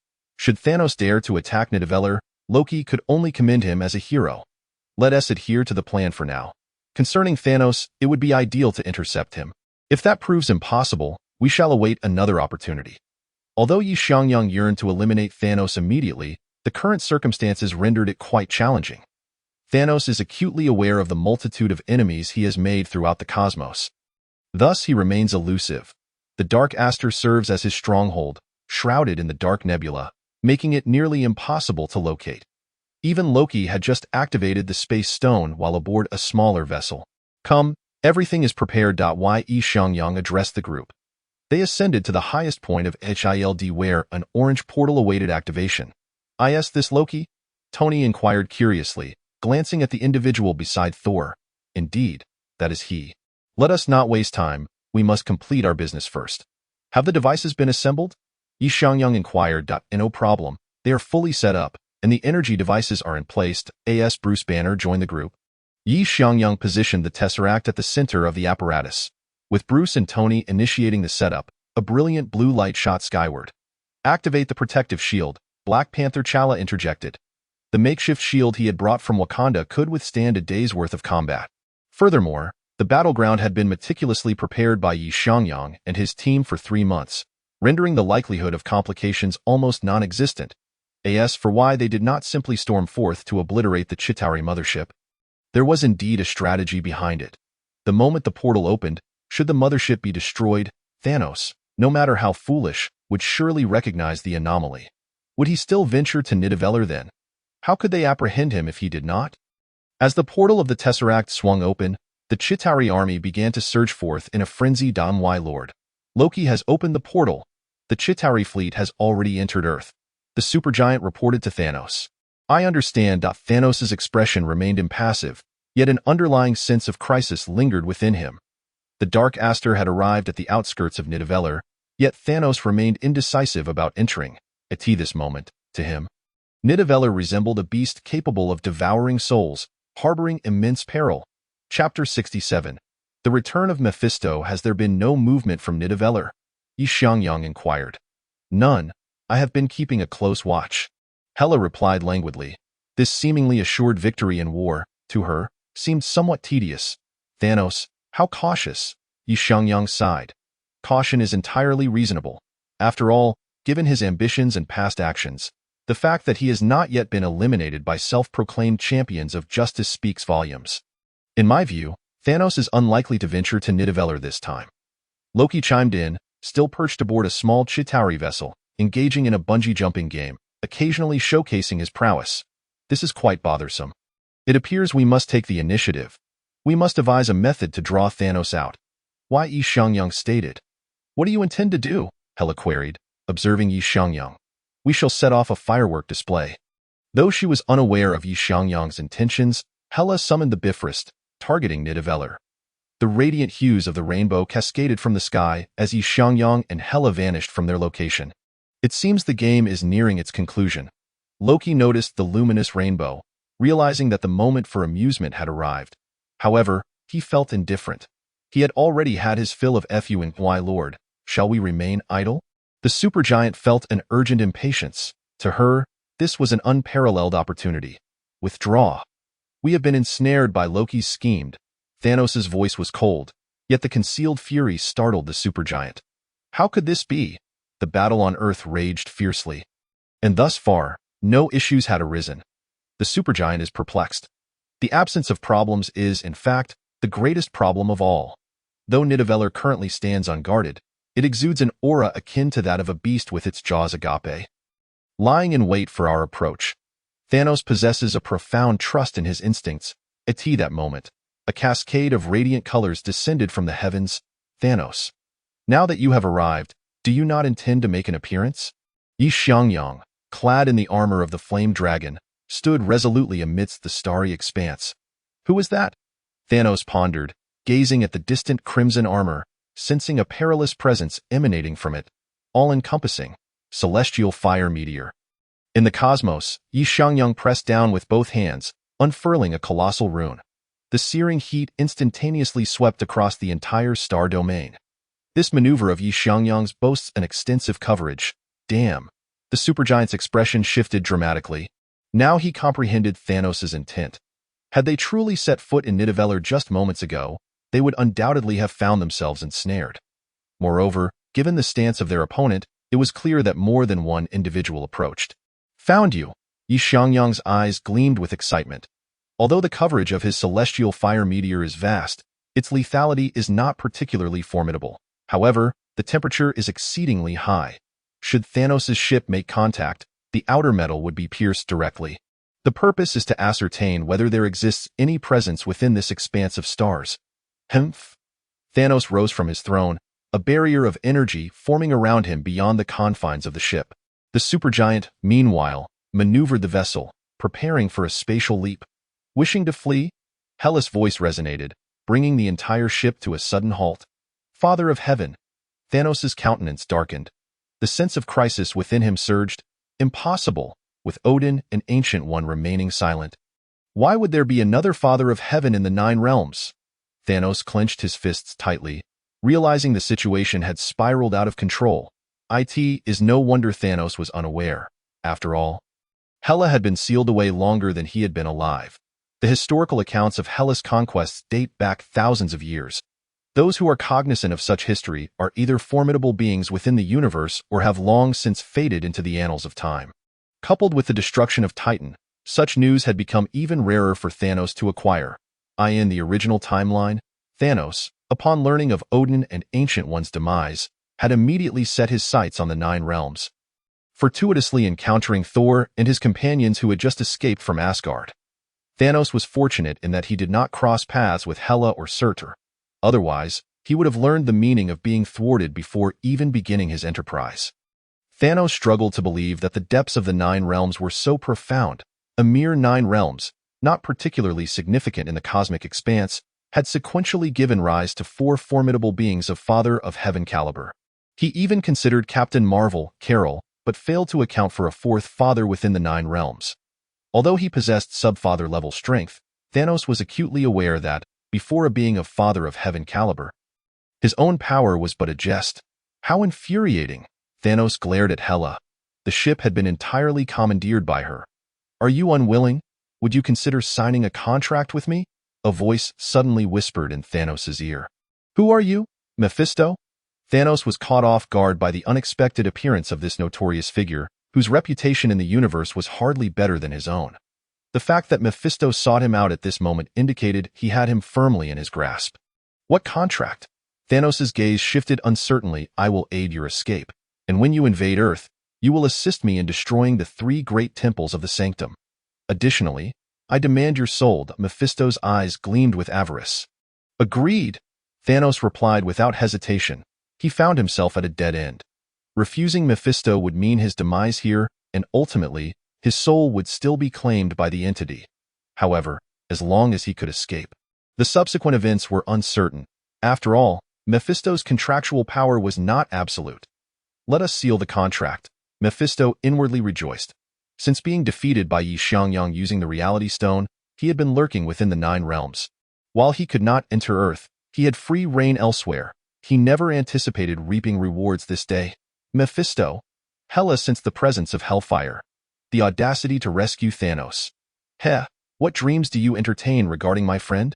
Observing Thanos forging a contract, Mephisto's grin widened. Why, Xiangyang? I warned you.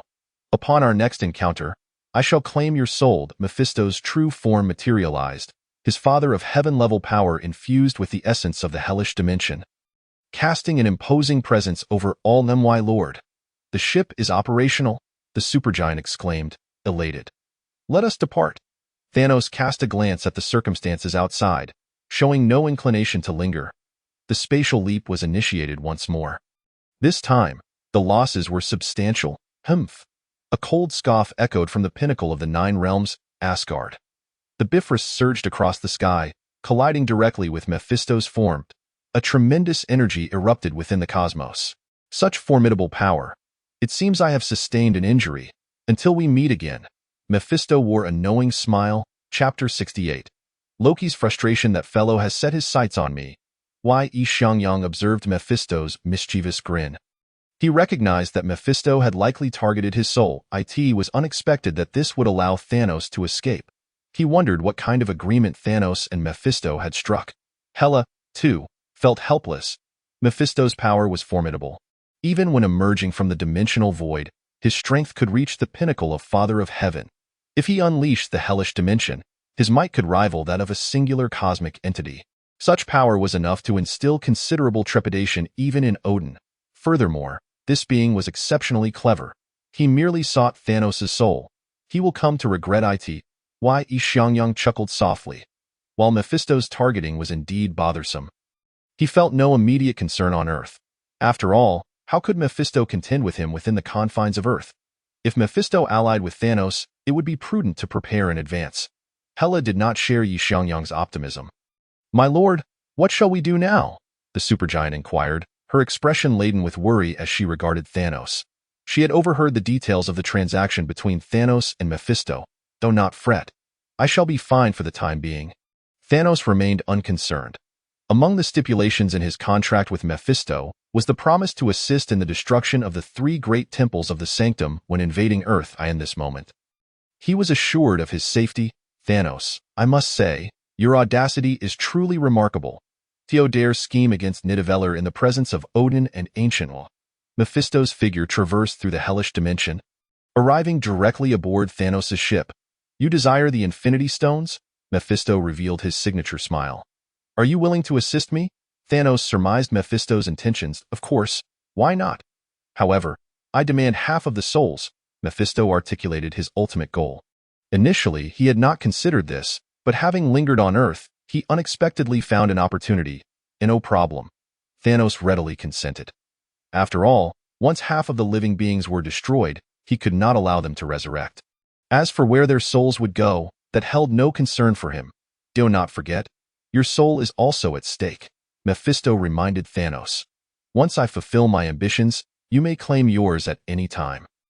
Thanos' expression remained utterly unperturbed. Mephisto's emergence had provided him with an invaluable ally, and a powerful one at that. Eagerly await that day. Mephisto's figure gradually faded, disappearing aboard the dark sanctum. What misfortune! Surely I cannot acquire Thanos' soul. Fortunately, I can still seize half of the souls in the universe. However, the goddess's intervention on behalf of Thanos perplexed him. Mephisto stood amidst the cosmos, gazing at Thanos' ship. Murmuring to himself, if memory served him correctly, Thanos had never met death. Thanos' obsession with annihilating half of the universe's life forms must relate to the destruction of Titan. Mephisto vividly recalled that divine manifestation. Yet, it bewildered him how Thanos had become entangled with the goddess of death. Ultimately, it was of little consequence. He was not at a loss. Mephisto, unable to fathom it, dismissed the thought. He would never deduce that.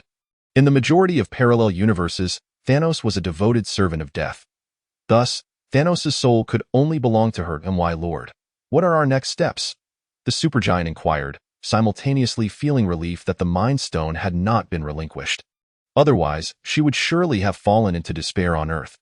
First, we shall seek the remaining Infinity Stones. Of the 6, 3 are on Earth, while the other 3 are scattered throughout the cosmos. We have news regarding the Power Stone. This time, I shall personally retrieve it. Thanos' gaze darkened, filled with a sense of unresolved frustration at being outmaneuvered by Loki. The conflict on Earth had concluded rather swiftly, upon learning that Thanos had been rescued by Mephisto. Loki, in an instant, obliterated the biological mothership of the Chitauri army.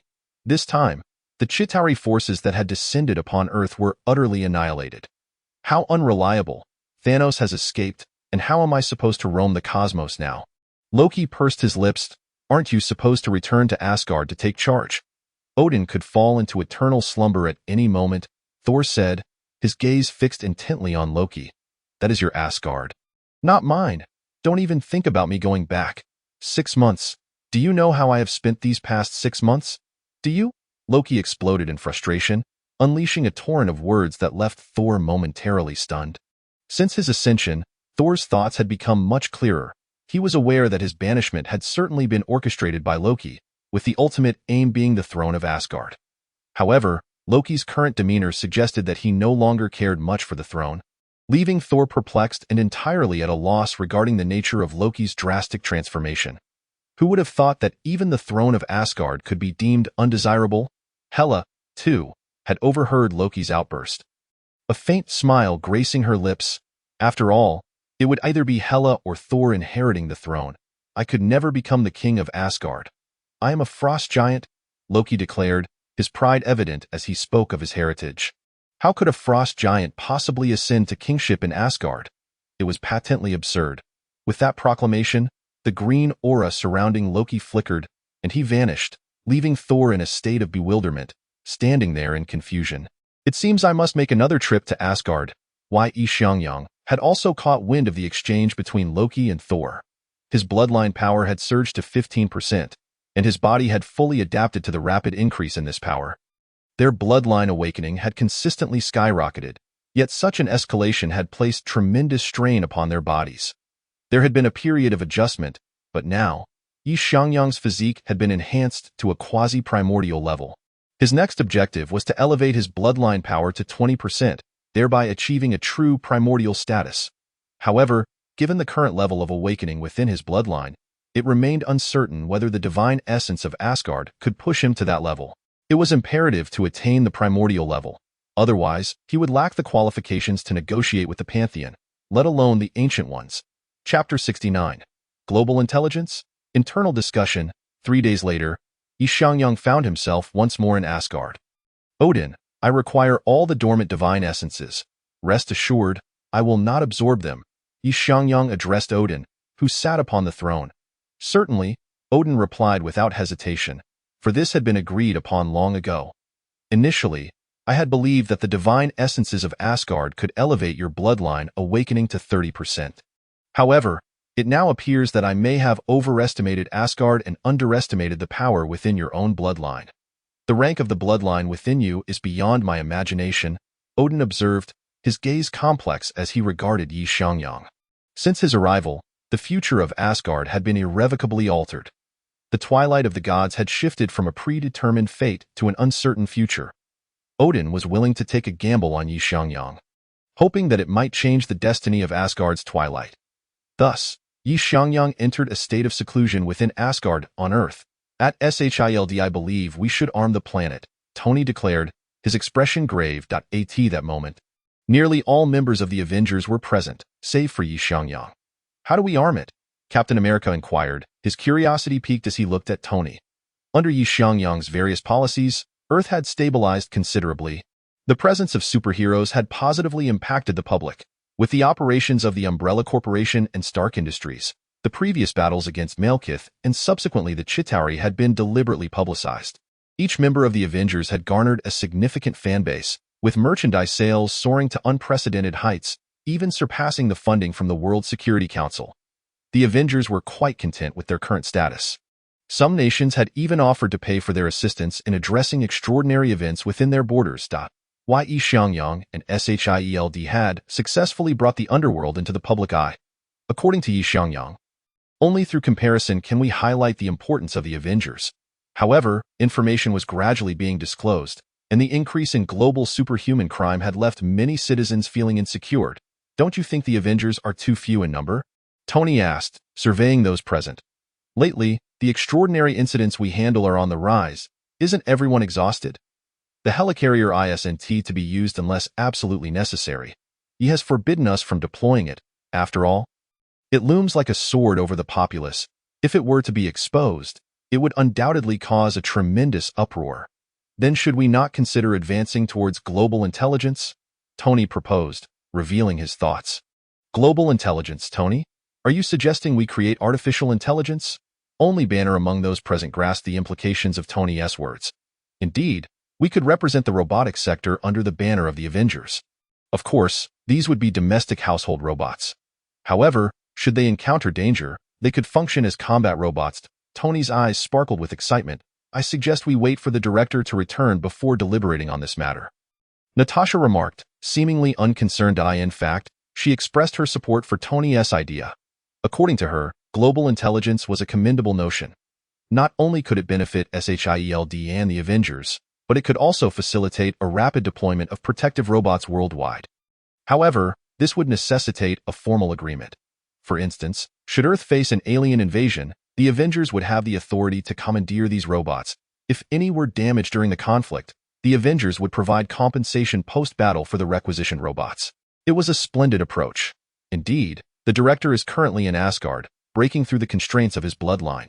Upon his return, the Avengers may very well have two primordial-level powerhouses among their ranks. With such formidable strength, is there a need to develop what you call artificial intelligence? The overwhelming power of the Avengers can be both a blessing and a curse. Tony, your plan might provoke backlash, Captain America said, furrowing his brow in contemplation while siding with Natasha's opinion.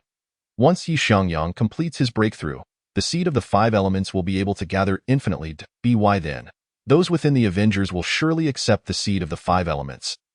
For the magic of the five elements is undeniably enticing. It not only enhances one's physical constitution, but also grants them mastery over elemental powers. Coupled with S.H.I.E.L.D.'s current armor project, their strength will see further augmentation. However, this raises a significant issue. The Avengers would become excessively powerful. Such overwhelming force could threaten national sovereignty. Even if they harbor no such intentions, it does not imply that those nations would not regard the Avengers with apprehension. If Tony's plan were to be implemented at this juncture, it would undoubtedly evoke national-level pushback. The outcome would be a civil war among humanity. Therefore, this matter must await Xiangyang's return to Earth before a decision can be made. I concur with the captain's sentiment, Banner remarked, having experienced military capture firsthand. He understood the national-level desire to covet and control immense power. Although SHIELD had gained a degree of autonomy since Xiangyang's ascension to director, it nominally remained a covert agency under the World Security Council. It is crucial to recognize that the World Security Council represents the most powerful nations on this planet. I may have been presumptuous, but I will certainly raise this issue once he returns. Tony frowned, having entirely overlooked the national-level concerns. Captain America's words served as a reminder. I believe Xiangyang will likely agree to this. Wanda's voice resonated in the ears of those present. Wanda, how did you get here? Tony exclaimed, suddenly realizing the source of the voice. With Xiangyang away, I'm keeping an eye on SHIELD. I inadvertently overheard your conversation. The situation is far more severe than you realize. There are matters I only learned about after taking over the Sorcerer Supreme. Xiangyang will not oppose the suggestion put forth by Tony, Wanda stated, her voice tinged with weariness. The rigorous training under the Ancient One had weighed heavily upon her. She had not even had time to participate in the recent battle against the Chitauri forces.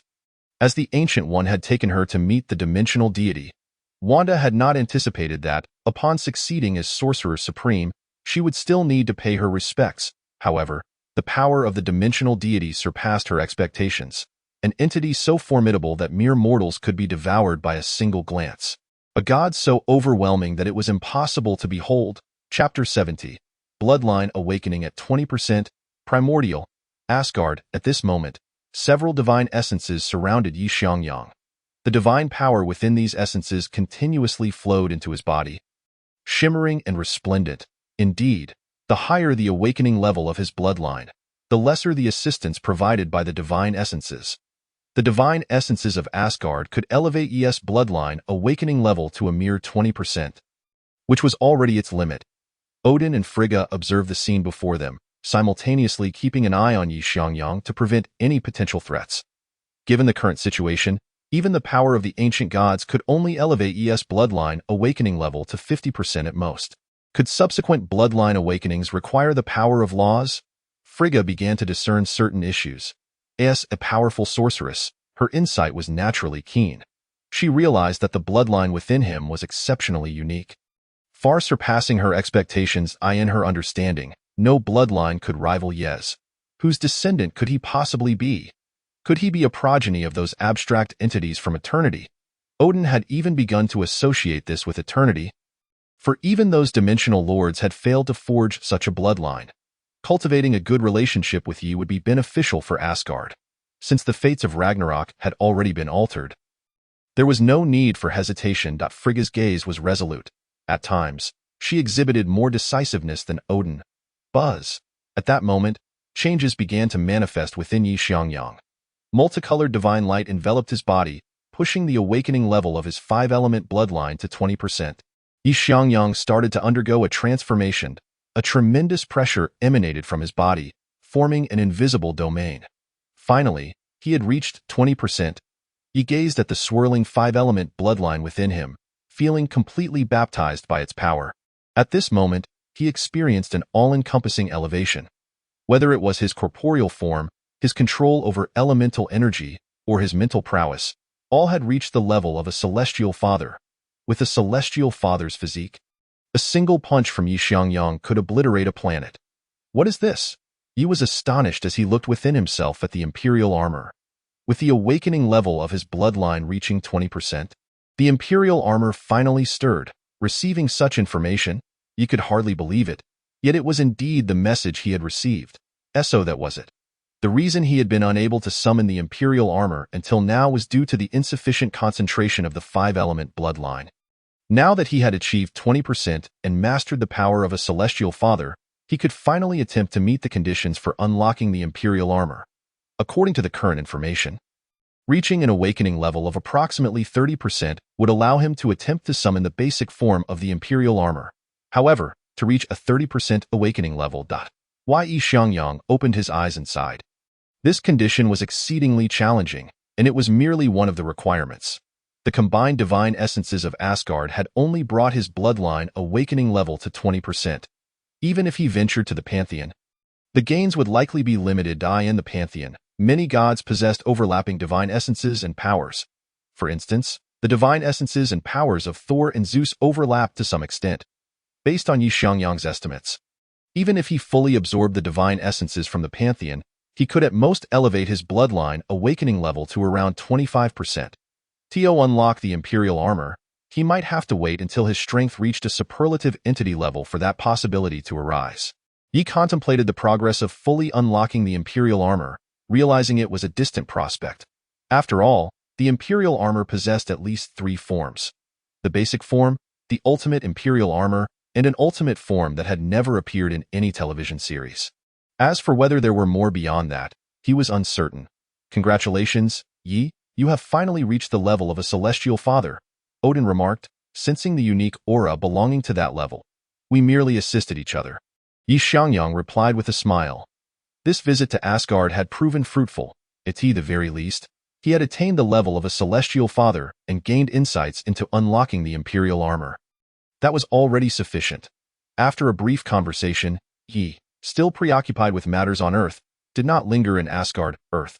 Swish, Xiangyang's figure materialized within his villa estate. Xiangyang, you're back? Wanda, who had been meditating inside the villa, sensed the fluctuations of Ye's aura in an instant. Why are you home? Aren't you at the sanctum? He had not anticipated that Wanda was meditating at home. Ancient One said he is still alive and can help alleviate some of my burdens.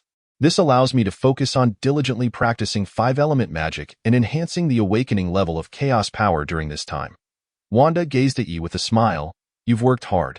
Yi noticed the weariness in Wanda's eyes. The Sorcerer Supreme of Earth appeared incredibly glorious and held a high status, yet the weight of responsibility on her shoulders was substantial. After all, the Sorcerer Supreme faced high-dimensional beings. Those dimensional lords and demons were certainly not benign. However, my strength has been advancing quite rapidly. At this rate, I should soon reach the pinnacle of the sub-celestial father level. Wanda felt quite satisfied with her progress. By the way, the Avengers held a meeting previously and proposed a plan. Wanda then shared the information she had gathered with Xiangyang. Global intelligence? Yi was surprised that Tony had come up with such an idea. However, it appeared to be far more feasible than the timeline where Ultron was created.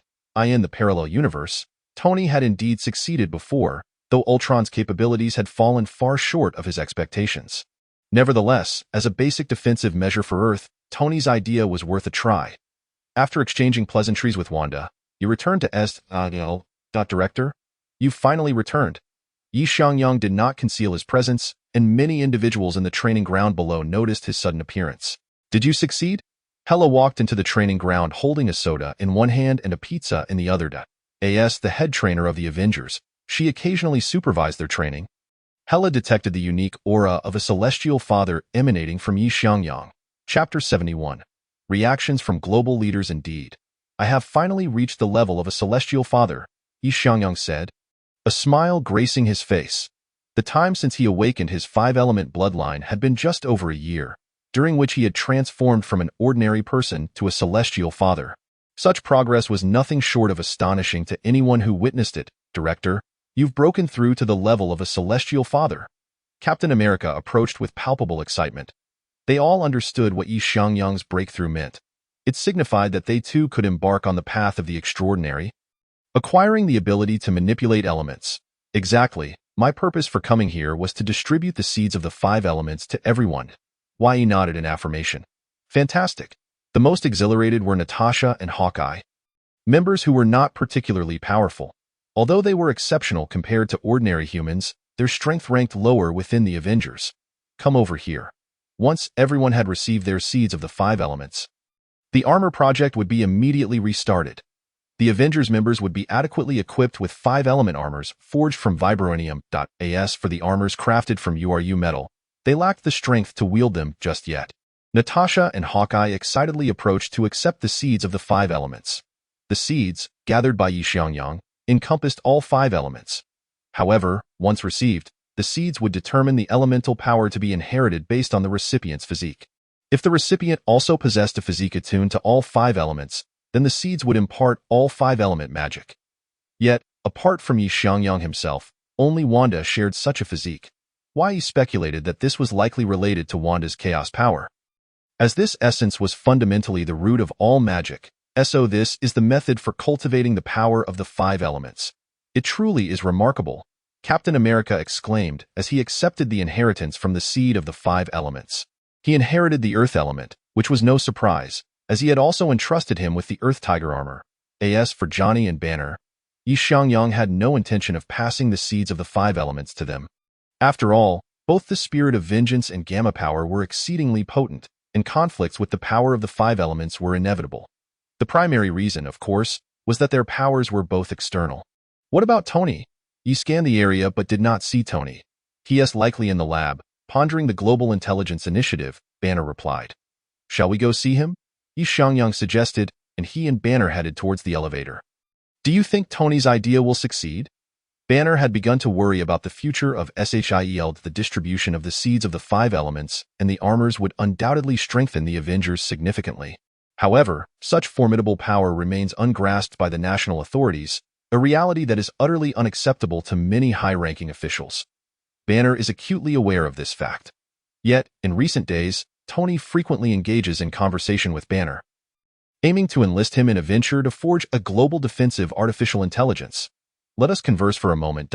Xiangyang's gaze flickered. Strictly speaking, Tony's idea possesses a significant potential for success, albeit under one crucial condition: the unification of global governance. Indeed, within the myriad parallel universes of Marvel, Earth's political power has been consolidated. The influence of nation-states has been significantly diminished, with an organization known as the Illuminati having assumed control of Earth's armed forces, emerging as the preeminent violent entity on the planet.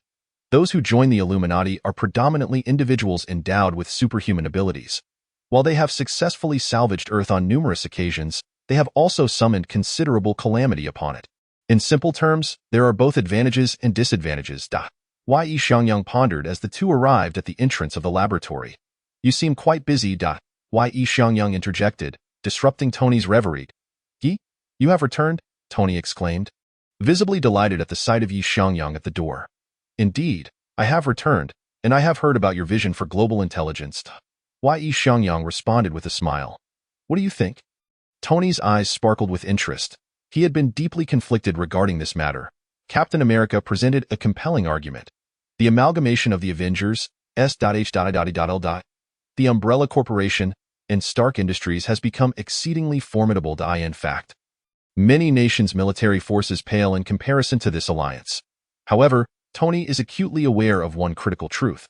They are on the precipice of extraterrestrial warfare. Their current strength is woefully inadequate. There is potential, but not at this moment. Xiangyang shook his head. Why? Tony looked at Xiangyang, perplexed. Because Earth lacks a genuine invasion war, Tony, Merely knowing about the extraterrestrial threats is insufficient. Xiangyang sighed. This is indeed the case. Although the Avengers now boast him and Hela as two god-tier combatants capable of effortlessly overpowering the entire planet, such actions would inevitably provoke backlash, at least for now. The Avengers are not in favor of unifying global governance.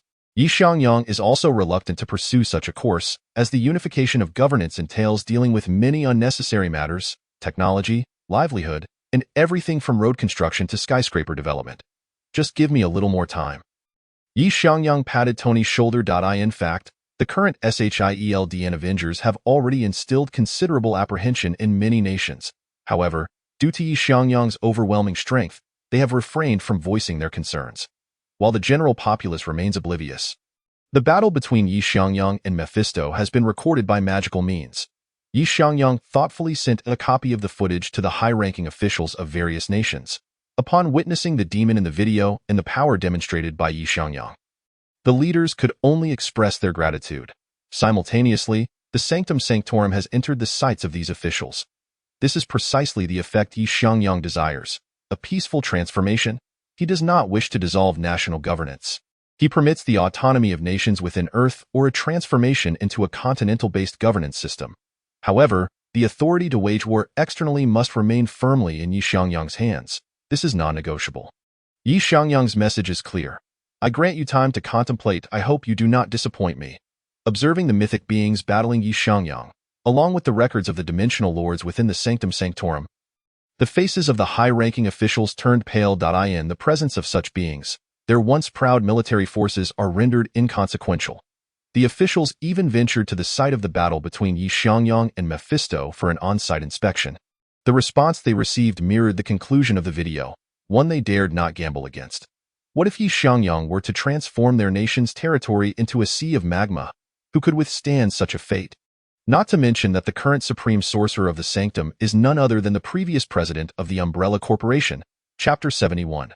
The 5 element crystals and the legacy the Crimson Portal opened to Kamartaj. All the sorcerers of the Sanctum were aware that the new supreme sorcerer had returned.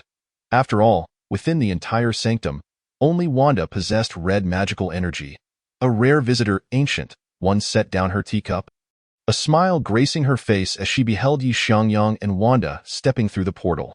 Ever since taking Wanda to various dimensional entities for introductions, she had been largely in a state of retirement, so to speak, simply waiting for the ENDIS. This not Wanda's inauguration as the Supreme Sorcerer. She has come to present gifts. Xiangyang also wore a joyful expression. Ancient One had been of immense assistance to them, and Xiangyang held her in high regard, for she had genuinely protected Earth for over 5 centuries without seeking any compensation. A true celestial being, her words possessed considerable weight. Ancient One gave Xiangyang a thumbs up. Xiangyang was pleasantly surprised by this side of Ancient One. After all, she had always presented herself as the composed Supreme Sorcerer. Ancient One was also curious about the 5 element crystals that Xiangyang mentioned, prompting her to accompany him. Xiangyang arrived in the plaza of Kamartaj, situated amidst the Himalayan mountains. Besides the sorcerers of the Sanctum, it is exceedingly rare for others to perceive the Sanctum's location. Therefore, Xiangyang made no effort to conceal his power. With closed eyes, the radiance representing the 5 elements emanated from his being.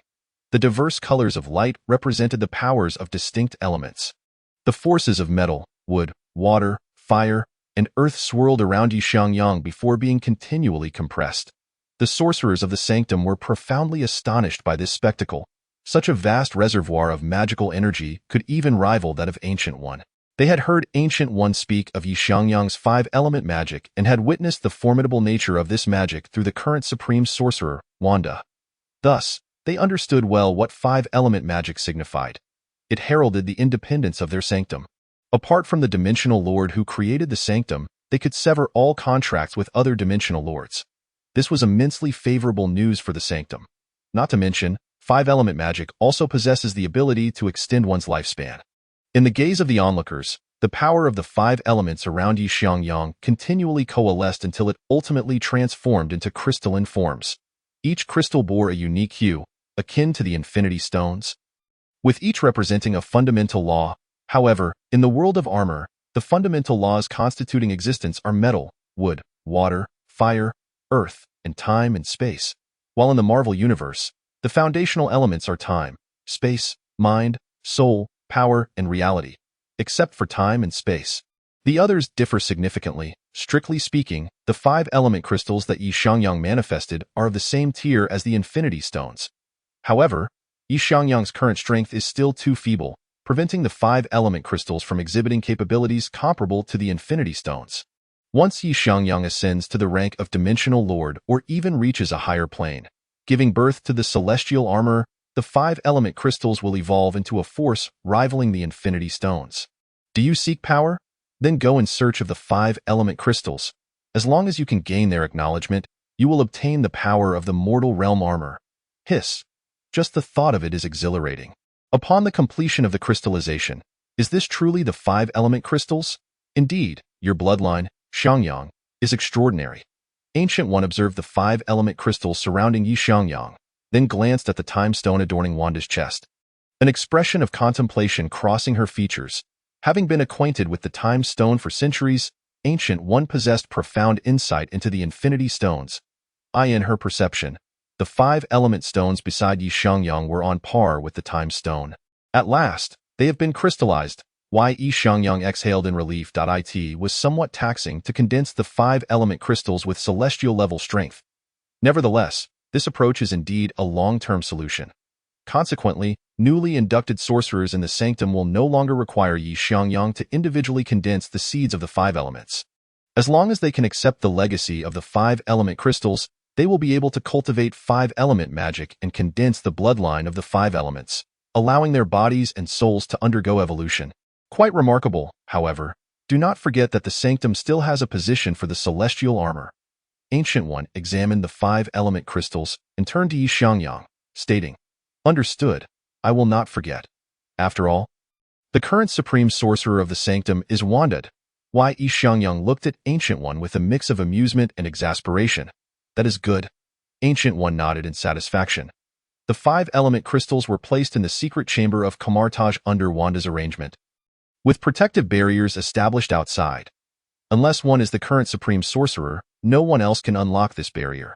However, the current supreme sorcerer can grant authorization, but only to 2 individuals, with each being able to authorize half. Only through their combined efforts can the barrier be opened. After all, the 5-element crystals are of paramount importance. Losing even one would be a tremendous loss for the sanctum. Subsequently, under the arrangements of Wanda and Ancient One, all sorcerers of the sanctum took turns entering the secret chamber to accept the legacy of the 5-element crystals. Although a legacy was granted, not everyone could successfully cultivate. Mastering 5-element magic is not difficult, but achieving mastery and condensing the power of the bloodline is exceedingly challenging. Such individuals have already qualified to assume the position of the supreme sorcerer. With newfound powers, the mages of the Sanctum Sanctorum eagerly commenced their training. At this juncture, the disparity in innate talent became strikingly evident. Caecilius, Wang, and Mordo, among others, clearly progressed at a pace far surpassing their peers. Although their mastery of elemental magic varied, they had already begun to harness it to a preliminary degree. It is an astounding power, the ability to perfectly command the elemental forces. The mages of the Sanctum experienced this power firsthand, realizing that the words of the Ancient One and Wanda were not mere hyperbole. Keep striving, everyone. We anticipate the day you will consolidate the power of your bloodline. Once you achieve that, your bodies and souls will undergo a profound purification, greatly extending your lifespans. Centuries will no longer be a mere dream for you. Xiangyang smiled as he spoke. Thank you. A group of mages respectfully responded to Xiangyang. At that moment, in their hearts, Xiangyang's status had risen to that of the supreme sorcerer, if not beyond. After all, the last individual to bestow magical prowess upon the sanctum was none other than its founder, Agamotto. Chapter 73. The Emergence of the Power Stone in the Cosmos, on Xandard. Do you truly comprehend what the orb of the universe signifies? Fool! You will inevitably perish at the hands of the orb. Gamora glared at Star-Lord beside her, her face flushed with anger. Oh, what exactly is this object? Why is the bounty so exorbitant? Rocket also looked at Gamora with curiosity. They had all seen the bounty as cosmic hunters. Seizing the orb of the universe was motivated by its immense value. Their task was merely to deliver the item to their employer. Yet now, they found themselves detained on Xander, their prize confiscated. Neither Star-Lord nor Rocket anticipated that the orb of the universe would attract such scrutiny, especially Star-Lord. Since he had retrieved the orb from Morag, he had already encountered 3 assassination attempts in less than a week. The instincts of those cosmic bounty hunters were astoundingly sharp. You are truly fools, daring to participate without even knowing what the orb of the universe is. Gamora sighed, her frustration evident. The current situation was dire. As far as she knew, Thanos had suffered significant losses across the 9 realms, nearly losing his life in the process. Based on Gamora's understanding of him, he was determined to acquire this Power Stone. Otherwise, he would have forfeited his claim to the Infinity Stones. Thanos likely had already received word and was en route to Xander. Though the Nova Corps was formidable, they would undoubtedly struggle against Thanos' dark forces. They needed to devise a means of escape. Gamora understood that she could not wait idly to meet her demise. Her own escape would certainly draw Thanos' attention. Currently, she was the only one in the universe aware of the Soul Stone's whereabouts. She could not afford to be passive. So what precisely is the orb of the universe? Star-Lord inquired, his curiosity piqued. If you can assist me in escaping, I will reveal it to you. Gamora glanced at Star-Lord and Rocket. Although they appeared unreliable, their ability to locate the orb and engage her in combat indicated they possessed considerable strength. That's simple enough, Rocket snapped his fingers and declared. Though a synthetic being, Rocket's intellect was exceptionally high. Just as they were preparing to act, an alarm blared throughout Xander. What is happening? A battle alarm? Star-Lord paused. Sensing something amiss. Could it be Ronan pursuing us? Rocket queried anxiously. Move quickly. Gamora's expression shifted dramatically as she turned to Rocket. We must hurry. Otherwise, we may not be able to escape. Her tone was fraught with urgency. Without hesitation, Rocket and Star-Lord initiated their escape plan. Under Rocket's guidance, they swiftly boarded a ship meant for their getaway. In under half an hour, they were ready to depart. But what exactly is happening? Star-Lord asked, confusion evident. Is the orb of the universe in your possession? Gamora directed her gaze at Star-Lord. Yes, Star-Lord produced the orb from his pocket. Upon seeing it, Gamora exhaled in relief. Can you finally disclose the details? Within the orb of the universe lies something sealed known as the Infinity Stone. There are 6 Infinity Stones, each representing different cosmic principles. The one contained within this orb is called the Power Stone. Once obtained and mastered, the Power Stone grants one the ability to wield power comparable to that of a Celestial. Should a Celestial possess the Power Stone, their raw strength and energy could rival even that of a being of cosmic origin. Gamora looked at Star-Lord, her expression calm. Wait, the Infinity Stones? Are you referring to the legendary Infinity Stones? Star-Lord suddenly felt the orb of the universe was exceedingly burdensome. Having left Earth at a young age and lived among the Ravagers, he was well aware of what the Infinity Stones entailed. Theo put it plainly, possessing one was akin to inviting trouble. Wow, what a windfall! Rocket's eyes sparkled as he gazed at the orb in Star-Lord's hand, already contemplating its potential market value. Thanos is currently gathering the Infinity Stones. Recently, he suffered a significant setback across the 9 realms. He will not relinquish this Power Stone. Gamora's expression darkened. Thanos' adopted daughter. She understood his plans all too well. This escape was also a ploy to seize the Power Stone and hide it away. This isn't right. It seems we are being targeted. Rocket, piloting the ship, wore a grave expression. What? Gamora quickly turned to the control screen. This is the Dark Aster. We're doomed. Gamora never expected Thanos would find her so precisely. At the Collector. Gamora's face shifted as she contemplated the ramifications. The Collector's telepathy was indeed a formidable tool for locating individuals. Quill, hand me the orb of the universe. I will confront Thanos. You must escape to the 9 realms, go to Earth, to seek the Supreme Sorcerer there. Gamora turned to Star-Lord. Earth. Upon hearing the familiar name, Star-Lord appeared bewildered. Yes, Earth. With the Supreme Sorcerer and Odin, the All-Father, guarding the 9 realms, Thanos may think twice before attacking. Hurry and inform them that Thanos has acquired the Power Stone, the Soul Stone, and the Mind Stone.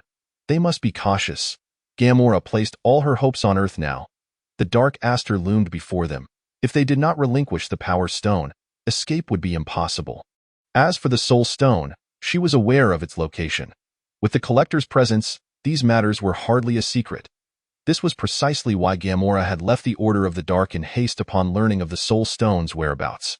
Coupled with the Mind Stone in Thanos' possession, the power of 3 Infinity Stones, even a being of cosmic origin at their peak would think twice before acting. Why should we trust you? Rocket regarded Gamora skeptically. The ship trailing them was the Dark Aster, Thanos' flagship. If you don't believe me, then perish. Gamora was too weary to offer further explanations. Fine. Star-Lord promptly handed the Orb of the Universe to Gamora, then retrieved a spacesuit from the ship. He understood the significance of the Dark Aster and the Infinity Stones.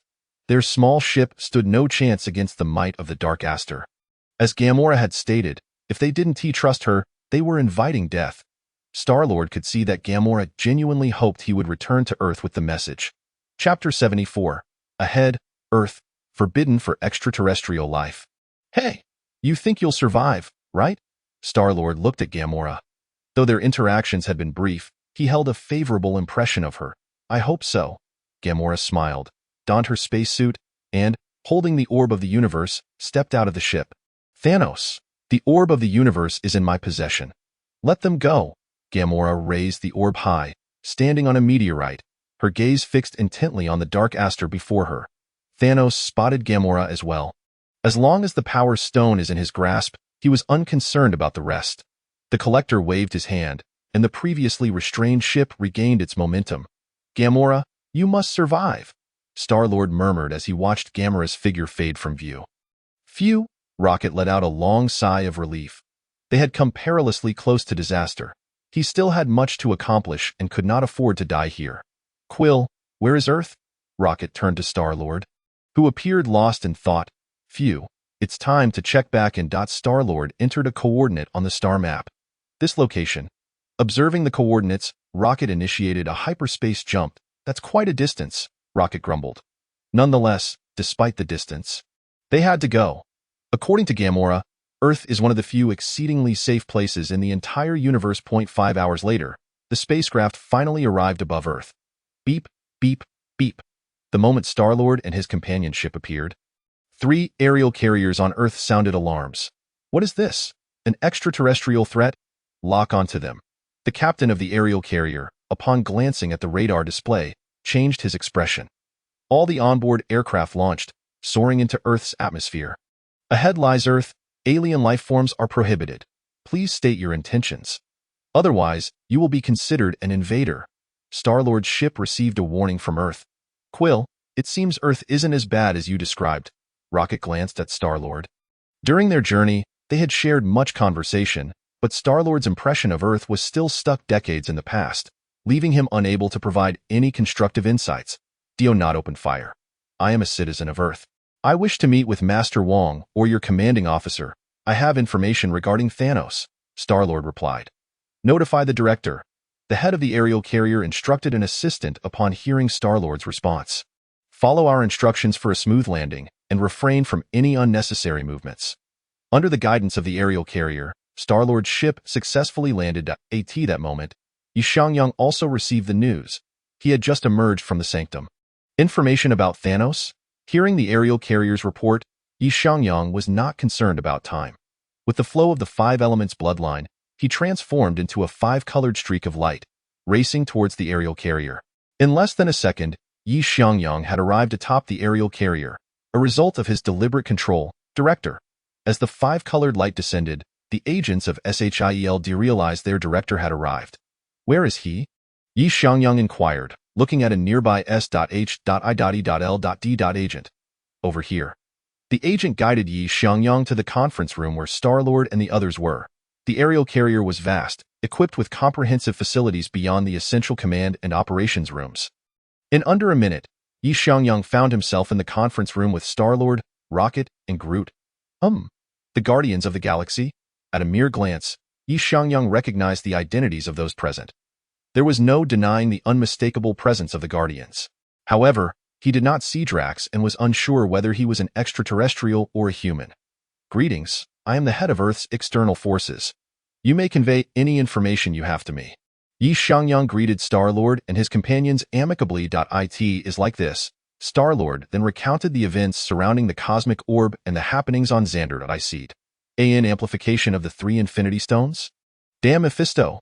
Xiangyang sighed in resignation. If not for Mephisto's interference, Thanos would have already perished at their hands. I understand. Thank you for the information you've provided. Xiangyang signaled to a nearby agent to ensure their comfort and that their freedom need not be restricted. Apologies, but I would like to know what countermeasures you currently have in place. According to Gamora, Thanos' desire is to eradicate half of all life in the universe and control the total number of beings, ensuring a balance between the universe's resources and the total number of lives. If we do not intervene, Star-Lord looked at Xiangyang, tentatively inquiring. Rest assured, Thanos is not a particularly difficult adversary to handle. Our concern lies with others. Xiangyang already had a plan. Thanos, seeking the Soul Stone, would undoubtedly head to Vormir. As long as he awaited Thanos there, everything would be fine.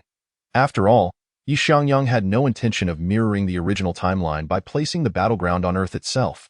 This is the real world, not a cinematic universe, and the clash of 2 celestial-level entities could tear Earth apart within moments. After careful consideration, Vormir was the most suitable location for such a confrontation. There was even a chance to acquire the Soul Stone. However, at present, it was uncertain what kind of deal Thanos and Mephisto had struck. Fortunately, Master Wong was still alive, and Wanda could freely leave Earth. Judging solely by high-end combat capabilities, Xiangyang's side should have the upper hand. Just as Xiangyang prepared to depart, he felt the Imperial armor within him stirred. At the same time, Star-Lord abruptly collapsed to the ground, as if struck by an unseen force. What is happening? Star-Lord, drenched in cold sweat, knelt down, bewildered by his condition. Quill, Rocket and Groot turned their gazes toward the kneeling Star-Lord. This guy's bloodline can actually activate the 3 odd armors? Xiangyang received the message relayed by the Imperial armor and turned his attention to Star-Lord. He had forgotten that Star-Lord, in the MCU's narrative, was a demigod. Yet in the comics, he was merely an ordinary human. His father, Jason Spartax, was the emperor of the Spartoi Empire but lacked any extraordinary abilities, far inferior to Ego's characterization. Clearly, the one standing before Xiangyang was Ego's child, the demigod Star-Lord. Do you wish to gain power? Xiangyang sensed that the divine energy within Star-Lord could indeed be of assistance to him. After all, Ego claimed to be of the celestial race, suggesting he must possess some formidable traits. Chapter 75. The 3 odd armors and Star-Lord's divine power. What power? Star-Lord finally caught his breath and looked at Xiangyang. He was perplexed as to why he was in such a state. It felt as though something unique within him was being drawn by Xiangyang, causing his discomfort. However, Star-Lord found it strange. Wasn't he just a pure earthling? Are you not aware that there exists a rather unique power within you? Based on my observations, it should be divine energy. Xiangyang's words left Star-Lord utterly stunned. Divine energy? But I am an earthling, Star-Lord exclaimed hastily. Your mother is an earthling. What about your father? Quill, the information we have gathered contains no details about your father. This implies he is likely not a being from Earth. Xiangyang handed over the data on Star-Lord's family. Not a being from Earth. Quill took the documents from Xiangyang and began to flip through them frantically. They contained records of his childhood, as well as details about his mother and grandfather, but there was nothing regarding his father. Yondu? Yes, he must know something. Star-Lord suddenly recalled Yondu, who had unexpectedly come to Earth and taken him away. Now, Star-Lord found it odd that among so many children on Earth, he was specifically chosen. Was it possible that his father had entrusted Yondu with him? If so, that would explain everything. But why did he leave me behind? The one question that still eluded Star-Lord was that very point. Could it be that my father harbored some issues? Star-Lord murmured to himself. That is a mystery you must seek to unravel yourself. However, at present, I can assist you in awakening the power within you. Xiangyang looked at Star-Lord. All right. Star-Lord took a deep breath and agreed to let Xiangyang help him activate his power. After the events on Xander, he had come to deeply appreciate the importance of strength. Previously, opportunities had been scarce, but now that one had arisen, he was determined to seize it. The energy of the 5 elements flowed within Xiangyang as he extended his right hand to rest on Star-Lord's shoulder. It resembled divine energy, yet was slightly distinct, more akin to stellar energy. Could this be the reason why Star-Lord could provoke the fluctuations in the 3 odd armors? Xiangyang sensed the energy within Star-Lord. Although Ego claimed to be of the celestial race, he was fundamentally a living planet. which made his possession of stellar energy unsurprising. The three odd armors corresponded to the three genes of the sun, moon, and stars. In the second installment, the three odd armors were mass-produced, yet fundamentally, they remained akin to the five elements armors, possessing the essence of heavenly armors. They were enshrined in the armor sanctuary within the realm of light. The stellar energy within Star-Lord perfectly aligned with the star gene among the three odd armors. This meant that Star-Lord could act as the summoner of the diamond armor. Buzz! The power within Star-Lord was drawn forth. The azure stellar divine energy radiated around him. Indeed, it was stellar energy. Xiangyang observed the scene before him. Unfortunately, it was somewhat lacking and insufficient to awaken the bloodline energy within him. Xiangyang sighed. Having reached the celestial level, awakening the bloodline energy was a challenging endeavor. Unless Star-Lord could absorb ego, perhaps he could aid Xiangyang. Just as Star-Lord's divine energy awakened, somewhere in the universe. What is this? Celestial energy? I actually have a child awakening celestial energy? Ego could hardly believe his perception. After confirming the coordinates, he realized it was on Earth. Ego's expression shifted. It is Quill. Ego thought of the child he had nearly abandoned. His plan is undeniably grand, requiring immense strength to support it. However, he realizes that he cannot accomplish this devouring scheme alone. Thus, he contemplates the prospect of procreation. Over countless years, he has sought out numerous powerful races, siring countless descendants. Yet, none have inherited his divine power, which has left him somewhat disheartened. He has come to believe that his divine strength is beyond the capacity of ordinary beings to bear. Hence it cannot be passed down. This is also the reason why Yondu did not entrust Star-Lord to Ego, and why Ego was utterly unconcerned. He did not believe that the frail human form could carry his divine essence. However, in hindsight, he realizes he was mistaken. Damn it. Why must it be Earth? Ego's expression was far from pleasant. The emergence of a successor to his divine power is indeed a fortuitous event, yet it occurs on Earth. When he first ventured to Earth, he encountered no obstacles, leading him to dismiss the legends of the Nine Realms as mere exaggerations of the weak. However, upon his second visit to Earth, after ending a woman's life, he was met with Ancient One's intervention. Ego was nearly banished from Earth, evoking unsettling memories. Perhaps I should have a conversation with Yondu. Ego thought of Yondu, who had not handed Star-Lord over to him. After all, this was his child. With this thought, Ego's avatar departed from his true self, soaring towards the Ravagers team where Yondu resided. How do you feel? Xiangyang inquired, gazing at Star-Lord before him. Excellent. Star-Lord opened his eyes, a blue divine energy swirling within them. The source of your divine power is quite unique. I am 80% certain it originates from your father. For within the essence of your divine power, I have sensed the pull of another force. If all goes as expected, that should indeed be your father, Xiangyang remarked to Star-Lord. This diverges somewhat from the MCU's narrative. In the MCU, Star-Lord did inherit Ego's divine power, which was also its source. Should Ego perish, Star-Lord's divine power would vanish as well. However, in this reality, Xiangyang discovered that within Star-Lord himself lay the seed of divine power. The source of this strength does not stem from Ego. Even if Ego were to be slain, it would not affect Star-Lord's abilities. This is indeed a fortunate revelation for Star-Lord. Is it? Fathered, Star-Lord felt a mixture of emotions. He had never seen his father, and was unaware that his father was an extraterrestrial being. I can sense a force within you calling out to me. May I know what it is? Star-Lord asked, recalling the sensation he had just experienced. Teal put it plainly, that entity could greatly assist you. To obtain it, however, you must enter into a contract with me. What is the price? Star-Lord's expression turned serious. Perhaps your freedom, should you decide. You may seek me out. Xiangyang replied nonchalantly. Star-Lord fell into silence. Very well. He ultimately affirmed, though he remained unaware that Xiangyang had almost predicted his agreement. For given his current strength, avenging himself against Ego would be nearly impossible. Chapter 76. The plan of the Womer star. Are you so certain he will return to seek you out? Hela curiously asked, observing Star-Lord's departing figure. She was unsure of where Xiangyang's confidence stemmed from. Of course, he will return to find me, Xiangyang asserted. Hela pondered thoughtfully. She could discern that Star-Lord's power seemed capable of drawing upon the bloodline force within Xiangyang. This indicated that Xiangyang could not possibly overlook Star-Lord. Such an intriguing power, it possesses divine qualities yet lacks divinity. Who could this fellow's father be? Throughout her cosmic conquests, Hela had never encountered Ego, leaving her unfamiliar with him.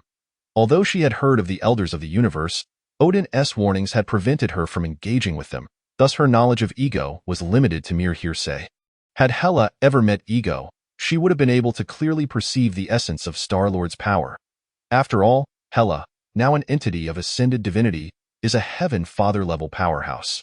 Yet, unbeknownst to Hela, Xiangyang was indifferent to Star-Lord's fate. The Three Wonders armor has more than one suitable candidate. Should Star-Lord perish while absorbing Ego may prove slightly more challenging, it is by no means impossible. Thus, this is merely a casual strategy. Having arranged matters concerning Star-Lord, Xiangyang convened a meeting of the Avengers. He also activated the communicator he had obtained from Nick Fury. Now, as a Heaven Father-level powerhouse himself, alongside Wanda and Hela, he had no concerns regarding Captain Marvel usurping power. Considering the possibility of Thanos having allies, he activated the communicator, for only a Heaven Father could contend with another Heaven Father. Within half an hour, all members of the Avengers had gathered. "What's the matter, Indy?" Tony inquired first. He had been engrossed in research on artificial intelligence recently. Although Xiangyang had not approved his plan, it was still acceptable to prepare in advance. "We have news regarding Thanos. Based on reliable information we just received, Thanos already possesses at least 2 Infinity Stones." Upon hearing Xiangyang's words, the expressions of those present grew solemn. After all, they had experienced the battle between Xiangyang and Mephisto and were keenly aware of the terror of a quasi-Heaven Father. The molten sea of magma, spanning hundreds of kilometers, was still fresh in their memories. With Thanos now wielding 2 Infinity Stones, it indicated that he had gained power capable of rivaling that of a Heaven Father. This was not good news for them, so, Director, what is your plan? Captain America turned his gaze towards Xiangyang. If there were no strategy, he did not believe Xiangyang would have called the Avengers together. This would be a fierce battle. However, the main battlefield cannot be on Earth. I know the location of the Soul Stone. Therefore, I have decided to shift the battlefield to the planet where the Soul Stone resides. That planet is quite unique. Even a Heaven Father-level powerhouse would find it difficult to destroy it. We must prevent Thanos from obtaining the Soul Stone. Xiangyang outlined his plan. How many people shall we deploy? Earth currently lacks the capability for large-scale interstellar travel. After hearing Xiangyang's plan, Banner and Tony simultaneously frowned. As scientists, they were acutely aware of Earth's current technological limitations. "Do not worry. We one team need a spaceship. We have the Space Stone." Xiangyang had long since made preparations. Originally, the Shield Space Stone would have been taken back to Asgard with Loki during the Battle of New York.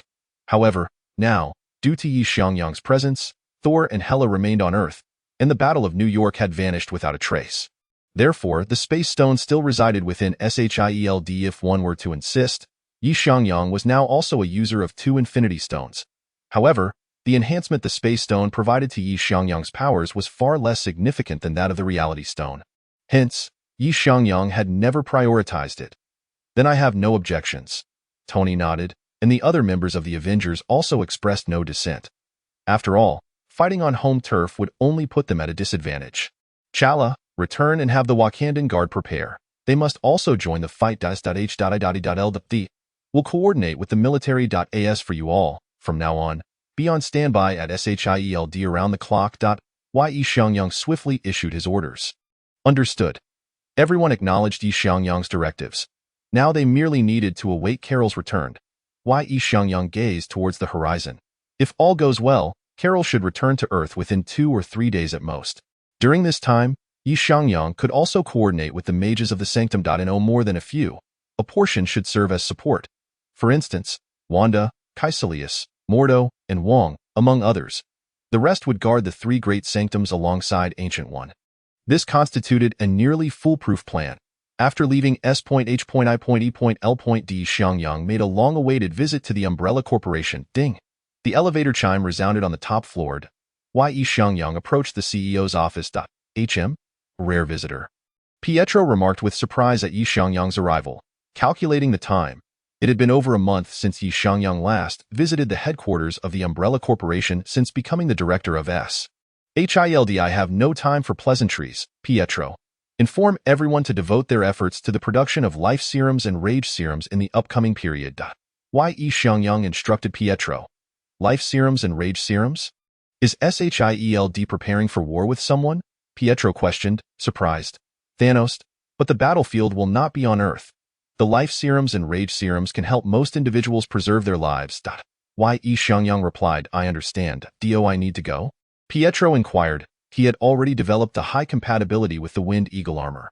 Although his mastery of the elemental magic was still lacking, unable to consolidate his bloodline, he nevertheless achieved modest success, resulting in a certain enhancement to his combat prowess. Coupled with the Wind Eagle armor and his own remarkable speed, Peter Quill could confidently assert that, beneath the Celestial Father level, few could rival him. You need not intervene. The Umbrella Corporation is the foundation. You must ensure that nothing befalls the Umbrella Corporation, Xiangyang said to Peter Quill.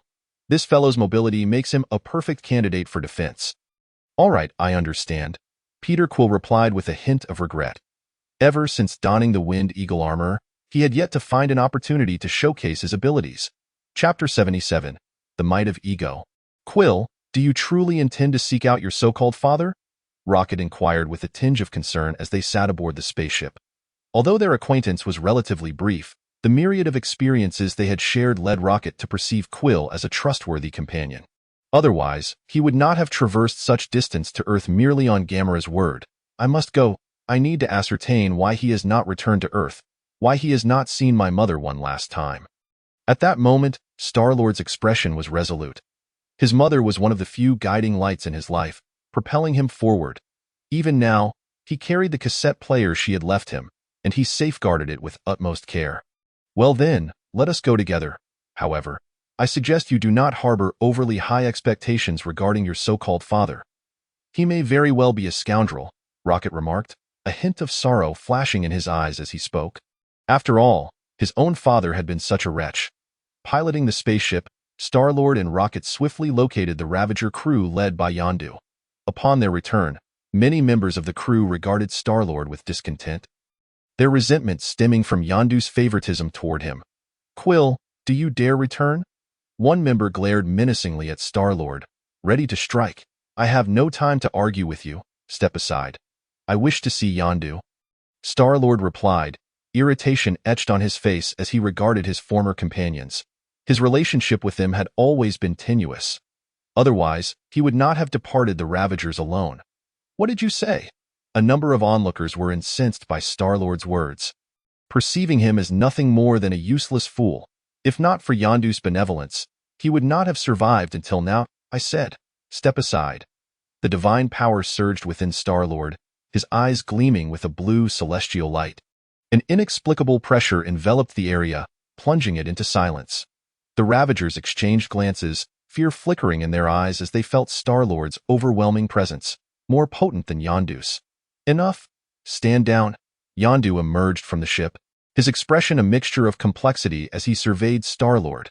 He had not anticipated that Star-Lord was indeed the child Ego sought. This was a grave predicament. Yondu sighed heavily.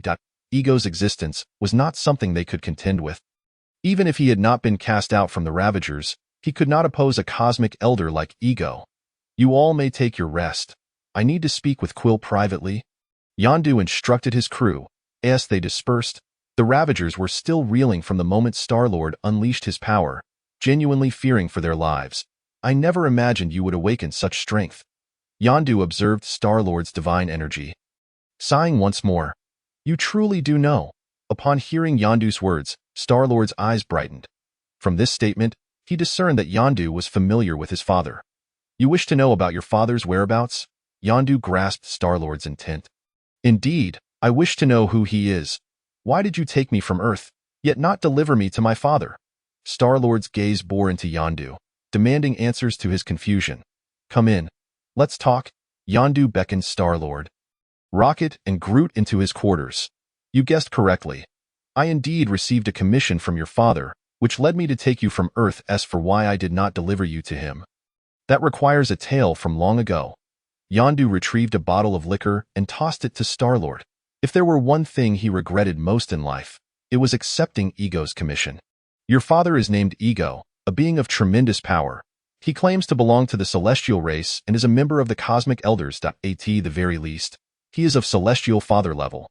When Yandu mentioned ego, his words faltered, and a flicker of anger and sorrow crossed his eyes.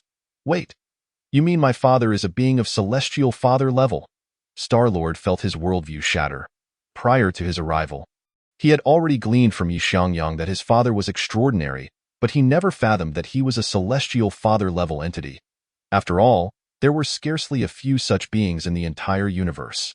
Even a being of the celestial father level, like Thanos, could dominate the cosmos and annihilate countless life-bearing planets.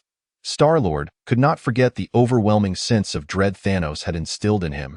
Even without directly encountering Thanos, the looming threat of death lingered in his memory. Indeed, at the very least, he is of celestial father level, perhaps even stronger. You should know that I was once a member of the Ravagers, but I was later expelled. Left with no choice, I had to chart my own course, all due to a transaction with your father, Ego. Yandu began to reminisce. Approximately 40 years ago, I received Ego's commission. He sought my assistance in locating his lost progeny scattered throughout the cosmos. Although the Ravagers had a strict prohibition against harming juvenile beings, I thought it merely a matter of helping a father find his child. So I agreed. Yet, this became my greatest regret. Yandu inhaled deeply before continuing. For the next decade, my travels spanned the universe as I aided Ego in locating many of his offspring, delivering them to his planet. However, I never met any of those children I sent. Ego explained that they were all in training. I harbored no suspicions until the last time I found you. The leader of the Ravagers, Stakar, expelled me for having interfered with juvenile beings. At that moment, I was utterly bewildered. It was only when Stakar provided the evidence that I realized I had been manipulated by Ego. Every child I had located for him perished. Not a single one survived. Yandu's words stirred a tempest within Star-Lord's heart. How many? Star-Lord hesitated to inquire. 3168. I remember it vividly. This is a guess for the sake of narrative. Upon hearing Yandu's words, Star-Lord comprehended why he had not been sent to Ego. As far as I know, Ego seeks descendants to inherit his divine power. However, none of those offspring succeeded. Quill, you have awakened divine power. This is both fortunate and unfortunate. Ego will undoubtedly set his sights on you. Yandu's eyes were filled with complexity. Chapter 78. Ego descends. What is his true intention? Star-Lord's expression darkened considerably. He now perceived his divine power as a perilous burden. Being targeted by a celestial father-level entity was no trivial matter. Death could be imminent, and I am not entirely sure of the specifics. However, having inherited his divine power, there is no escape for you. He will inevitably find you, Yandu sighed. Quill, can we return to Earth? Rocket interjected, feeling as though he had fallen into a streak of misfortune. Since meeting Star-Lord, he had encountered nothing but formidable beings who ruled the cosmos. They were utterly insignificant in the face of such adversaries. If given the chance, I would still like to meet him, Star-Lord said, reluctant to abandon hope. This did not align with the image of his father he had formed. His mother had painted him as a paragon of virtue, yet Yandu's portrayal was starkly different. Oh dear. What an unexpected turn of events. Ego's form, composed entirely of pure energy, materialized before them. Ego? Yandu exclaimed in alarm. Not anticipating Ego's swift arrival, I merely wished to find you. I did not expect my dear son to be here as well. Ego's gaze fixed upon Star-Lord, brimming with delight. How many years has it been? Since I conceived that notion, I have spawned countless descendants, yet not a single one has been capable of inheriting my power. I never anticipated that a mere jaunt to Earth for a breath of fresh air would yield such unexpected rewards. Quill, you bear an uncanny resemblance to your mother. Ego gazed upon Star-Lord, as if he were once again beholding the visage of that woman. It is inevitable. He is of the celestial race, devoid of a definitive appearance. Thus, nearly all his progeny resemble their mother to an extraordinary degree. Is that so? My grandfather said the same. I wish to pose a question to you. When my mother passed, why did you not return? Star-Lord looked intently at Ego. The divine power coursing through him confirmed that this was indeed his father, for their energies were strikingly similar. Star-Lord could even feel his own divine essence being drawn and tugged by Ego. It was evident that Ego was far superior in strength. Your mother. She was truly remarkable. I even returned to see her once. However, I did not have the chance to meet you. Had I known then, I should have taken you with me. Ego's voice was laced with regret. If he had been able to take Star-Lord at that time, he would now possess a flawless ally. Yet back then, he had little hope that his offspring could inherit his divine power. Hence, he sought to vacation on Earth. You mean to say that you returned to Earth when my mother was nearing her end? Star-Lord's gaze softened slightly upon hearing this. After all, he was the man his mother cherished most. Indeed, your mother was truly wonderful. Were it not for my grand ambitions, perhaps I would have remained on Earth, spending my life alongside your mother. However, I understood that I could not afford such indulgence. To be honest, I felt quite sorrowful when I implanted the tumor in her brain. Ego spoke with a smile. Yet his eyes betrayed no hint of sorrow. After all, he was a being of the celestial lineage, a member of the cosmic elders, from his inception until now, whether it be millions or hundreds of thousands of years. Those lesser beings were merely playthings to him. How could Ego truly grieve for them? What did you say? Upon hearing Ego's words, Star-Lord's eyes instantly turned crimson. He could scarcely believe his ears. His divine power surged within him. In that moment, the ship of the Ravagers trembled. Damn it! Could it be that Yondu had a falling out with that cool brat? Numerous Ravagers watched the shaking vessel, huddled in corners, trembling with fear. This is the universe. Should the ship explode, all would perish, indeed. Just like that. Show me where your limits lie.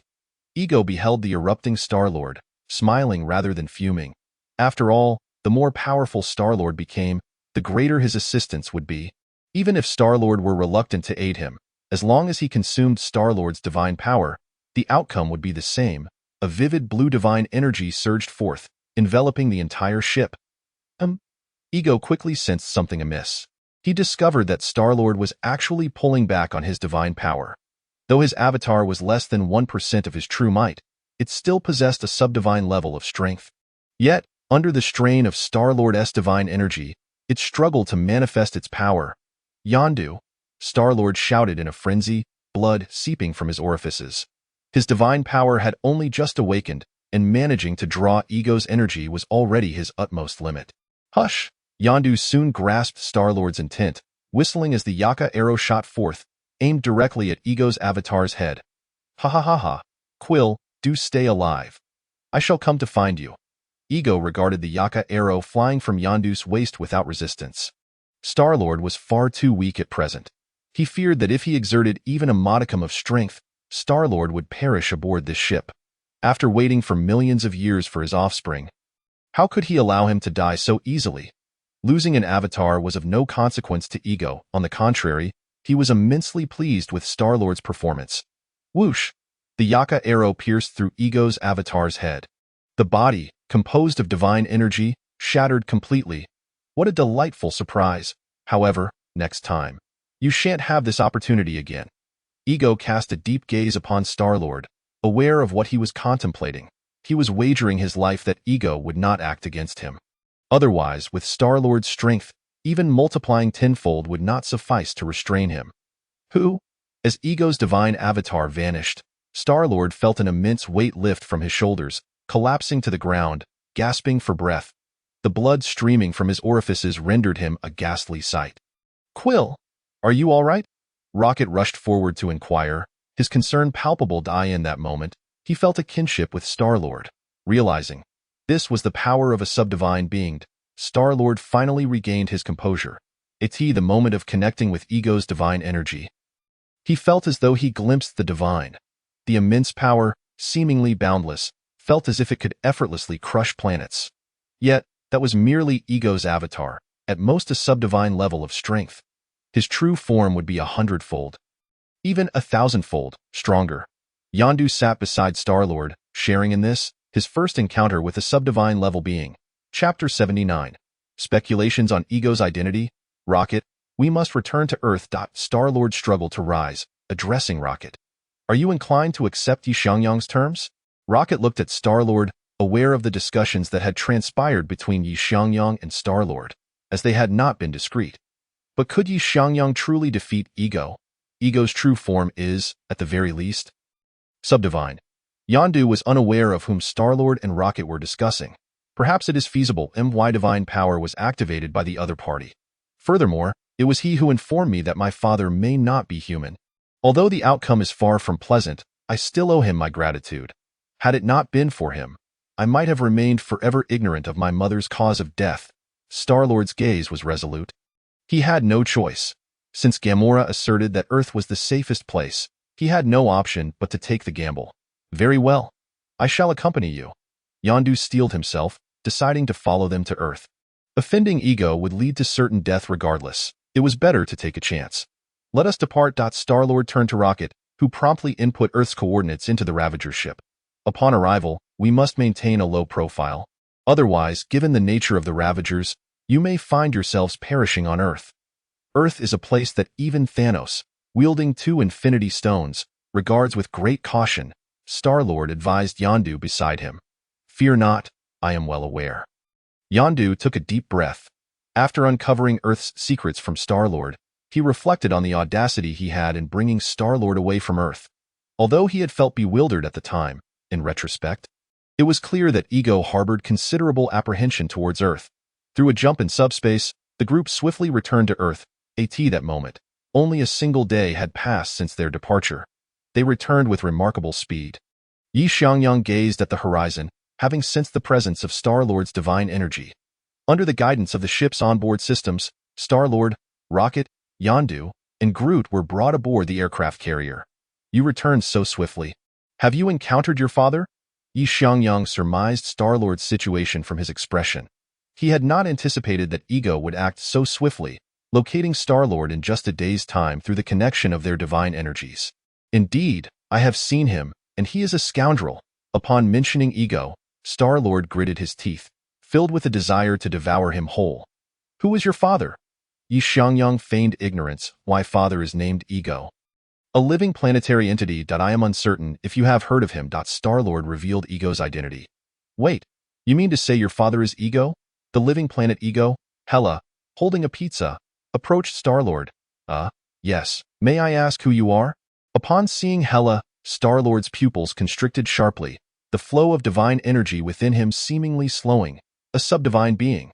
It must be a subdivine being, Star-Lord screamed internally. For prior to this, he had not sensed such a terrifying aura even from Ego's divine avatar. This is Hela, the goddess of death from Asgard, also a being of subdivine strength. As for Ego, I have heard of him, but I have not encountered him. Xiangyang interjected. Ego, his true form is a colossal planet, belonging to the cosmic elders, alongside the likes of the Collector and the Grandmaster. I have never met him, but I am aware of his existence. He has existed for at least 1,000,000 years. With guaranteed subdivine combat prowess, my goodness, your lineage is indeed extraordinary. However, it appears your interactions with him were less than pleasant. Hela regarded Star-Lord, and for some reason, she thought of her own relationship with Odin. It is not a pleasant matter. Star-Lord then recounted the events that had transpired. Brother, you truly... Hela patted Star-Lord's shoulder, her eyes filled with sympathy. Compared to Star-Lord, Hela felt almost fortunate, although Odin's demands of her were stringent and harsh. At the very least, he would not act so inhumanely. So, do you possess a way to assist me in defeating Ego? If you are willing, I could trade you freedom. Star-Lord gazed at Xiangyang, eagerly anticipating his response to at present. That may not be feasible. However, I can assure you that your words hold no issue.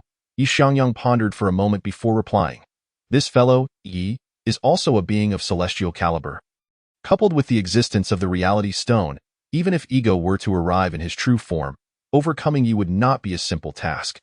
Indeed, the adversary might even find himself at a disadvantage. Hela bluntly stated. Very well. I am prepared to submit. Star-Lord knelt on one knee. In his quest for vengeance for his mother, he had already risked everything. It is not so severe. Under normal circumstances, if the Earth does not face any great calamity, I would not interfere with your whereabouts, Xiangyang remarked, bemused by Star-Lord's seemingly reckless determination. However, I do harbor some conjectures regarding your discourse on Ego's plans. Xiangyang appeared contemplative. The identity of Ego had been a topic of endless debate in his previous life. Yet, Xiangyang believed that the most plausible theory posited that ego was an unformed celestial offspring, one that had not completely perished. This would explain his transformation into a living planet. The motivation behind his ambition to consume celestial bodies throughout the universe was merely to complete himself. In a parallel universe during a prior existence, ego had once been made whole, albeit at a tremendous cost that nearly exhausted the energy of the planet devourer, allowing him to grow a torso and limbs while enhancing his combat prowess. At that time, the only distinction between ego and the celestial beings was the absence of armored in essence. The current ego exists solely as a head. However, due to insufficient energy, he is unable to manifest a full body. The plan to devour cosmic planets is merely a means to achieve self-fulfillment. This explanation aligns perfectly to as for why ego is unaware of his own identity. It is likely due to his incomplete gestation, leaving him devoid of pertinent memories. For now, you should remain on Earth. Ego will not dare to come here in the foreseeable future. Our primary concern must still be Thanos. We currently lack the time to address your grievances with ego. Xiangyang refrained from divulging his suspicions regarding ego's identity. Otherwise, it would only plunge Star-Lord deeper into despair. Very well, I understand. Star-Lord inhaled deeply, indicating his comprehension. Chapter 80. The function of the Infinity Gauntlet, my lord.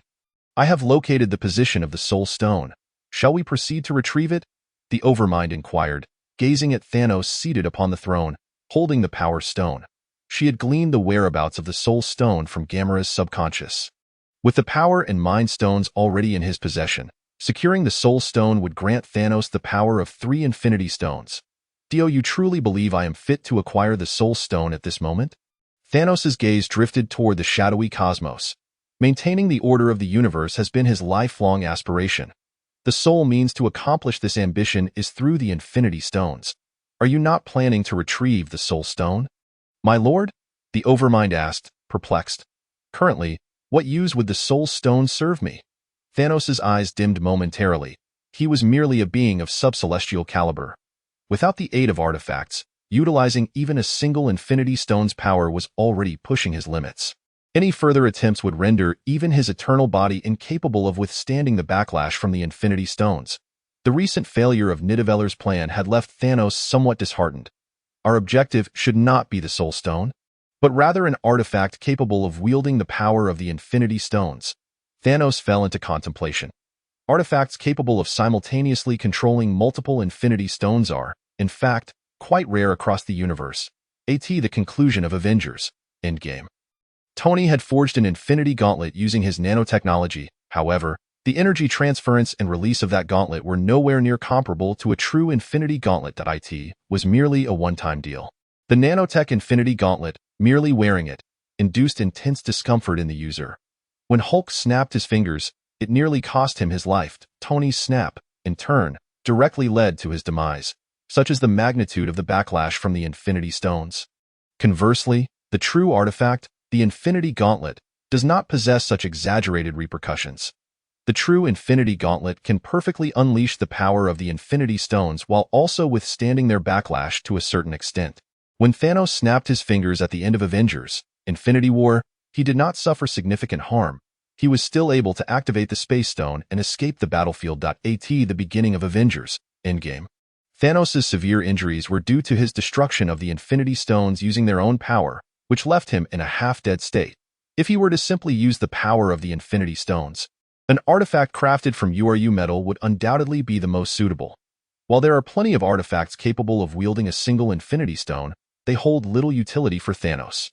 Examples include the Mind Scepter, Ronin's Hammer, and the Eye of Agamotto, all capable of perfectly unleashing the power of a single Infinity Stone. The enhancements they provide to the user are quite substantial. After all, in the visuals presented by the ancient celestial beings, a mere tap of the hammer could obliterate an entire planet. This is the most perfect illustration of the power of a single Infinity Stone. If the power of a single Infinity Stone could be perfectly wielded, it could elevate the user to celestial caliber. But that is insufficient. Thanos is acutely aware of the strength of the 9 realms, which boast at least 3 celestial beings among their ranks. The power of a single Infinity Stone is utterly inadequate to realize his plans, not to mention that there are also users of Infinity Stones within the 9 realms. The Ancient One's power has already reached the pinnacle of celestial caliber. Even if he can perfectly unleash the effects of the Power Stone, he cannot hope to defeat the Ancient One. However, even if he were to craft a simple Infinity Gauntlet, he would still be unable to perfectly harness the power of 3 Infinity Stones. He might even be subjected to the backlash of the Infinity Stones before the battle even commenced. It appears that you are encountering some issues.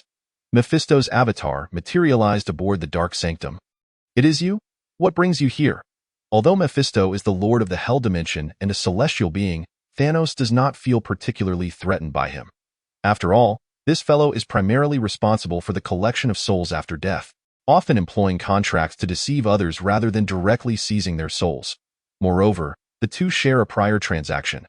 The 2 Infinity Stones are progressing quite swiftly, Mephisto remarked, eyeing the 2 Infinity Stones beside Thanos. Let me guess, you are troubled by how to wield the Infinity Stones. TSK, with your power, using the Power Stone barehanded is already your limit, isn't it? As a second-generation ancient deity and one of the oldest demons in the universe, Mephisto has had his share of encounters with the Infinity Stones.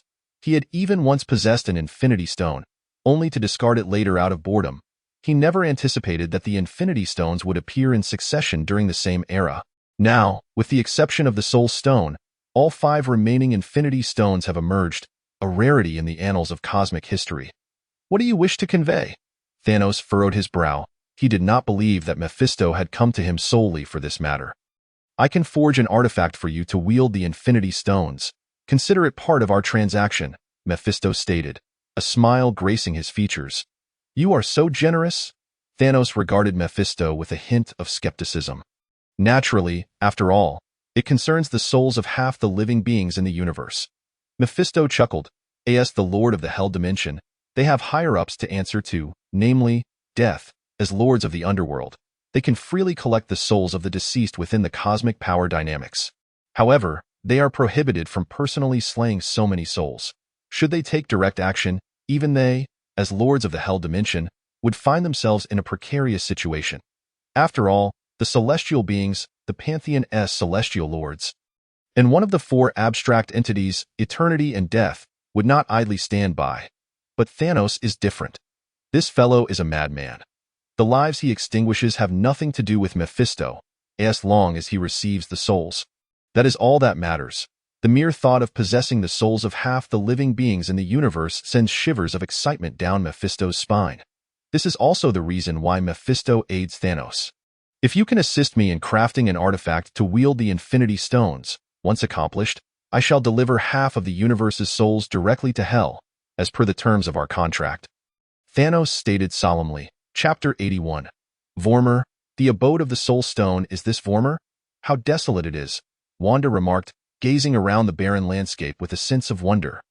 This planet is relatively obscure in the cosmos. With scarcely anyone aware of its existence, Gamera's ability to locate it was largely attributed to luck. In a certain sense, Thanos is indeed destined by fate. Compared to the underworld, this place pales in comparison. Hela felt little about the environment here. After all, compared to the realm of the dead, this could be deemed a paradise. Before long, the trio arrived at the location of the Soul Stone. Hela Odinson, Wanda Maximoff.E.in, the guardian of the Soul Stone, Red Skull, appeared before them. Neither Hela nor Wanda seemed to harbor any secrets from Red Skull. Yet when it came to Xiangyang, Red Skull faltered. No, your soul. Red Skull was taken aback, but then, as if receiving an instruction, he promptly sealed his lips. Hela and Wanda turned to look at Xiangyang, once again realizing his uniqueness. Whether it was the power of his bloodline or the ancestral armor he bore, everything spoke of Xiangyang's extraordinary nature. Are you the guardian of the Soul Stone? Hela scrutinized Red Skull, finding him surprisingly weak. How did he come to be the guardian of the stone? I am not exactly a guardian, merely a guide, Red Skull clarified. I direct individuals on how to obtain the Soul Stone, so the Soul Stone truly lies here. What are the conditions for acquiring it? Hela inquired, her curiosity piqued in an era before Odin sealed her away. Odin had also sought to gather the Infinity Stones, which meant Hela had some exposure to them. The Odin Vault still housed the Infinity Gauntlet. Albeit a replica, the original had long been destroyed when Odin decided to abandon the pursuit of the Infinity Stones. The creation of a replica was merely a gesture of commemoration. Hela still couldn't comprehend why Odin chose to forsake the collection of the Infinity Stones. It is simple. A soul for a soul. Red Skull's words left Hela and Wanda momentarily stunned. What do you mean? Wanda asked, furrowing her brow. To acquire the Soul Stone, you must sacrifice the soul of someone you love. Red Skull explained. Hela and Wanda's expressions shifted dramatically. It must be someone you love. You can't just grab any random person for the sacrifice. Hela pressed. No, that is the rule of the Soul Stone. It is not of my making. If the soul you sacrifice is not one you love, the Soul Stone will not respond to you. Hela and Wanda fell into silence, the harshness of the rule weighing upon them. But if that is the case, could Thanos truly obtain the Soul Stone? Could someone like him possess a loved one? Wanda found it hard to believe that someone as ruthless as Thanos, who would stop at nothing to achieve his ends, could have someone he cared for. He does, Xiangyang affirmed. The method of sealing the Infinity Stones varies across the universes. It is not the case that all parallel universes require such a means to acquire their Soul Stones. At least, that is not my understanding, for as a devoted servant of death, Thanos has no one he loves besides death itself. Could he sacrifice death? That is clearly impossible. No wonder Odin chose to abandon the collection of the Infinity Stones. Hela began to grasp the underlying issues. Oh, what shall we do now? Wait here for Thanos? Hela looked towards Xiangyang. Essentially, yes. Once he retrieves the Soul Stone, we can intercept him, Xiangyang replied nonchalantly. Based on his understanding, after exchanging a soul for a soul, the Soul Stone would descend, and the one who made the exchange would fall into a state of unconsciousness. If they could exploit this time window, they might easily defeat Thanos. However, the pressing question remained. Would they also succumb to unconsciousness? When Xiangyang initially came to Vormir, he intended to scout the area, to assess its suitability for deploying an army. But it appeared that Vormir was ill-suited for a large-scale deployment. It offered no concealment or ambush opportunities. Once they set foot on this planet, it would mean outright war. Our plans for Nidavellir have been thwarted. Thanos likely has not yet found the artifact capable of wielding multiple Infinity Stones simultaneously. Otherwise, he would have already sought the Soul Stone. Hela, having once encountered the Infinity Stones, understood the vast power they held. Wanda nodded in agreement. As the supreme sorceress of the Sanctum Sanctorum, she had also studied the secrets of the Eye of Agamotto. Her understanding of the Time Stone was profound, given that the artifact was crafted by Agamotto himself. Designed to harness the powers of the Time Stone perfectly in many parallel universes, the ancient Agamotto did not possess the Time Stone, yet he remained formidable. With his mastery of magic and the Eye of Agamotto, he could easily defeat dimensional beings. Mephisto and Dormammu had both suffered greatly at the hands of the ancient Agamotto. Comparatively, the bald Agamotto of the MCU, despite having the Time Stone, exhibited a noticeable gap in power. Let us first set up a barrier around the cliff. That way, even if Thanos arrives, we will be alerted through the barrier. He will merely perceive it as a normal protective barrier for the Soul Stone. Xiangyang surveyed the surroundings. The cliff where the Soul Stone resided was the only suitable location for establishing a barrier. No problem, Wanda said, her chaotic energy surging. Runes began to embed themselves into the ground. In addition to the runes of the Sanctum Sanctorum, there were also some runes from Asgard, which Xiangyang had specifically asked Hela to teach him. The runes of Asgard were indeed among the few powerful magical systems in the universe. Their might rivaling that of the Dimension Lords, however, they were also quite challenging to master. Even in all of Asgard, few could proficiently wield the runes, with Frigga being the most adept. Xiangyang was not idle either. He infused the power of the 5 elements into the runes Wanda had laid down. This barrier was not particularly strong. Its primary purpose was to serve as a warning and to buy time. According to Xiangyang's estimations, it should hold for at least half an hour. Chapter 82. The return of Captain Marvel. After completing all arrangements, the 3 of them returned to Earth. The pager left by Nick Fury. The Master has returned. Upon seeing the familiar portal, Natasha approached Xiangyang and spoke. Oh, that was quick. Xiangyang was surprised by Carol's swift actions. It seemed she was not far from Earth to begin with. You are the one who called me back. Carol addressed Xiangyang as he stepped through the entrance. I have learned about Fury's demise from others. But why did you summon me? Carol regarded Xiangyang, sensing an immense pressure emanating from him. Over the years, she had maintained peace across the universe, protecting the weak races and planets, rarely encountering beings that made her feel such a sense of oppression. Yet Xiangyang was different. Merely standing there, he exuded a formidable aura that made her feel threatened. Carol believed that Xiangyang could even contend with her when she activated her binary powers. To handle the mess you left on Earth, initially, Xiangyang intended to deal with the matter himself. However, with Carol available as a laborer, he felt no need to intervene personally.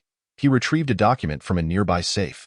Information on the scrolls that Natasha had been investigating since he first became director of SHIELD. Natasha was still secretly tracking this lead. What she uncovered was shocking. She discovered that a considerable number of individuals had been secretly replaced by scrolls, who were also studying superhuman abilities. Many beings with extraordinary powers on Earth had been covertly collected as samples by them, including Captain America and Hulk. "What is this?" Carol asked as she took the document Xiangyang handed her and began to peruse it. "This is as Carol flipped through the pages, her expression grew increasingly grim.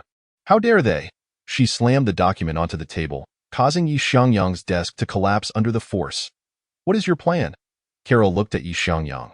She refrained from questioning how he knew of the scrolls and her connection to them, assuming these details had been conveyed by Nick Fury.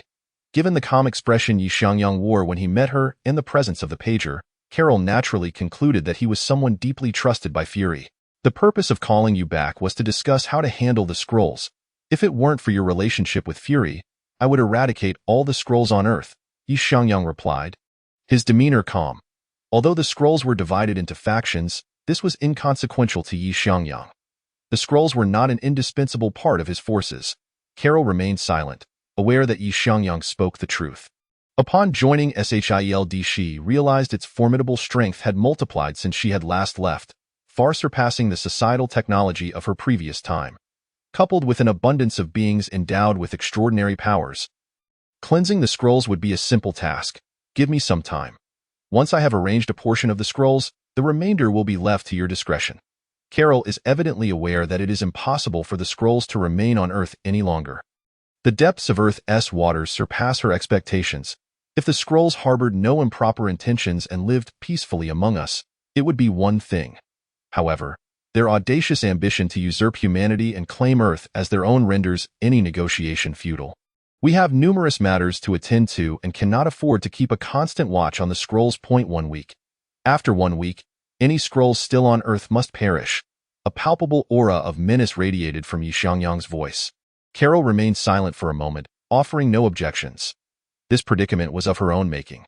The fact that Xiangyang had summoned her to address this issue and facilitate the subsequent arrangements was already a considerable concession. Otherwise, with the might of SHIELD, it could have bypassed her entirely and dealt with the scrolls, leaving her with no grounds for complaint.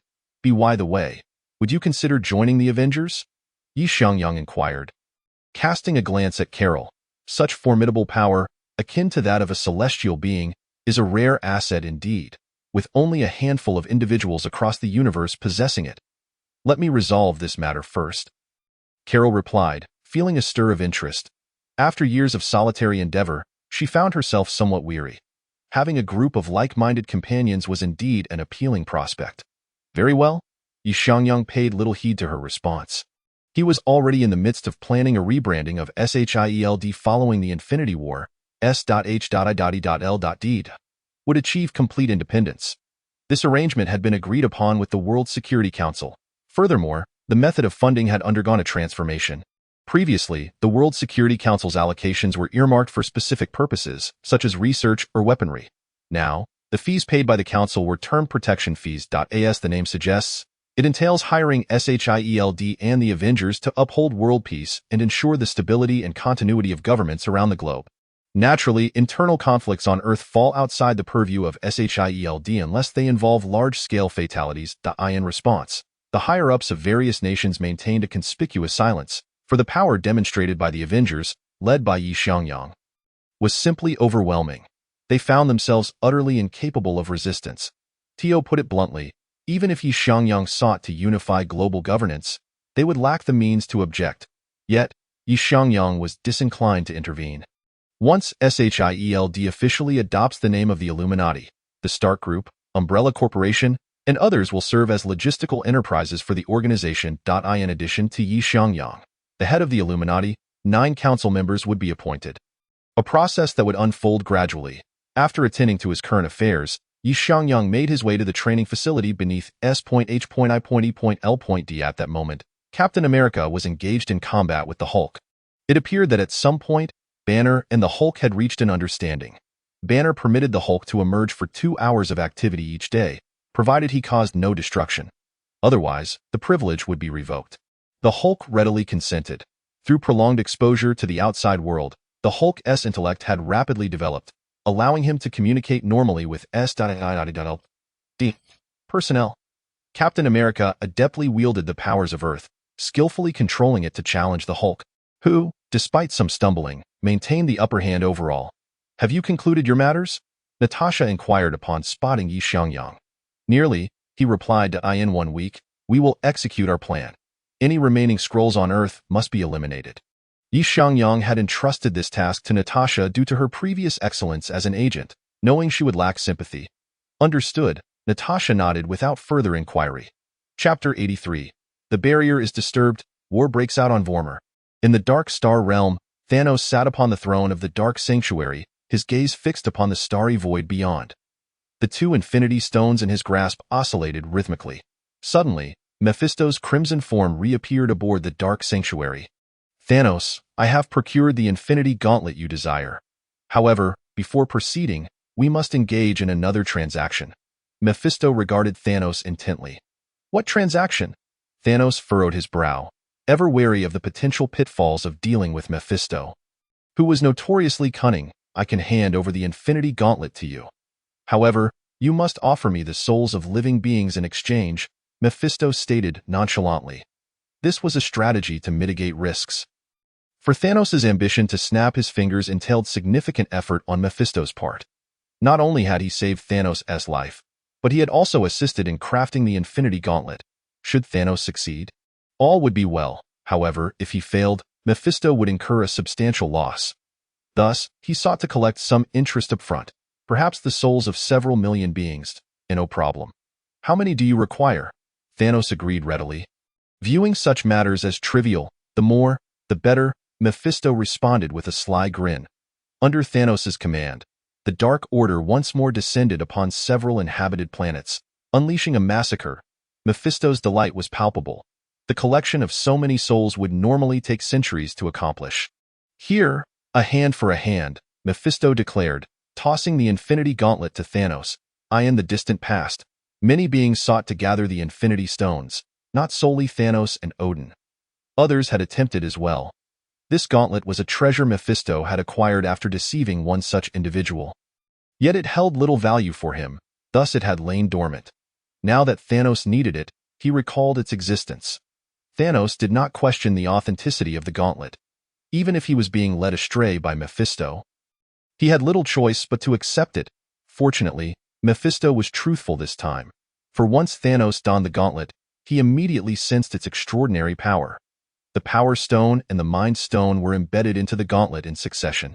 Buzz, purple and yellow light began to radiate from Thanos' arm. Crack! With a fierce grip, Thanos shattered the very fabric of space with his overwhelming strength. Is this the true power of the Infinity Stones? At this moment, I must possess the strength of a celestial being. Thanos assessed his capabilities, realizing that with the enhancement of the 2 Infinity Stones, he had indeed ascended to a celestial level of power. "Do not disappoint me, Thanos." Observing this spectacle, Mephisto, with a smile, faded into the shadows. Betting on Thanos was already a considerable risk for Mephisto. To join Thanos' endeavors was nearly impossible, for Mephisto understood the depths of Earth's complexities. Even if he were to plot, now was not the time. Dormammu had previously contacted him, but Mephisto had declined, believing the moment was not yet ripe. Although rumors of Odin's eternal slumber had circulated, he had not yet perished. Despite Odin's current frail appearance, to trust in him would be folly. The present Odin was arguably at his strongest, capable of easily defeating a peak celestial being, even if only for a brief skirmish. This is the nature of the Asgardian pantheon. Strength increases with age. The Overlord. Our plan can commence. Thanos felt confident in his newfound strength. Once he acquired the Soul Stone, he would not only be able to challenge celestial beings but even cosmic-level entities. "Yes, my lord." The Overlord comprehended Thanos' intention. It was time to procure the Soul Stone. The slumbering form of Gamora was brought before Thanos by the Overlord. The information gleaned from Gamora's mind had already been relayed to Thanos. "My daughter, the time has come for sacrifice." Thanos gazed at Gamora, steeling himself as they set forth towards Vormir. The Soul Stone was his unequivocal goal. Soon, the silhouettes of Thanos, the Overlord, and Gamora materialized upon Vormir. "Is this the desolate realm of the Soul Stone?" Thanos surveyed the surroundings, noting an eerie atmosphere. In the distance loomed a solitary peak, the only prominent feature on the otherwise barren Vormir, clearly the location of the Soul Stone. Without further ado, Thanos approached the base of the mountain. Buzz! A red barrier materialized out of thin air. Countless magical runes surged, effectively halting Thanos' advance. "What is this?" Thanos turned to the Overlord. "My lord, I have not gathered any information regarding this." When Gamora last visited, there was no barrier present. The Overlord's expression shifted, revealing unease. The current circumstances were evidently at odds with her recollections. Had someone gotten there first? Thanos could only entertain that possibility. The Power Stone atop the Infinity Gauntlet ignited. Purple energy coalesced within Thanos' grasp. Boom! A tremendous explosion echoed, unleashing an energy storm that transformed the celestial phenomena of Vormir in an instant. Wanda emerged from her meditative state, her eyes snapping open. The barrier has been triggered. Without hesitation, Wanda activated a teleportation array, transporting herself to Xiangyang's side. This was one of the escape routes Xiangyang had prepared for himself. Wanda left a beacon on him, ensuring that even amidst the vast cosmos, she could effortlessly locate him. "Xiaoyang, the barrier has been triggered." Upon hearing Wanda's words, Xiaoyang immediately communicated with Hela. "There's no need to rush. The barrier we set, no matter how inadequate, will certainly hold for at least 10 minutes. Xiaoyang was not particularly anxious. The 10-minute time frame considered the possibility of Thanos utilizing the Power Stone. Without the Power Stone, even if Thanos were to fight to the death, he could never breach the barrier established by Wanda and Xiaoyang. Ready to take action? Hela's figure transcended space, appearing directly before Xiaoyang and Wanda.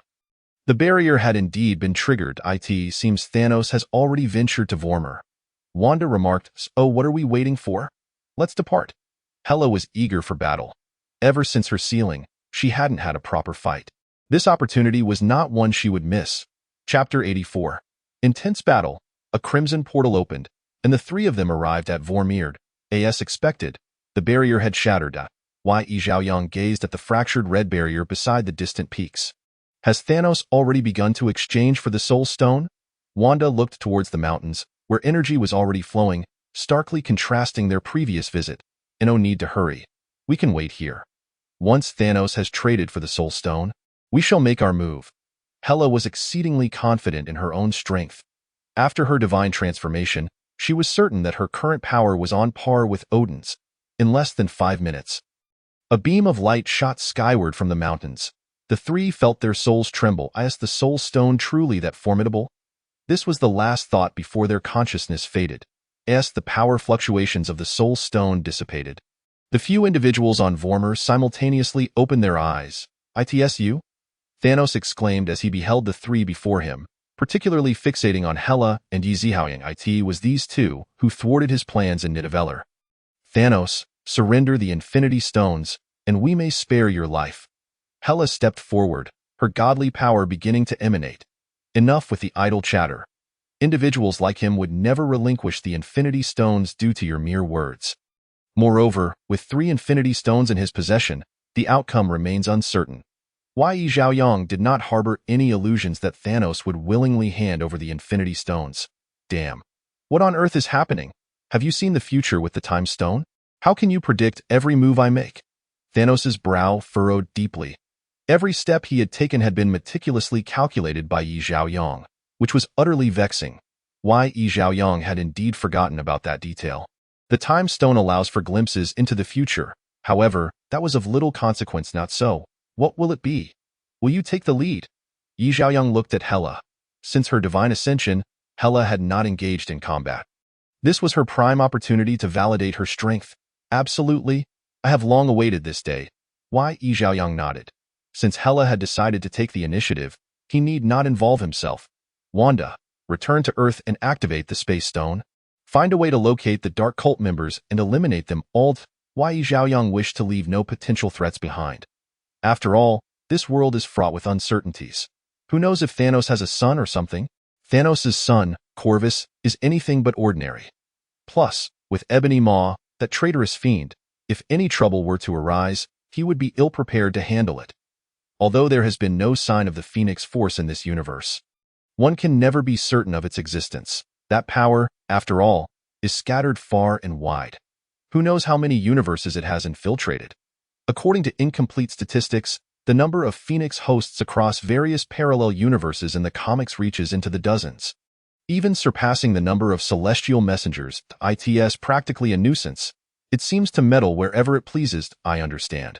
Wanda grasped Xiaoyang's intent to eradicate the roots of the problem if all goes as planned. After this battle, Earth will possess all 6 Infinity Stones. At that point, the entire universe's attention will be drawn to Earth.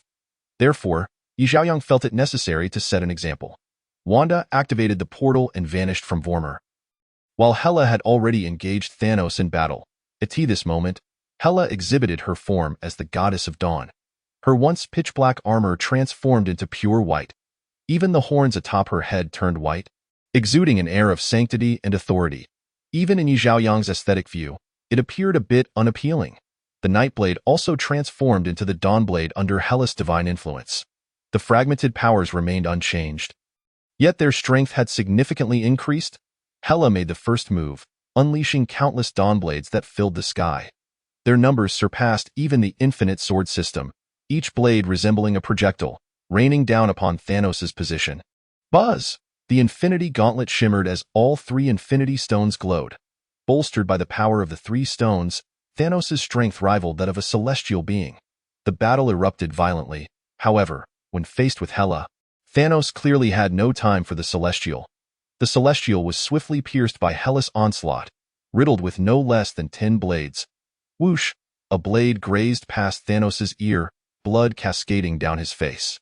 Thanos' physique was incredibly robust, far exceeding that of an ordinary Eternal. It is worth noting that the Eternals are creations of the Celestial. Throughout the universe, they are an exceptionally refined race. They boast longevity and command advanced technology along with formidable superpowers, tasked with safeguarding the Celestial's existence. Thanos, however, is an aberration among the Eternals, possessing strength far surpassing that of a typical Eternal. Yet, even so, he could not withstand Hela's Dawnblade. The two engaged in close combat, their swordlight and fist shadows intertwining. The ground was torn asunder. It was fortunate that they were on Vormir. Otherwise, a typical celestial body would not endure the clash of such powerful beings. Hela's current might, with just a single strike of the Dawnblade, could obliterate an entire celestial body. Her strength is remarkable, arguably the foremost among those beneath the cosmic level. Even Xiaoyang, who currently wields the Reality Stone, may not necessarily be Hela's match. However, Xiaoyang had merely crossed the threshold of celestial power. Once his bloodline awakened further, no one of the same rank would be his equal. The battle raged on, with Hela and Thanos clashing intensely. If an ordinary celestial being were to receive the enhancement of 3 Infinity Stones, they could at least elevate themselves to the cosmic level. Yet, Thanos remained at the pinnacle of celestial power. This disparity relates to the wielder of the stones and their unique exceptions. For instance, if Ultron from the Marvel Universe were involved, his very form was crafted from vibranium. Coupled with the integration of the Mind Stone, Ultron possessed profound understanding of the Infinity Stone's powers. With his body nearly unharmed, he could perfectly unleash the capabilities of the Infinity Stones. This would propel Ultron to the pinnacle of the supercosmic level. Even the Watcher would find himself outmatched by Ultron. Although the ultimate defeat was rather trivial, it does not negate the power of the Infinity Stones. Boom! Hela struck down with her sword, crashing directly into Thanos' Infinity Gauntlet. A tremendous force radiated, causing the entire Vormir to tremble. Exhilarating. Hela held her sword in one hand, slightly distancing herself. However, Thanos was far from elated.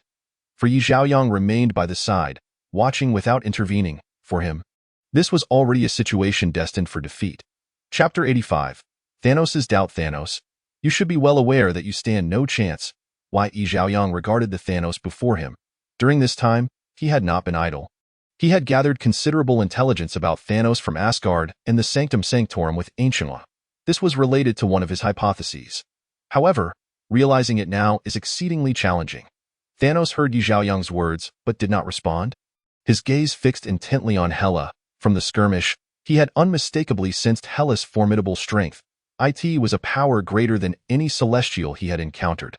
Thanos suspected that Hela had even surpassed Odin at this moment. Are you intentionally waiting for me to acquire the Soul Stone before ambushing me?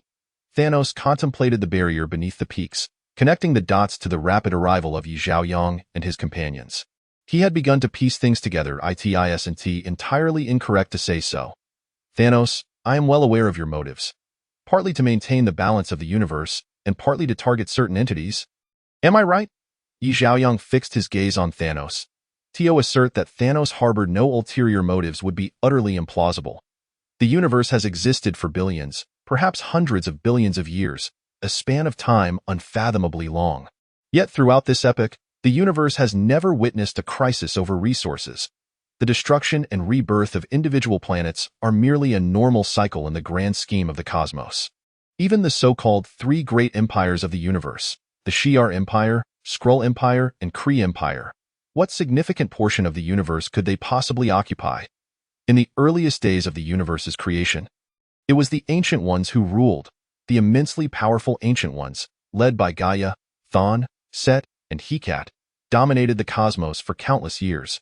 However, such a formidable collective ultimately met its demise during the War of the Ancient Gods. Did it not? A multitude of ancient deities perished, fled, or were sealed away. Even the second generation of ancient gods that emerged from this cataclysm has now become renowned entities within the cosmos, such as Mephisto and Surtur. The universe has also witnessed the rise of empires with unparalleled technological advancements, yet they too have succumbed to the relentless flow of time. The equilibrium of the cosmos has always been maintained by the Celestial Assembly, which eradicates planets that fail to evolve, thereby creating new galaxies. Under the stewardship of the Celestial Assembly, the universe continually expands and flourishes, while they also regulate the totality of sentient beings. After all, the Celestial Assembly was born from this very cycle. Thus, there is no necessity for Thanos to uphold this balance. His true objective is merely aimed at the Celestial Assembly. However, Thanos is acutely aware that the Celestial Assembly is not his adversary. Even if he were to gather all 6 Infinity Stones, he would still not be a match for the Celestial Assembly.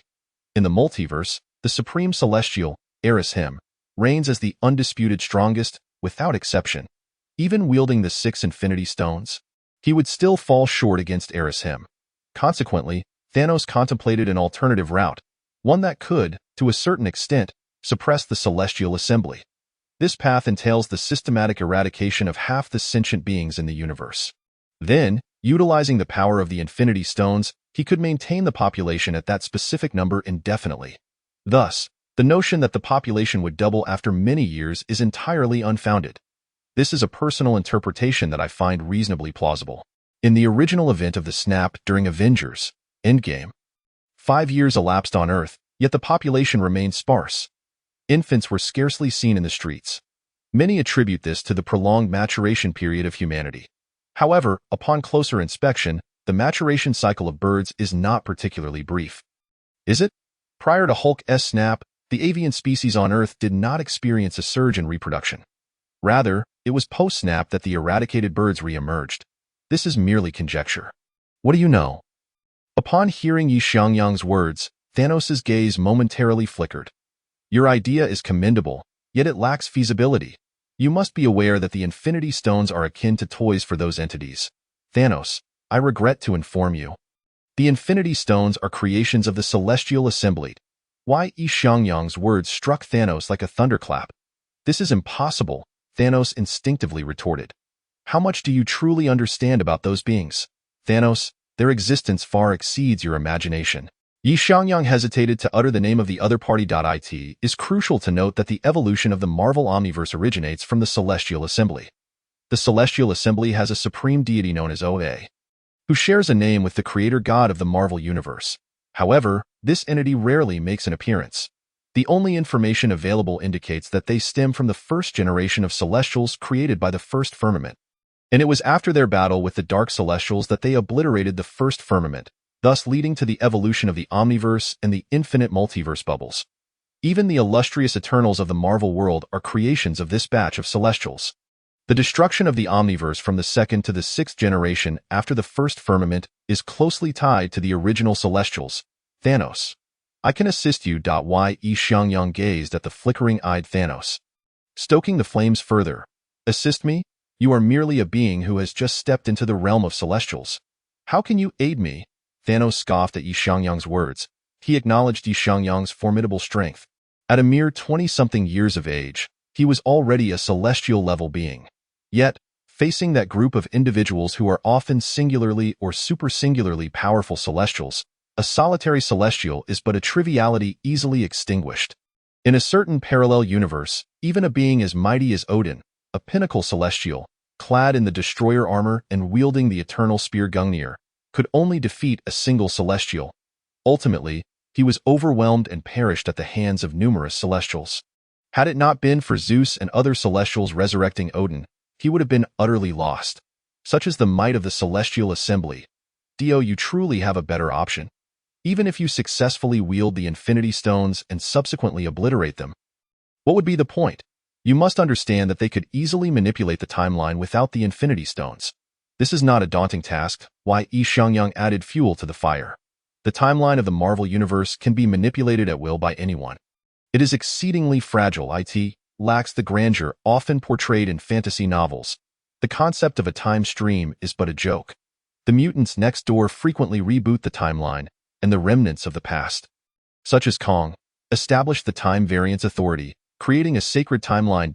It is evident how vulnerable the timeline of the Marvel Universe truly is. Chapter 86.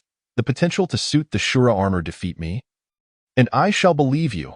Thanos regarded Xiangyang. His heart had begun to waver. Xiangyang's arguments were all sound and well-founded. Moreover, the various deities in the universe displayed a palpable indifference towards his quest for the Infinity Stones. Whether they were gods or powerful entities, they all exhibited a nonchalant demeanor. If those powerful beings sought to collect the Infinity Stones, Thanos would have no opportunity. Very well, let us engage in battle. Xiangyang stepped forward. Are you truly intent on confronting Thanos? With the augmentation of 3 Infinity Stones, he could now rival the pinnacle of celestial beings. Hela looked at Xiangyang, astonished, uncertain of his motives and why he would take such a risk. Although Thanos is a being of sub-celestial caliber, he does not represent a decisive force for Earth in its current state. I have my plans. You should take a moment to rest. Xiangyang bypassed Hela and stood before Thanos. Inferno Dragon Armor, merge. Without hesitation, Xiangyang summoned the Inferno Dragon Armor. On the planet Vormir, he could unleash his power without restraint. A colossal pillar of fire shot skyward, causing the surrounding temperature to soar to hundreds of thousands of degrees Celsius in an instant. This exemplifies the might of a celestial-level being. Buzz, reality swirled, entwining itself around the Inferno Dragon Armor. With the enhancement of the Reality Stone, the Inferno Dragon Armor now approached the power of the God-given armor. This is impossible. Thanos gazed at the Inferno Dragon Armor before him, a flicker of astonishment in his eyes. He had heard of few armors of such caliber. The most renowned was undoubtedly Odin's Destroyer armor. While there were others that were powerful, none could match the amplification that this armor provided. Is this the confidence you speak of in aiding me? Thanos acknowledged the strength of the armor. Yet he felt it still paled in comparison to the Infinity Stones, for the armor too required the enhancement of the Reality Stone. Roar! Flames erupted from Xiangyang, the intense heat melting the ground beneath him. In the blink of an eye, he surged toward Thanos. Bang! Their fists collided, unleashing a terrifying energy that detonated between them. The earth was torn asunder. Having undergone multiple celestial-level battles, even Vormir trembled precariously, their fists intertwined. Neither flinched nor evaded, standing their ground to clash head-on. They continuously parried and counterattacked. Boom! Thanos faltered, receiving a punch from Xiangyang squarely to his face, sending him hurtling backward. His visage bore a multitude of bruises and wounds. Thanos shook his head, feeling the weight of Xiangyang's blow. Even with his physical prowess, he found it somewhat challenging to endure. Had it not been for the power of the Infinity Stones, that punch alone would have been sufficient to obliterate him, scattering his flesh and blood.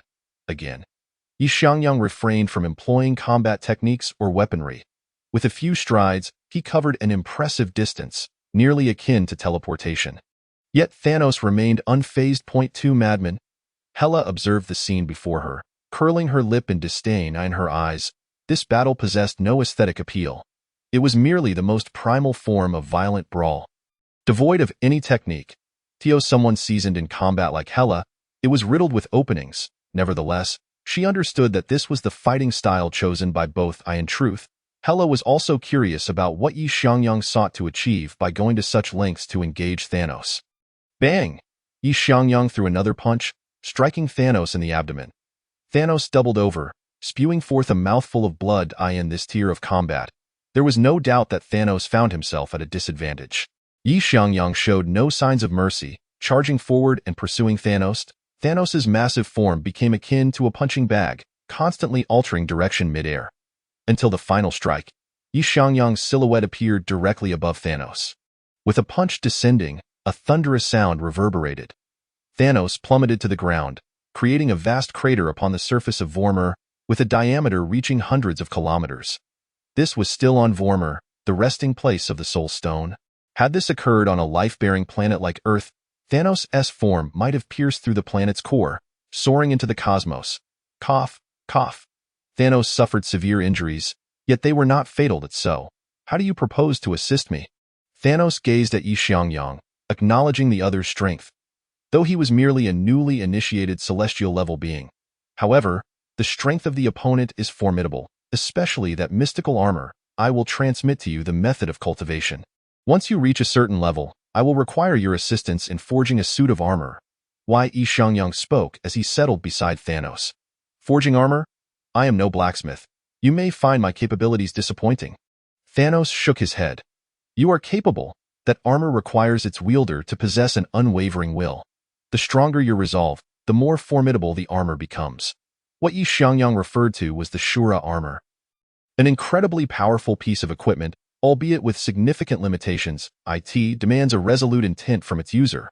Otherwise, the combat enhancement provided by the Shura armor may not even surpass that of ordinary armor. Can your cultivation method allow me to break through? Thanos inquired. Absolutely. It can even grant you a new lineage beyond that of the Eternal Titan race, one that is potentially more powerful than your Eternal Titan form. Xiangyang affirmed. Moreover, the armor crafted will endow you with the power to slay gods, a genuine divine slaying force. Xiangyang stated with gravity, I wish to assist you, but I have already entered into a contract with Mephisto. Should I fail in this contest for the Infinity Stones, my soul will belong to him. A hint of bitterness crept into Thanos' expression. A contract? Xiangyang's immediate reaction was one of reassurance. Others may be unaware, but does he not know? Although this version of Thanos had never encountered death, in Death's eyes, all Thanos across the multiverse should belong to her. Thus, in Xiangyang's view, the efficacy of Mephisto's contract was akin to nullity. I believe you need not worry. Your soul is quite unique. Mephisto may not dare to claim it. If necessary, I can declare you deceased, allowing you to reside on Earth. Xiangyang spoke with great generosity. Earth, you say? Thanos acknowledged the safety of Earth, given the presence of several celestial-level beings ensuring its security, leaving him with little concern about being targeted. Yet, he still harbored some reluctance. Chapter 87. The possibility of divine manifestation, cooperation. I now wish to inquire about something. You are all celestial-level beings. The rules governing the Infinity Stones have a limited impact on you. Why do you seek to impede me? Thanos slowly sat up, regarding Xiangyang and Hela.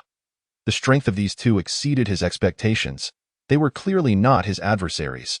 Because we have our own schemes, in truth, we do not intend to obstruct you. Our primary purpose here is to clarify the stakes involved. Xiangyang sighed. Were it not for the fear of Thanos' snap directly annihilating the Infinity Stones, they would not have attempted to hinder him in such a manner. What do you mean? You intend for me to snap my fingers? Thanos was taken aback. So, I endured those previous beatings for nothing? That is essentially the case. Xiangyang nodded. Why? I don't understand. Thanos was genuinely confused, at a loss for words. Given your hatred for the Celestial Order, you should naturally be aware of how they came into existence and how Titan was destroyed. The current predicament facing Earth is strikingly similar to that of Titan back then. Xiangyang lamented. Hela, standing nearby, fell into silence. Certain matters were impractical to discuss on Earth, especially since the celestial order was safeguarded by the Eternals. Thus, Xiangyang and Hela had to perform this act. After all, a Jack of the Eternals could directly communicate with the celestial order's supreme being, Erishem. Should Erishem personally arrive on Earth, there would be no hope for them to at their current stage. They were no match for Erishem. This was a plan Xiangyang had contemplated for a long time after learning of the Eternals' existence, to delay the divine manifestation for as long as possible. Are you implying that within Earth, the celestial order is also being nurtured? Thanos' expression fluctuated. This revelation struck like a thunderbolt. He had never anticipated that he would witness a divine manifestation firsthand. In truth, it is uncertain. Xiangyang furrowed his brow. For within various parallel universes, the sealed entities inside Earth often differ. Why Xiangyang could not ascertain whether there truly existed nascent celestials within Earth. However, the accumulation of various events left him little time for such contemplations. What do you mean by that? Thanos turned his gaze towards Xiangyang. Quite simply, cooperation. We shall retain possession of these 3 Infinity Stones for the time being. We can publicly declare that you were defeated in battle and fled. As for the Dark Cult, we have already destroyed them. You can take refuge in Asgard or Earth. If it turns out that Earth indeed harbors a divine manifestation, we will contact you. However, the snap cannot be executed by you personally. If Earth does not undergo a divine manifestation, then there is no necessity for a snap. The collaboration we previously discussed remains valid. Should you feel uneasy, you may also choose to hide on a different planet. Xiangyang asserted solemnly. Thanos fell silent. Xiangyang's sincerity was palpable. This was perhaps the most genuine collaboration he had engaged in throughout his vast experiences across the universe. I agree, Thanos finally responded. Hearing Thanos' reply, Xiangyang breathed a sigh of relief. Recent events had been overwhelming, so, where do you intend to rest? Xiangyang inquired. Asgard. I wish to witness what the fabled palace is truly like. Thanos mused before responding. Why? Xiangyang exchanged a glance with Hela. Buzz. The light of the Bifrost enveloped the planet Vormer, and the 3 figures vanished from its surface. Swish. The rainbow faded, and the trio found themselves within the palace of Asgard. This was once Hela's chamber. Hela possessed the ability to activate the Bifrost, thus negating the need for Heimdall's assistance. Hela? Odin was somewhat taken aback. He had sensed the fluctuations of the Bifrost moments ago and had come to investigate, not expecting to find Hela's return. And this is Thanos? Odin regarded the Mad Titan with surprise. According to the intelligence he had gathered, they should have been engaged in battle. Yet, the atmosphere among the 3 did not suggest hostility. You appear increasingly aged. How many years do you have left? Observing the elderly Odin, Hela sighed. Thanos, too, recognized who this was, the king of Asgard, Odin, whose reputation resonated throughout the universe. So, what is the current situation? Odin glanced at Thanos. His meaning cleared at why Xiangyang informed Odin of his collaboration with Thanos. The Celestial Order, you say? That is indeed troublesome. Odin sighed. He was well aware of the Celestial Order's might. Although this version of Odin had not experienced being overwhelmed and slain by the Celestial Order, he had clashed with their powerful beings during his conquests across the universe, returning in utter defeat. His ambitions were shattered in that confrontation. Regrettably, you are now far too old. Your body can no longer withstand divine power. Otherwise, I could assist you with your divine essence issues. Why? Xiangyang sighed deeply. Had he encountered Odin a few centuries earlier, he might have been able to help resolve Odin's physical ailments. However, now, he could do nothing. While the Imperial armor could perfectly mitigate the side effects of divine essence, Odin's current divine power was too immense. Should purification be attempted, Odin's body would likely explode on the spot, his soul instantly entering Valhalla. Such formidable divine power was beyond what Odin could currently endure. He had inevitably reached the twilight of his years. Were Odin present, it would equate to having a singular universe-level powerhouse. Rest assured, Thanos can remain in Asgard. After all, externally, the 3 Infinity Stones still rest in Thanos' possession. With the Power and Soul Stones in hand, no one would question why they could not locate Thanos. Odin held a reserved opinion regarding Xiangyang's plan. However, he was indifferent about sheltering Thanos. Targeting the celestial order was not as simple as it seemed. If Earth truly harbored a nascent celestial, then a divine manifestation was nearly inevitable. Throughout the history of the universe, divine manifestations of the celestial order rarely cease to occur. Ego might be an exception, but that remains uncertain in the original timeline. Circe could prevent a divine manifestation because the slumbering celestial Tiamat was inherently inclined towards humanity. Thus, leveraging Circe's abilities, it sealed itself, essentially committing suicide. Otherwise, despite Circe's tenfold increase in power, she would never have been able to seal the slumbering celestial Tiamat, who ultimately ascended to a level comparable to that of the pivotal forces, immensely powerful. Chapter 88. Contact with the Eternals at last. The matter of Thanos has been resolved. With 6 Infinity Stones in hand, even if Earth indeed harbors a nascent celestial, there is nothing to fear. Stepping out of Asgard, Xiangyang let out a long sigh of relief. At least at this moment, the earlier crisis has essentially ensured that there is no imminent danger to life. Can Thanos truly adapt to the armor you mentioned? Hela inquired, casting a puzzled glance at Xiangyang. The armor inherited through Xiangyang's bloodline is exceptionally powerful. Even if crafted from URU metal, it cannot fully exhibit its immense power. Such a divine artifact is undoubtedly a source of great envy for Hela. However, for now, there is no armor that could match her. Xiangyang also assured her that upon becoming the Dimension Lord, he would custom-make a special armor for her. Yet, Hela did not anticipate that Thanos would catch Xiangyang's attention. Moreover, judging by the situation, it seems he is vying for a remarkably formidable armor. I am uncertain whether he can earn the armor's recognition, but for the present, he appears to be the most suitable candidate. Xiangyang has severed all of Thanos' escape routes, including the complete annihilation of the Dark Cult at his hands. In this manner, the adversary still feels grateful to him. Such is the terrifying nature of obsession. A person so fixated, upon receiving the recognition of the Shura armor, would undoubtedly unleash extraordinary power. Having resolved the issue with Thanos, Xiangyang now turns his attention to the matters concerning the Eternals. Xiangyang, has the situation with Thanos been addressed? Wanda asked as she observed Xiangyang returning via the Bifrost. It aligns with the plan. If all goes smoothly, Thanos will divert the attention of the celestial group for us, Xiangyang replied, rubbing his temples. If the Thanos of this universe is a devoted follower of death, Xiangyang would certainly not entrust the Shura armor to him. However, if he is a version from the Family Planning Commission, Xiangyang is willing to take a gamble. The members of the Dark Cult have been nearly eradicated by me. I could not locate the son of Thanos you mentioned. Wanda informed Xiangyang about the situation with the Dark Cult. I understand. Xiangyang responded, unfazed.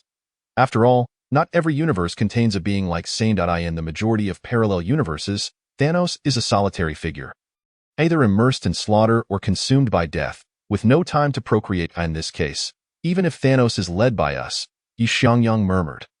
After a day of rest, Xiangyang hurried to Hil to the next day. You may proceed, Carol said, appearing fatigued in Xiangyang's office.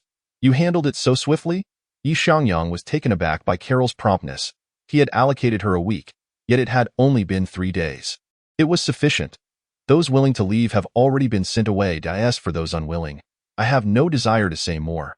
After all, Earth is my homeland, Carol sighed. She had idealized certain beings too much. What began as goodwill had unexpectedly transformed into arrows that harmed Earth, leaving her quite distressed. Natasha, come here. Given Carol's assertion, Xiangyang naturally would not hold back. Director. Natasha soon arrived at Xiangyang's office.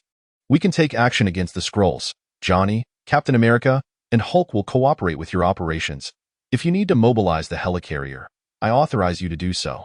Manage it yourself. I have more pressing matters to attend to. Xiangyang instructed Natasha.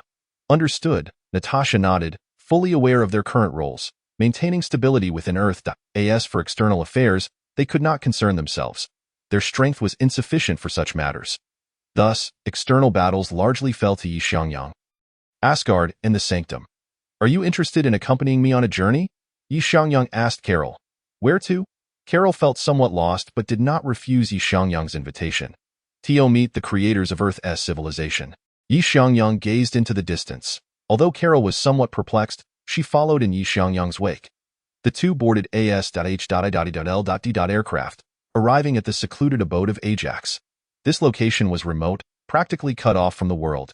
Had Xiangyang not sought it out specifically, it would have been nearly impossible to find.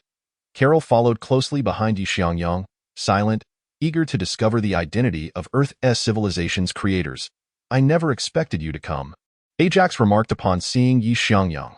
Long before the establishment of the Umbrella Corporation, members of the Eternals had already taken note of the three of them in the eyes of the Eternals.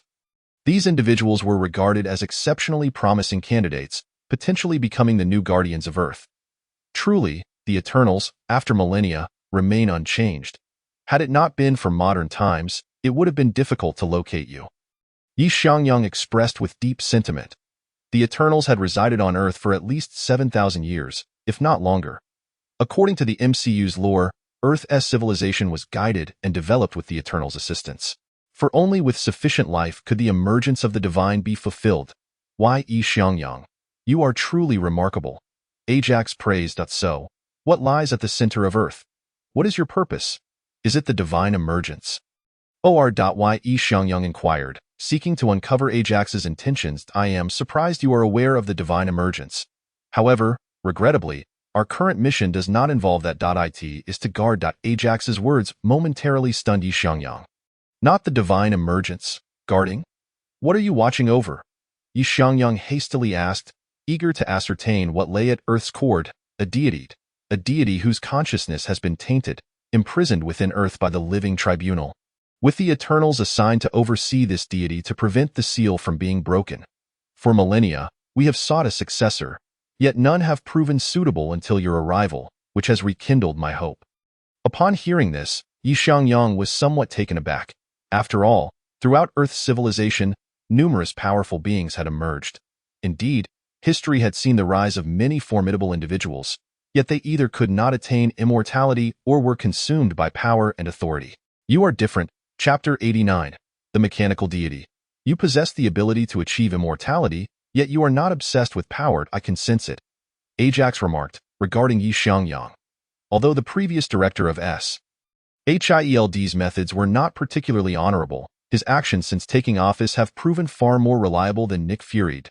At the very least, the internal and external troubles of Earth have been largely resolved. Can we discuss this deity? Xiangyang asked after a moment of contemplation. Since it was not the slumbering deity Timmit, it should be easier to handle. Moreover, it was not a typical divine emergence. It was merely a sealed deity. Even if it were to be slain, it should not pose a significant issue. The sleeping deity at Earth's center is quite a unique one, for he is a mechanical life form. He emerged on a mechanical civilization planet, known as the Destroyer. Originally, the Destroyer was meant to restrain dark forces, yet his own consciousness became tainted by darkness, transforming him into a mindless machine of destruction. His formidable power is such that even within the ranks of the divine, none can restrain him. Ultimately, only the living tribunal could intervene to confine him within Earth, Ajax lamented. The mechanical deity, the Destroyer? Xiangyang was taken aback, for he recognized this deity and was well aware of his weaknesses. Though the mechanical deity belonged to the divine and emerged from a mechanical civilization, boasting immense power, he also bore the inherent flaw of all mechanical life forms, fear of electromagnetic pulses. In the original timeline, when this mechanical deity awakened, it was due to Doctor Strange opening a portal to the electromagnetic pulse realm, successfully rendering the mechanical deity immobile. Ultimately, with Strange's demise, the portal remained open, leading to the destruction of the mechanical deity while simultaneously sending Earth back to the Stone Age, as all electronic components ceased to function, inadvertently triggering an apocalyptic scenario. However, at that time, there seemed to be no sign of the Eternals. Why are you seeking a successor? Are you preparing to leave Earth? Xiangyang inquired. Indeed, we intend to undertake the next divine emergence mission. The strong ones of the divine believe that the mechanical deity has slumbered for so long that he has likely lost all consciousness. It is highly probable that he will remain in eternal slumber. And thus, there is no need for us to continue our watch. At worst, it would merely be the destruction of a planet, Ajax explained, understanding the perspective of the divine.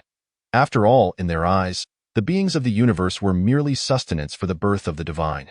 However, having lived on Earth for so long, Ajax held a different view, as expected.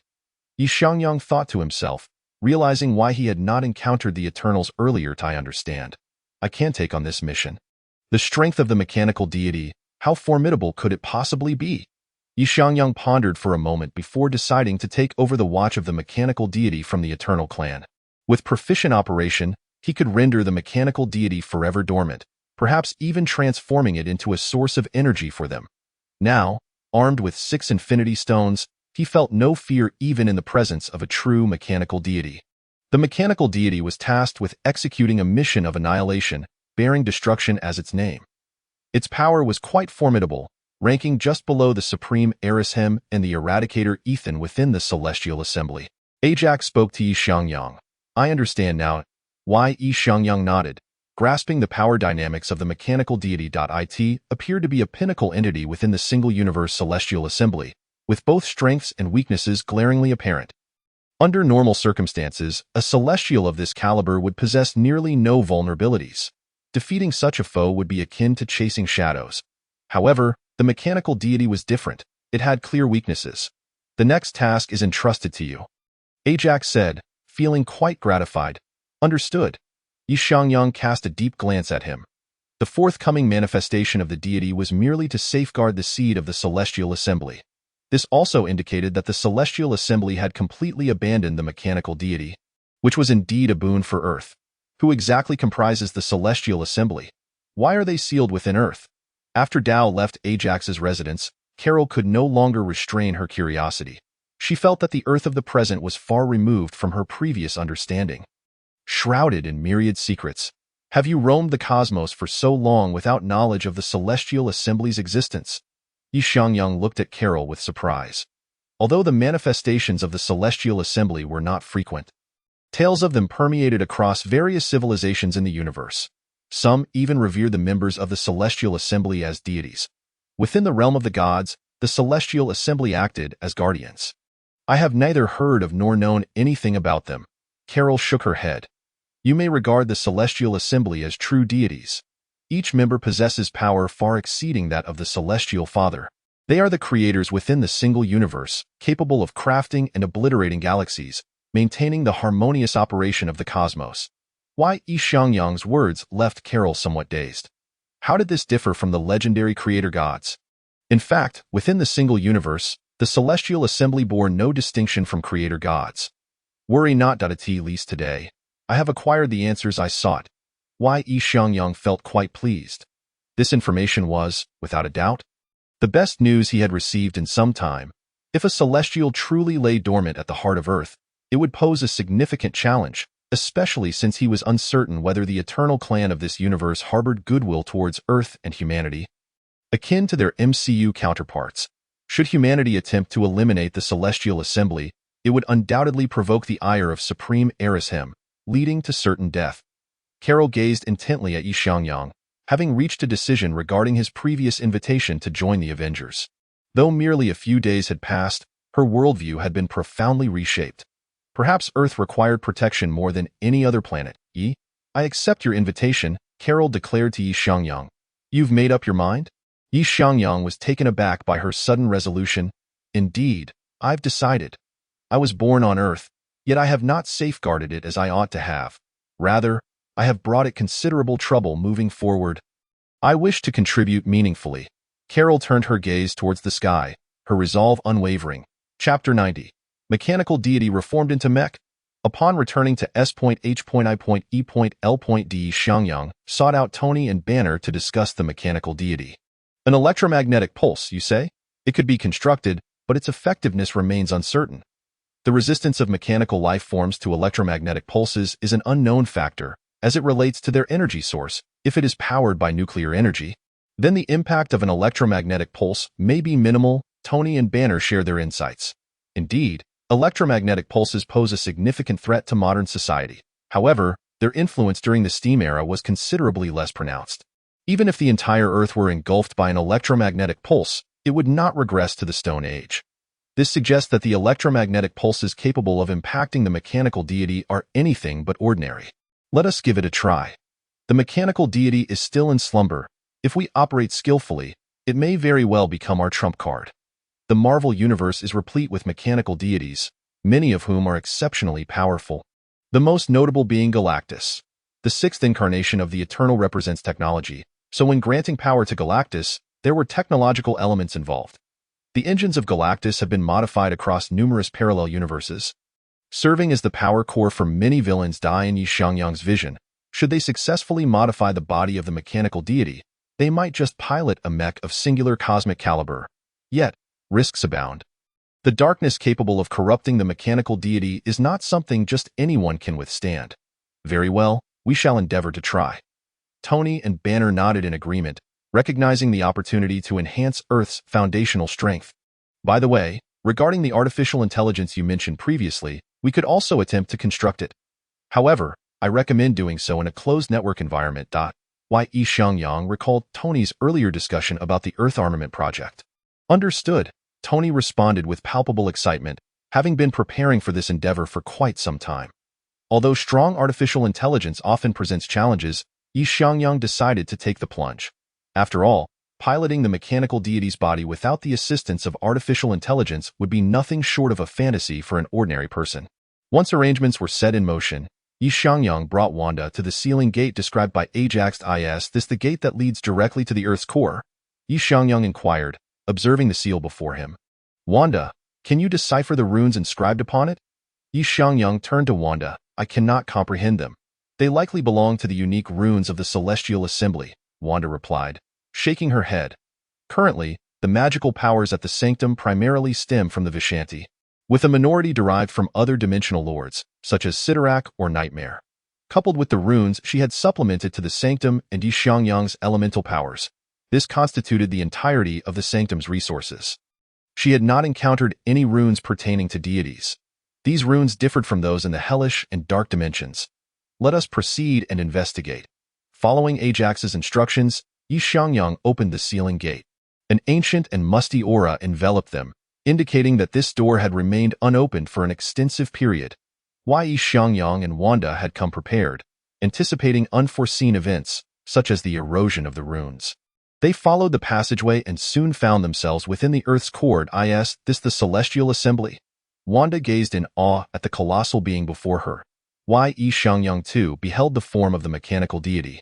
Unlike the MCU's portrayal of a celestial the size of a planet, this mechanical deity aligned more closely with the comic's depiction, towering approximately 660 meters high. Although still immense, it paled in comparison to the MCU's depiction of over 6,000 meters. What tremendous power! Although merely a mechanical life form, the energy contained within was staggering. Xiangyang scrutinized the mechanical deity closely, detecting no traces of soul energy. Just as Ajax had described, its soul seemed ensnared in eternal silence. Yet the power within remained unweakened, continually circulating. The vast size coupled with overwhelming force rendered the sleeping mechanical deity exuding an air of oppression. A ticking time bomb. Xiangyang felt far from optimistic. The consciousness of the mechanical deity had already been tainted. Who could tell when it would awaken in a frenzy? Based on Xiangyang's observations, ordinary electromagnetic pulses might indeed prove ineffective. Otherwise, the life court would not have needed to intervene personally to suppress the previously rampaging mechanical deity. I can only hope the 6 Infinity Stones will provide some form of surprise. Xiangyang placed his hopes upon the Infinity Stones. The mechanical deity was undoubtedly the most potent entity to have emerged within the single universe thus far. Meanwhile, Wanda continued to examine the surrounding runes. Xiangyang, these runes are quite unique. They seem designed specifically to counteract soul energy, employed to suppress the consciousness of the mechanical deity. Wanda noted the peculiar nature of the runes. Is that so? You should transcribe them to bring back to the sanctum for further study. Xiangyang, unable to decipher the runes himself, believed that if Wanda took them back, perhaps the Ancient One would comprehend them. Time was running out for beings like the Ancient One and Odin, whose lives were on a countdown. A soul is in turmoil, and a body is in distress. Xiangyang finds himself powerless, at least for now. Indeed, Wanda shares this sentiment. However, neither of them resorted to their extraordinary powers. Instead, they opted to use a camera. After all, a celestial being still slumbers here. It is wise to proceed with caution. 3 hours later, the pair emerged from the Earth's core, once again greeted by the sun.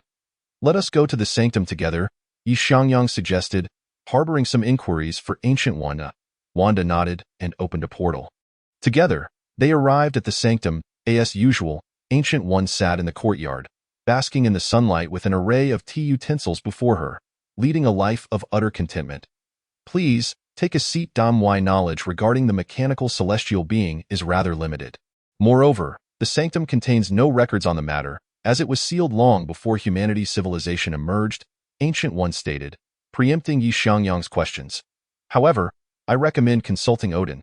He may possess some insights, she added with a meaningful glance. Having grown weary of entanglements in such affairs, the situation with the mechanical celestial being presents a significant challenge, yet if managed well, it could also offer an opportunity. Chapter 91. The Chaos of the Old Gods. Mother Gaia, I understand. Upon hearing Ancient One's words, Xiangyang realized that Asgard might harbor records pertinent to the mechanical celestial being. After departing the sanctum, he sought out Hela. Hela, does Asgard have any records concerning the mechanical celestial being? The mechanical celestial being? Hela paused mid-bite of her hamburger, lost in thought. I seem to have a vague recollection, but not much. A visit to Asgard might be necessary to uncover more. Her speech was somewhat muffled by the food in her mouth. Have you confirmed the details regarding the center of the earth? Is it indeed the celestial assembly? Hela swallowed her food and looked at Xiangyang, aware that he and Carol had previously met the Eternals to ascertain the truth about the Earth's core. Indeed, it is a mechanical celestial being, quite formidable, Xiangyang replied. Let us consult Odin. Hela approached Xiangyang, and the Bifrost enveloped them. We might even encounter Thanos along the way and perhaps visit Nidavellir to see if we can forge the Shura armor. Your mastery of the Bifrost is improving, Xiangyang remarked, glancing at Hela. Practice makes perfect, she replied nonchalantly. Before long, they found Odin. Odin, does Asgard possess any records about the mechanical celestial being? Hela interrupted Odin, who was attending to matters of state. The mechanical celestial being? There appear to be some records, though they date back to a time long past, perhaps even to the dawn of the universe, Odin recalled. May I see them? Xiangyang inquired eagerly. Of course, but it will require some searching, Odin replied, leading Xiangyang and Hela to the repository of Asgard's historical texts. Ah? What brings you here? Frigga was seated, perusing a book. We seek information regarding the mechanical celestial being. Odin explained to Frigga. The mechanical celestial being? I believe I have encountered records about it before. Allow me a moment to gather my thoughts. Frigga fell into contemplation. Why Xiangyang refrained from interrupting her. The vastness of Asgard's library was staggering, containing millions of tomes, making the search for a specific record quite the challenge. Is this not a record concerning the mechanical celestial being? A flash of green magic materialized a tome from the countless volumes, delivering it to Xiangyang and his companions. Loki, you have returned to Asgard? Xiangyang sensed a familiar power and looked up. I've been back for quite some time. Traveling outside was exhausting, so I returned to rest and study magic, Loki said, casually nibbling on a uniquely Asgardian fruit with one hand while flipping through a book with the other, exuding an air of elegance. Thank you. Xiangyang accepted the tome, but upon opening it, he found many unfamiliar characters. Let me translate for you, Hela offered, taking the book. Indeed, it contains records about the mechanical celestial being. As she perused the pages, she relayed to Xiangyang. The records state that the mechanical celestial being manifested on a mechanical planet following the chaos of the old gods. The upheaval had been quelled by Mother Gaia and the God-Eater Adam. Yet, the darkness and evil in the universe did not entirely dissipate. Adam, having consumed too many old gods, lost his will to madness and was sealed by the earth goddess Gaia.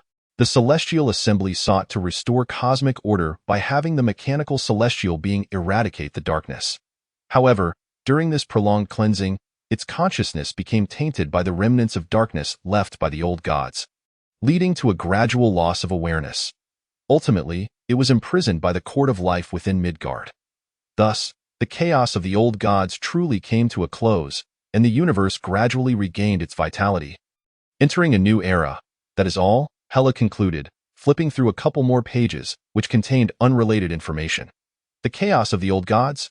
Xiangyang began to comprehend why the mechanical celestial being's consciousness had been consumed. The four primordial creators of the multiverse were each titans of extraordinary power, surpassing even the most formidable members of the celestial assembly. While many may not recognize the names of the four creators, each was a figure of immense renown. For instance, there was Mephisto, born of the corpses of many old gods, known as a second-generation old god. Then there was Set, the serpent god who represented the seven deadly sins. Having battled the Rune King Thor to a standstill in the comic timeline, the unfortunate god of light, Hapsis, was devoured long ago. And lastly, there was Mother Gaia, the matriarch of all divine beings, whose new pantheon was forged by her hand. Such was the magnitude of the four primordial creators' power. It is worth noting that the Rune King Thor possesses one of the strongest forms of Thor. After receiving Odin's sacrifice, he gouged out his own eyes while seated beneath the world tree, acquiring a strength surpassing Odin's, ultimately merging with the multiverse itself. According to the comics, the current Thor exists at the same level as the Eternals. Although merely a manifestation of eternity, he stands as a true pinnacle of multiverse power. In the storyline of Ragnarok, he sealed 5 shadow old gods that consumed the new gods, showcasing his formidable strength. Yet, even with such might, the Rune King Thor did not hold an absolute advantage against Set. Many of the old gods we know today were born during that tumultuous period. Thus, Xiangyang pondered the difficulty of purging the mechanical celestial being's dark consciousness. It was clear that this matter was beyond his capacity to resolve. There is a possibility you could seek out Mother Gaia, Odin suggested, his gaze flickering as if harboring unspoken concerns. Frigga appeared indifferent. Mother Gaia? Is she not in a deep slumber? Xiangyang inquired, puzzled. Indeed, she is asleep. But it is not impossible to awaken her. She lies in the realm of the old gods. If you wish to see her, I can assist you, Odin offered. I shall consider it. Why Xiangyang was hesitant to meet Gaia at this stage. Her strength was daunting. If she were to act against him, he would stand no chance of resistance. Chapter 92. Ragnarok, the primordial power of the earth. I believe you should meet Gaia. She will harbor no ill will towards you. Odin asserted with conviction, seemingly eager for Xiangyang to encounter Gaia. Indeed, it would be worthwhile, Hela added, expressing her understanding of Gaia as a benevolent goddess. Very well, I shall meet her. Why Xiangyang resolved to seek Gaia. Recognizing that among the 4 primordial creators, she alone stood as a deity of justice, unlike the otherwise background character, Hapsis. Under Odin's guidance, Xiangyang and his companions traversed to an unknown realm. Upon crossing the threshold of the spatial door, Xiangyang was awestruck. They had entered a wholly independent world reminiscent of a pocket dimension like Taro's, verdant and teeming with life. It resembled a paradise on earth. This realm was established by the 4 primordial creators and is referred to as the realm of the old gods. Many old gods were born here, but since the chaos, only Gaia remains in slumber, Odin explained as they walked, and the world tree lies within this space. Hela added a remark in truth, without their prompting. Xiangyang had already seen the world tree, for it was simply too immense. In the distance of this vast land stood a colossal tree, reminiscent of the mythic Yggdrasil, reaching into the heavens with no visible end. The space where the 9 realms resided was also upheld by the world tree. There once existed a 10th realm, but that world has been exiled. Odin's gaze dimmed. The group soon arrived at the resting place of Gaia. Gaia. Odin's voice was gentle, as if calling out to someone. Xiangyang, standing nearby, looked at Odin with surprise, suddenly recalling the reason. Thor was Odin and Gaia's child, while Frigga was merely a foster mother. Hela was not Frigga's son either. Presently, none of the 3 royal heirs of Asgard were born of Frigga. Frigga's daughter had been lost in a great battle, and her fate remained unknown. Odin? Soon, a soft feminine voice emerged, and Gaia's figure appeared before them. Was this truly Gaia? Xiangyang cast a glance at the true mother of all gods. Strictly speaking, this was the one who had saved the entire universe more than once. Gaia, I have come this time to introduce him to you. Odin gestured towards Xiangyang. Child, you are not human, are you? Gaia smiled, yet her gaze sent a shiver through Xiangyang's heart. I see in you the duality of light and darkness, as well as the flow of the 5 elements. You resemble a creator deity more than I do. Gaia regarded Xiangyang. The disparity in their powers was vast. Before Gaia, Xiangyang had little to conceal. Yet, Gaia could not perceive the imperial armor within Xiangyang, only the power of his bloodline. Within that power, she sensed his extraordinary nature. Mother Earth Gaia, I have come to seek your counsel on how to dispel the dark consciousness of the mechanical celestial being. Xiangyang approached Gaia. I'm afraid, dear child, that I lack the strength for such a feat at present. Gaia sighed. You may leave for now. I wish to converse with Xiangyang alone, Gaia instructed Odin and Hela. Hela glanced at Xiangyang, and upon receiving a subtle signal from him, she followed Odin out. Which eternal are you? Once Odin and Hela had departed, Gaia posed the question she was eager to understand. I have no connection to the Eternals, Xiangyang replied, momentarily taken aback. Yet your essence is peculiar, akin to that of a creator deity, yet also human. Perhaps you embody all three. Gaia looked at Xiangyang with admiration, as if she saw boundless hope within him. What do you mean? Xiangyang was astonished that their initial meeting had almost laid bare his very essence. I seek your assistance. We can strike a bargain. Gaia's voice remained gentle, yet Xiangyang felt perplexed. The gap in their abilities was considerable. How could he offer anything to Gaia? I know that you have elevated Thor's divine rank in my eyes. You may possess even greater potential than he. Thus, I implore you to prevent the coming of Ragnarok. Gaia sighed. Me? Prevent Ragnarok? But hasn't it already been averted? Hela currently has no intention of destroying Asgard. Wait. Why? Xiangyang suddenly realized, regarding Gaia with incredulity. The Ragnarok she spoke of was not merely the end of Asgard's gods, but the apocalypse of the entire universe. When I refer to Ragnarok, I do not mean Hela nor Surtur, but those ancient gods lurking in the shadows, manipulating the timelines. They are the survivors of the ancient conflict among the gods, having escaped to other dimensions. Yet they feast upon the new gods to bolster their own power. The new gods of this universe have been harvested by them countless times. I am currently too weak to stop them. Thor possesses immense potential, but he has not had enough time to grow. Gaia affirmed Xiangyang's suspicions. So, I truly have traversed into the timeline of Ragnarok, the one where the Rune King Thor and the god of the Ancient Ones Loki were born. Xiangyang found himself momentarily speechless. What can I gain from this? Having confirmed his location within the universe, Xiangyang felt a twinge of panic, yet he remained composed. After all, there was still time before Ragnarok's arrival, and ample time at that. My primal power, the essence of my creation. Gaia gazed at Xiangyang. Deal. Xiangyang nodded in agreement, readily accepting Gaia's proposed exchange. What a jest! Given the chance to acquire Gaia's essence, why would he hesitate? This was the essence of an ancient god, and currently, Xiangyang lacked the ability to transcend the universe. Even if he could escape, he would still be ensconced within this multiverse. Once Ragnarok arrived, he could not evade it. The timeline would inevitably restart. Thus, it was wiser to strike a deal with Gaia. Chapter 93. The Power of Origins, Pinnacle of the Father of Gods, Xiangyang. I can sense that your bloodline is remarkably unique. Perhaps you can purify the dark essence of the mechanical deity on your own, Gaia remarked, laden with meaning. I lack confidence at present. Thus, I will not take the risk, Xiangyang replied, having contemplated the matter.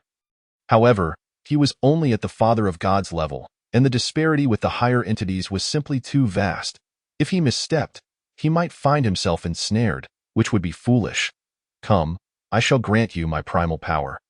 Gaia observed Xiangyang, understanding his concerns. Why? Xiangyang refrained from further dialogue and silently followed Gaia to the deepest recesses of the realm of the ancient gods. Here lay a hidden altar with 4 directions.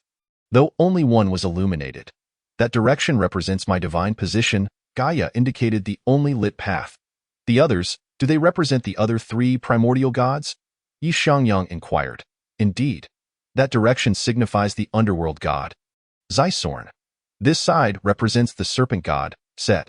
This position symbolizes the light god, Hapsis. However, their essences no longer reside within this dimension.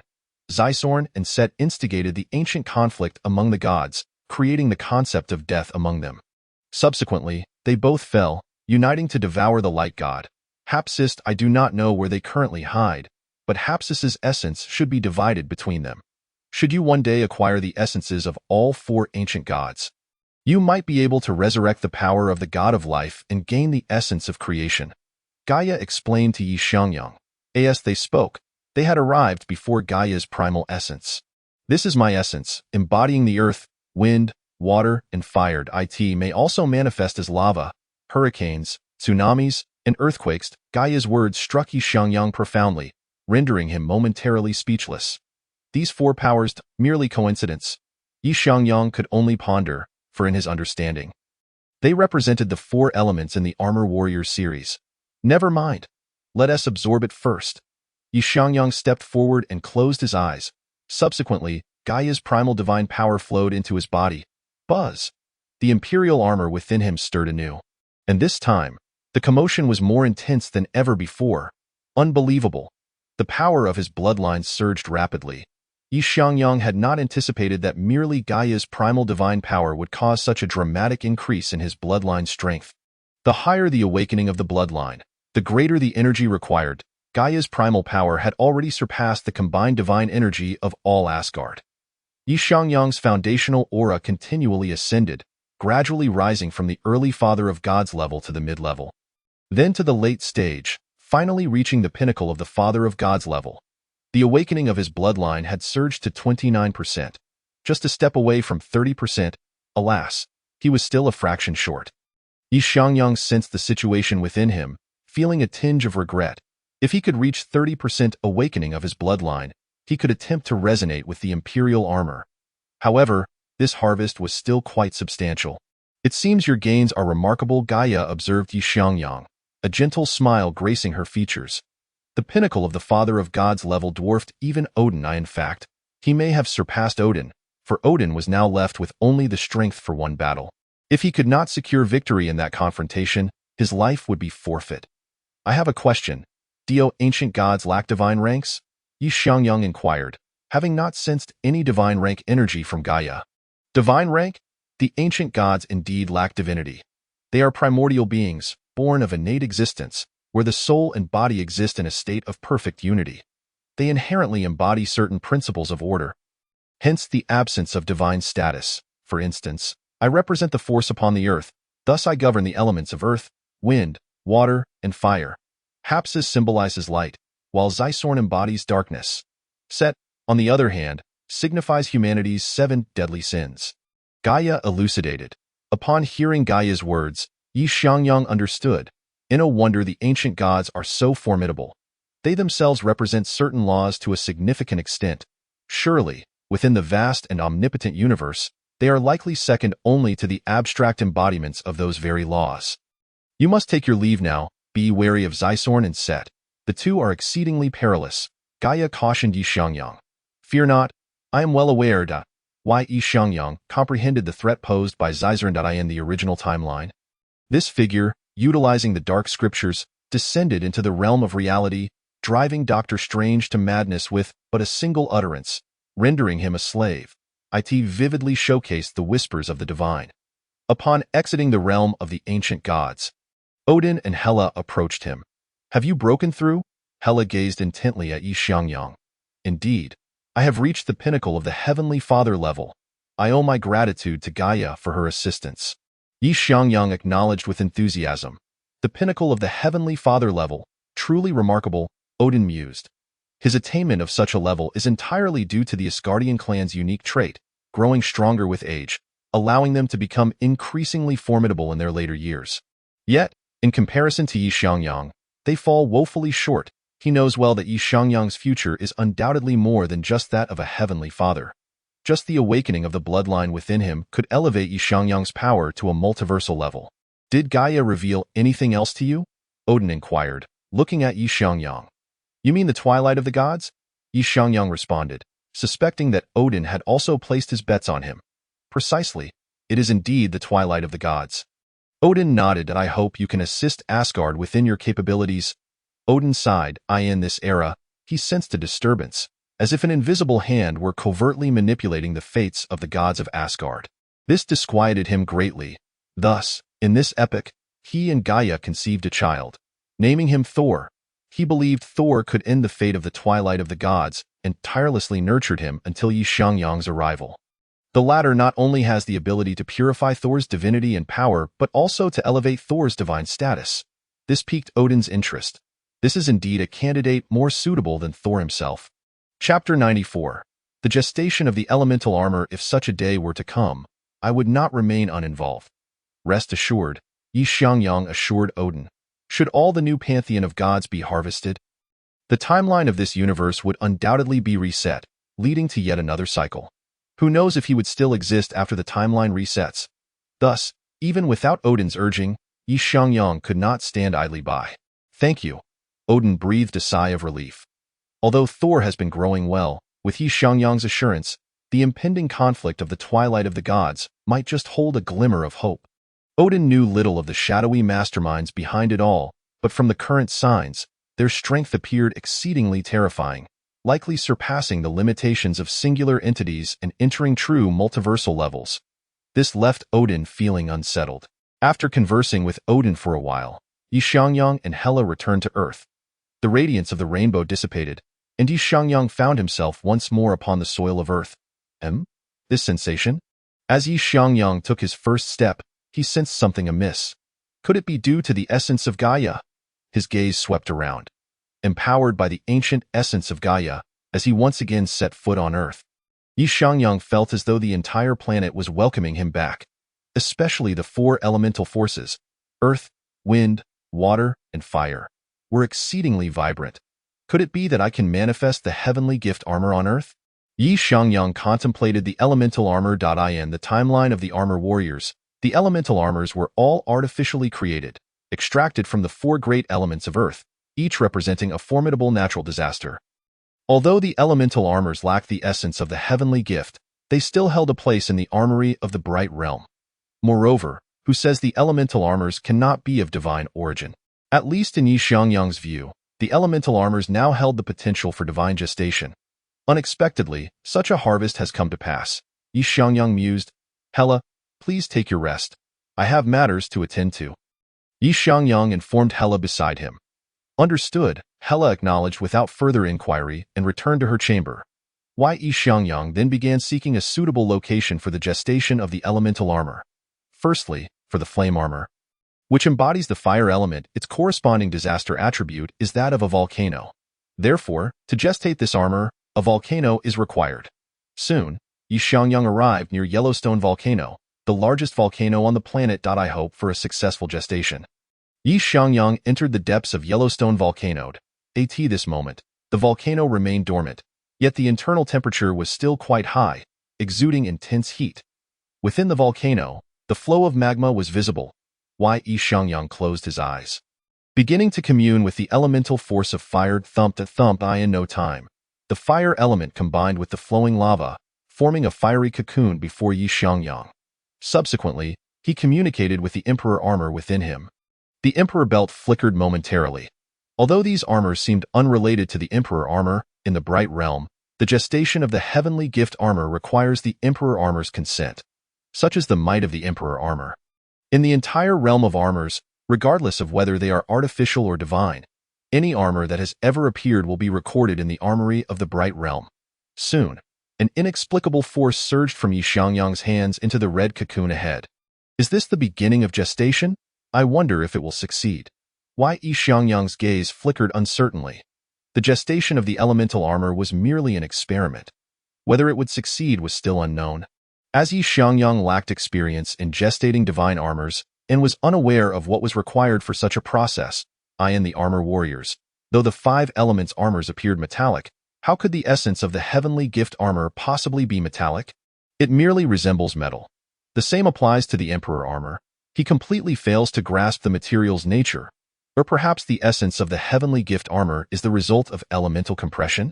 After all, in the scientific community, there is a notion that any substance, when compressed to its limits, will ultimately manifest in a solid state. Perhaps the heavenly gift armor operates on a similar principle. Before long, the enchanting process of the Emperor armor was complete. Xiangyang placed the red cocoon into the deepest part of the volcano. Next, all he could do was wait patiently.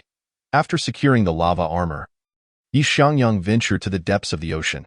Here lies the Mariana Trench, the deepest point on Earth, shrouded in darkness, obscured from sight. After all, it is 10,000 meters deep beneath the surface. This time, Xiangyang communed with the water element. The aquatic armor took shape before him, forming a cerulean cocoon. Following the procedure, he performed the Emperor armor's enchanting process and then submerged it into the depths of the sea. How should I gestate the tornado armor and the thunderstorm armor? Xiangyang first soared into the skies, searching for a suitable location for the gestation of the tornado armor. The tornado armor represents the hurricane, making it quite challenging to find an appropriate site. Reluctantly, Xiangyang had to artificially create a vortex. However, this vortex was not particularly large. Once he communicated with the wind element, a green cocoon appeared in the sky. Yet, Xiangyang set up a barrier to conceal the presence of the tornado armor. Finally, for the thunderstorm armor, according to the original narrative, its power is derived from the friction of cliffs, essentially the seismic force generated by the collision of tectonic plates. Xiangyang buried the seed of the thunderstorm armor at the junction of tectonic plates, hoping for a successful gestation. In the case of the elemental armor, Xiangyang not only utilized the enchanting powers of the Emperor armor but also infused it with Gaia's elemental strength. In Xiangyang's perspective, the likelihood of the elemental armor's success is quite high. At least, given ample time, it can undoubtedly be gestated. He pondered how long this would take. Perhaps once I can resonate with the Emperor armor, their gestation time will significantly shorten. Why Xiangyang could only hold on to this hope. If we were to follow the original narrative of the armors, the gestation of the heavenly gift armor typically spans millennia. Who could endure such a wait? Nonetheless, having the elemental armor buried within Earth does provide certain advantages. Why Xiangyang sensed the changes occurring within the Earth. Under the auspices of Gaia's 4 elements and the enchantment of the Emperor's armor, the elemental flow of Earth has considerably calmed. This implies that prior to the inception of the 4 elements armor, the elements representing Earth, wind, water, and fire were not prone to significant upheaval. Consequently, the likelihood of natural disasters occurring on Earth has dramatically diminished. Even in the face of external adversaries, the ability to manipulate these 4 elemental forces would demand a substantial cost to achieve. However, individuals who have inherited the legacy of the 5 elements are exempt from this stipulation. Xiangyang's efforts have significantly fortified Earth's defenses, seemingly resulting in a subtle transformation. He gazes towards the horizon. Following the successful embedding of the 4 elements armor, a latent power appears to be gestating within the Earth, likely a manifestation of the amalgamation of the 4 elemental armors. He estimates that this might be the prototype of the Thunder Atlas. However, with the 4 elements armor yet to be fully realized, the chances of Thunder Atlas emergence are further diminished.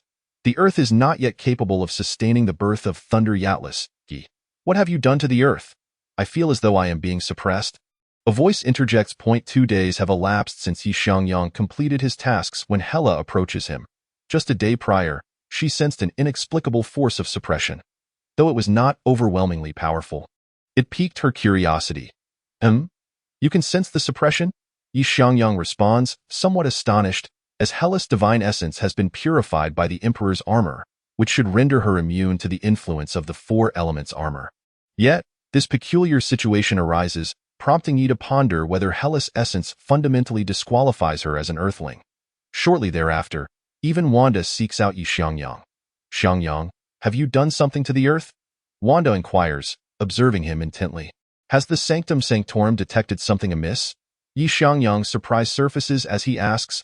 The Sanctum's power is not inherently derived from the Earth itself. Their magical prowess originates from various dimensional lords. Indeed, aside from the 5 elements magic, other forces are experiencing some degree of suppression. The power of white magic remains relatively unscathed, yet black magic has suffered considerably. Upon hearing Ye's words, Wanda deduces that he must have altered something. Leading to these changes on Earth, I have not undertaken any extraordinary actions. I merely returned the power of the Earth to its rightful place. Xiangyang replies with a calm demeanor, proceeding to elucidate matters concerning Gaia and the 4 elements armor. So you mean to say that the Earth will soon possess its own bestowed armor? Wanda responds, astonished. Having heard Yi speak of bestowed armor numerous times over their decade-long companionship, she is acutely aware of its immense power. The prospect of the Earth nurturing such armor is indeed thrilling. Correct, yet success is not guaranteed. The birthing of bestowed armor hinges upon a stroke of fortune. However, in my estimation, the bestowed armor that emerges from Earth may not be as formidable as I have previously described. Its potential may be capped below the level of a singular cosmic entity, reaching merely the pinnacle of a singular cosmic scale. Yet, if the 4 elements can unify, perhaps they could attain a level beyond that. Xiangyang refers to the elusive Thunder Atlas, Although the four elements are essentially the essence of Gaia, theoretically capable of reaching the multiverse level. However, the current conditions on Earth do not support such a phenomenon. And Gaia is the Earth Mother of the entire multiverse, not solely of Earth. Should Earth's essence be further enhanced, this may become a possibility that is already quite powerful.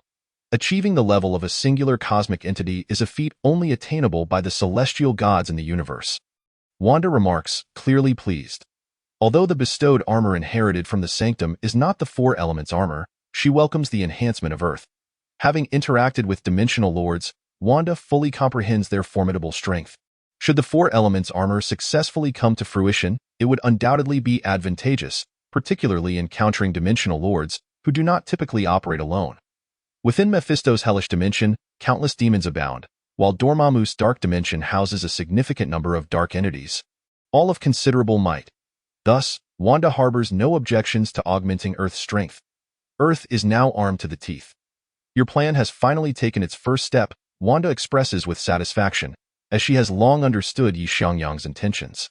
To create bestowed armor, you must locate an unclaimed dimension and take dominion over it, allowing the Emperor's armor to modify the dimension and evolve into a radiant cosmos.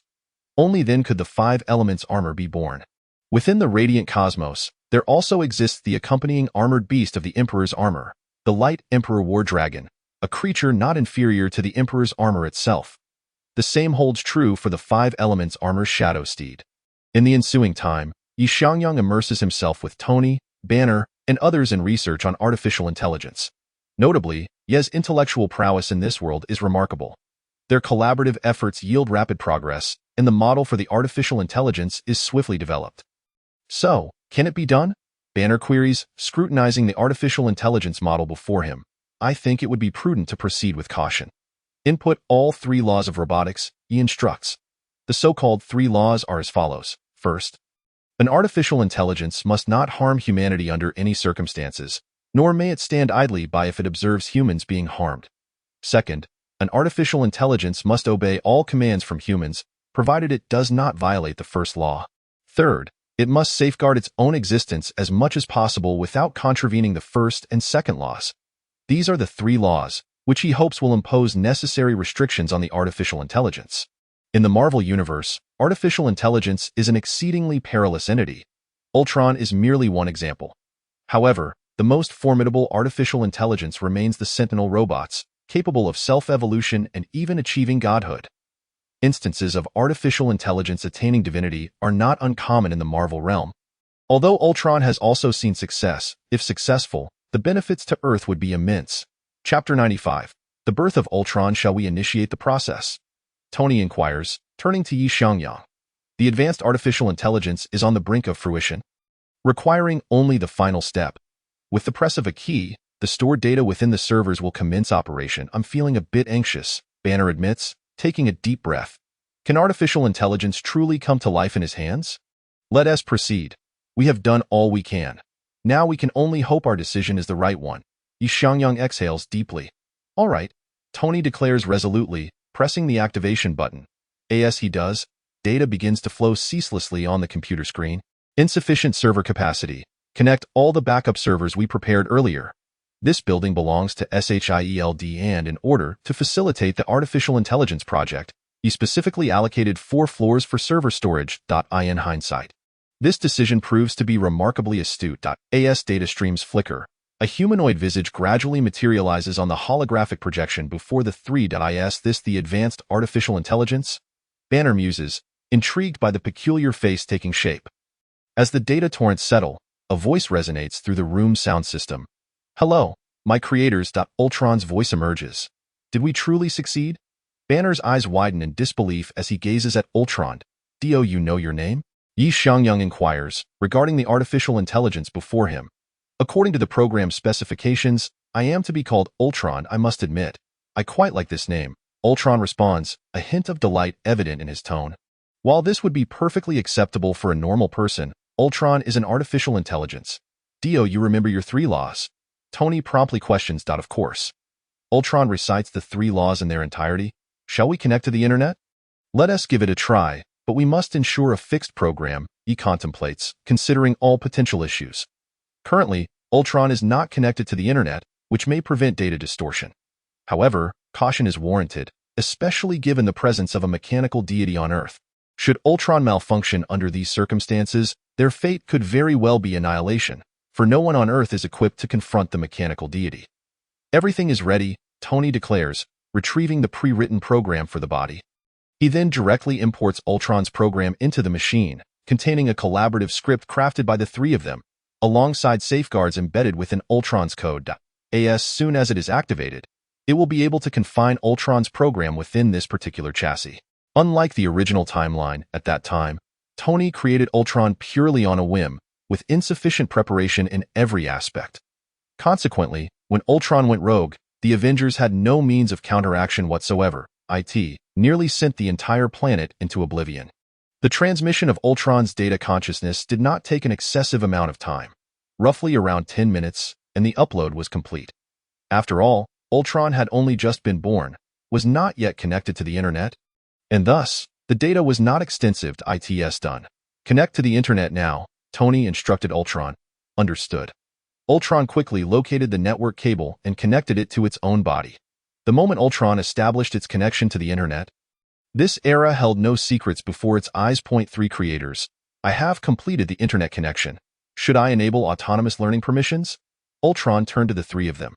Activate, Xiangyang replied, looking at Ultron, feeling a sense of success. After all, Ultron's current data was remarkably stable, exhibiting no erratic behavior, akin to Tony's Jarvis, albeit with capabilities surpassing those of Jarvis. Receiving commands. Ultron continued to navigate the network. A prototype machine could now be constructed for Ultron, utilizing vibranium. However, restrictions must still be imposed. Xiangyang conveyed to Tony and Banner. We just need to wait for Ultron to complete its learning. The Illuminati can then be officially established, subsequently launching the first product, a domestic smart robot. Not only will it generate revenue, but it will also adeptly address Earth's armament issues. We simply need to add a supplementary clause to the user agreement. Phew, I didn't expect it to go so smoothly. Tony exhaled in relief. Despite his experience in creating Jarvis, there remained a significant disparity between strong artificial intelligence and purely auxiliary artificial intelligence. Ultron, how long do you estimate your learning process will take? Tony inquired. Approximately 1 week to complete the learning process, Ultron responded. A week is not an overly lengthy period, considering that mastering all knowledge on Earth in such a time frame is already quite daunting. Furthermore, with Ultron, intelligent management can be fully implemented. Many internal matters of SHIELD could be entrusted to Ultron for handling. 1 week. That should suffice for the creation of the new chassis. Tony assessed the timeline. Let each of us fulfill our respective roles. We need personnel on duty here. The three of us will take turns. I'll delegate the matter of the new chassis to Wakanda. The new cradle technology has just become available. A week is more than enough. Simultaneously, Tony arranged for Stark Industries and Umbrella Corporation to merge into the newly established Illuminati. Xiangyang had organized all remaining matters. Is the Illuminati about to be announced? Tony and Banner asked in astonishment. Almost. This time I have ascended to the pinnacle of the Godfather level. Alongside fellow Godfather level beings Hela, Carol, and the peak of the subgod level, Wanda, S.H.L.D. S current strength has become overwhelmingly formidable. The military must be independent. Such power cannot be held in the hands of politicians. Xiangyang had long been planning the establishment of the Illuminati. This was merely a matter of seizing the opportunity. Now, no force on Earth could restrain the Illuminati. However, in Xiangyang's plan, he only sought the authority to arm against external threats and the right to handle extraordinary events domestically. He had no intention of interfering with internal political power or military forces of various nations. What Xiangyang aspired to create was not a unifying Illuminati, but rather a transcendent force akin to a sanctuary. Chapter 96. The establishment of the Illuminati. The Wakandan representatives swiftly delivered the vibranium that Xiangyang required to SHIELD's headquarters. Simultaneously, Xiangyang convened a global press conference with Tony. Finally, the day had arrived. Countless individuals from SHIELD observed the press conference with great excitement, as this event was held directly at the United Nations headquarters. The attendees were numerous, with media representatives from nearly every nation in attendance. After all, the Avengers were currently the most renowned superhero group on Earth, bolstered by films and merchandise based on their exploits. Enhancing their popularity worldwide to facilitate this, Xiangyang had even established a department dedicated to managing the public image of the Avengers members, the Illuminati. This organization has become too powerful. Do we really need a deity? The high-ranking officials of various nations expressed considerable concern. The establishment of the Illuminati would inevitably disrupt the existing order. Particularly for those hegemonic nations, would they truly be willing to relinquish their dominion?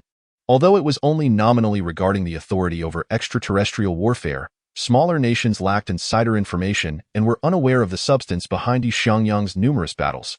As a result, they were deeply apprehensive. Fearing that the formation of the Illuminati would incite global turmoil, the press conference commenced. As time progressed, Xiangyang, accompanied by all members of the Avengers, arrived at the conference venue. Tony, can I get your autograph? Dr. Banner, can you transform? Johnny, the Burning Skull? Awesome. Captain America, I love you, Captain.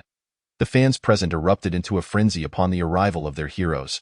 Had it not been for the prearranged security measures, the scene would have descended into utter chaos. I never imagined we would have our moment on stage, and to such acclaim. Natasha gazed at the scene before her, her expression somewhat dazed. Banner was equally astonished, realizing that Hulk's popularity far surpassed his own. Countless fans were clamoring for Banner to transform. However, in such a setting, Banner could not allow Hulk to cause a ruckus.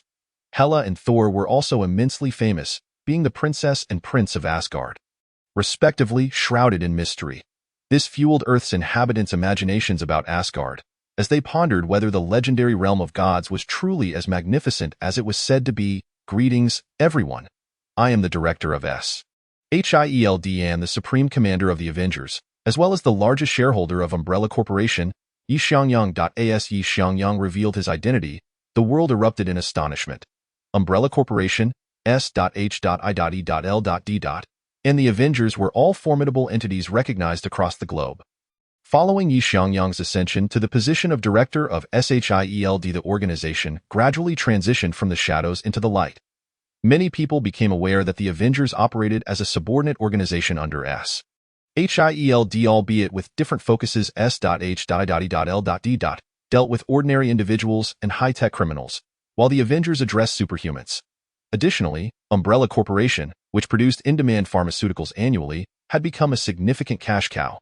After Wanda stepped down as president of Umbrella Corporation, she virtually vanished from public view. The major shareholder's absence had led many to speculate that something had befallen the corporation's leader. However, Xiangyang's appearance dispelled such doubts. No-one had anticipated that the genius behind Umbrella Corporation's pharmaceutical innovations would also serve as the director of SHIELD and the supreme commander of the Avengers, and at such a young age. His presence at the United Nations was to address certain matters. Earth is currently why Xiangyang then launched into an extensive discourse. Based on discussions between SHIELD and various nations, we have decided to establish an organization specifically tasked with addressing extraterrestrial threats. It shall be named the Illuminati. As Xiangyang's words resonated, the venue erupted into a frenzy. His speech revealed a wealth of information, including the secret invasion of Earth by extraterrestrial beings such as the Skrulls and the conflict over Thanos' Infinity Stones, along with the ominous presence of the demon lord Mephisto. The inhabitants of Earth could scarcely fathom that they were confronted with such a multitude of dangers, instilling deep-seated fear within them. Yet, observing the ongoing press conference and the assembled members of the Illuminati, many felt a sense of reassurance. Several pieces of information that should have remained classified were disclosed, including footage of past battles. After editing and adjustments, nearly every member of the Illuminati was featured prominently. Heavens, if it weren't for the Illuminati, one can hardly imagine what Earth would be like. Indeed, the Skrull race is particularly terrifying. They can silently replace those around you. How horrifying! Countless discussions erupted. The establishment of the Illuminati, while inciting significant upheaval, also brought stability, with no issues arising. Instead, the members of the Illuminati were almost mythologized. The battles they fought and the harrowing experiences they endured led countless individuals to believe that the Illuminati was Earth's guardian. The harbingers of justice. To be fair, the tactics of the Water Group are quite effective. Xiangyang observed the journalists below and the feedback he received, a smile gracing his face.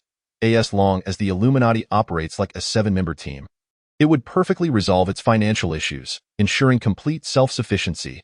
Incorporating the Umbrella Corporation and Stark Industries, the Illuminati has now ascended to a formidable behemoth.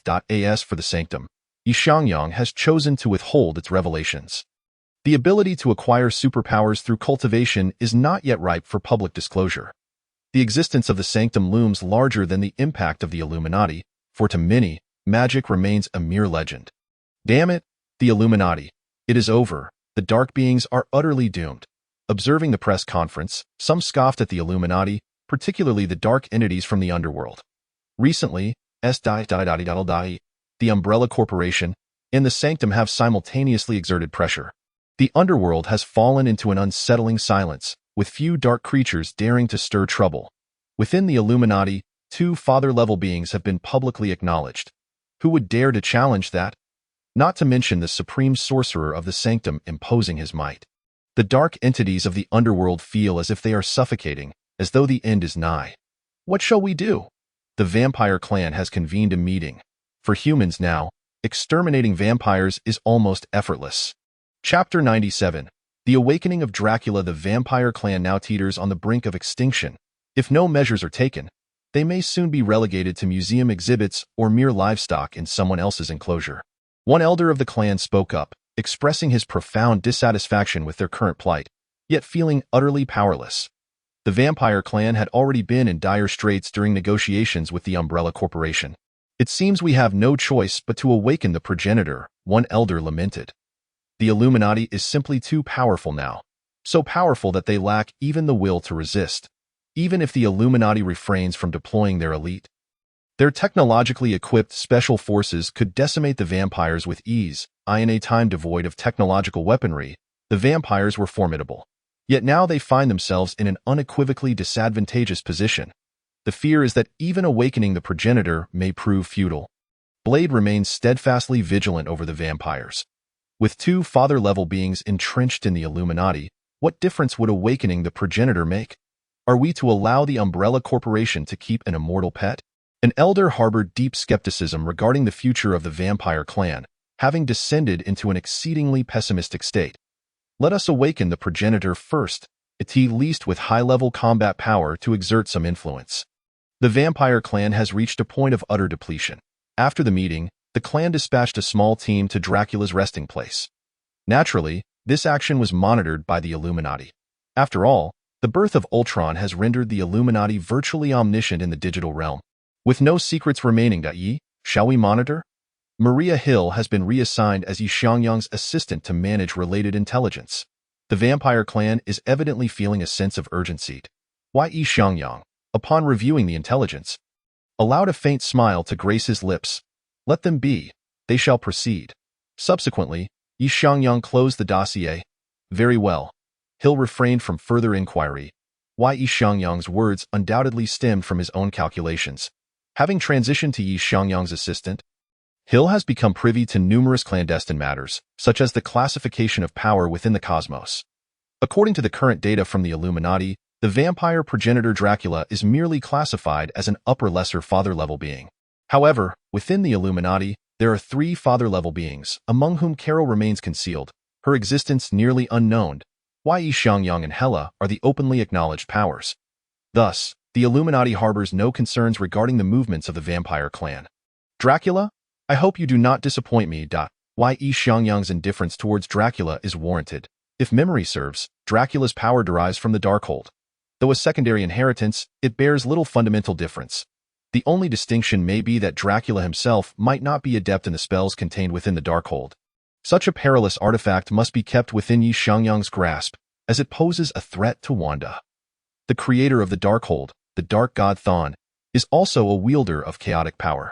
In a certain timeline of a parallel universe, Thawne successfully descended into the physical realm utilizing the Darkhold and the corporeal form of Doctor Strange. Though in that timeline, Thawne was ultimately devoured in reverse by Wanda.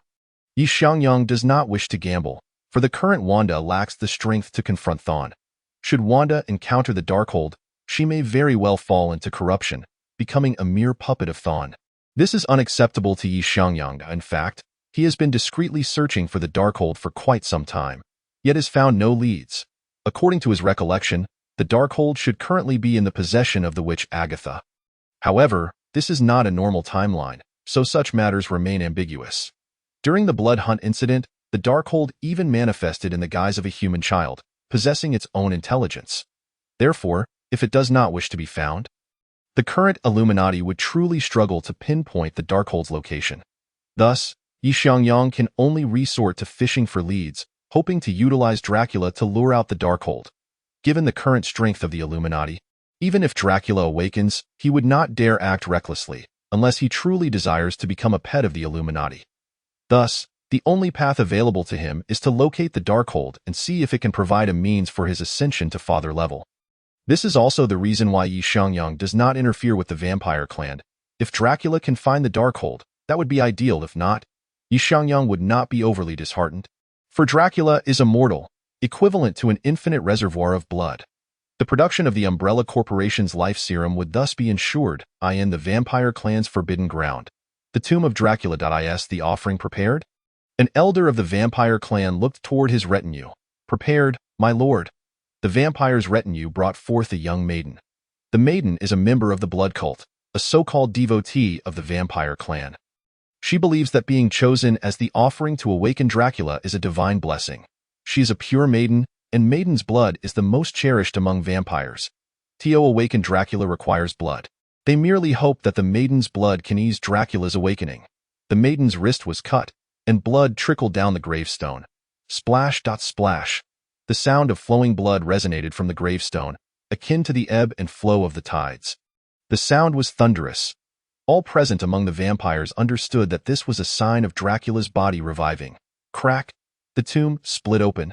The pure metal coffin lid was flung aside, revealing Dracula before the crowd. Slightly different from his portrayal in comics, the Dracula before them appeared as a remarkably dignified middle-aged man, his eyes a deep crimson, fangs elongated. Almost instinctively, Dracula sank his fangs into the maiden's neck.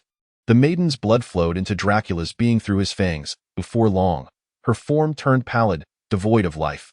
Yet, a satisfied smile lingered in her eyes. Welcome back, progenitor. The gathered vampires all knelt in reverence. How long have I slept? Dracula stretched his limbs, surveying the kneeling throng of vampires, and inquired. Chapter 98. The disturbance of the Darkhold progenitor. You have slept for several millennia. A vampire elder respectfully responded, his head bowed low, not daring to meet Dracula's gaze. In the records of the vampire clan, Dracula's temperament is notoriously peculiar, his moods highly capricious. Many of his kin have perished at his hands.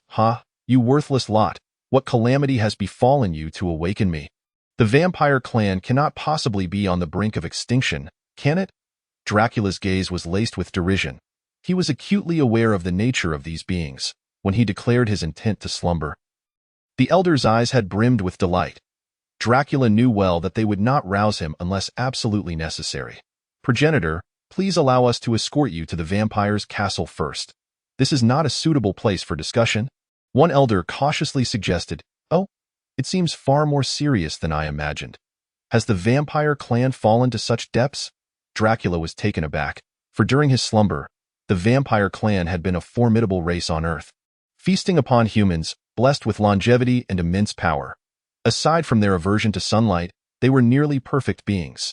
Yet now, it appeared the tables had turned. This piqued Dracula's curiosity, and without further ado, he proceeded with the vampires toward their ancestral castle. The vampire team moved swiftly. Within mere hours, they had returned Dracula to the vampire castle, where the elders of the major clans awaited them. You are indeed quite feeble. The strength of the pureblood vampires has diminished to such an extent that it pales in comparison to that of the mixed-blood vampires. Upon seeing you, I seem to grasp the reason behind the vampire clan's predicament.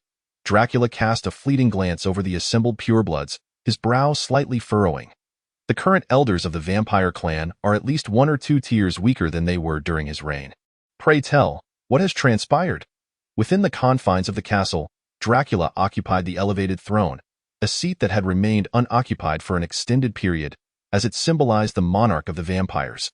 The elders recounted the present circumstances to Dracula in full detail. How intriguing it is that humanity has grown to such formidable heights. The power known as technology is truly remarkable. Curiosity gleamed in Dracula's eyes. It was the tedium of his prolonged existence that had led him to self-impose a seal. Sinking into slumber, he is, after all, a being of true immortality. Apart from the dark grimoire, there are scarcely any means capable of vanquishing him, unless one possesses the might to surpass the underworld god. Xiangyang. Unlike the descendants of the vampire lineage, Dracula is the quintessential embodiment of a perfect being. He harbors no fear of light, can consume food normally, and is unperturbed by the so-called power of technology. His strength is unparalleled, and he is indestructible. Yet, the Order of the Light. Dracula furrowed his brow. The Order presents a considerable challenge, for the two celestial-level entities openly displayed are beyond his capacity to contend with. His immortality does not equate to invulnerability against capture or confinement. Should he act recklessly, his fate would undoubtedly be dire, a reality of which Dracula is acutely aware. You mentioned that there exists a mixed-blood daywalker among the vampires. Correct?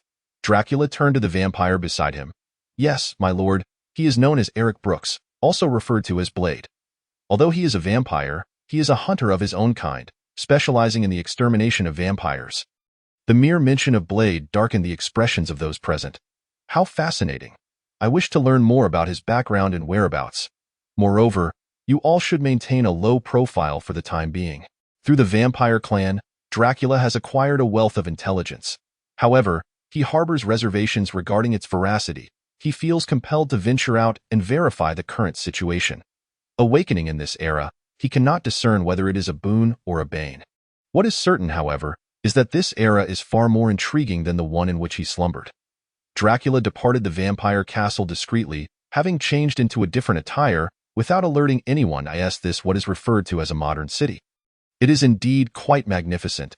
Dracula surveyed the skyline of towering edifices, a slight smile gracing his lips. Meanwhile, in the nameless realm, within a tranquil forest, long last, peace has been restored. The witch Agatha gazed at the dark grimoire in her hands, exhaling a sigh of relief. Since yesterday, the grimoire had been trembling incessantly. Through communication, Agatha learned of the emergence of a being linked to the grimoire, which piqued her curiosity. Due to the existence of the sanctum, the dark grimoire has always been classified as forbidden. Should it be discovered by the sanctum, it would be destroyed. Although it can resurrect after a period, few beings have ever possessed the dark grimoire throughout the ages. Perhaps it is a natural ally? Agatha murmured. Though she resides in the depths of the mountains, she is not entirely cut off from the world. She is aware of certain developments, particularly the establishment of the Order of the Light. Such a significant event has captured her ongoing attention. Since the battle between Xiangyang and Mephisto, she has placed Xiangyang on her list of subjects to monitor closely. Thus, Agatha is well aware of the Order's might. However, her primary focus remains on Wanda. After all, she is the bearer of the power of chaos. Yet, by the time Agatha discovered Wanda, she had already ascended to the position of CEO of the Umbrella Corporation and had an ambiguous connection with the Sanctum. Consequently, Agatha has refrained from taking any rash actions, especially since the Supreme Sorcerer, Gu Yi, still occupies Kamart. If she were to be detected by them in conjunction with the Dark Grimoire, the consequences would be dire. Thus, Agatha has maintained a low profile. Nevertheless, for now, let me attempt to establish contact with that being. Agatha closed her eyes, commencing her endeavor to resonate with the being linked to the Dark Grimoire. This rhythm is uniquely dark, perceptible only to dark beings or practitioners of the grimoire. Ordinary individuals would remain oblivious. Long last, it is accomplished. Tony and Banner, gazing at Ultron's newly crafted form within the cradle of life, breathed a sigh of relief. This body, forged from vibranium, is remarkably stable and robust. Both Tony and Banner have configured the program. Once the data is uploaded, Ultron's mother program will be locked. Finally, it can be made available for sale. During this period, the Order of the Light has manufactured numerous robots, now prepared for external distribution. Chapter 99. The Clash of the Iron Man armor and the Earth Tiger armor within the training base of the Order of the Light. Captain America has just concluded his meditation. He has finally made his first breakthrough. At this moment, Captain America is exceptionally exhilarated, for he has successfully entered the realm of elemental power. He has now gained the enhancement of Earth power. Congratulations, Steve. Nearby, Natasha, Hawkeye, and the others regard him with envy. There are not many armors available within the Order of the Light, and even fewer individuals are capable of donning them. Currently, for many of the tasks targeting supernatural abilities, it is Captain America who takes the lead. With the enhancement of Earth power, coupled with the Earth Tiger armor, there is no doubt that Captain America now ranks among the foremost combatants just below celestial level. I never anticipated my advancement would occur so swiftly. Initially, I believed that the injection of the super soldier serum, which altered my genes, would hinder my mastery of elemental power. However, it appears that is not the case. Captain America sets aside his worries. When Xiangyang entrusted them with the seeds of elemental power, he had mentioned this concern so far. It seems the impact is minimal. I wonder who is currently stronger between you and Peter Quill? Johnny Blaze, standing nearby, remarked with interest. At present, within the Order of the Light, only Captain America, Steve Rogers, and Star-Lord, Peter Quill, are equipped with armor. A duel would reveal the answer, wouldn't it? Black Panther, T'Challa, joined in the banter, expressing that joining the Order of the Light was one of the best decisions he had ever made. Previously, he had donned vibranium armor and had engaged in combat with Captain America, but the outcome was far from favorable. Quill, what are your thoughts? The crowd turned their gaze towards Star-Lord, the inheritor of divine power and the chosen summoner of the Iron Man armor by Xiangyang. Yet, to this day, no one knows just how formidable Quill truly is. They have only had minimal encounters during training. Let us find out. I too wish to gauge my current strength. Star-Lord naturally did not decline. Since awakening his divine power, he had only fought against ego, but that encounter was purely out of ego's benevolence. Otherwise, he would have met a grim fate. Come, Captain America's gaze was intense as it locked onto Star-Lord. Bang! In the blink of an eye, their fists collided with a thunderous crash. The sound reverberated through the room. With each punch that struck, the air seemed to explode. Their speed was so rapid that afterimages materialized. Breaking the sound barrier, those spectating were transfixed, their eyes glued to the central battlefield. Buzz! Star-Lord's body erupted with energy, a brilliant blue light flickering around him. Whether in speed, strength, or reflexes, he experienced a significant enhancement. Captain America, undeterred, was equally resolute. He had just completed his entry into elemental power. With the earth power augmenting him, as long as he stood firmly on the ground, his physique would receive comprehensive enhancement. To think these two were actually engaging in combat, Xiangyang, who had been attending to paperwork, sensed the commotion from the training ground and felt compelled to take a look. Under the influence of Xiangyang's butterfly effect, all matters had diverged from their original paths. Boom! Another fist collided, and both combatants were sent reeling backward. The ground bore numerous craters of varying sizes, a testament to the intensity of their clash. It is worth noting that this arena was specifically designed for training, with all parameters set to the maximum. Even so, it could not withstand the onslaught of their ferocious exchanges, rendering it in tatters. Are they going to don their armor? Xiangyang had just arrived at the observation zone. Observing the power emanating from both fighters, Xiangyang understood that they were both on the verge of donning their armor. Star-Lord's Iron Man armor was also crafted by Xiangyang and Nidavellir. This time, not only had Xiangyang completed the elemental armors, but he had also forged the 3 Wonder Armors. While there are only 8 sets, they symbolize the future 8 sub-celestial or even celestial-level warriors. Armor fusion. Captain America and Star-Lord both shouted in unison. 2 distinct beams of light enveloped their forms. The earth element, representing solidity, encased Captain America, forming a colossal earthen sphere. Meanwhile, Star-Lord was enveloped in a radiant blue glow. Clang! The sound of metal clashing echoed. The light surrounding both of them dissipated almost simultaneously, revealing the Earth Tiger armor and the Iron Man armor. Both armors are strength-based, and their colors and designs appear remarkably similar. The battle was escalating. Xiangyang directly summoned the power of the Reality Stone. Beside the two individuals, a genuine environment was meticulously crafted. Observing the transformation of their surroundings, the pair realized that it was none other than Xiangyang who had intervened. After all, within the entire SHILD few, possessed the ability to achieve such a feat. Thus, the last vestiges of their hesitation were completely cast aside. Boom! After donning their armor, the duo's prowess became even more formidable. Captain America, clad in the Earth Tiger armor, struck the ground with a fist. Although he did not hit Star-Lord, he left behind a crater over 30 meters in diameter and approximately 5 meters deep. Such destructive power was on par with that of a missile. Their progress was indeed rapid. Hela, holding a chicken leg in one hand and a cola in the other, arrived on the battlefield to spectate. Not bad. Steve has grasped the fundamentals of the five elements' power. Otherwise, he would not stand a chance against Quill, who, after all, is a demigod. Xiangyang gazed intently at the battlefield. The five elements' power is truly remarkable. To be honest, I find myself wanting to cultivate it as well. Hela mused. A red portal opened beside Xiangyang. The mages from the Sanctum Sanctorum had also arrived at the training grounds of the Illuminati. Prior to their descent, Xiangyang had notified Wanda to bring the mages to observe the battle, allowing them to witness the true strength of the five elements' power. Wanda readily agreed, and even the Ancient One accompanied her. Is this what it looks like to grasp the fundamentals of the five elements' power? The power exceeds my expectations. The Ancient One gazed in awe at Captain America amidst the conflict. The power of Earth shimmered around Captain America, and the Ancient One observed closely. The mages from the Sanctum Sanctorum, watching from the sidelines, were equally astonished. Under Captain America's command, the very Earth seemed to transform into the opponent's home ground, with sections of the terrain occasionally rising vertically, leaving Star-Lord in disarray. This is the advantage of home ground. It is unlike the jumping tiger. Captain America deeply understood one crucial principle. To stand firm upon the Earth is to be invincible. It is about to conclude. It seems Steve still falls short in some respects. Although Captain America enjoyed the advantage of home turf, Star-Lord was, after all, a demigod, inherently superior by one level. To engage in battle to such an extent is already quite formidable. Bang! With a punch from Star-Lord, Captain America's Earth Tiger armor was sent flying in mid-air.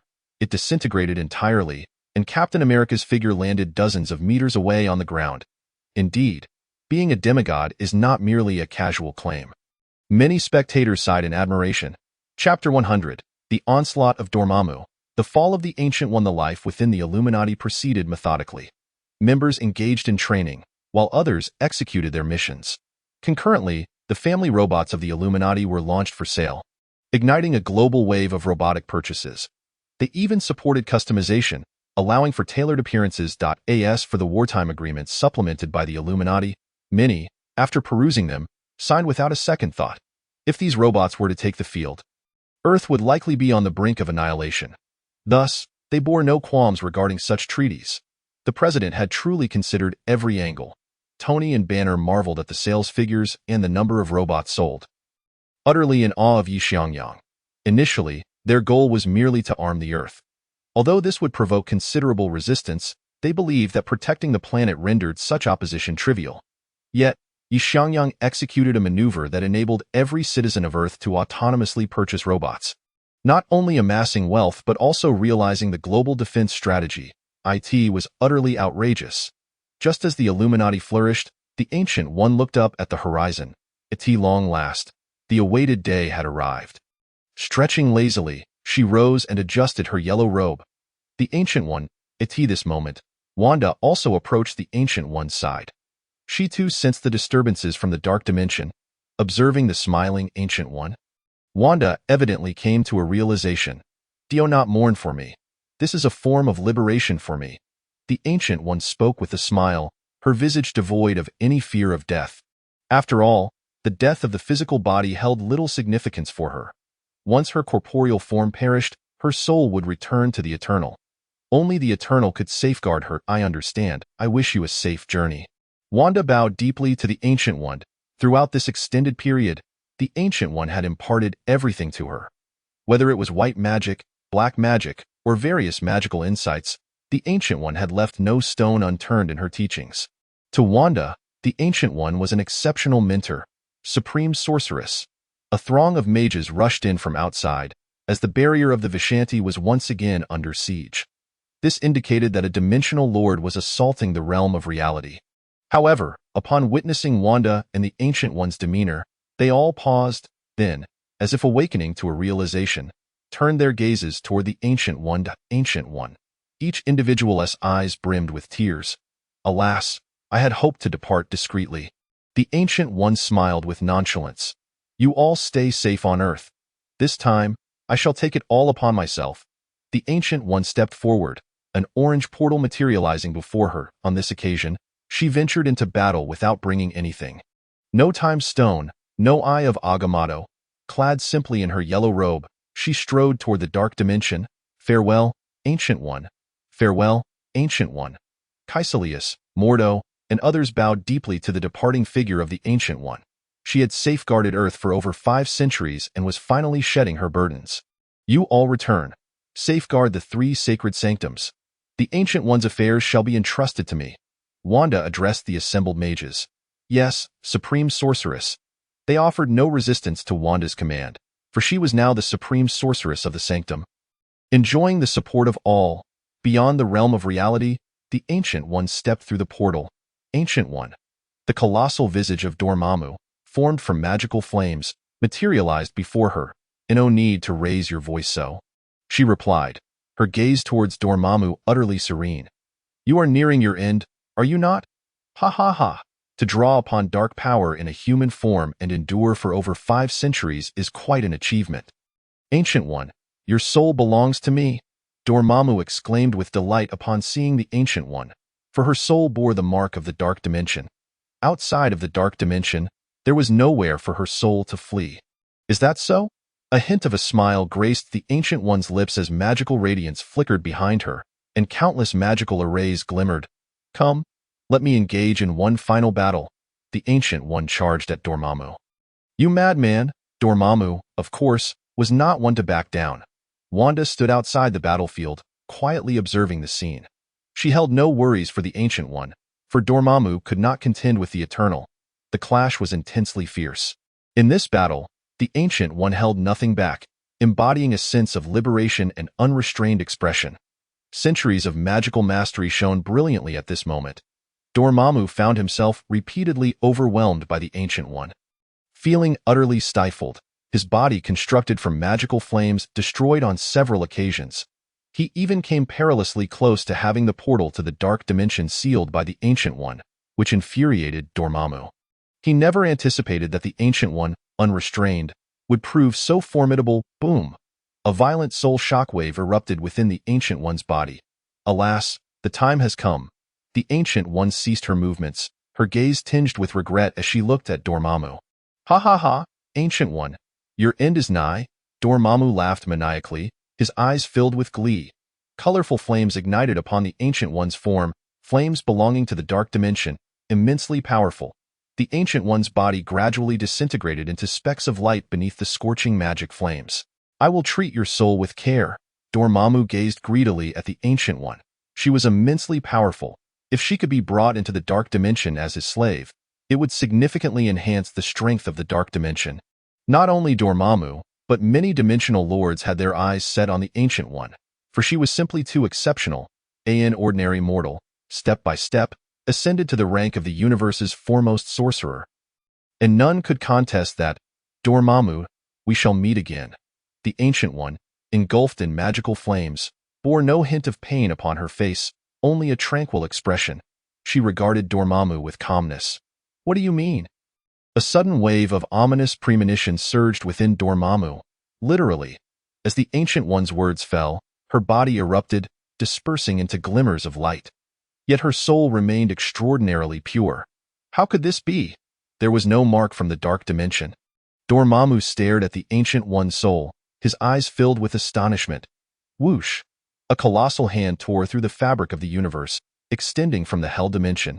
Its target was also the Ancient One's soul. Mephisto, you seek death, Dormammu roared in fury. Chapter 101. The clash between Wanda and the dimensional demon Dormammu was evidently unprepared for Mephisto to strike at this moment. It was clear that Mephisto had confirmed that the Ancient One's soul bore no mark from the dark dimension. Thus, they acted with audacity. Otherwise, even if the soul of the Ancient One were to plunge into the depths of hell, Mephisto would be incapable of exerting control over it.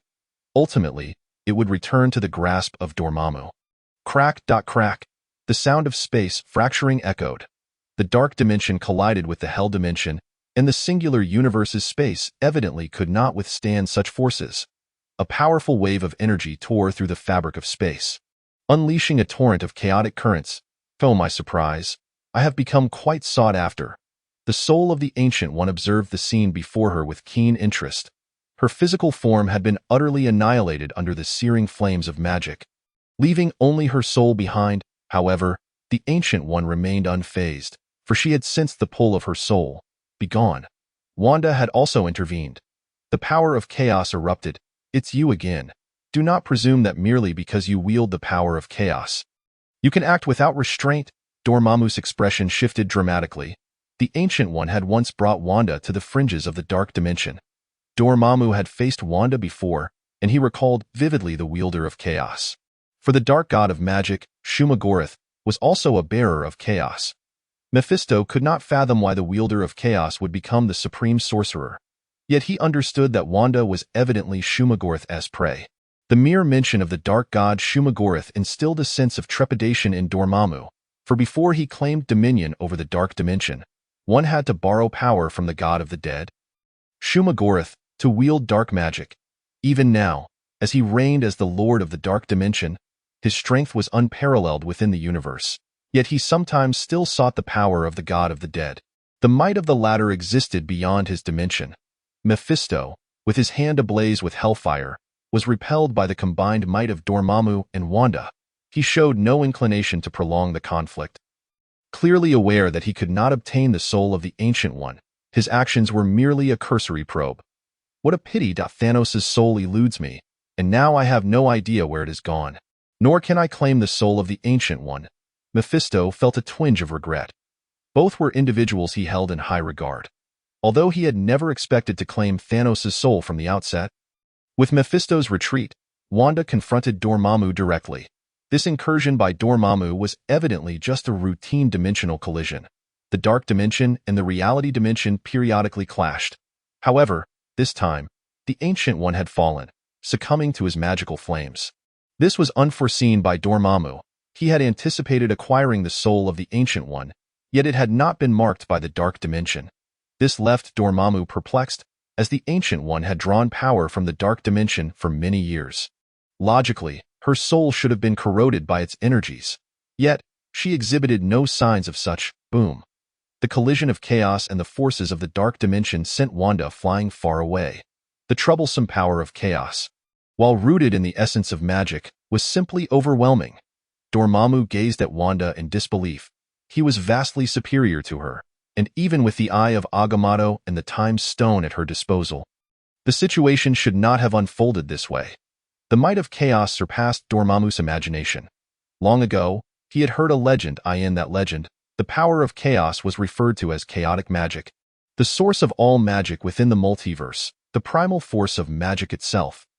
Dormammu had thought this to be an exaggeration, but now it seemed evident that the wielder of chaos was, in every sense, a natural force to be reckoned with against fellow magic users. The eye of Agamotto upon Wanda's chest flickered incessantly, her formidable magical power sustaining her. Wanda exhaled a long breath. The recent clash with Dormammu left her feeling tumultuous within, quite uncomfortable. Fortunately, this was the juncture between the reality dimension and the dark dimension. The formation of the Vishanti still aided Wanda in withstanding some of the dark dimension's power. Otherwise, that last strike might have left her gravely injured, if not dead. The disparity in strength was too vast. Had Dormammu stepped beyond the dimensional boundary, perhaps Wanda would not have been in such a predicament. Wanda, there is no need for further action. Dormammu cannot contend with me. As Wanda prepared to engage Dormammu, the Ancient One halted her. At that moment, the pull upon the Ancient One's soul had grown increasingly potent. Ancient One, do not think you can escape. Dormammu's fury was palpable. The tidal waves of dark energy surged forth, yet they could not approach the Ancient One. Instead, her soul drifted further away. What is this? Dormammu sensed something amiss. Eternity? Dormammu fixed his gaze upon the Ancient One, realizing the truth. The Ancient One had directly allied herself with Eternity. Damn it. How could the Vishanti let go so easily? Dormammu felt this was the most frustrating day since he had become the Lord of the Dark Dimension.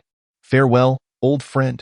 The Ancient One smiled as she uttered her final words to Dormammu, and then her soul vanished, journeying directly to the realm of Eternity. Humph. Dormammu recognized that he could not contend with Eternity and resigned himself to that fact. Dormammu, I shall play with you in the future, Wanda remarked, her tone unperturbed, as she gazed at Dormammu's immense figure. Ha? You should first focus on preserving your own life. With a being possessing the same primal power, you may not even know how you meet your end. Dormammu dismissed Wanda's provocation.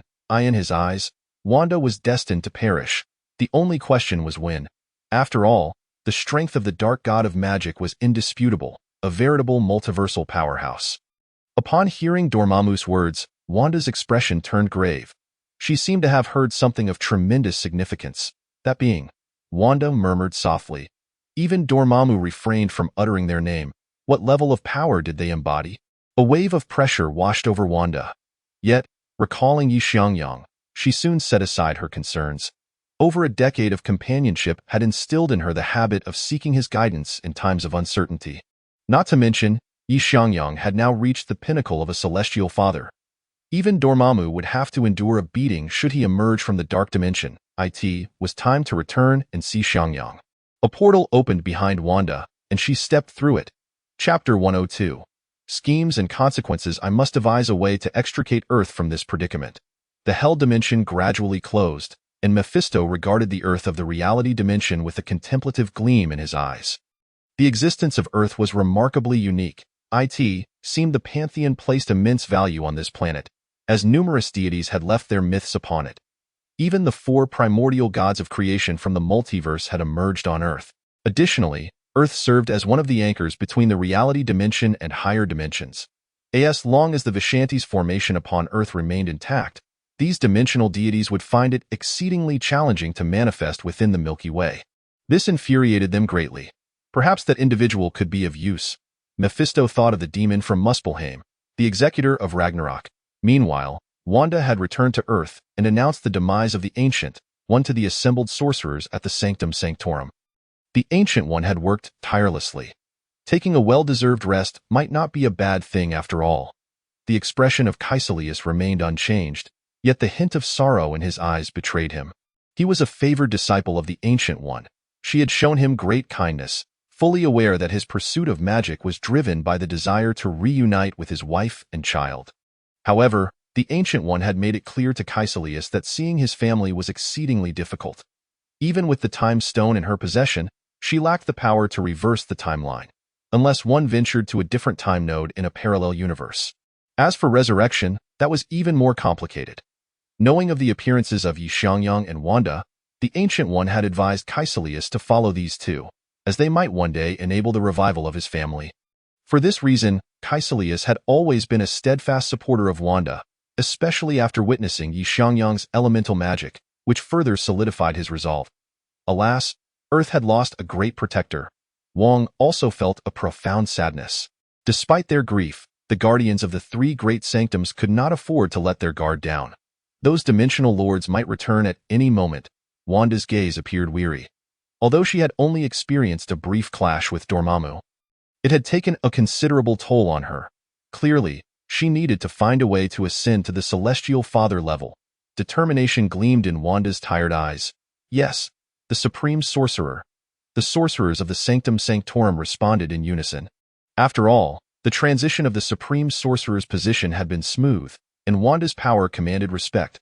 One spoke further on the matter. Wanda then returned to the villa of the estate for a long-awaited rest. The following morning, Pietro returned to the villa. "Wanda? You're back?" Pietro sensed Wanda's presence, having not seen her for nearly a month. It was easy to imagine how busy they both had been. Is Xiangyang still at the Illuminati? Wanda rubbed her drowsy eyes and inquired. Yes, he hasn't returned to the villa in quite some time, residing solely with the Illuminati. Pietro collapsed onto the sofa. Yesterday, he finally handed over the majority of his work. Due to the merger of the Umbrella Corporation with the Illuminati, many matters no longer required his direct involvement. He had also granted himself a rare respite. Let us go and visit Xiangyang.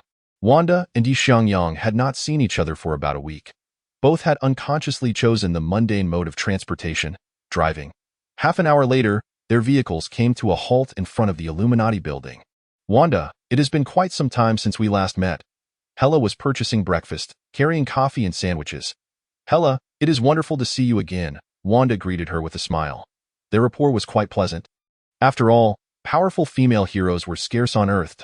As for Carol, although she had agreed to join the Illuminati, she mentioned that she still had unfinished business in the cosmos. She would return to Earth to report once everything was settled. Thus, her interactions with Hela and the others were limited. Your strength has improved remarkably. At this rate, you should soon ascend to the level of a celestial father, Hela remarked, casting a glance at Wanda. The overwhelming chaotic energy emanating from Wanda left Hela quite astonished. The quality of chaotic energy was exceedingly high, even surpassing that of divine power in Hela's understanding.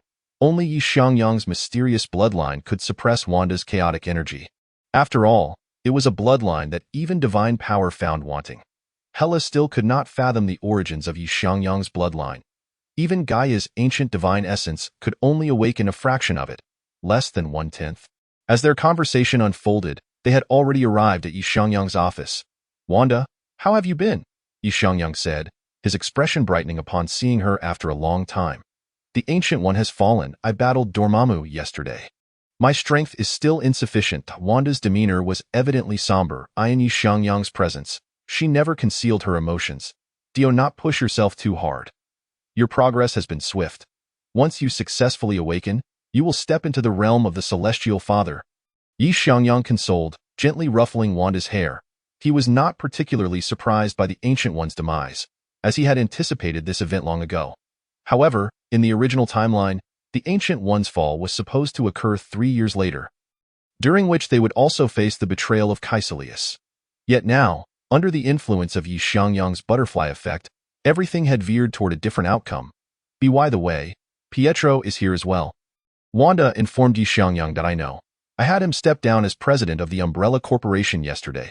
He has joined the alliance of the Illuminati and is preparing for missions. His current strength is somewhat inadequate. Xiangyang sighed at the thought of Pietro. Originally, Pietro was not weak as a speedster. His velocity could reach dozens, even hundreds of times the speed of sound, without generating a sonic boom. However, in the face of Xiangyang and Wanda, he clearly fell short. Without the Wind Eagle armor and the 5 elements power, Pietro could scarcely even qualify for the Illuminati's second tier. Thus, Xiangyang intended to train him.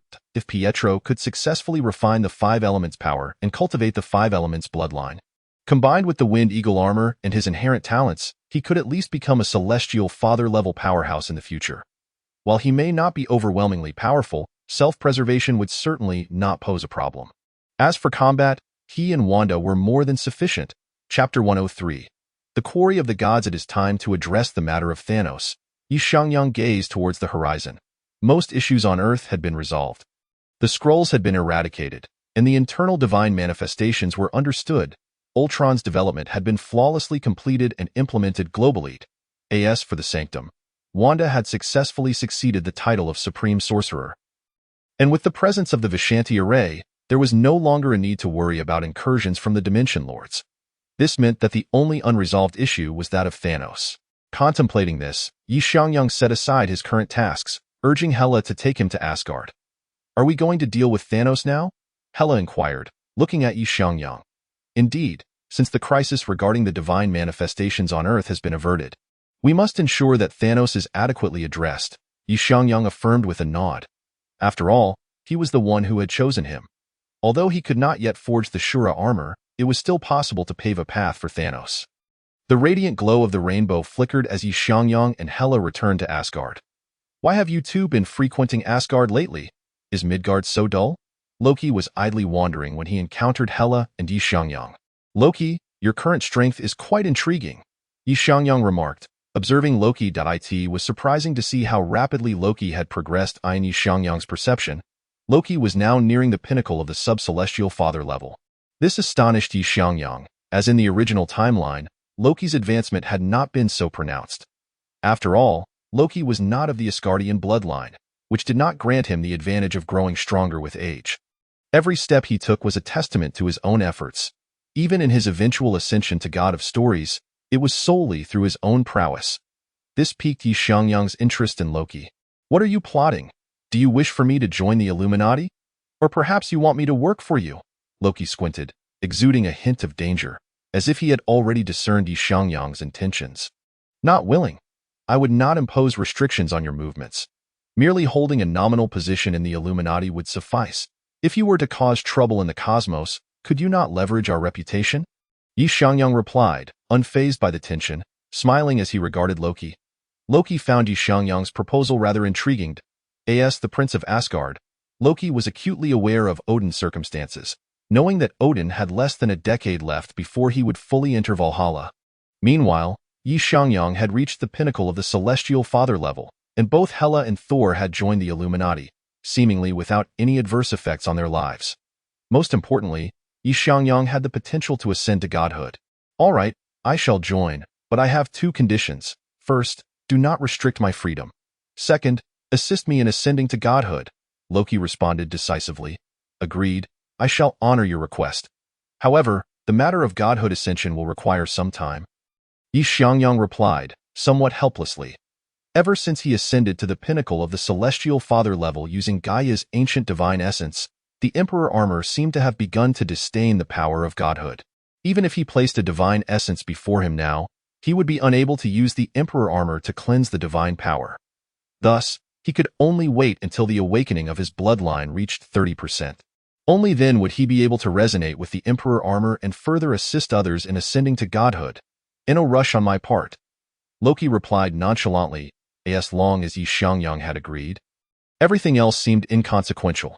After all, the relationship between Earth and Asgard remained quite close at this stage. Once we have dealt with Thanos, you shall accompany us back to the Illuminati. First, we must input your information into the Illuminati system. Yi Xiangyang stated, no problem, Loki replied with a smile. At that moment, Thanos was seated in his chamber, located high within the Asgardian palace, offering a panoramic view of Asgard. You seem to be living quite well here, Yi Xiangyang remarked, somewhat astonished by the relaxed demeanor of Thanos. Asgard truly was a sanctuary in the cosmos, and its inhabitants lived in happiness. Once, Titan had been the same. Thanos' eyes momentarily glazed over. As if lost in memories. By the way, how have you been faring with matters on Earth? Thanos inquired, returning to the present. Having spent some time in Asgard, much of the malevolence that had once surrounded him had dissipated. Yet his gaze had grown more resolute, as if he had made a significant decision. The Earth's core indeed seals a divine entity. However, this being is not an infant. Rather, it is a mature and immensely powerful deity. Tainted by darkness, which led to its confinement on Earth, Yi Xiangyang sighed. The analysis of the mechanical deity had commenced, yet under the current circumstances on Earth, it was impossible to complete the analysis and transformation of the mechanical deity. Only after Yi Xiangyang resonated with the Emperor Armor could he attempt to cleanse the tainted consciousness of the dark deity. So, does our agreement still stand? Thanos asked, his gaze steady as he regarded Yi Xiangyang. Of course it stands, however. I now have a more compelling idea. I wonder if you would be willing to entertain it. Upon hearing Yi Xiangyang's words, Thanos' interest was piqued. What notion do you have in mind? Are you familiar with the Quarry of the Gods? Yi Xiangyang suddenly recalled this place in the original timeline. A certain parallel universe's Thanos acquired power comparable to that of the Phoenix Force in the Quarry of the Gods. The Quarry of the Gods, also known as the God's Grave, is where deities meet their demise, as well as a location utilized by the Celestial Assembly for transporting the Time Stones. Within the Quarry of the Gods, the Celestial Assembly mines and processes the Infinity Stones, subsequently distributing them across various universes. Thus, theoretically, every individual universe possesses a passage leading to the Quarry of the Gods. Uncertain and unaware of such matters, Thanos shook his head. He had no knowledge of the secrets existing within these universes, as all his thoughts were consumed by the maintenance of cosmic balance. Yi Xiangyang recounted the existence of the Quarry of the Gods to Thanos. Are you suggesting that I can attain power on par with that of the multiverse within the Quarry of the Gods? Thanos' gaze finally flickered with intrigue. Multiverse-level power. What manner of existence is that? Not to mention multiverse level, even superuniversal powers are scarcely found within a single universe. Currently, the only known superuniversal entities are a select few from the Celestial Assembly. I merely suggested it might be possible. However, within the Quarry of the Gods, you must also undergo the trials set by the three witches. Only by successfully passing these trials can you obtain the powers bestowed by them.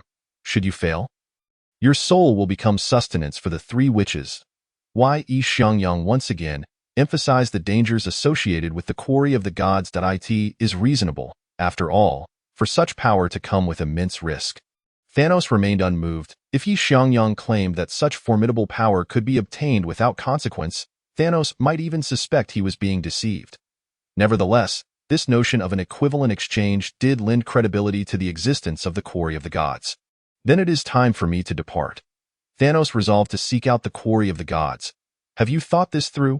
Perhaps you will never find the entrance to the quarry of the gods. Xiangyang remarked as he observed Thanos. As long as it exists, I shall find it.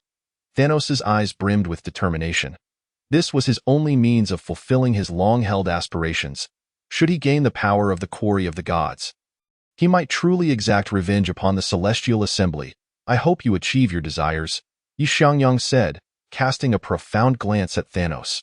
Regrettably, Xiangyang was currently unable to forge the ultimate armor. He had already attempted this while completing the 5 elements armor, yet the Shura armor, like the Emperor armor, could not be borne by URU metal. Thus, to bring the Shura armor into existence would require another method.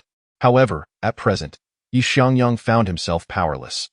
Whether it be the Emperor armor, the Shura armor, or the Thunder Yatalares and the Beast King, none of the ultimate armors could be supported. It seemed they could only be birthed through the power of heaven and earth. Incapable of being crafted by human hands, Thanos departed from Asgard. Do you believe Thanos will succeed? Hela inquired, observing Thanos' retreating figure. Whispers of the quarry of the gods circulated among the deities, albeit in limited numbers. It was known merely as the final resting place of the gods, a site where countless deities lay fallen. Even among the divine, inquiries into such places were rare, for they were far too perilous. Muspelheim. Surtur sat in slumber upon his throne. Since Odin had stolen the eternal flame, his strength had been in a state of decline, diminishing from an initial single-universe level to his current status, having fallen below that of the Father of Heaven. Presently, Surtur was merely an ordinary being of the extraordinary. Surtur opened his eyes, sensing the presence of an ancient god. Mephisto? Upon awakening, Surtur beheld the elderly figure before him. Although appearing in human form, Surtur detected the unmistakable aura of hell emanating from the individual. It has been quite some time. Surtur. Mephisto greeted with a smile, observing the significantly weakened state of Surtur. What brings you here? Surtur was not inclined to engage. Collaboration. Mephisto stated his intent. Collaboration? Are you jesting? You cannot even set foot in the realms of the Nine, and you speak of collaboration? Surtur scoffed. Despite his current frailty, he perceived that Mephisto was hardly in a better position. This elderly human guise seemed to possess even less energy than what resided within Surtur's own body. Mephisto's current form had little more than a modicum of beguiling power. Incapable of exerting control. Do you not wish to reclaim your strength? Mephisto questioned, scrutinizing Surtur's despondent demeanor. That I do. But can you assist me? Surtur replied. Emerging from the dimension of hell, you are merely a father-level combatant. Can you truly contend with Odin? Do not make me laugh. A mocking smile crossed Surtur's face. While he held disdain for Odin, he had to concede that Odin had undoubtedly reached the pinnacle of father-level power. Among the currently existing father-level beings, it was uncertain whether anyone could rival Odin. Simply put, in a one-on-one exchange, I am invincible beneath the single universe. This is the current state of Odin. Do not underestimate Mephisto's immortality. Should Odin channel all his divine power and unleash a single strike from the eternal spear, Mephisto would be asleep for centuries. We can still seek allies. Mephisto felt a twinge of discomfort from Surtur's retort. Were it not for Surtur's formidable might, Mephisto would have turned and left. Presently, Surtur was one of the few potential allies Mephisto could consider. You should focus on dealing with Agamotto first. At that moment, Surtur was unaware that Agamotto had already passed. Agamotto is dead. His soul has returned to eternity. Mephisto's words invigorated Surtur. You say Agamotto is dead? Surtur was incredulous. After all, he was the supreme sorcerer. Indeed. Mephisto found Surtur's astonishment peculiar. Realizing that an opportunity had indeed presented itself, as far as I know, Odin's time is also limited. He has a maximum of 10 years before he must report to Valhalla. Surtur could hardly believe that hope had finally surfaced. Even if Odin were to perish, do you truly think you would be free? The goddess of death, Hela, has already established herself in Midgard. Her divine status has ascended, and she is now the goddess of dawn. In terms of combat power, she may not be inferior to Odin himself. You understand my meaning? Mephisto finally seized the opportunity, retorting to Serta, so how do we collaborate? Just the two of us, in our current states? Serta regarded Mephisto, awaiting his response. As long as you agree to collaborate, the rest shall be my responsibility. A smile graced Mephisto's lips. Potential collaborators could be found with relative ease, and he was already considering a candidate, the newly awakened progenitor of the bloodline. Chapter 105. The Meeting of Dracula and Agatha. Earth. Little did I expect that after a millennium of slumber, the changes upon the earth would be so profound. During this time, Dracula had traversed the earth disguised as an ordinary human. The transformation of the earth could only be described as a monumental shift. At the same time, Dracula came to understand why the bloodline had devolved to its current state. Technology. Humanity truly is a race brimming with boundless creativity. Now, the vampires, when faced with humanity, had lost their once lofty status. The Umbrella Corporation had even developed life serums based on the bloodline, which gained immense popularity worldwide. Numerous conglomerates and organizations had begun capturing vampires in preparation for their own research. The standing of vampires on Earth had diminished significantly, yet Dracula found himself without viable solutions. The power of the Umbrella Corporation was overwhelming. Due to their extensive propaganda, many members of the Umbrella Corporation had their battlefield records widely disseminated online. Dracula had witnessed many, including the battle between Xiangyang and Mephisto, a confrontation that left him utterly astonished. Dracula pondered deeply. Were it not for the boon of immortality, his chances of surviving a confrontation with either Xiangyang or Mephisto would be exceedingly slim. It was a troubling realization for him. Dracula. Suddenly, a voice resonated within his mental realm, rousing him from contemplation. Who are you? Dracula furrowed his brow. The ability to pinpoint his location and establish contact within his mental space demonstrated considerable power and familiarity. I am Agatha, the current bearer of the Dark Grimoire. Agatha offered a brief self-introduction. Bearer of the Dark Grimoire? Dracula's pupils dilated suddenly. Throughout the passage of time, he had sought the Dark Grimoire on numerous occasions. The one who bestowed upon him this formidable power, a remnant of Atlantis, was indeed the bearer of the Dark Grimoire. However, this individual grew weary of eternal life and ultimately chose to end their own existence. Yet, Dracula remained uncertain whether that person had truly perished. What do you seek from me? Dracula responded within the realm of the mind. I believe we should meet in the witch's forest. Agatha extended an invitation for an encounter.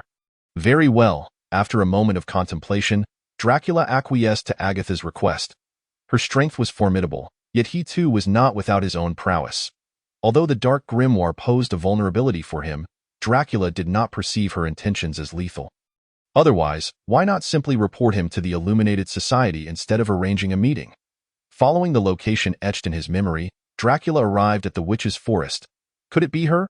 Upon his arrival, he recalled the information he had previously acquired.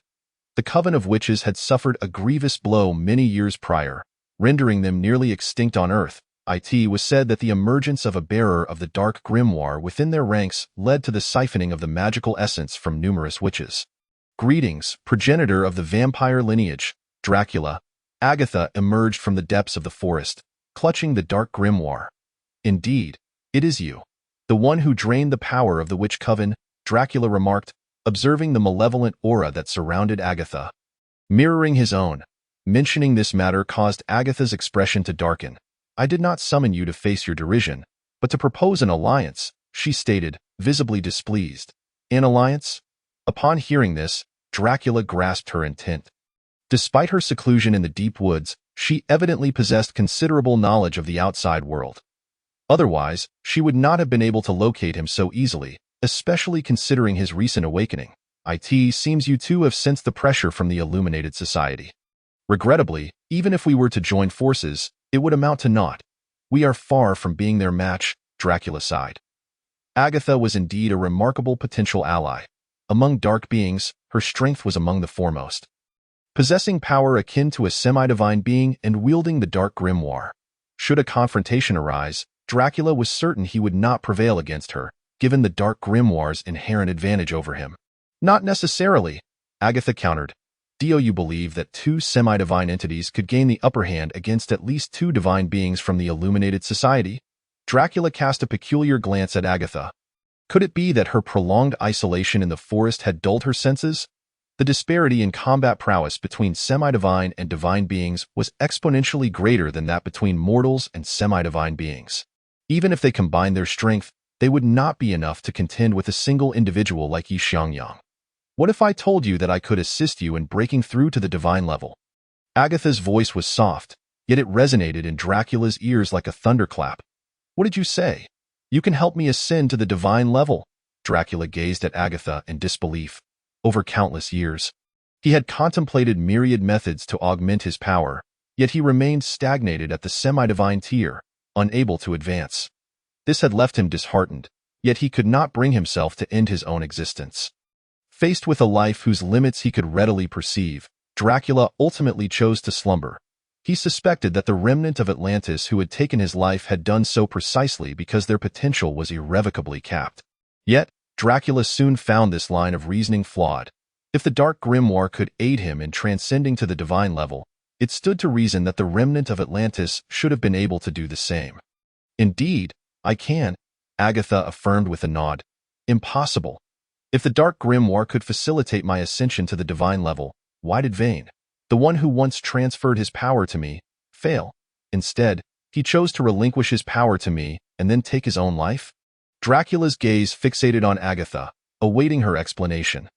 Vane was the remnant of Atlantis who had bestowed his power upon Dracula. It is possible that Vane did not perish. He may still be alive.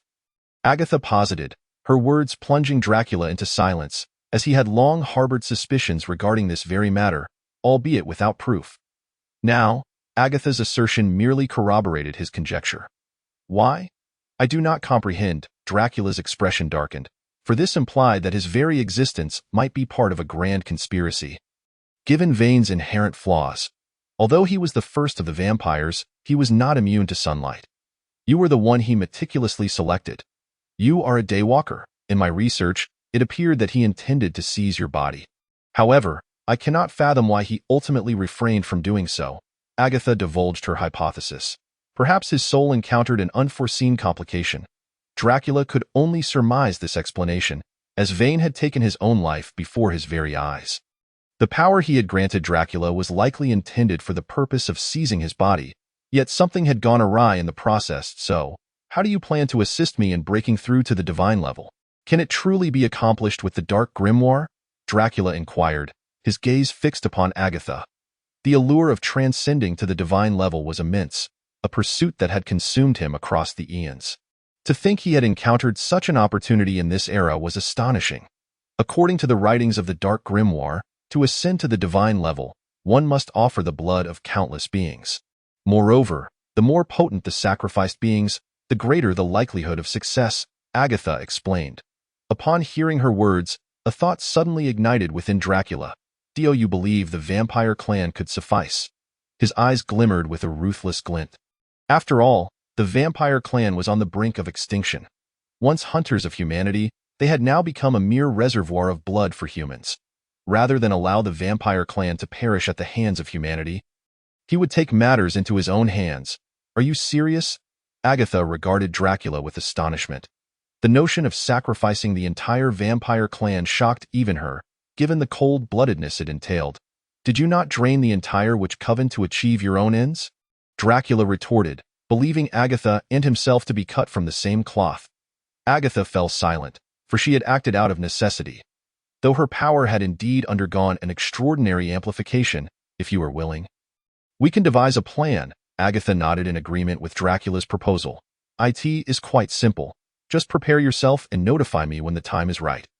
Once I break through to the divine level, and in conjunction with my immortality, even if the illuminated society possesses two divine beings, they shall find it no easy feat to capture me.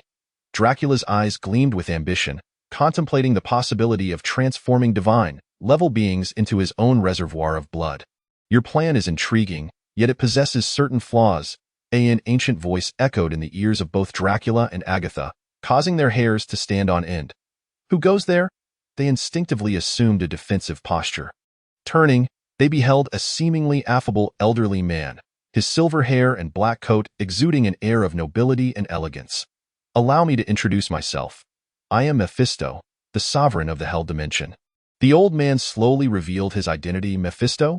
You are the legendary Lord of Hell? Agatha was taken aback. It is you? Dracula was equally astonished, for he had recently witnessed a confrontation between Xiangyang and Mephisto's avatar. How did you find us? Once he regained his composure, Dracula inquired. He was well aware that the earth was safeguarded by the sanctum, having clashed with its mages on multiple occasions. Thus, he understood that this dimensional lord was relatively weak within the confines of Earth. The Mountain Emperor array could suppress their kind.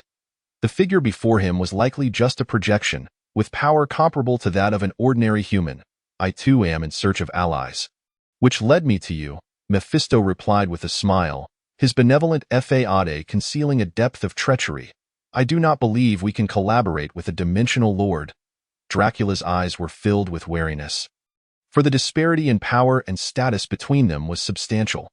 Normal beings harbored an inherent fear of dimensional lords.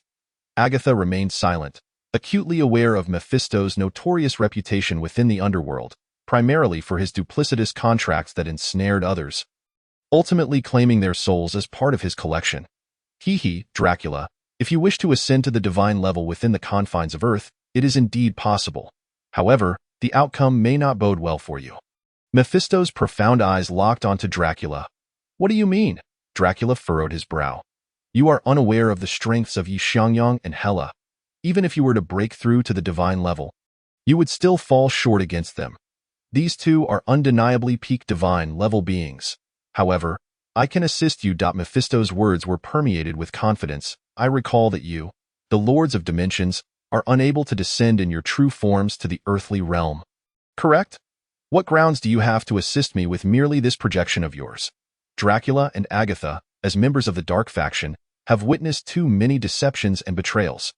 Thus, they are well aware that unsolicited favors often hide ulterior motives.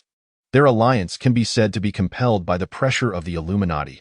Yet, for thousands of years, regardless of the destruction and slaughter wrought by the beings of the Dark Faction, they have never dared to touch the sanctum.